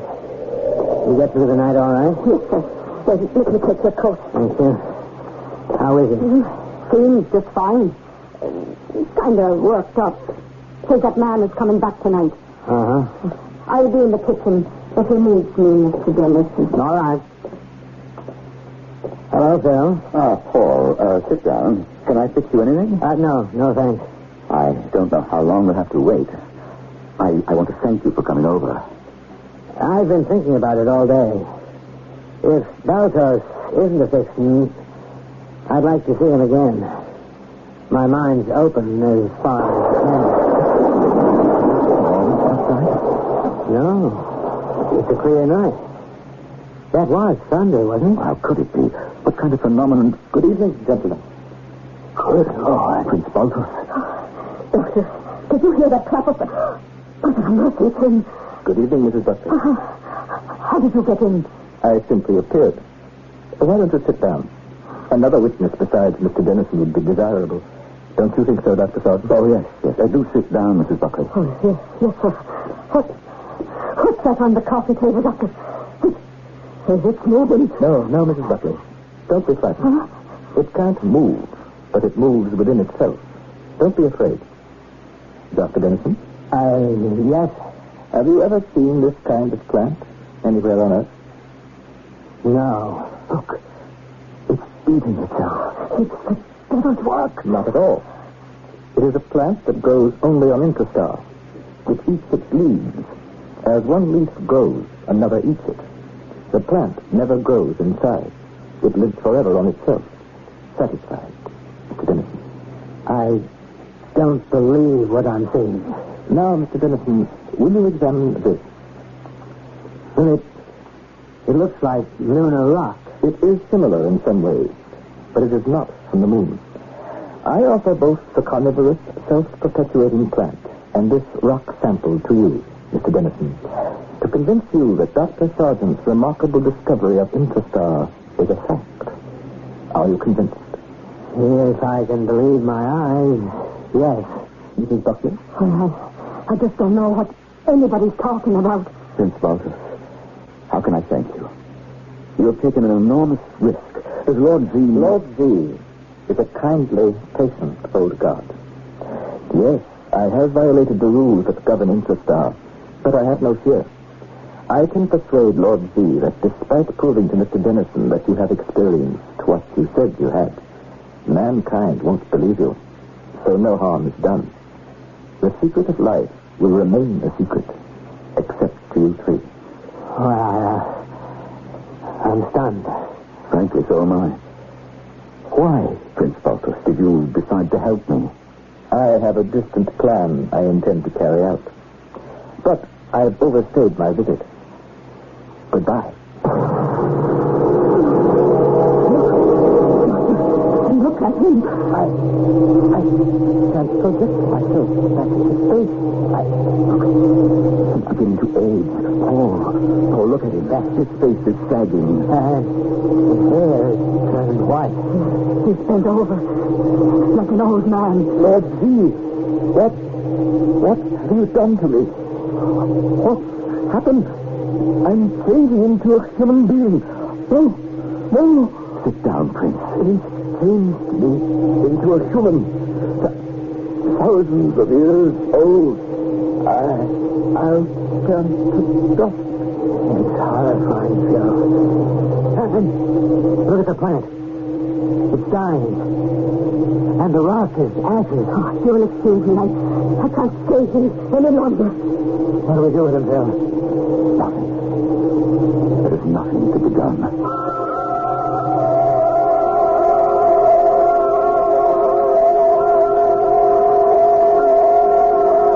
Mrs. Sargent.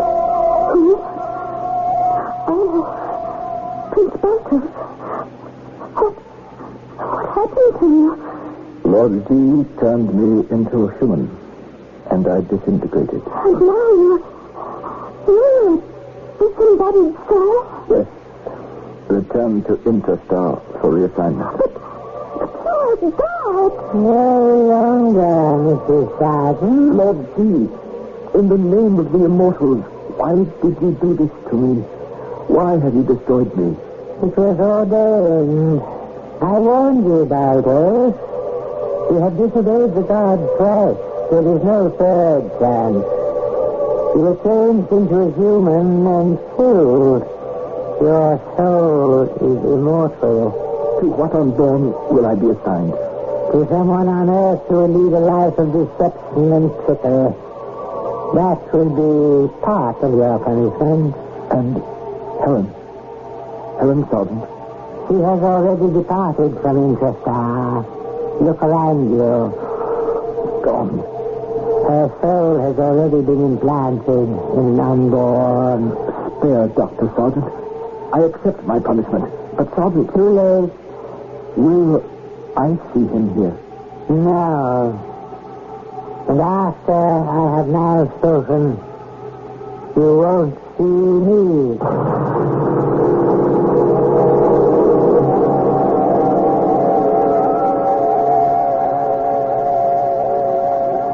Mrs. Buckley? Oh, you're right there. Here's some hot coffee. Yes, I don't feel very well this morning. Oh, with all that crazy business last night, I don't wonder. The devil's work, I call it. Mrs. Buckley, you don't believe what you saw and heard last night? If I did. Now, I'm not saying I do. I couldn't tell anybody about it. Nobody believed me. It was true all the same. Anything more I can do for you? Oh, why, you haven't eaten your nice fried egg. No appetite. I don't feel well. Would you telephone Mr. Dennison? I have to see him. Why, of course. And Kate will be happy when all this nonsense is behind me. And so am I. And I think it is about to be.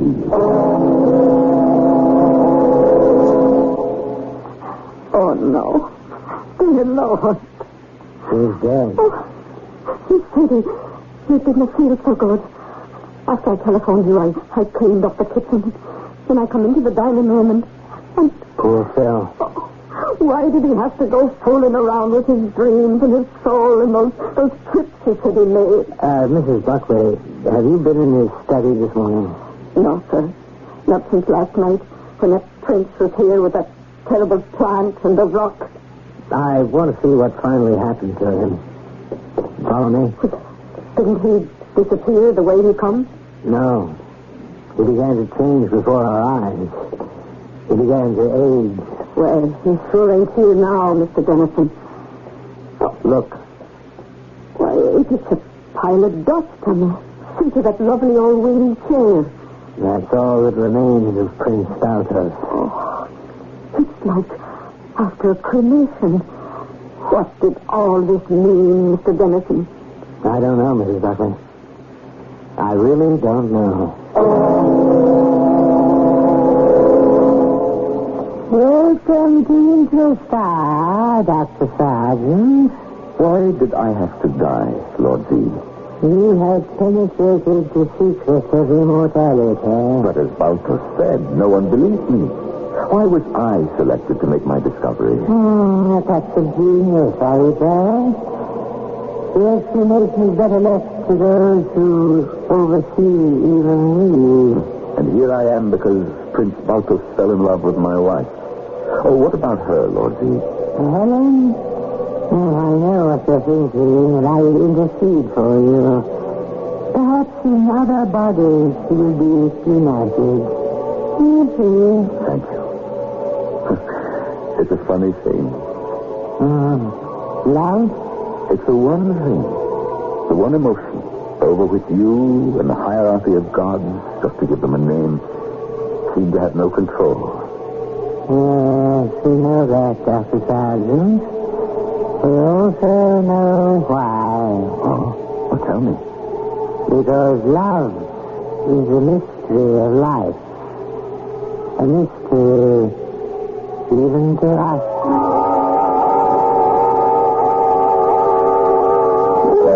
That's the pronouncement I do understand. So do you, I'm sure. Another observation. 2,500 years ago, in the Book of Rites, Confucius wrote, "Do not take liberty with the gods, or weary them." Dr. Sargent did, and died because he did. Of course, Prince Balthus was the real cause of it. He fell in love with Helen Sargent's ghostly body and freed soul. Love. What an explosive little word that is. I'll return shortly.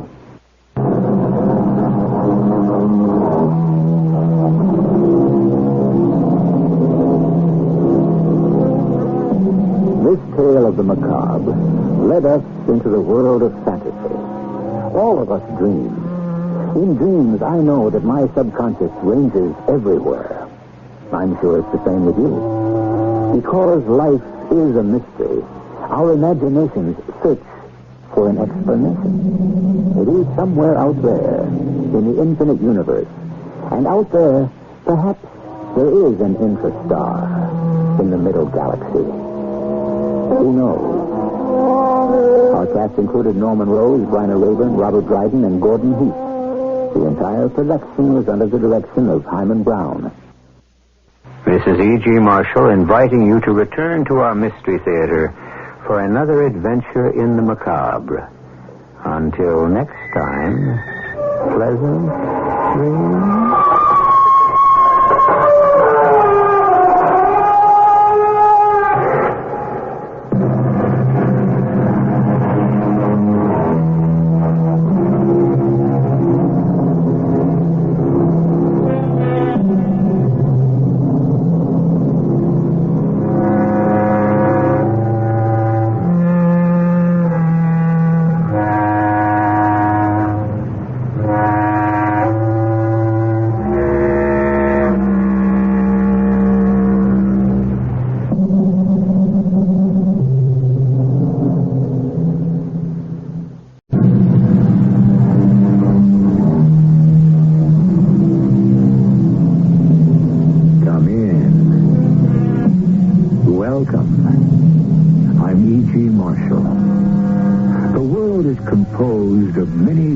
Kinds of beliefs and believers. Depending on who you are and where you're from, certain beliefs will seem quite natural, and others will not. The world, by and large, has become a more tolerant place than it used to be. But even so, or perhaps for this very reason, there are people who possess beliefs of such fantastical magnitude we can scarcely think they are serious. And yet they are. Deadly serious. We've got to keep going. We're almost there, I'm sure we are. I think we'd better turn back while we still can. Why? You saw the evidence with your own eyes, didn't you? Why do you keep calling it evidence? That guy is a crackpot. And if we keep going, we may never come back.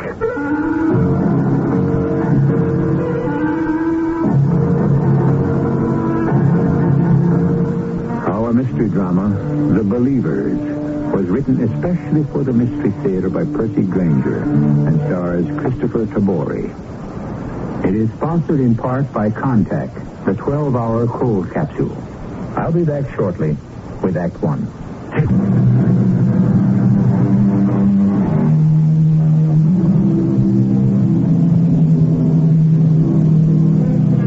Someone once said that people believe only in the commonplace, that which they are accustomed to see. But Emerson maintained that we are born believing, and that we bear beliefs as trees bear apples. Some feel that you can even measure the depth of a person's soul by the magnitude of his belief.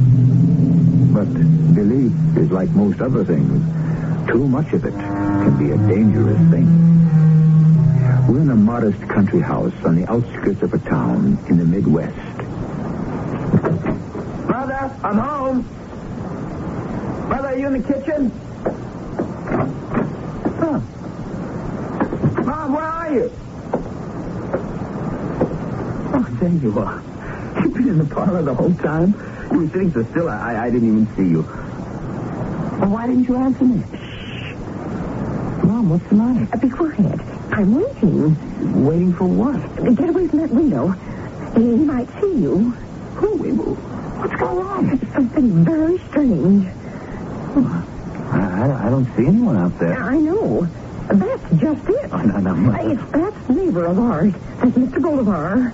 Oh, now, Mom, not that again. I tell you, Alan, something very immoral is happening over there. Now, Mr. Bolivar is a perfectly harmless old guy. How does he make his living? Well, that's none of our business. But we don't know, do we? At least you have an honest job. You leave the house at a decent hour each morning and come home from the factory at a decent hour each evening with a decent day's sweat on your brow. Mr. Bolivar never leaves his house at all. Well, maybe he works at home. I mean, we see him out in the garden a lot. You do not make a living with a garden. Maybe not. But I sure wish I could get our lawn to grow like his does. Look how green and thick he gets his grass to come in. Yes, just like a cemetery. He's probably got people buried in it. Oh, Mom, you gotta stop spending so much time peeping down the road at his house. I'm not peeping. Something is going on, Alan. And if something is going on, it isn't peeping to try to find out what. You spend your whole day at this window. It's not good for you, Mom. Listen to me. It's happened again. What? A woman came to Mr. Bolivar's house. She went in, and she hasn't come out. Is that her car in his driveway? Alan, it's begun to happen more and more often. People drive up to Mr. Bolivar's house, they go in, and that's the last they are seen. They probably leave at night. That's what we thought. But I found out this morning that's not true. But their cars are gone. We've heard them drive away, or you've seen them. Do you remember those people who came yesterday? Well, early this morning, the car left. I heard it. It woke me up just like it always does, but this was the first time it hadn't been pitch dark. It was just after dawn. You'd already gone to work. I rushed to the window, and you know who was driving the car? Even Bolivar himself. And he was all alone.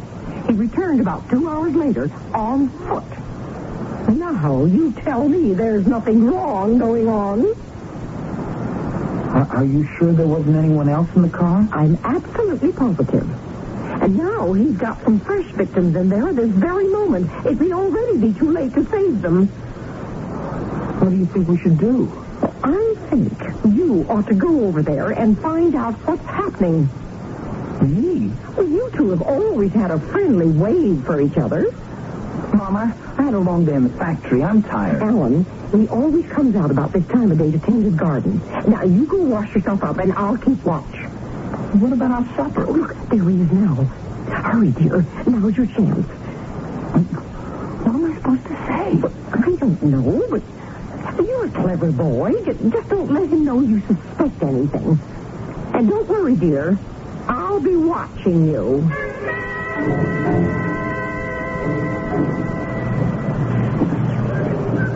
Hello, Mr. Bolivar. Oh, good evening, Alan. How are you? Well, I'm just out for a walk. Oh, really? I've never noticed you were in the habit of taking an evening constitutional. Oh, it's my mother. She thought it would be good for me. She doesn't think you get enough exercise on that assembly line, huh? I guess not. How is your mother these days? Oh, she always seems to find something to do. Well, my mother was the same way.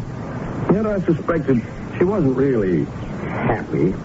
In fact, when I began to look around me, I discovered that to be true about a great number of people. We find 100 different ways to distract ourselves from the simple fact that we are discontented. Do you know why we're discontented, Alan? No, why? Because our lives are in the hands of other people. Our employers, our parents, and most of all, the government. People in positions of authority, ready to bend our lives to their whims. I think I'm pretty happy. Are you? Really? I don't think so. Why not? You seem, preoccupied, bothered by something. Oh, no. I'm not at all. Well, so you say. And yet you aren't looking at me as you speak. Why, I was just looking at your lawn.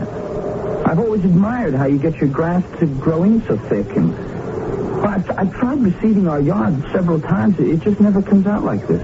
I think you're evading the issue, Alan. Well, sure, I could be happier. Who couldn't? I mean, I'd like to find a girlfriend. I'd like to get a raise in my salary so I could afford some of the things I've always wanted, like a motorboat, camper bus. Alan, these aren't things that make a person happy. They're simply further distractions. You seem pretty happy. Oh, I'm even more discontented than most. But I am doing something about it.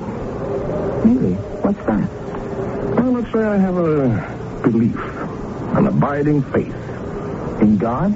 Oh, of course, in God, but in something else as well. What? That we can improve upon the life we've all been forced to lead. I sometimes wonder how. I guess I could use a little belief, too. Could you? If I thought it would help. Well, not everybody is capable of belief. Why not? Well, a great belief requires a great man. For there are those who would ridicule you. There are those who would ostracize you for what you believe. Could you abide such things? Yeah, I mean, if I really had something to believe in, I guess I could. But can you believe, Alan? Can you really believe in something almost beyond comprehension, and yet so wonderful, so joyous, that the mere thought of it makes you determined to take control of your own life and free yourself from your discontent once and for all, huh? Yeah, if that's what it would do, I mean, why not? And for such a reward, would you even be willing to run the risk of death? Death? Huh. There may be those who would kill you for your belief. Well, that's a whole new ballgame. I don't know. Well, how great is your capacity for belief? Is it as strong as the desires of your heart? That's the truly happy person, Alan. The one who has the courage to follow his vision. Just what is the vision? Nothing less than the chance of a new life. I like you, Alan. I trust you. You're young, you're strong, and like so many of us, you have a native intelligence that is wasted in your present situation. Well, thank you. Can you come over to my house this evening? I'm holding a meeting. What kind of a meeting? That I will tell you when you come. I think when you hear what I have to say, you'll have no qualms at all. Okay, Mr. Bolivar. Well, I'll see. Fine. Oh, about your lawn. I think the reason you're having difficulty is that you're underestimating the properties of the soil. If one will only appreciate its potential, there's no limit to what the earth can yield.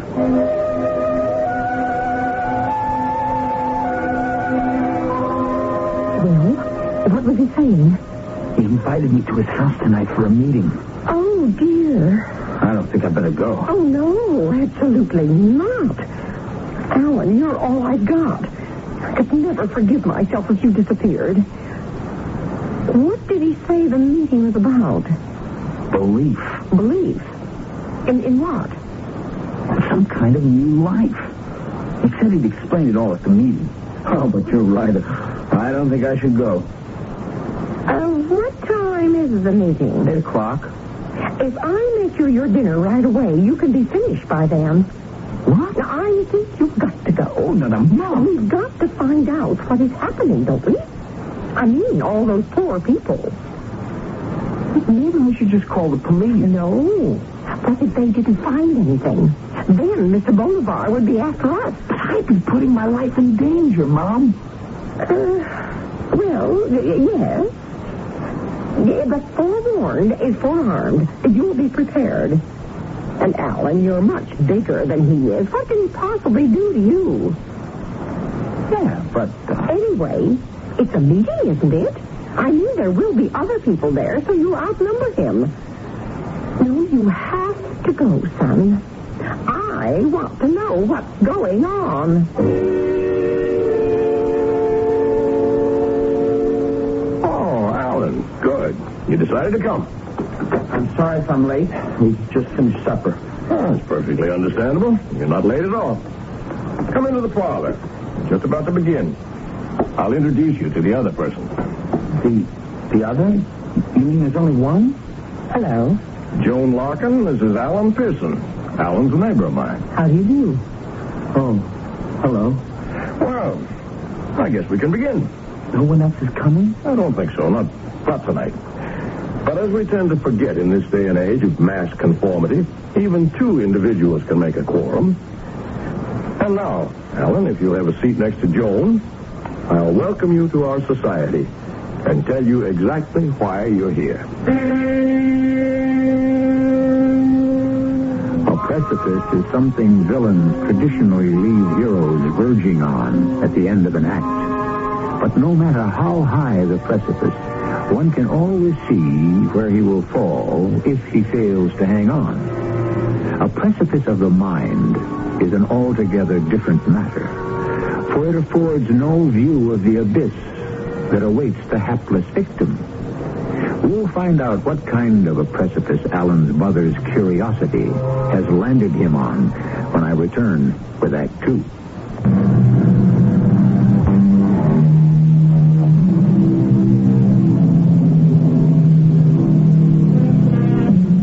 The secret society is as old as mankind. Small groups of people who consider themselves the elect have always formed clandestine groups and flattered themselves with secret codes and rituals, and sometimes with secret knowledge. Knowledge that they feel gives them insight to the mysteries of life and death. Evan Bolivar has spoken cryptically of the chance of a new life, the chance to escape this world. Let us rejoin him to find out more. Are you sure we shouldn't wait until more people show up? Oh, there won't be any more people tonight, Alan. It's just you and Joan. What kind of society is this? Doesn't he know, Mr. Bolivar? Not yet, Joan. You mean you do? Of course. Joan has traveled a great distance to be here tonight. All the way from Lipitsky, Ohio. I don't ever want to hear that name again. You know what's going to happen? Of course I do. That's why I'm here. Now I'm going to have to wait. I'm sorry, Joan. Your intended partners had a last-minute change of heart. That happens frequently under the circumstances. It's to be expected. They can't be blamed, and there's nothing to be done about it. But you'll have to give Alan time to think about it. And I'm all ready to make the journey now. Well, that'll be up to Alan. What kind of journey are you talking about? What's the name of this society? We call ourselves the Hollow Earth Club. The Hollow Earth Club? Mm-hmm. You mean you think the Earth is hollow? We don't think so, Alan. We know it is. We have proof. This is the other world I was speaking of.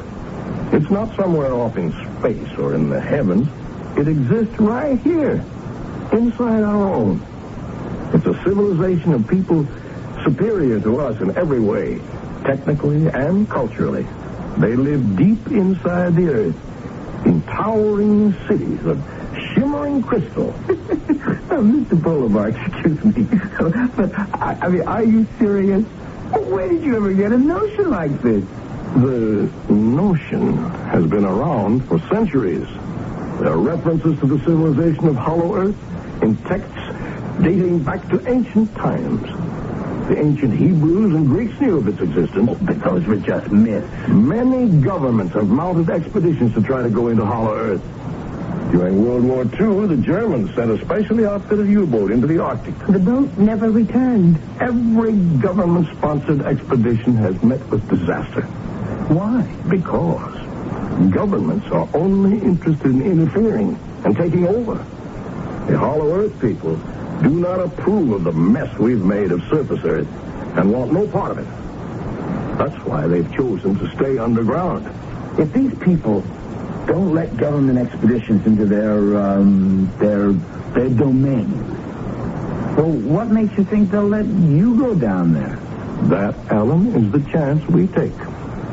That is the risk I spoke of this afternoon. It's very important that we make the journey with compassion and understanding. They must know that we respect them and have no desire other than to flee the same world they once did. You still look skeptical. Why, it's a pretty fantastic theory. No, Alan, you're wrong. Oh, but everyone knows the Earth is solid as a rock. Joan, I guess we're going to have to show Alan our proof, aren't we? You mean you have proof? 30 years ago, modern man came into actual contact with these wondrous people. Someone's actually seen them? Yes. How? There are large openings at the north and south poles that lead into Hollow Earth.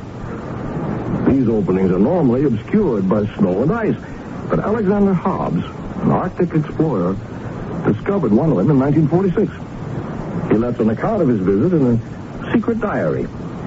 It gave me the proof I'd been looking for, and that's when I moved here. Why here?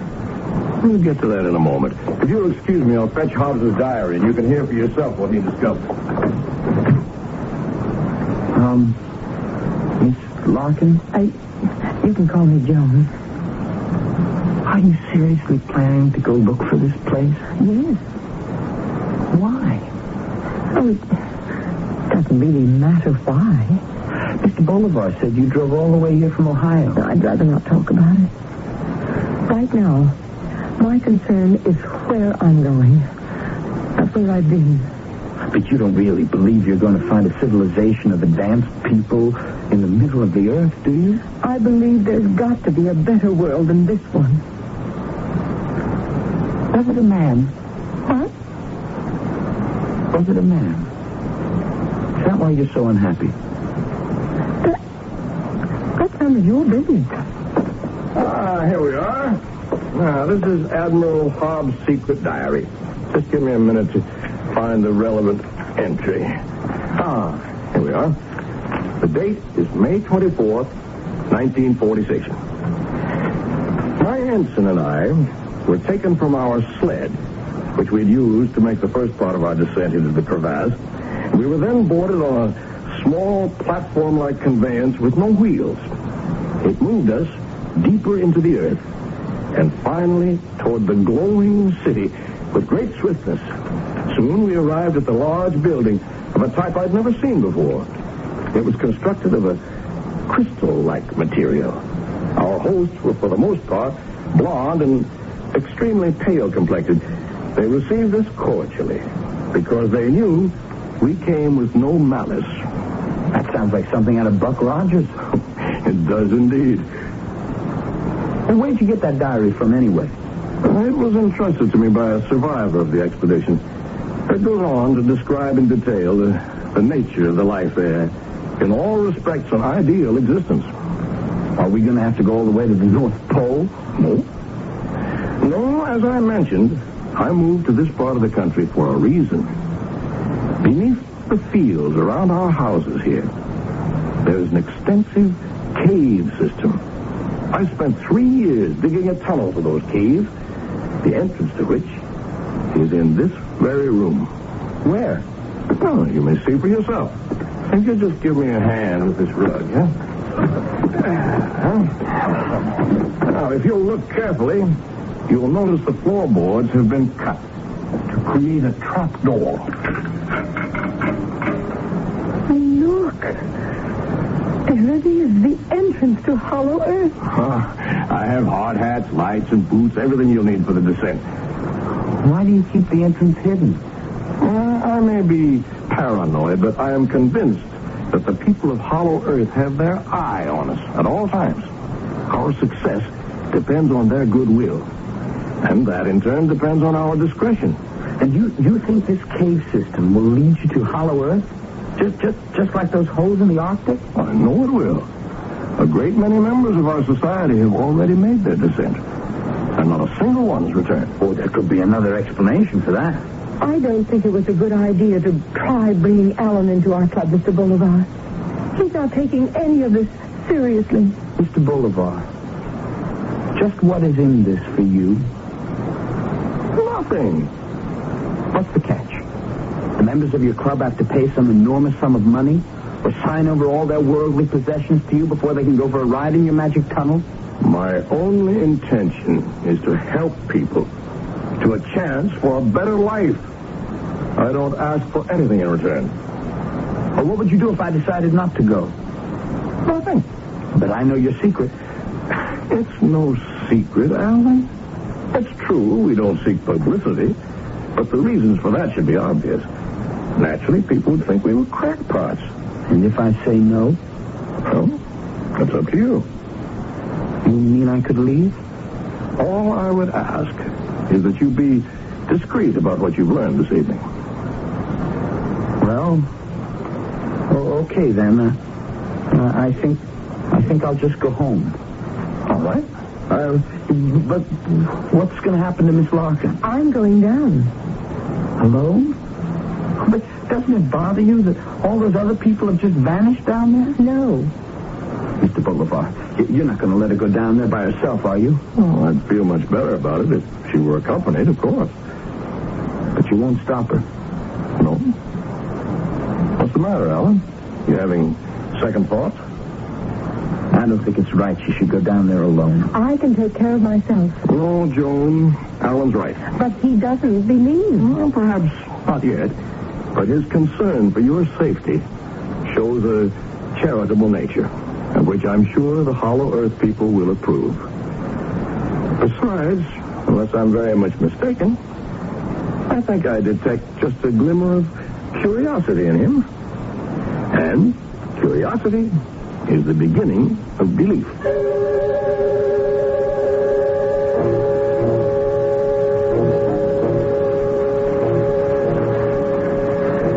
How you doing? I'm all right. This is something, isn't it?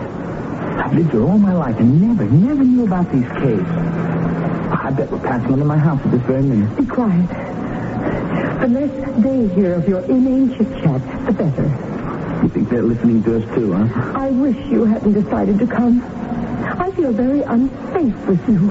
I'm as curious as the next guy. I've always liked Mr. Bolivar, and I think his theory is, kind of neat. Oh, please don't talk like that. They're not going to let anyone enter who just thinks it's all a big joke. Well, now, you're not one of those people who's determined to be unhappy no matter what happens, are you? Because, you're not bad looking, Don't you ever get some boy to leave you in the lurch? How do you know that's what happened? I don't. Joan, stop. Stop and listen to me. My mother's seen a lot of people come into Mr. Bolivar's house, and she's never seen anyone leave it. Mr. Bolivar drives their cars away and comes home on foot. Your precious mother. Joan, I'm being serious. You don't really think those people didn't return because they found some underground El Dorado, do you? Why not? 100 things could have happened to them. They could have fallen off a ledge or gotten lost or starved to death. Or maybe they just walked right out the other end somewhere into a cornfield and were so embarrassed they just went home. This is still all a big joke to you, isn't it? I'll get serious when you do. I am. I don't believe it. No one could get hurt so badly that they'd have to buy this crazy story supported by nothing but a fake diary. And I think we've let this whole thing go on long enough. Now let's just turn around and go back to reality. You have no right to give me orders. You can do whatever you want to, Alan. But I am going on.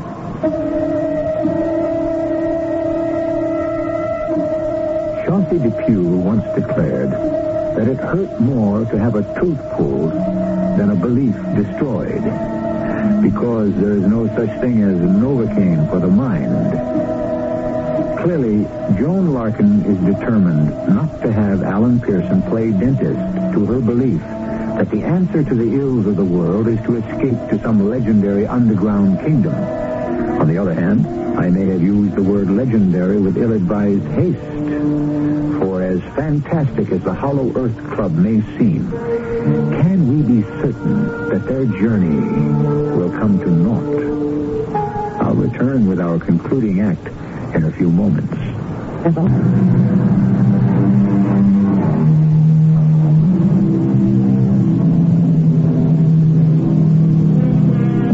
Curiosity killed the cat, and it's probably been responsible for a lot of other misdemeanors as well. As for the two people whose separate stories have brought them together under the bizarre circumstances we have been following, only one is motivated by curiosity.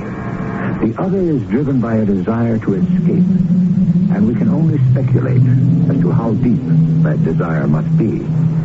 Curiosity and desperation. Not ideal traveling companions, I should say, especially when the journey is as unusual and possibly dangerous as the one they are on.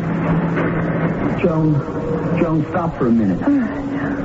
What's the matter now? Now, don't you think we've gone far enough? We haven't found the Hollow Earth civilization yet. I mean, haven't we carried this whole crazy adventure far enough? Alan, you can turn around any time you want to. I told you. I'm not going to leave you down here alone. Go ahead. It wouldn't be the first time. Oh, what does that mean? I've been left alone before. At least down here, nothing can hurt me. I wouldn't be real sure about that. Are you getting scared? Frankly, yes. I don't have the same stake in this venture that you do. That's right. For you, it's just a lark. Have you thought this whole thing out? I mean, just how do you think you're going to make contact with this so-called civilization? They know we're coming. When we've gone far enough to satisfy them that our intentions are serious, they'll make themselves known to us and take us the rest of the way. How do you suppose these crystal cities function, huh? I don't know. I mean, what do they eat? Plants can't grow without sunlight. Life can't exist in total darkness. Please stop talking like this. If you sneer at them, they may not let us in. Suppose I don't stop. What do you mean? Suppose I don't stop sneering. Hey, you Hollow Earth people, here we come, ready or not. Stop it! They'll hear you. Well, that's the idea.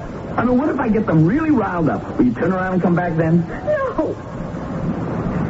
You have no right to do this. Oh, they may decide to get nasty on... John, wait a minute. I'm going on. John, okay. Wait up. Oh! Hey, you all right? I just tripped, that's all. Oh, almost got me, too. There's something here. What is it, anyway? Shine your light over. Oh, my gosh. It's a body. Stay back. Let me see her front. Is he? Yes. He's dead. Oh. Are you all right? Shine the light on his face. John. Please. Oh, it's Mr. Franklin. You know him? I met him at one of our meetings. He was a member of the Hollow Earth Club? Yes. I wonder what happened. Oh, he must have slipped and struck his head. Yeah, look, we've got to get back up and report this. No, I'm going on. Now, Joan... I've come this far. I can't turn back now. He needs to be given a decent burial. He is buried. And as for decent, this is as decent a burial as he would ever get. He was all alone in the world, too. I'm going on. Joan. I want to get away from you. Okay, you win. I'm not going any further. That's fine with me. I'm sorry I laughed at you. Oh, skip it. So long. Goodbye, Joan. Joan? Joan, what's the matter? Oh, no. What? The others. All the others. They're here. Look at that. There must be 24 bodies. Are they all members of the club? Yes. Now, Joan, look. I don't want to become a nag. But I think we'd better turn back. No. Now, listen, it's ridiculous to continue. Look at this. They're all dead. Yes. I know you're right. What's that noise? Oh. Shh. I hear something. Someone's coming. Yes. But from which direction? It's hard to tell. Turn off your light.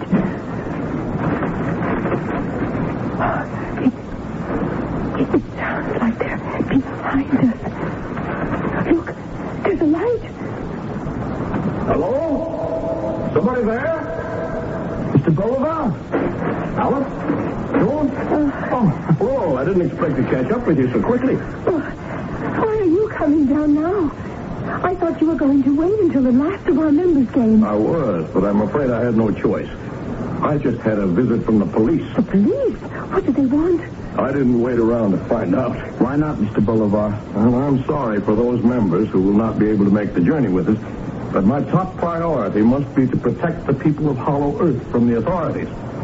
The government must not be allowed to interfere. Mr. Bolivar, we were just about to turn around. You mean go back to surface Earth? Yes. Why? Look. Shine your light on the passageway in front of us. Oh. What's happened? We don't know. But they're all dead. But these are all of us. Oh, the fools. I told them over and over that purity of intent was absolutely necessary. Oh, you don't think that... Well, clearly the people of Hollow Earth did not want them to go any further. You think they were killed by your super civilized underground people? Even civilized people have the right to defend themselves. Well, Alan, if you had any lingering doubts about the existence of the world into which we are descending, this should certainly dispel them. Is Joan all right? Yes, I think so. Good. Then let's push on. Push on? You intend to keep going? Of course. I'm sorry, Mr. Bolivar, but Joan and I have changed our minds. You have? Joan, is that true? Yes. Someone has to be notified about these bodies. I see. Well, this does present a problem. Why? As I said, my first priority must be to protect the people of Hollow Earth from government intrusion. What would my chances be of gaining admittance to their world if I let you go back to surface Earth and you told the authorities about this secret entrance? I'm afraid we'll have to, Mr. Bolivar, because of all these bodies. I'm afraid you won't. Alan, he's got a gun. That's right. Now, if you two will just walk along in front of me, we will proceed.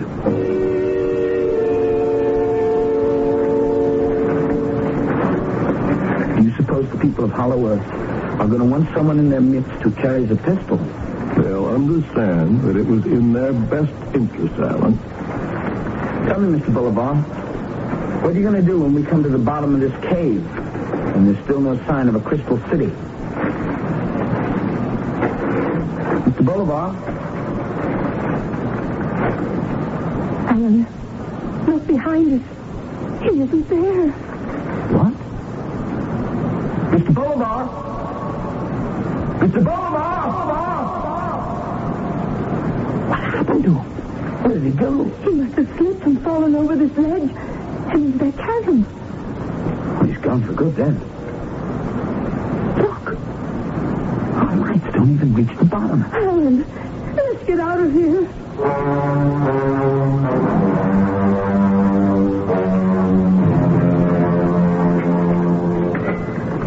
Yeah, give me a hand.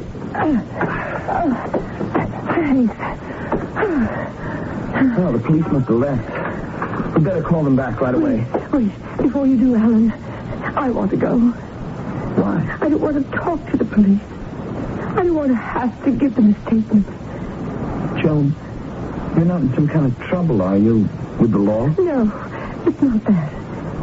I just don't want to talk about why I was here. Well, where are you going? Home. You know, Joan, if you wanted to stick around here for a while, I mean... No. Thank you, Alan. But I think I'd better go. Well, maybe I could come and visit you sometime. It's a long drive. Well, I wouldn't mind. You wouldn't? No. Well, I'd like that. Pittsky, Ohio, right? Yes. I'll give you a 15-minute head start before I call the police. Thank you, Helen.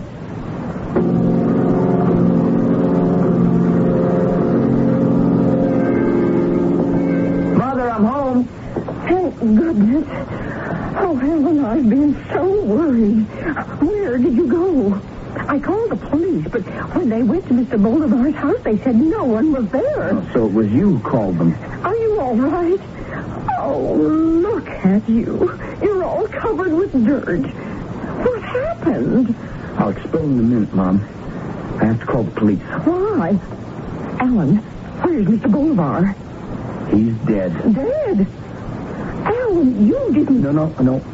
You said you wanted to know what was going on. But I don't think you're going to believe it. Mr. Bolivar was president of something called the Hollow Earth Club. What in heaven's name is that? Well, it was a group of people who believed the Earth is hollow and that an advanced civilization lived down there. How ridiculous. Oh, I always suspected Mr. Bolivar was pixelated. The reason you never saw anyone leave the house is because they're all going down through a tunnel into a cave system to try to find this place. Really? And that's where you were when the police came by? Yeah. Well, did you find it? Oh, Mother, of course not. What we found were the dead bodies of all the club members. Oh, how did they die? I don't know. Mr. Boulevard tried to force us to continue at gunpoint, but then he slipped and... And what?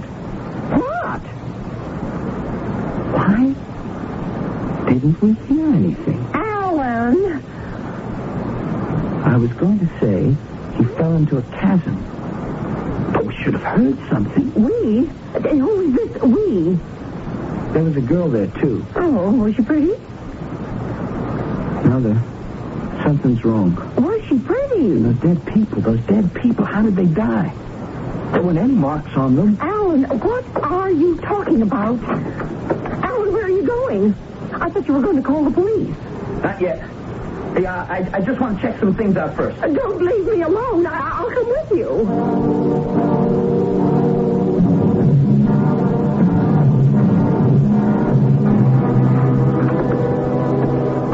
Alan, I don't think we should just go into Mr. Boulevard's house like this. There's no need to lower your voice, Mother. Mr. Boulevard's dead, remember? Now, how can you be sure? You said you didn't hear anything. You come through here. What are you going to do? I want to go back down in that cave and have a closer look at those bodies. Now, help me move back this rug. Alan, why don't you just let the police take care of this? I want to see for myself. There we are. What? There's a trap door. It leads to the tunnel that takes you into the cave. Now, Mr. Boulevard said it took him 3 years to dig it. What? What's the matter? Mother. The tunnel. It's gone. You mean someone filled it in? The earth. It's packed solid. It's like there was never a tunnel here at all. Are you sure you have the right trap door? Of course I do. Well, looks to me like someone doesn't want you going back down there. Who? Well, gracious dear, I don't know. But we just came up through that tunnel 10 minutes ago.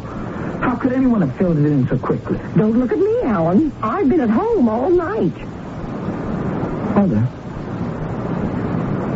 what if Mr. Boulevard was right?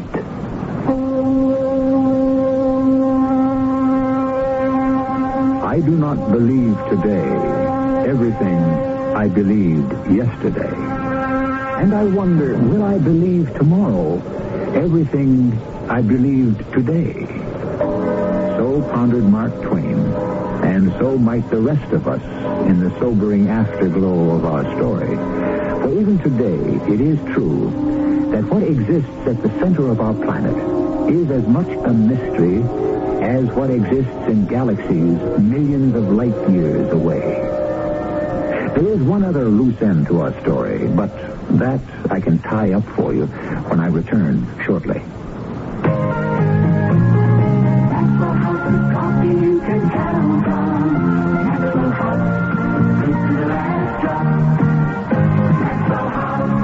Good morning.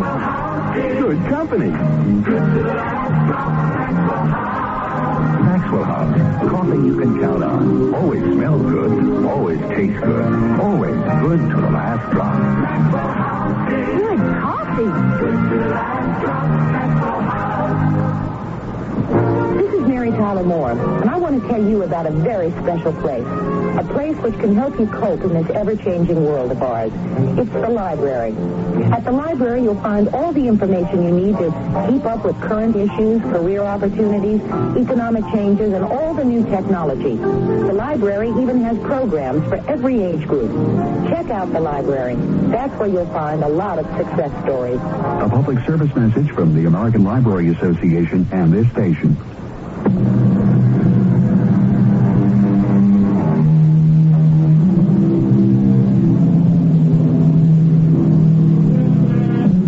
Possible that a race of creatures exists and thrives far beneath the Earth's surface. The possibility is a slim one.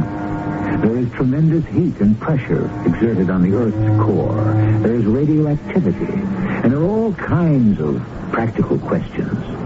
On the other hand, the Earth's diameter is nearly 8,000 miles. That's a lot of territory. as far as from New York to Siberia. A lot could be going on down there. Our cast included Christopher Tabori, John Beale, and Joan Shea. The entire production was under the direction of Himan Brown. And now, a preview of our next tale. You are going to look for the town of Helm. Who told you? You told me. When did I tell you? Last night, when you were asleep.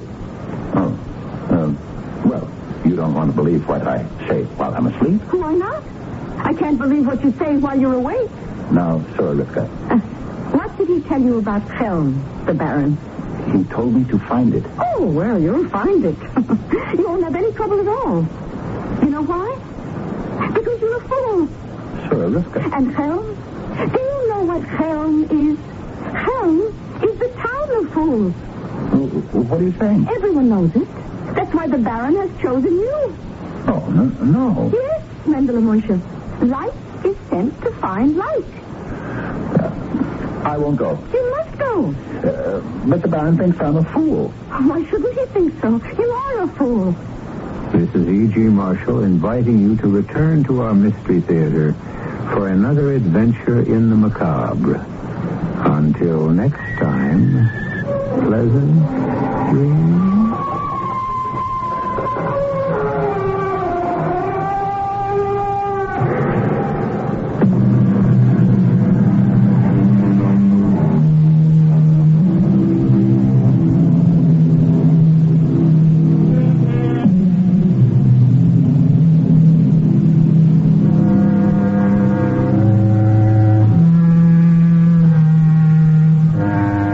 CBS Radio Mystery Theater presents...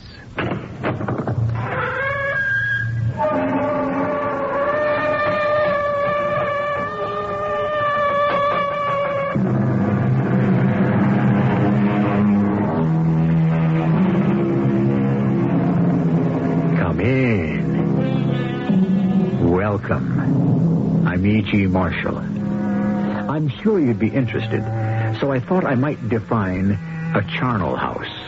According to Webster, it is a house, vault, or other place where dead bodies or the bones of the dead are deposited or piled up. Why do I bring up such a gruesome subject? Join me in our story and tell me later whether or not I should have. Just for openers, as a case in point. What is it, Dr. Garrick? What are they? House pets, I guess. Hey, those are Doberman pinchers. Get behind me, Miss Pryor. Are they dangerous? They're attack dogs. Vicious. If I can't stop them, then you run for your life.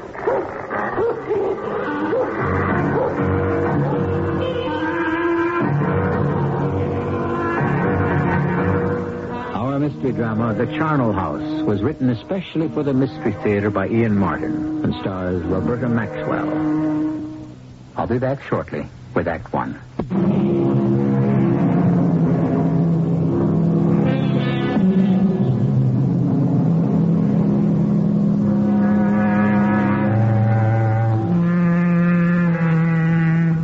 At the turn of the century, the last place anyone would have connected with a charnel house was the prestigious Chisholm Clinic, some 30 miles northwest of Boston, on the rugged shores of Cape Ann. Dr. Carlton Chisholm had poured his life savings into a miracle palace of diagnostics for those who could be rescued from the shadow of death, and a haven for those who could not be helped to escape it. But dark shadows lurked behind the bright promise, as Jane Pryor is about to discover. By the time I got off the train at Marblehead and into the Hackney carriage, I was exhausted. The long 12-day trip that had brought me home from Vienna had been a nightmare, tortured by fears and uncertainty. Now that I was on the final lap, the last thing I wanted to do was to make conversation. In all the rush, I didn't get a chance to introduce myself. I'm Dr. Stephen Garrick. How do you do? May I ask your name, Miss... it is Miss, isn't it? Yes, it is. Miss Jane Pryor. Oh. I don't mean to pry, but are you headed for the same place as me? I don't know. I don't know where you're headed. Oh. I thought from the fact I was a doctor... I'm going to the Chisholm Clinic. So am I. You work there? No. Well, you certainly can't be a patient. I'm going to visit my father. He's a patient there. Oh, good. I'm sorry he's a patient, of course. What I meant was, if you visit there often, I thought I could ask you a couple of things about it. I'm just about to start there. It's all new to me. I'm afraid it's just as new to me, too, Dr. Garrett. Oh? Your father just took ill recently? No. He's been a patient at the clinic for a little over a year now. I didn't mean to upset you, Miss Pryor. I only hope that there isn't anything for me to be upset about. I sure hope so, too. What's the nature of your father's illness? A year ago, he had a bad fall and fractured his hip. He wrote me from Chisholm Clinic to say that it had been reset, but that he would be spending quite a while there till it healed. Quite a while? A year? Longer than that, actually. 14 months. Oh, I wanted to come to him, but he put me off. It was a long trip, and it would have been very expensive. You were out of the country? I was in Vienna, studying voice. I was to be there 2 years. I see. Your father is an older man? Oh, no, he's quite young, really. I mean, I don't know exactly how old he is, but somewhere in his late 40s. We exchanged letters every week at first, and he seemed to be coming along quite well. Then there was some sort of setback, and apparently they had to operate again. But he was very cheerful about it and insisted that I must not come home. There was nothing I could do anyway. Certainly with the reputation that Chisholm Clinic has, he was under the best of care. I knew that. And also, Dr. Chisholm was an old friend of the family, practically an uncle of mine. So I didn't worry that much till about 3 months ago. Oh, what happened then? All of a sudden, my father's letters just stopped coming. But you kept writing to him? More often. The last 2 letters I even sent directly to Dr. Chisholm. Were your letters returned to you? No. Even the ones I sent to our house in Boston. Well, it's a big ocean, and mail does go astray. I'm sure there must be some simple explanation. I'm sure there must be. Anyway, I'm being a fool, since I'll find out very shortly now. I wish to help you any way I can. You already have. Now, that's enough about me. Tell me about yourself. You're quite young for a doctor, aren't you? It's the way you get to be when you're just fresh out of med school. Will this be your first job? Sure will. And not a moment too soon. What do you mean? Well, I more or less had to put myself through medical school, so it had to be a small one. And you don't waltz into good internships that easy if you're not from one of the bigger schools. In fact, I just about given up hope when this fell open. I mean, the Chisholm Clinic, that's really hitting the jackpot. I congratulate you. Yes, what a piece of luck. You say the job fell open. How did that happen? Now, that's the part that's not so good. The guy they had was in his 2nd year. He was carrying around a virulent culture in a test tube, and somehow it slipped, and in trying to catch it, he cut his hand and got it infected. Is he very ill? Not anymore. He got blood poisoning through his whole system and died of it 2 days ago.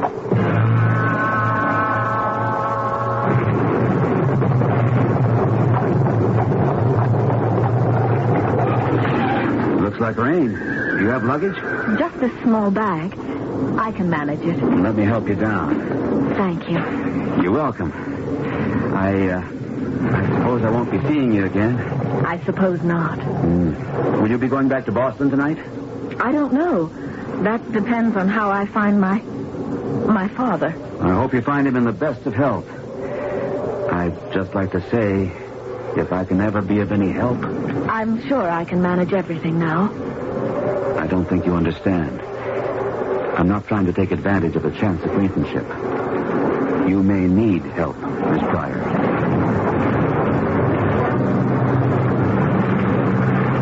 I had scarcely reached the cover of the porticos before the rain came. Since I was sheltered, I hesitated before ringing the bell. The strange way Dr. Stephen Garrick had said that I might need help, emphasizing the word need, had caught my ear. I had the uneasy feeling that had haunted me all the way from Europe, that something was very wrong. But as Dr. Garrett came up the steps carrying his bags, the door suddenly opened to reveal a tall woman in a nurse's uniform with a forbidding, hatchet face. Good afternoon. You would be Dr. Garrett? That's right. I'm head nurse Banyan. We were expecting you, but couldn't spare anyone to meet you at the station. Come in. Thank you, Nurse Banyan. But I think, first of all... We can talk after you're in. The wind is blowing the rain, and I'm getting wet. Well, I only wanted to introduce Miss... Oh, I didn't see you there. Is she with you, Doctor? We came in the Hackney together. What can I do for you, miss? I'm here to visit my father. He's one of your patients. Well, shall we step in before we get soaked? Suppose you drop your bags by the whole tree, young man. Dr. Mandley will want to see you. I'll take you to him just as soon as I get this young person straightened away. We were not expecting any visitors.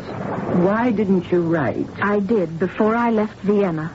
Vienna, Austria? Yes. I couldn't give you an exact date because I didn't know when I would arrive. Visitation hours for permanent guests are once a month on the weekend.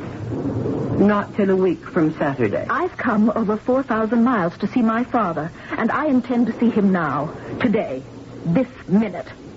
May I inquire the name of the patient? Mr. Robert Pryor, and he's a close friend of Dr. Chisholm's. I think you had better talk to Dr. Mandley, Miss Pryor. You'll have to wait, Dr. Garrick. That's all right. I don't mind. I don't want to talk to anyone else but my father. Well, of course. But you must see Dr. Mandley first. Why? Who is this Dr. Mandley? At the present time, he is the head of this clinic. This way, please, Miss Pryor. She turned and headed towards one side of the big hall. My head was clamoring with unasked questions. I had a sick sense of foreboding. What is it, nurse? Dr. Mandley, this is Miss Jane Pryor, the daughter of Mr. Robert Pryor. Robert Pryor? Oh, my dear Miss Pryor, yes. Come in.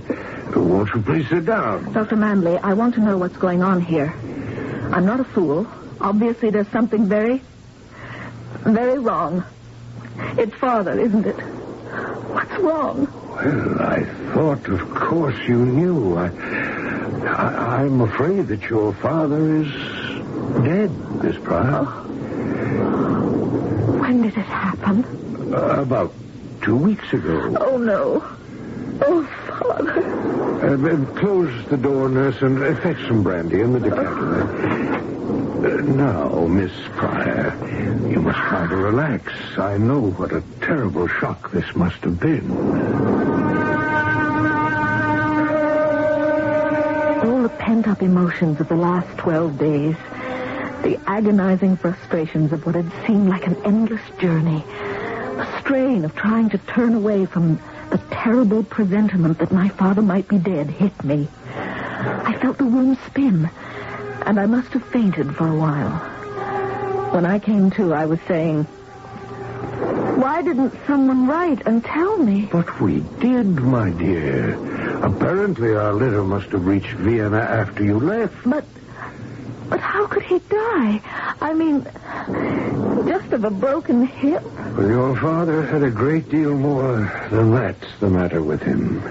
You mean the other operations? I mean the cause of them. Something we were not able to arrest. I don't understand. Your father had osteomyelitis, my dear. What's that? A disease of the bone and the bone marrow. The disease has a normally slow growth, but in your father's case, the deterioration was very rapid.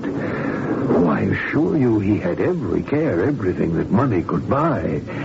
Even after the money ran out, the clinic provided the same lavish care for him, but, well, to no avail. The money ran out? The cost of medical care can be astronomical. But then, what is more precious than life? if it can be saved. But if there's no money left, what am I going to do? I thought, I mean, you were off in Europe, and your father was not exactly a rich man. We thought you were independently wealthy. I had to beg, borrow, and steal to get myself home. I have less than $2 in the whole world. I don't know what... Oh, yes. Yes, I do know what. I want to see Dr. Chisholm. Well, I'm afraid that won't be possible. Perhaps we could put up Miss Pryor for the night, Dr. Manley, and tomorrow she could talk to Dr. Chisholm. Yes. That's an excellent idea, Nurse Banyan. And I shall prescribe a sedative for her so that she may have a good long rest, the one she needs. Miss Pryor, I won't take no for an answer. You must be our guest. I had this dreadful urge to run. Run from someone who seemed only trying to be kind. In any case, where was there to run to?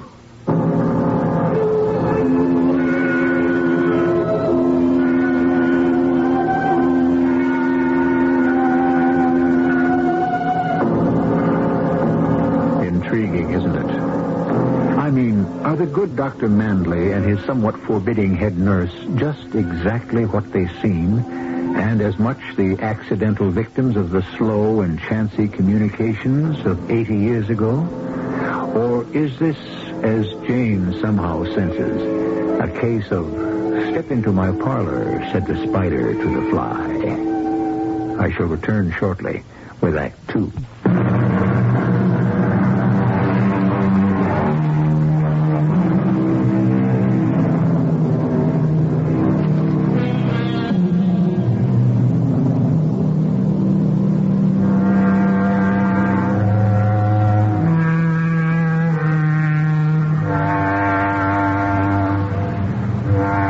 Jane Pryor's instincts may have told her, a practical assessment of the spot she finds herself in have drowned them out, and she has spent the night at the Chisholm Clinic in a long, dreamless sleep. One pleasant surprise has been that instead of the aseptic coldness of a hospital room, it has been spent on a soft, quilted bed in an exquisitely furnished bedroom on the second floor of the main building. Awake early and already dressed, she is gazing out at the sunrise from this room. The sun was just rising. It was a lovely, brisk fall day outside. In spite of the long rest, my head felt heavy and my eyes swollen and puffed. I had an urge to get out and breathe some of that air to clear my head. I went downstairs. Seeing no one, crossed the empty hall, slipped the chain from the door, and let myself out. I came off the porch, remembering the sea, and turning to walk in that direction. I could begin to see other buildings now. A large, fairly new one that must be the clinic proper. A big, old one far in the distance. Other buildings dotted about. Before I had gone very far... Well, surprise! Good morning, Miss Pryor. Good morning, Dr. Garrick. Where did you pop up from? The clinic over there. They put me right on duty yesterday. Haven't even found a billet for me yet. I'm on my way over to administration to find a bed. Oh, I'm sorry. I'm beat. I must look a mess. Not at all. You look very efficient in your white. Skivvies. The clothes make the man. So what are you doing here still? About your father? He's dead. Yes, I know. Oh, how did you know? Yesterday, when you went in to see Dr. Manley, I couldn't help overhearing while the door was open. There's something wrong, isn't there? Any way I can help? I'm afraid not. I really want to. If you just... What the devil? What is it? What are they? Oh, house pets, I guess. Hey, those are pinchers. Get behind me, Miss Pryor. Oh, are they dangerous? They're attack dogs. Down, boys. Down. I can stop them. I'll keep them busy. Then you run for it. But, Doctor... Listen to me. They're vicious. Down! You hear me? Down! Sick her! Sick with her! Easy then. Easy. Stay. Oh, sure, I'm glad you showed up. Who are you? Who are you? Dr. Garrick. And this is We ain't got no Dr. Garrick here. I just joined the ranks yesterday. Oh, you the new intern? That's right. Who are you, sister? Well, this is Miss Price. Let her answer for herself. Now, just a minute. Who do you think you are? I'll tell you, Doc. The name is Morris, the enforcer. I'm in charge of security around here. You break my rules, I'm the boss. Please, don't argue. My name is Pryor, Jane Pryor. My father was a patient here. How did you get on the grounds? I came yesterday afternoon. And stayed the night? Yes. I never heard of no visitor staying overnight. It was Dr. Manley's suggestion. Oh. Well, I'll check on that, you know. Why don't you go do that, Mr. Enforcer, and take your two brutes with you? I'm not quite finished. Where was you headed, miss, at this time in the morning? I wanted some air. I thought I'd walk down to the sea. And you, Doctor? They haven't given me a place to live yet. I was working at the clinic, and I was going over to administration to see Dr. Manley or someone about getting somewhere to sleep. Okay. Now, you know this. From sundown to sunup, the dogs are loose. Anyone wants to move around outside, you check with me first. What is this, a prison? No, Doc. But you see that big old building down there? We got a lot of strange cookies in there, ain't got their heads screwed on right. For their protection, as well as everybody else, we make sure everybody stays where he won't get hurt. Now, you better get back inside. I guess we better get inside. What a terrible man. Yes, I'd like to catch him without those dogs of his and... I don't think you want to tangle with him. He looks awfully powerful. Like a bouncer or an ex-pug. I can't understand Uncle Dr. Chisholm having a man like that in his employ. I think I'll speak to him about it when I see him. Uh-oh. What is it? We have a reception committee. Dragon Lady, Nurse Banyan. I suppose she's looking for me. Will I see you again? I don't expect so.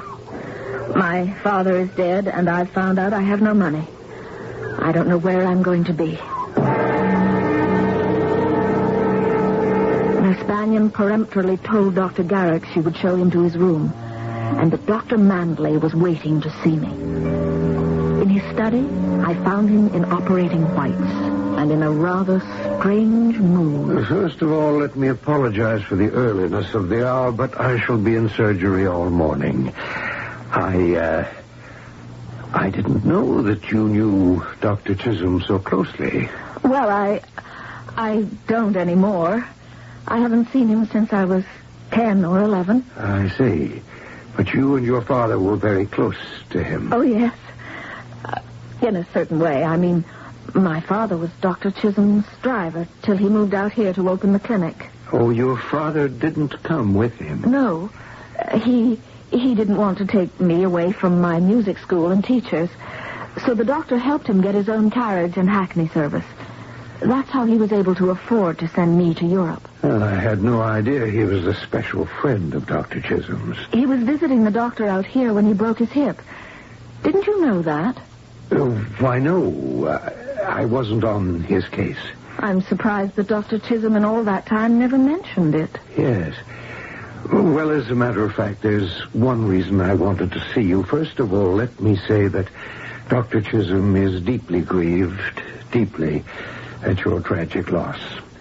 He wants me to convey to you that you must make your home here until you can make whatever other arrangements you decide. Well, I can't. I can't take charity like that. Well, I tell you what, if it'll make you feel better, you can help us here. We're always short-handed. We can make you a nurse's aide. I don't really know anything about hospitals. Oh, Banyan will take you in hand, teach you all you need to know. I must tell you, this will make Dr. Chisholm very happy. And I want to make it quite clear this was his desire. Yes, but... Well, if I'm going to see him myself, why do you have to tell me all this, Dr. Manley? My dear little girl, you say say you haven't seen Dr. Chisholm in several years. Well, I'm afraid you must prepare yourself for quite a shock. He had a rather massive stroke just after your father joined us. And his recovery has been distressingly slow. Distressingly slow.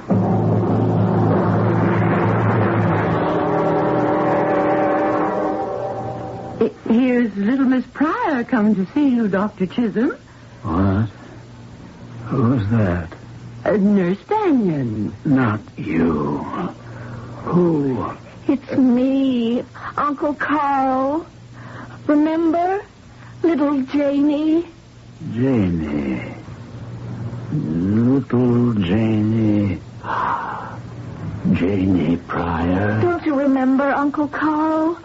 How I used to come here summers and we'd run down to the water and how you taught me to swim. And all the places, the secret places you showed me in the rocks and the shells we gathered and how we'd run on the sand. Shells, sand, yes. Little brown legs, sturdy legs.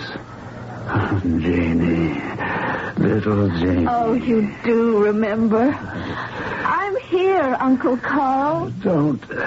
Good to have you back. Don't go away. I won't till you're better. Children, lonely men need children. Lucky man, Pryor. Good man. Where is Pryor? Doesn't he know? He does, but he forgets. You'd better leave him now. But I just came. Where's Janie? Little Janie. I'm here, Uncle Carl, here. But Janie's going to have to leave. It's time. You're doing him harm. Go. I've got to sedate him. Janie. I have to go now, Uncle Carl. Don't go away. Don't leave. I promise. I won't leave. I'll stay for as long as you need me. And so I stayed. A week passed, and I was kept so busy I had little chance to see Uncle Carl. There was another huge building I came to know, down by the sea, filled with human flotsam and jetsam. The elderly, the nearly senile, the lame and the crippled, the unwanted, deserted by their families. They needed help, too, and I tried to give it to them. As the days passed, I wondered that I hadn't run into Dr. Garrick. And then, one day as I was wheeling a new arrival to her room... Well, it's a small world. Dr. Garrick, fancy meeting you here. No accident. I was looking for you. I've got to talk to you. I can't right now. Oh, Dr. Garrick, I want you to meet one of our new guests. This is Mrs. Elizabeth Browning. Not Mr. Robert Browning's wife, the poetess, although heaven knows I'm old enough. Pleasure to meet you, Mrs. Browning. I find you as ageless as the first one. Oh, my, such a nice bedside manner. Don't waste it on me. Save it for the young lady. But she's not my young lady. Yes, but keep trying. Go talk to him, Miss Pryor. He has something he wants to say to you. I can't leave you alone. Oh, of course you can, my dear. I can wheel this chair myself into my own room. As for being alone, it's a condition of the old. One gets quite used to it. Nice to have met you, Dr. Garrick. We'll meet again, I hope. I don't want to leave that sweet old lady alone. What is it you want, Doctor? I've got to talk to you. All right. But not here. Oh, Lord, here comes the dragon. Now I've got to fade. I'll find some place where we can talk in private. What about? I can't tell you here. Just this one thing, if we don't get a chance soon. Get out. Get out of this place, I beg you, before it's too late.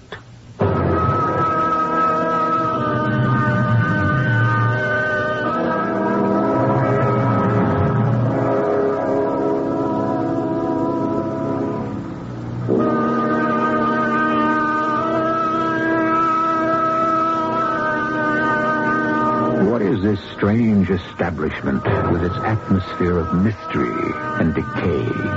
This land of the lost, of the abandoned, the mutilated, and the insane. I shall return shortly with Act 3.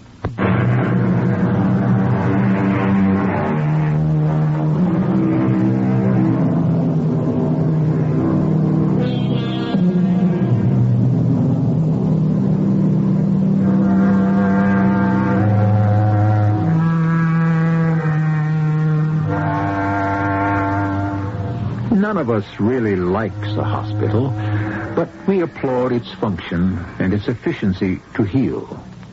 We are less fond of an asylum or a sanitarium, but again, it has a goal: to help bind up the wounds of the mind and return people to their worlds again.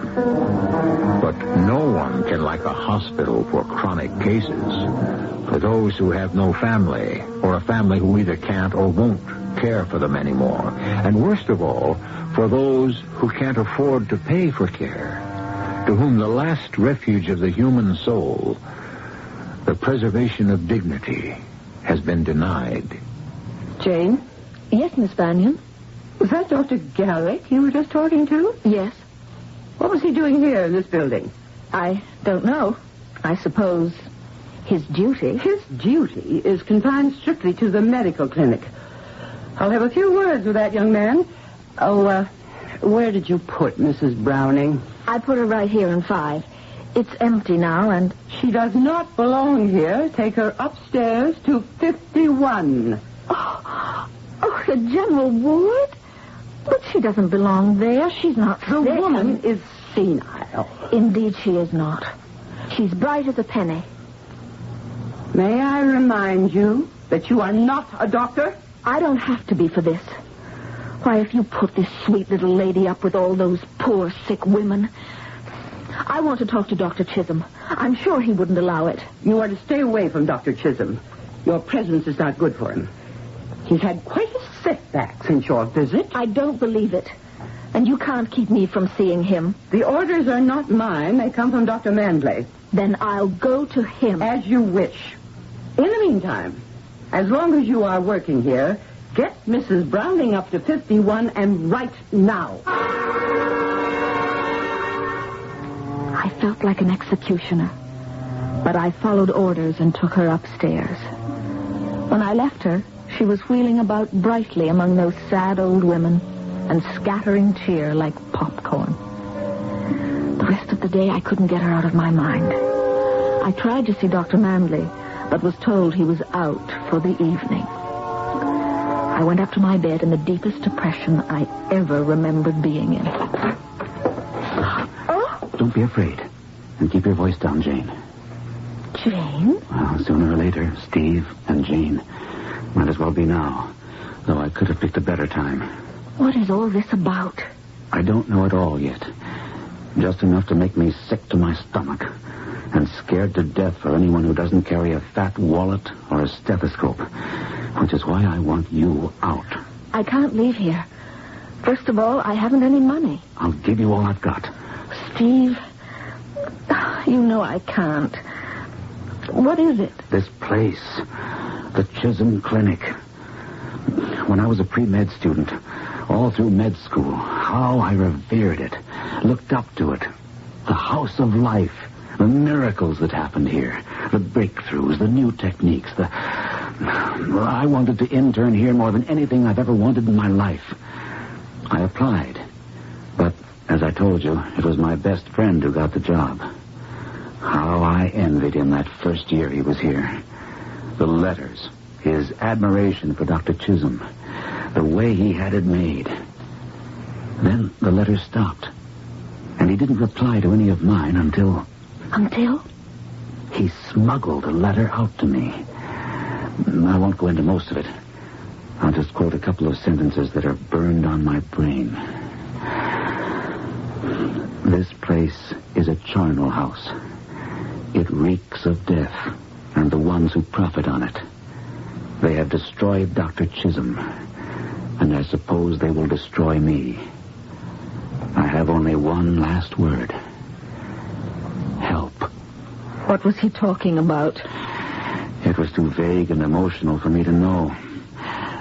I took it to a doctor I know who is high in medical councils. I was surprised that it got so much attention. He became part of a group that enlisted my help. When my friend died suddenly, it was they who secured me my appointment here, to try to find enough evidence for doctors to move against the ones who run this clinic now. Dr. Manley and Nurse Banyan? Yes. Evidence of what? Name a crime in the book they haven't committed. Overcharging on a colossal scale, faulty diagnosis, deliberate or through ignorance, a policy that anyone seeking refuge for old age must sign over all their assets. But isn't that standard procedure? Where the home guarantees complete service until the patient's death. Don't they hear? Sure, as long as they shall live. Only they don't live.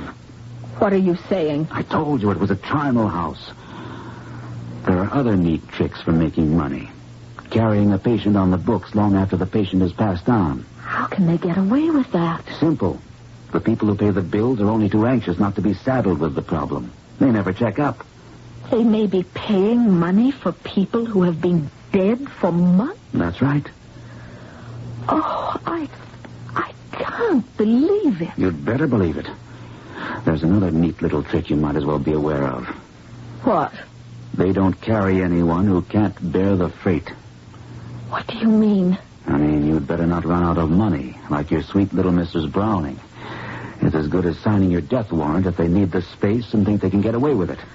Oh, no. Now, do you see why I want you out of here? I see a lot more than that. Father, that's what happened to him, wasn't it? I mean, he didn't die just recently. He's been dead for quite a while. Ever since his letters stopped. I think his death may have been one of the many my friend had discovered. He was ready to blow the whole thing wide open. That's why he got killed. He didn't die of blood poisoning? If he did, I'll bet my hat it wasn't spontaneous. And Dr. Chisholm? Oh, there's no doubt he had a stroke. That's when Manley had his chance to take over completely. But they had to keep him alive because his prestige was too important to the whole scheme. I'm sick to my stomach. Sick enough to get out of here like I tell you? What are you going to do? Stay here till I can gather enough evidence to prove all I'm telling you. I want to stay and help. No. Why not? Don't you see why? Because I love you. That's ridiculous. I agree, but there it is. I have since the first moment I met you. Maybe it isn't ridiculous. So have I. Oh, my darling. I never thought... What is it? You fell over something. Oh, that. It's some kind of heat register or fresh air duct or something. I tripped over it myself. Never mind it, Steve. What about us? Listen. Get down with me. Get away with it. Where? On the floor. By the register. Oh, don't run scared. Listen. Our cover is gone. Dr. Chisholm just had another massive stroke. In spite of all we could do, we lost him to cardiac arrest. All right, it was inevitable. We can cover long enough to get out free. I'm not so sure. Everything is piling up. Remember the Pecula girl? I think so. Haven't we been carrying her on the secret dead roll? For over a year. So what? Her father and mother couldn't care less. According to this letter I just received, a favorite uncle out of the blue cares a great deal. So much so, he plans to visit his niece this weekend. Day after tomorrow. The girl's been dead for 10 months. We have to offer him proof she hasn't. He hasn't seen her since she was a child. And so it appears. So, You mean the one upstairs? Jane Pryor? She's one of the loose ends we must tie up eventually. She'd never go along with it. How could you persuade My her? dear Martha, we don't need her cooperation. Only a young body. I didn't say it had to be alive. Good. That's enough for tonight. I'm tired. That settles it. We've got to get you out of here tonight. How, Steve? Remember? The dogs. The dogs patrol the fence. They're knocked down by the water. If we could avoid the dogs, we could go that way. No, not without a boat. I've checked. The fence runs way beyond low tide, built up on jetties beyond that. It's too cold and too rough to swim. No way there. But of course there is. The caves. What caves? The caves that Uncle Carl and I, Dr. Chisholm, used to explore when I was a little girl. You can find your way through them halfway to Marblehead. You think you still could? I never stopped to think about it before. But now that I do, I know I could. We had stopped only to take the documentary evidence that Steve needed, hastily bundled into 2 knapsacks and a portmanteau. Somehow, through guile or luck, we had evaded the dogs and found our way down to the top of the cliffs that guarded the south end of the beach. Then, all of a sudden, a bright torch stabbed out, pinning us in its beam. Ain't that a pretty sight? You going somewhere sunny? And your little girlfriend is fire? We're minding our own business. Why don't you mind yours? Come right down to it, ain't I got the inside track? This is really my business. Could you say the same? We've got to get past him. Get his attention. Where are your dogs? They're loose somewheres. And don't forget, once they are, Morris here is the only one who can call them off. What the... It looks as though someone else is loose beside your dog. It's too bad for them. If you... Why, you pipsqueak doctor. You think you can take me over the blind cider? I'll make mincemeat out of you. I've got a rock. Don't make me use it. You just try it. I've been looking forward to this. No, Steve. Stay back, Jane. Come here, sawbones. No, I can't swim. What happened? I tripped him. He was going to kill you. He slipped and fell into the sea. I can't just let him die. Maybe I can get down to him somehow and... Margot, the dogs. Call them off. I told you we shouldn't have come out. Where's Morris? I don't know. Hands, let them down. I can't control them. Morris! Don't scream. You're getting them excited. Auntie, don't you see? They'll kill us. Morris! Morris! No! Margot! No! Oh, good Lord! Where are you going, Jane? We've got to try to get help. It's too late. We couldn't anyway. They're only getting what they deserve. But they are human beings. After what they've done, not in my book. Come on, darling. Those dogs have tasted blood. And with no one to call them off, none of us is safe. Let's get out of here while we still are.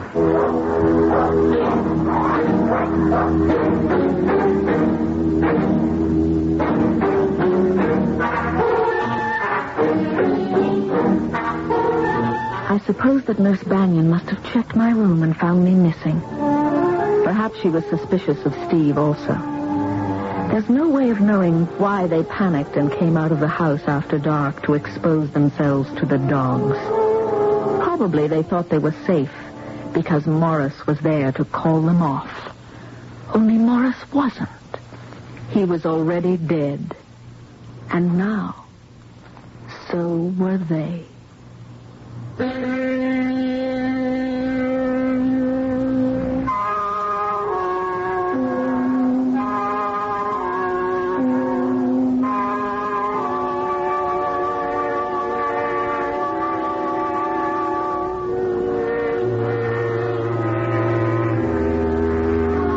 Dr. Chisholm died, but his clinic went on living.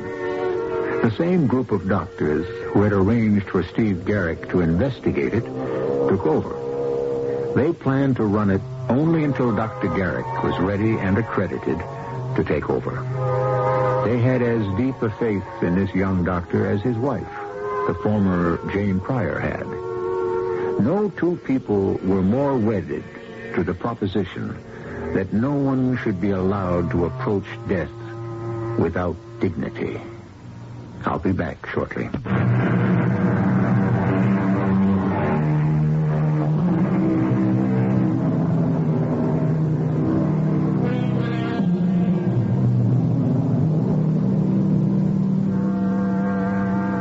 This was a story of almost a century ago, when communications were slow and unsophisticated. And you might think that many things were conceivable which no longer are today. But treatment of the elderly, as you can confirm for yourself by reading any big city daily, is always an opening for the ruthless. It's a sad fact that wherever there is money to be made, there are always people who don't care how it is made. Our cast included Roberta Maxwell, Gordon Gould, Grace Matthews, and Court Benson. The entire production was under the direction of Himan Brown. This is E.G. Marshall inviting you to return to our Mystery Theater for another adventure in the macabre. Until next time, pleasant dreams.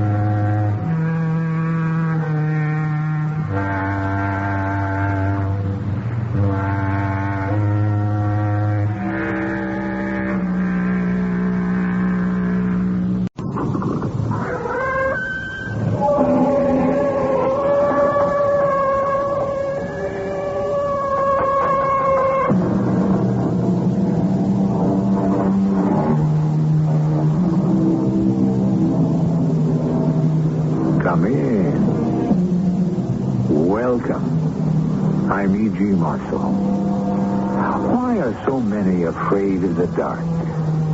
I don't mean a lonely road at night or an unlit attic. I mean the dark of the unknown. Why has man, for at least 2,000 years, been superstitious? That great Roman statesman Cicero once said, religion is the pious worship of the gods. Superstition, a senseless terror of the gods. He said that 100 years before Christ. Our story of faith and fear happened yesterday. Do we have a deal, Colonel? My friends are waiting to know. Well, that depends on you. I am still waiting for what you owe me. I haven't received my money yet from the state. I advise you, Juan, if you wish to stay in this business, settle up the old debts first. Or I may be compelled to take something from you which you value with your life.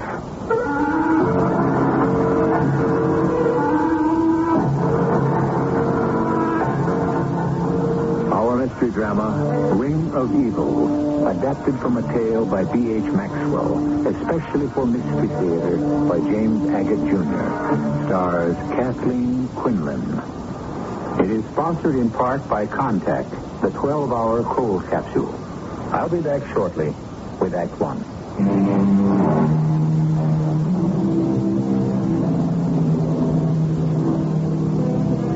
Is it that people react differently in tropical climates? Does that explain why Asia, India, Africa, Spain, and South America have given birth to more superstitions than their northern neighbors? But it's not the country, is it? It's the people. It's their belief in the love potion, the evil eye, the wishbone, the charm, the rabbit's foot, the good luck piece. The list is endless, and sometimes evil.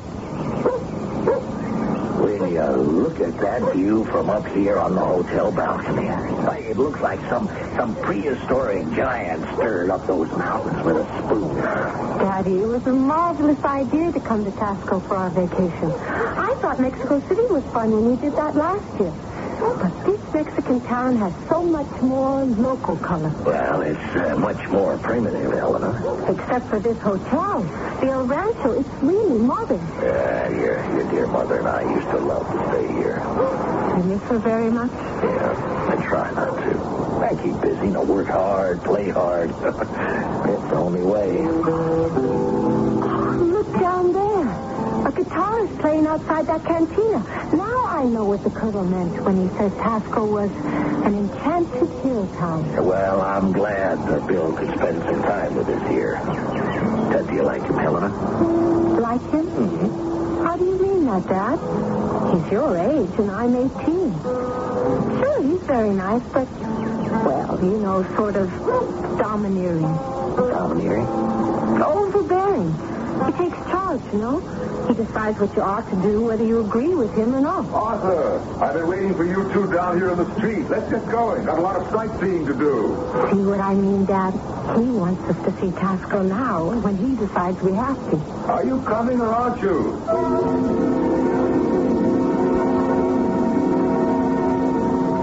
My father's waiting for a phone call from San Francisco, Colonel, so he can't come with us. He asked me to apologize. That's the trouble with your dad, Helena. He keeps right on working whether he's on vacation or not. Now, what would you like to see? Well, I read that Tasco's famous for things made of silver. I'd love to see them making it. Ah, silver, is it? I had no idea, Helena. Easier done than said. I have a very good friend who has a workshop just across the Plaza Borda, and he has the finest, believe me. It's opposite the Santa Prisca Church, which I owe it to myself to show you. You lead the way. Just a moment. It's 2 o'clock, siesta time, and every store will be closed while the Mexicans take their afternoon nap. No matter. Juan's a friend. I'm sure he'll open up for us. Now, this is the Plaza Borda, and every single branch of those trees is always filled with birds. You can see that they don't take any afternoon siestas. And here, this door. This is Juan Pedrosa's silver atelier. Workshop. What did I tell you? Everything's boarded up. Shutters drawn, door closed, whatever you mind. You just wait right here, and I'll go inside and try a little Yankee persuasion, all right? Well, I don't mind waiting out here. There's so much to see. Don't go away now, dear, and don't talk to anyone. Latins have a peculiar idea about any unaccompanied woman standing in the street. But if you don't answer anyone, you're all right. Juan Pedrosa. Juan. Colonel William, what good fortune brings you to my house? How have you been? Well, I thought I have not seen you in a long time. It's all right, Juan. You can lower your voice. There's no one with me. I saw you from the peephole in the street with a young lady. A very wealthy young lady. She's waiting outside. She's interested in hand-wrought silver. I told her I'd try to persuade you to open up the store. Colonel William, do we have a deal? My friends are waiting to know. That depends on you, Juan. I wait also for what you already owe me. Yet I have not received my money yet from the state. Juan, I advise you, if you wish to stay in this business, settle up the old debts first, or I may be compelled to take something from you which you value with your life. Now, would you open your atelier, please? Who is the young lady? Daughter of an American friend of mine. We have done business for years. Legitimate? Oh, yes. My cover. Her father and the girl are here for a vacation. I'll open right away. Go. Bring the young lady in and I will turn on the lights in the shop. I don't mind at all.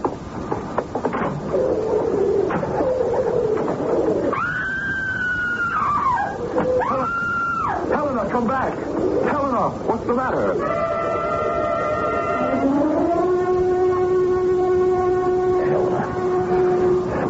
Helena's daddy. Oh, honey, you feeling better now, huh? No. Don't get up. You just stay there. Well, is that you, Daddy? Quiet, child. Now, honey, you warm enough? Oh, I feel so cold all over. Oh, you know, something must have upset you a lot. You come running in, your face flushed. You can hardly speak, you know. I saw. Oh, Daddy, it was terrible. Honey, now, I don't want you to say another word. You got some kind of a chill, but you say you don't seem to have a fever.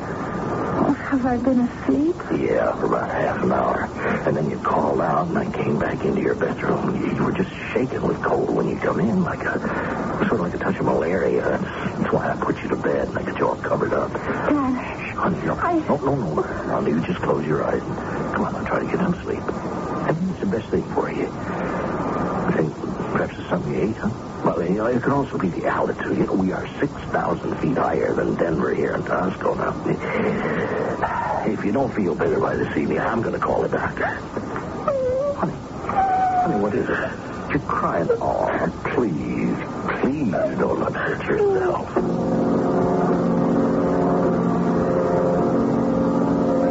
I don't understand it, Arthur. I couldn't have left her outside in the plaza border for more than 3 minutes, and when I got back out there, she was running and screaming. She went up the road past the border palace. I ran after her, and she disappeared. I've been looking all over town for her. Yeah, she must have run right back to the El Rancho Hotel. I don't know what happened to her either. I've put her to bed. I don't know if she's in any pain. At first she's hot, and then she's cold, and her teeth are chattering as though she'd fallen into an iceberg. I think I'll go back to Juan Pedrosa. See if he has any idea what could have happened. Colonel William, what happened? Did she say what made her scream? No, she's told no one. I thought you might have some idea, Juan, so I came back. No, but I was inside here. How would I know? And let's go out there into the plaza and have a look around. I'll show you where she was standing before she ran. Huh? Not in front of this house? Oh, no. Several doors down. She was looking up at the first story and screaming. Hey, certainly.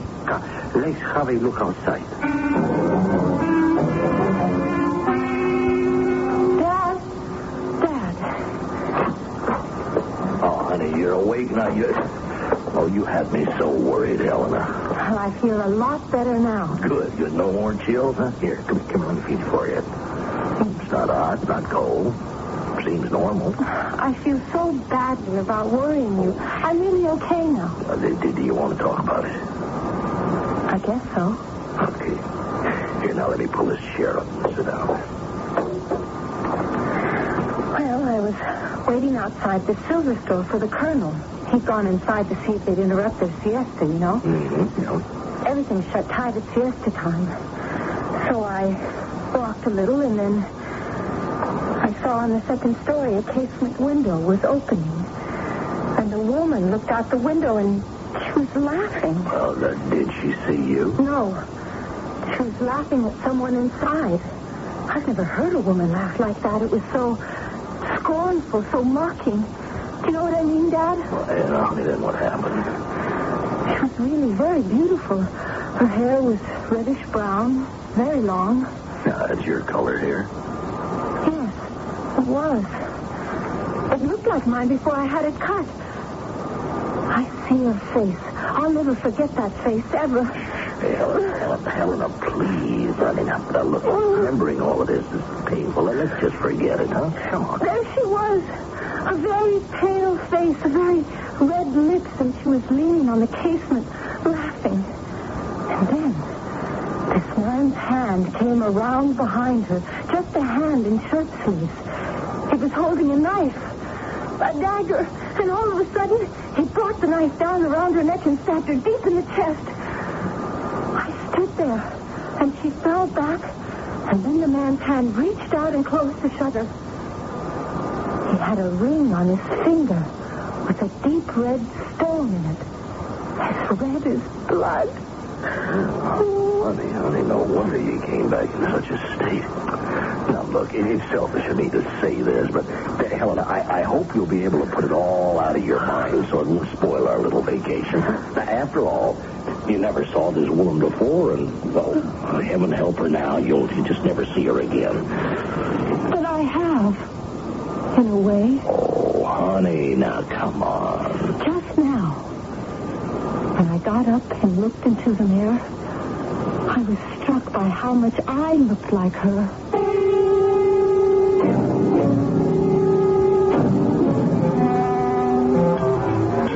Oh, Helena, every day with you is another surprise. Because for the past few days I've been eating like a horse? Never underestimate the recuperative powers of a young female. Why, Dad, you're thinking about your own daughter. Well, it's good to see you got your appetite back. I can't tell you how delighted I am that you've gotten over that terrible episode. Well, I had to be realistic about it. I persuaded myself it was all my imagination.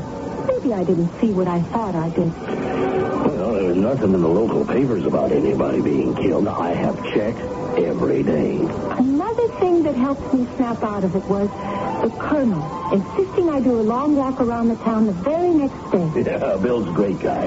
Yeah, I'm sorry he had to go back to Mexico City, but I hope it doesn't mean trouble. Why do you say that?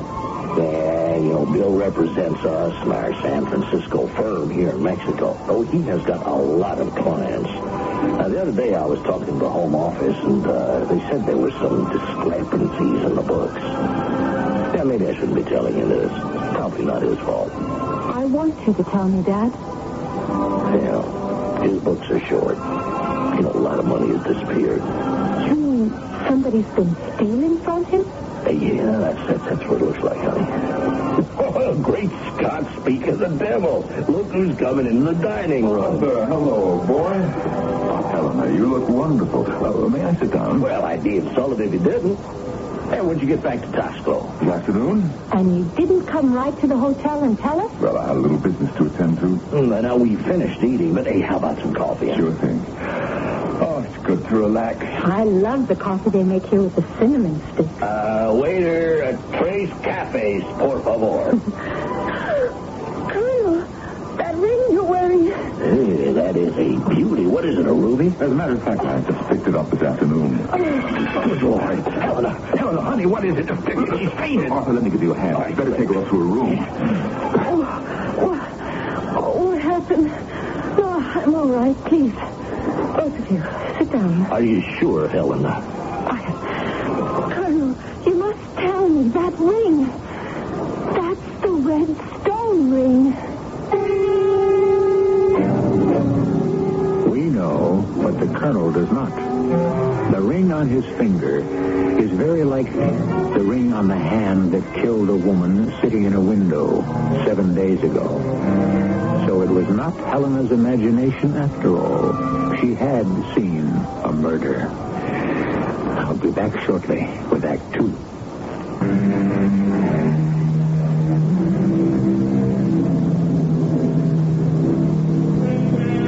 What is the significance of the ruby ring Colonel William is wearing? Is it an omen? A signal of danger? A forewarning? Helena begs to be excused and runs up to her room. Then her father follows. Left alone, the Colonel gazes at the ring and slowly twists it round and round his finger. There is no excuse for such behavior, Helena. Now, Bill is an old friend.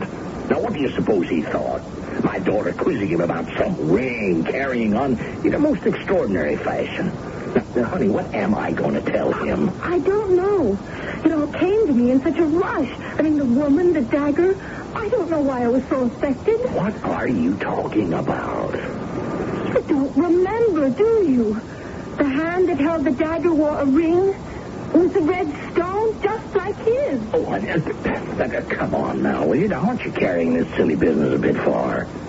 Now, how far away were you standing from that window, huh? 20 feet? Oh, look, 20 feet, 30 feet? Do you mean to say you could tell those rings were alike? Dad, please. And even if they were alike, what difference? Why did I get that awful sinking feeling in the pit of my stomach? If I weren't so angry with you, I'd say it was probably the crab soup. Oh, to be jumpy like this, to be superstitious, see meanings and things. Honey, it is not healthy. I'm superstitious? Well, I don't know what you are. Well, maybe it's a warning.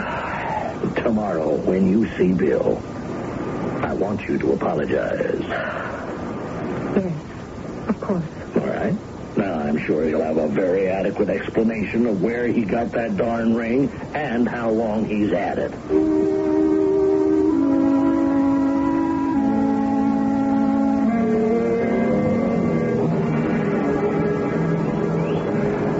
I've gone inside this church here, Santa Prisca, at least 100 times in my life. There's always something else more beautiful to see. Have I walked your feet off? No, I love it. I'm not a bit tired. Here, let's sit on the edge of this fountain. I've never seen so much gold leaf as there is on those altars. Let's not talk guidebook for a moment. Since last night in the dining room, I've come to realize two things. First, I'm very, very fond of you. I know I'm much older than you are, but common sense doesn't seem to stop my feelings.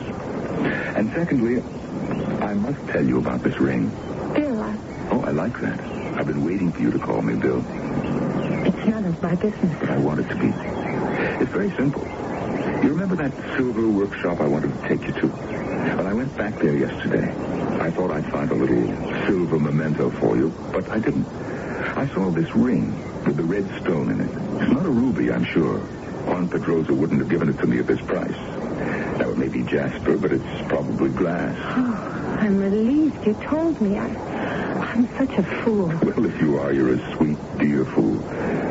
Great heavens, I hadn't noticed the time. Your father asked me to be back at the hotel at 4. He's put in a conference call to San Francisco, and he wants me there. Oh, no. I don't want to cut short the afternoon. Well, there's no reason why you should. Can you find your way to the El Rancho all right? Of course I can, if you don't mind. But I do want to go back inside the Santa Prisca Church. It's really a museum of art.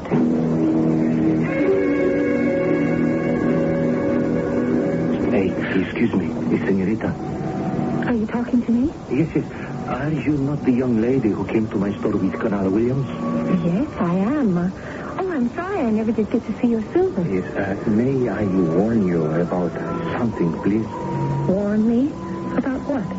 I don't think it is advisable for a nice young lady like you to have dealings with Colonel Williams. Why? Why not? He's an old friend of my father's. He's known him for years. Yes, I have known him for years also. If you have something specific to tell me about the Colonel, do it. What has he told you about the ring? You mean the red glass ring? Glass. He said glass, eh? Why do you say it that way? He told me you sold it to him. Oh, is that what he says, huh? Little lady, when you see the good Colonel again, you tell him that Juan Pedrosa wants his ring back.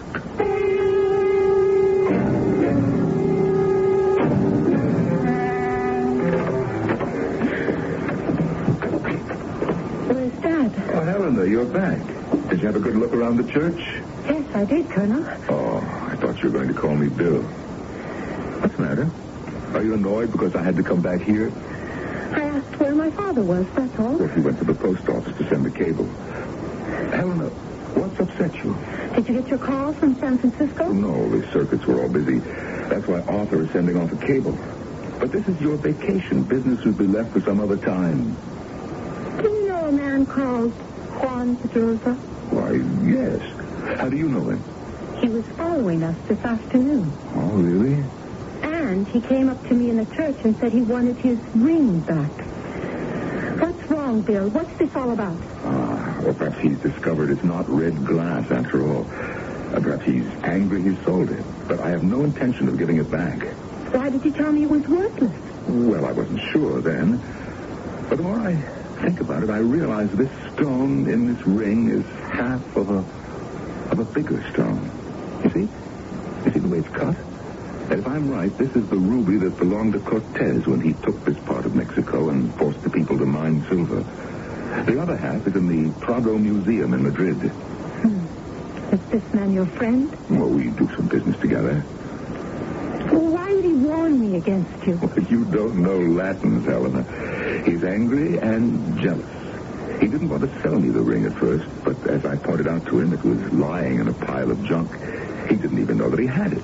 He tried to put me off by saying the ring is evil. But I know differently. It may be worth quite a fortune, and I am not a superstitious man. Bill, would you do something for me if I asked you? Anything, of course.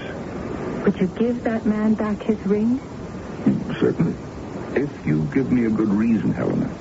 But let me explain something to you. The legend is that Cortez had this ruby cut in half. Both halves made into identical rings.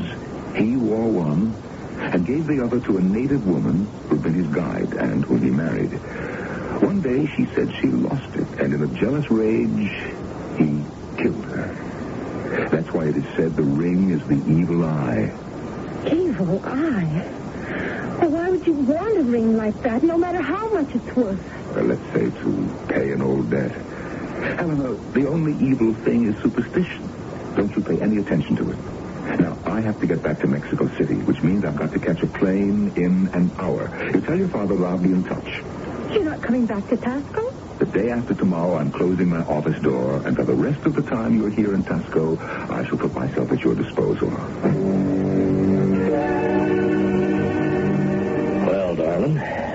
more days of this ideal climate. You having a good time? I wish I didn't have to go back. There's so much I still haven't seen, Dad, and you're always on the phone to your office. The whole vacation's wasted for you. Well, that's the problem when you're head of the company. You know, I'm sorry that Bill had to go back to Mexico City. Now, he knows this town. He was getting a big kick out of showing you around. He told me he'd be back here before we left. Well, I haven't any idea if he will. He handles a few American businesses as their local rep. You know, mine isn't the only one. Is everything all right? You mean the shortages on the books? Yeah. I don't think we'll know for sure till I'm home. I hope for his sake everything audits out okay. And if it doesn't, Dad? No, he's got to. I trust him. He's not that kind. Well, tonight I planned an evening for us at the casino. I think you're old enough to gamble, You mean roulette and dice and so on? I mean all those ways to lose money and more. Now, do you feel lucky? Hold on a second while I get this. Hello? Arthur, it's me, Bill.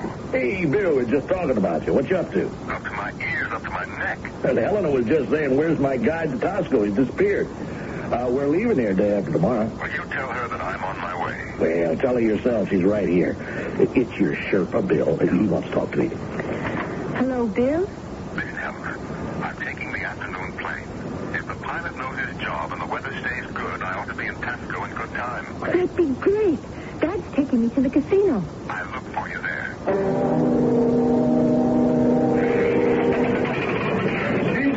18, old monkey. It's my number. I've won again. Good. Well, what are you going to play next? Well, so long as I'm 18, that's the number I'm playing. You mean you're leaving all your winnings on the same number? You bet. Voyage, place your bet, please. Por favor. 18 encore. 18 again. Even low. I'm winning a fortune. What number are you going to play now? Well, how old are you, Daddy? 51. I'll put these chips on. I'll straddle 24 and 27. That adds up to your age, doesn't it? Voyage, place your bet, please. Por favor.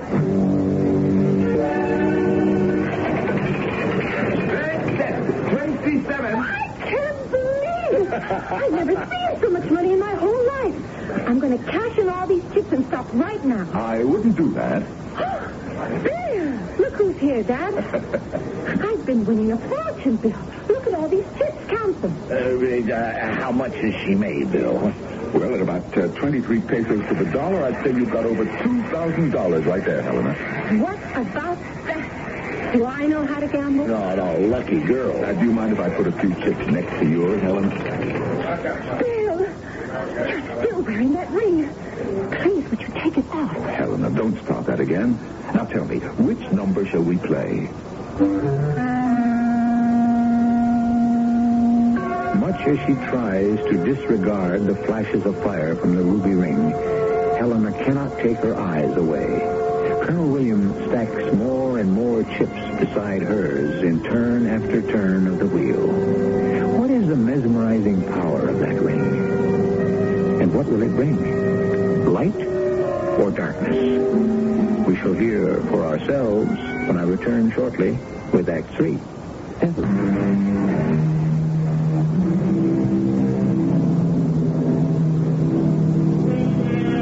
Said Voltaire, it is necessary to succumb to superstitions, which are, more than ourselves, the kings of nations. Is there one country, one place on this planet that does not have its peculiar beliefs? If there is, I haven't found it. A broken mirror, a black cat, 13 at dinner, the list is endless. Small wonder, then, that a ruby ring could be believed to cast an evil spell. Oh, it's beautiful out here overlooking Tasco at night, isn't it? Look down there, Helena. Recognize those two towers? That's the Santa Prisca Church. Why did you do it, Bill? Why did I do what? I was having such a run of good luck, too. You're right. Until I came along, you were well ahead. It's a good thing I cut down on my bets. At least I have 1,700 left. Well, that's fate. Money always attracts money. You haven't answered my question. Which one? Why did you go on wearing that ring while you played roulette? You were joking about the evil eye. But I bet you, if you'd taken that ring off as I'd asked you to, we would both have won. Hey, good evening, Colonel William. It is a beautiful night up here on the casino balcony. Good evening, Senor. Juan. Helena, I'd like you to meet my friend Juan Pedrosa. We have already met. Oh, yes, so you have. I forgot. Colonel William, I want my ring back. Well, let's discuss that some other time, shall we? Not in the moonlight. I don't think our business is of interest to this lady. Yes, but I warn you, you will be very sorry. I paid you for it. But it was not for sale. You took it. You stole it. You owed me money. I took it in exchange. You are playing with fire. What do you mean, Mr. Pedrosa, about the ring? I told you once before it will not bring happiness. Perhaps it is worth a ransom. One half in Spain, the other on the colonel's finger. But, my dear colonel, you will not bring them together. Well, we shall see, Juan. Now, would you mind leaving us? No, I am not just finished. Until the two halves of the stone of Cortez are joined, this ring will go on inspiring violence. Wear it, and it dominates your fate. It cannot be bought. It cannot be sold. Give it back. Are you quite finished, Juan? I have warned you. I can do no more. But, Mr. Pedrosa, still, if the colonel should not wear it because it will bring unhappiness, how did you come by it? Look, Helena, what difference does it make? Juan Pedrosa owed me a considerable sum. The debt is paid. I took the ring in payment. Senorita, I came by the ring very recently. A man of my country needed money to go away. He left the ring with me. So it can be bought and sold. It should not have been. He paid for his mistake. Who was the man? His name would mean nothing to you. He had a dark history. He was always too ready with his knife. Oh, no. Yes, the day after he took money for it, he was found a few miles south of Tasco, at the mouth of the devil. His body at the bottom.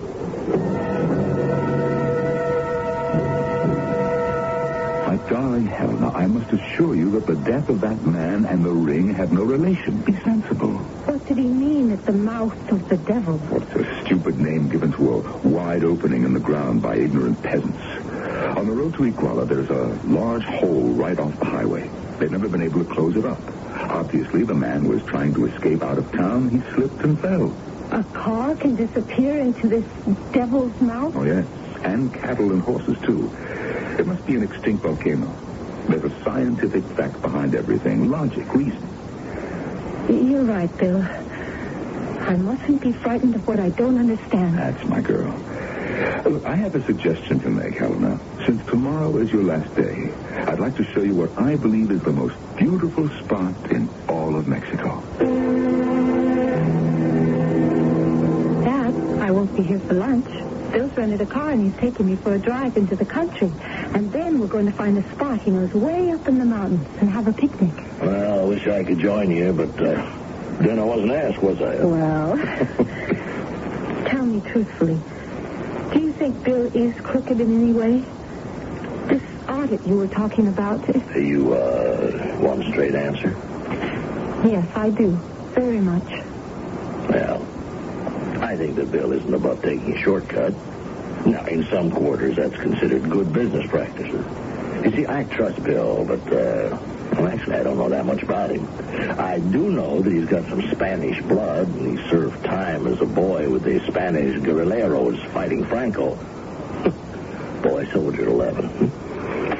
That explains a lot. I've noticed when he wants his own way, he gets it. Yes, or takes it.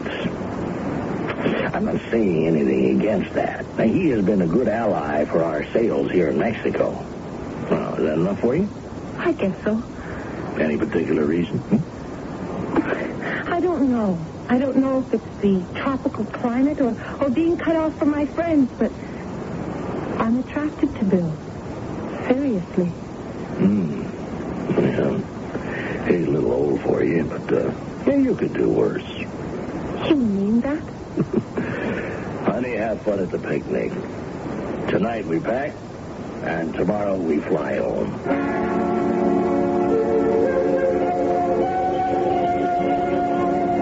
Well, how's this for a spot, Helena? Let's sit here. It's a carpet of flowers. Say, what have you got in this basket? It weighs a ton. Oh, could one bottle of wine be that heavy? And some fruit? And cheese and bread. This is my kind of picnic, exactly. Bill, this is the most beautiful place I've ever been to. And there's a brook a little down ways behind those trees on your right. You should taste that water. From up here, I bet I can see all of Mexico. They say it was somewhere near here that Montezuma stood and decided whatever he could see belonged to the Aztec Empire. And over there to the left? Yeah, that's a sheer drop.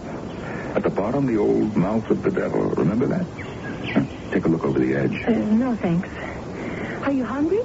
Let's open the basket. Helena, can I say something first? I don't know where to begin. I know I'm much older than you. On the other hand, perhaps not. When I'm 100, you'll be 68. Helen, I love you as I've never loved anyone before in my life. I want you to be my wife. In 2 weeks, can you know someone well enough to say you want to marry them? More than enough for me. What about you? I love being with you, Bill, but I guess I don't know you that well yet. That's all right with me. We'll give it time.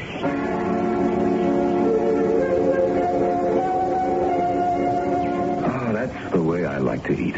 Under the sky on a cloudless day with the girl I love.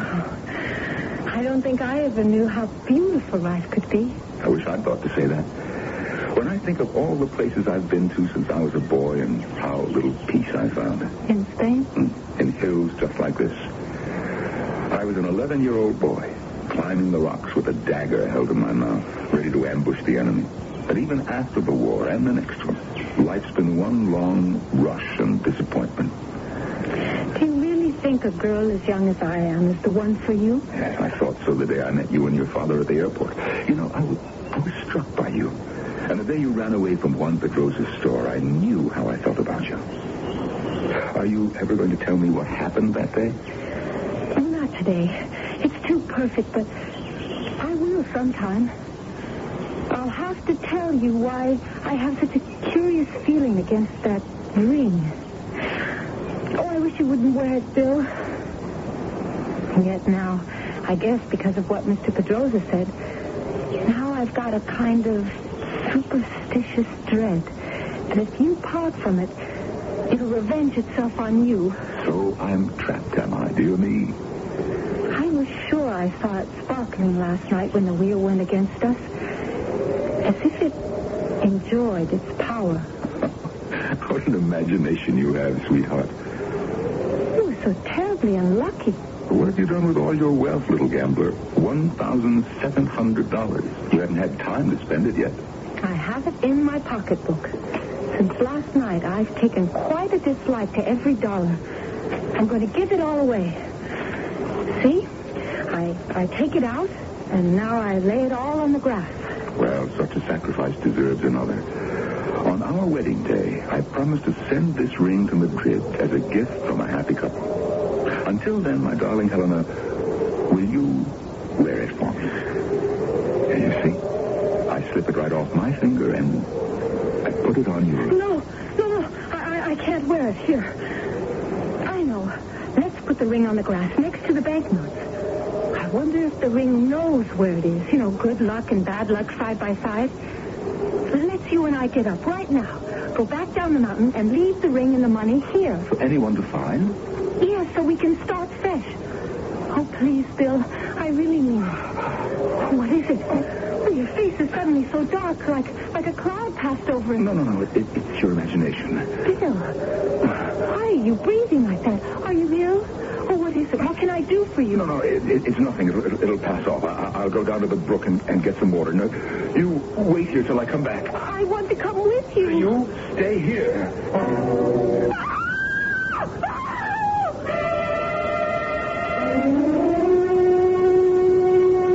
How is she now, Doctor?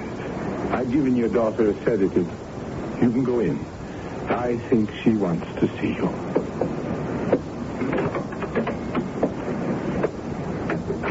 Hey, Helena, I'll draw up a chair and sit myself next to your bed. Yeah, I meant to ask the doctor if you'll be well enough for the trip home tomorrow. Bill isn't going to come back. No, honey, quiet. Now, why don't we just wait until tomorrow? I've got us all packed so you can just lie there and sleep off whatever happened. You just tell me about it in the morning. No, I've got to tell you now. Remember that ruby ring Bill was wearing? Mm-hmm. Well, he'd taken it off and put it on the grass. Then I took out all my winnings and put them next to it. And then Bill didn't feel so good, so he went to get some water. He was gone an awfully long time. I guess I closed my eyes, sort of. Now, Helena, please, honey. Now, turn off the light and you sleep. You know, telling me all this tonight, you really shouldn't. You'll see. Bill will show up and apologize, and everything will be all right again. You don't believe me, do you? He's dead. My eyes closed, and then I heard a noise. I opened my eyes, and I looked down at the ring. It was like it was winking at me, on and off. And then I felt a hand going around my neck. There was a knife in it. I was paralyzed. I couldn't move. And then something made me grab that ring, and I did. And I threw it as far as I ever could towards the edge of the cliff. And that man behind me, he yelled, and he jumped up, and he ran to catch the ring before it fell. Then he sort of missed it and stumbled over the edge. I saw his hands go up crazy, and he fell. And after a minute, there was an awful cry, and then nothing. Good Lord. It was Bill. The man with the knife was Bill? But why? Why? I don't want to try to know. I really don't.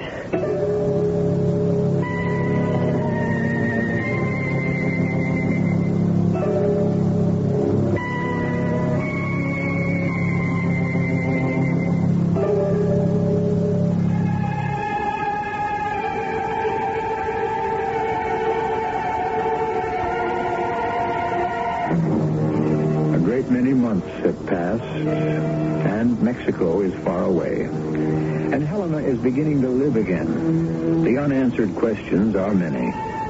Did the cursed ring have the power of death? Could it influence anyone to violence?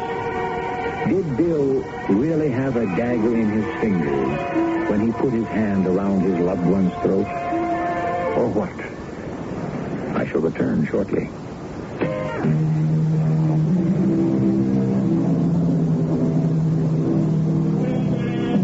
History and literature, superstition abounds. Listen to King Henry VI accusing Richard. The owl shrieked at thy birth, an evil sign. The night crow cried, abiding luckless time. Dogs howled and hideous tempest shook down trees. Yes, fate can bring one to his knees. Small wonder, then, that if such poets as Shakespeare mesmerize and lead us, that we still follow. But we keep our fingers crossed. Our cast included Kathleen Quinlan, Norman Rose, and Earl Hammond. The entire production was under the direction of Himan Brown. This is E.G. Marshall inviting you to return to our Mystery Theater for another adventure in the macabre. Until next time, pleasant dreams.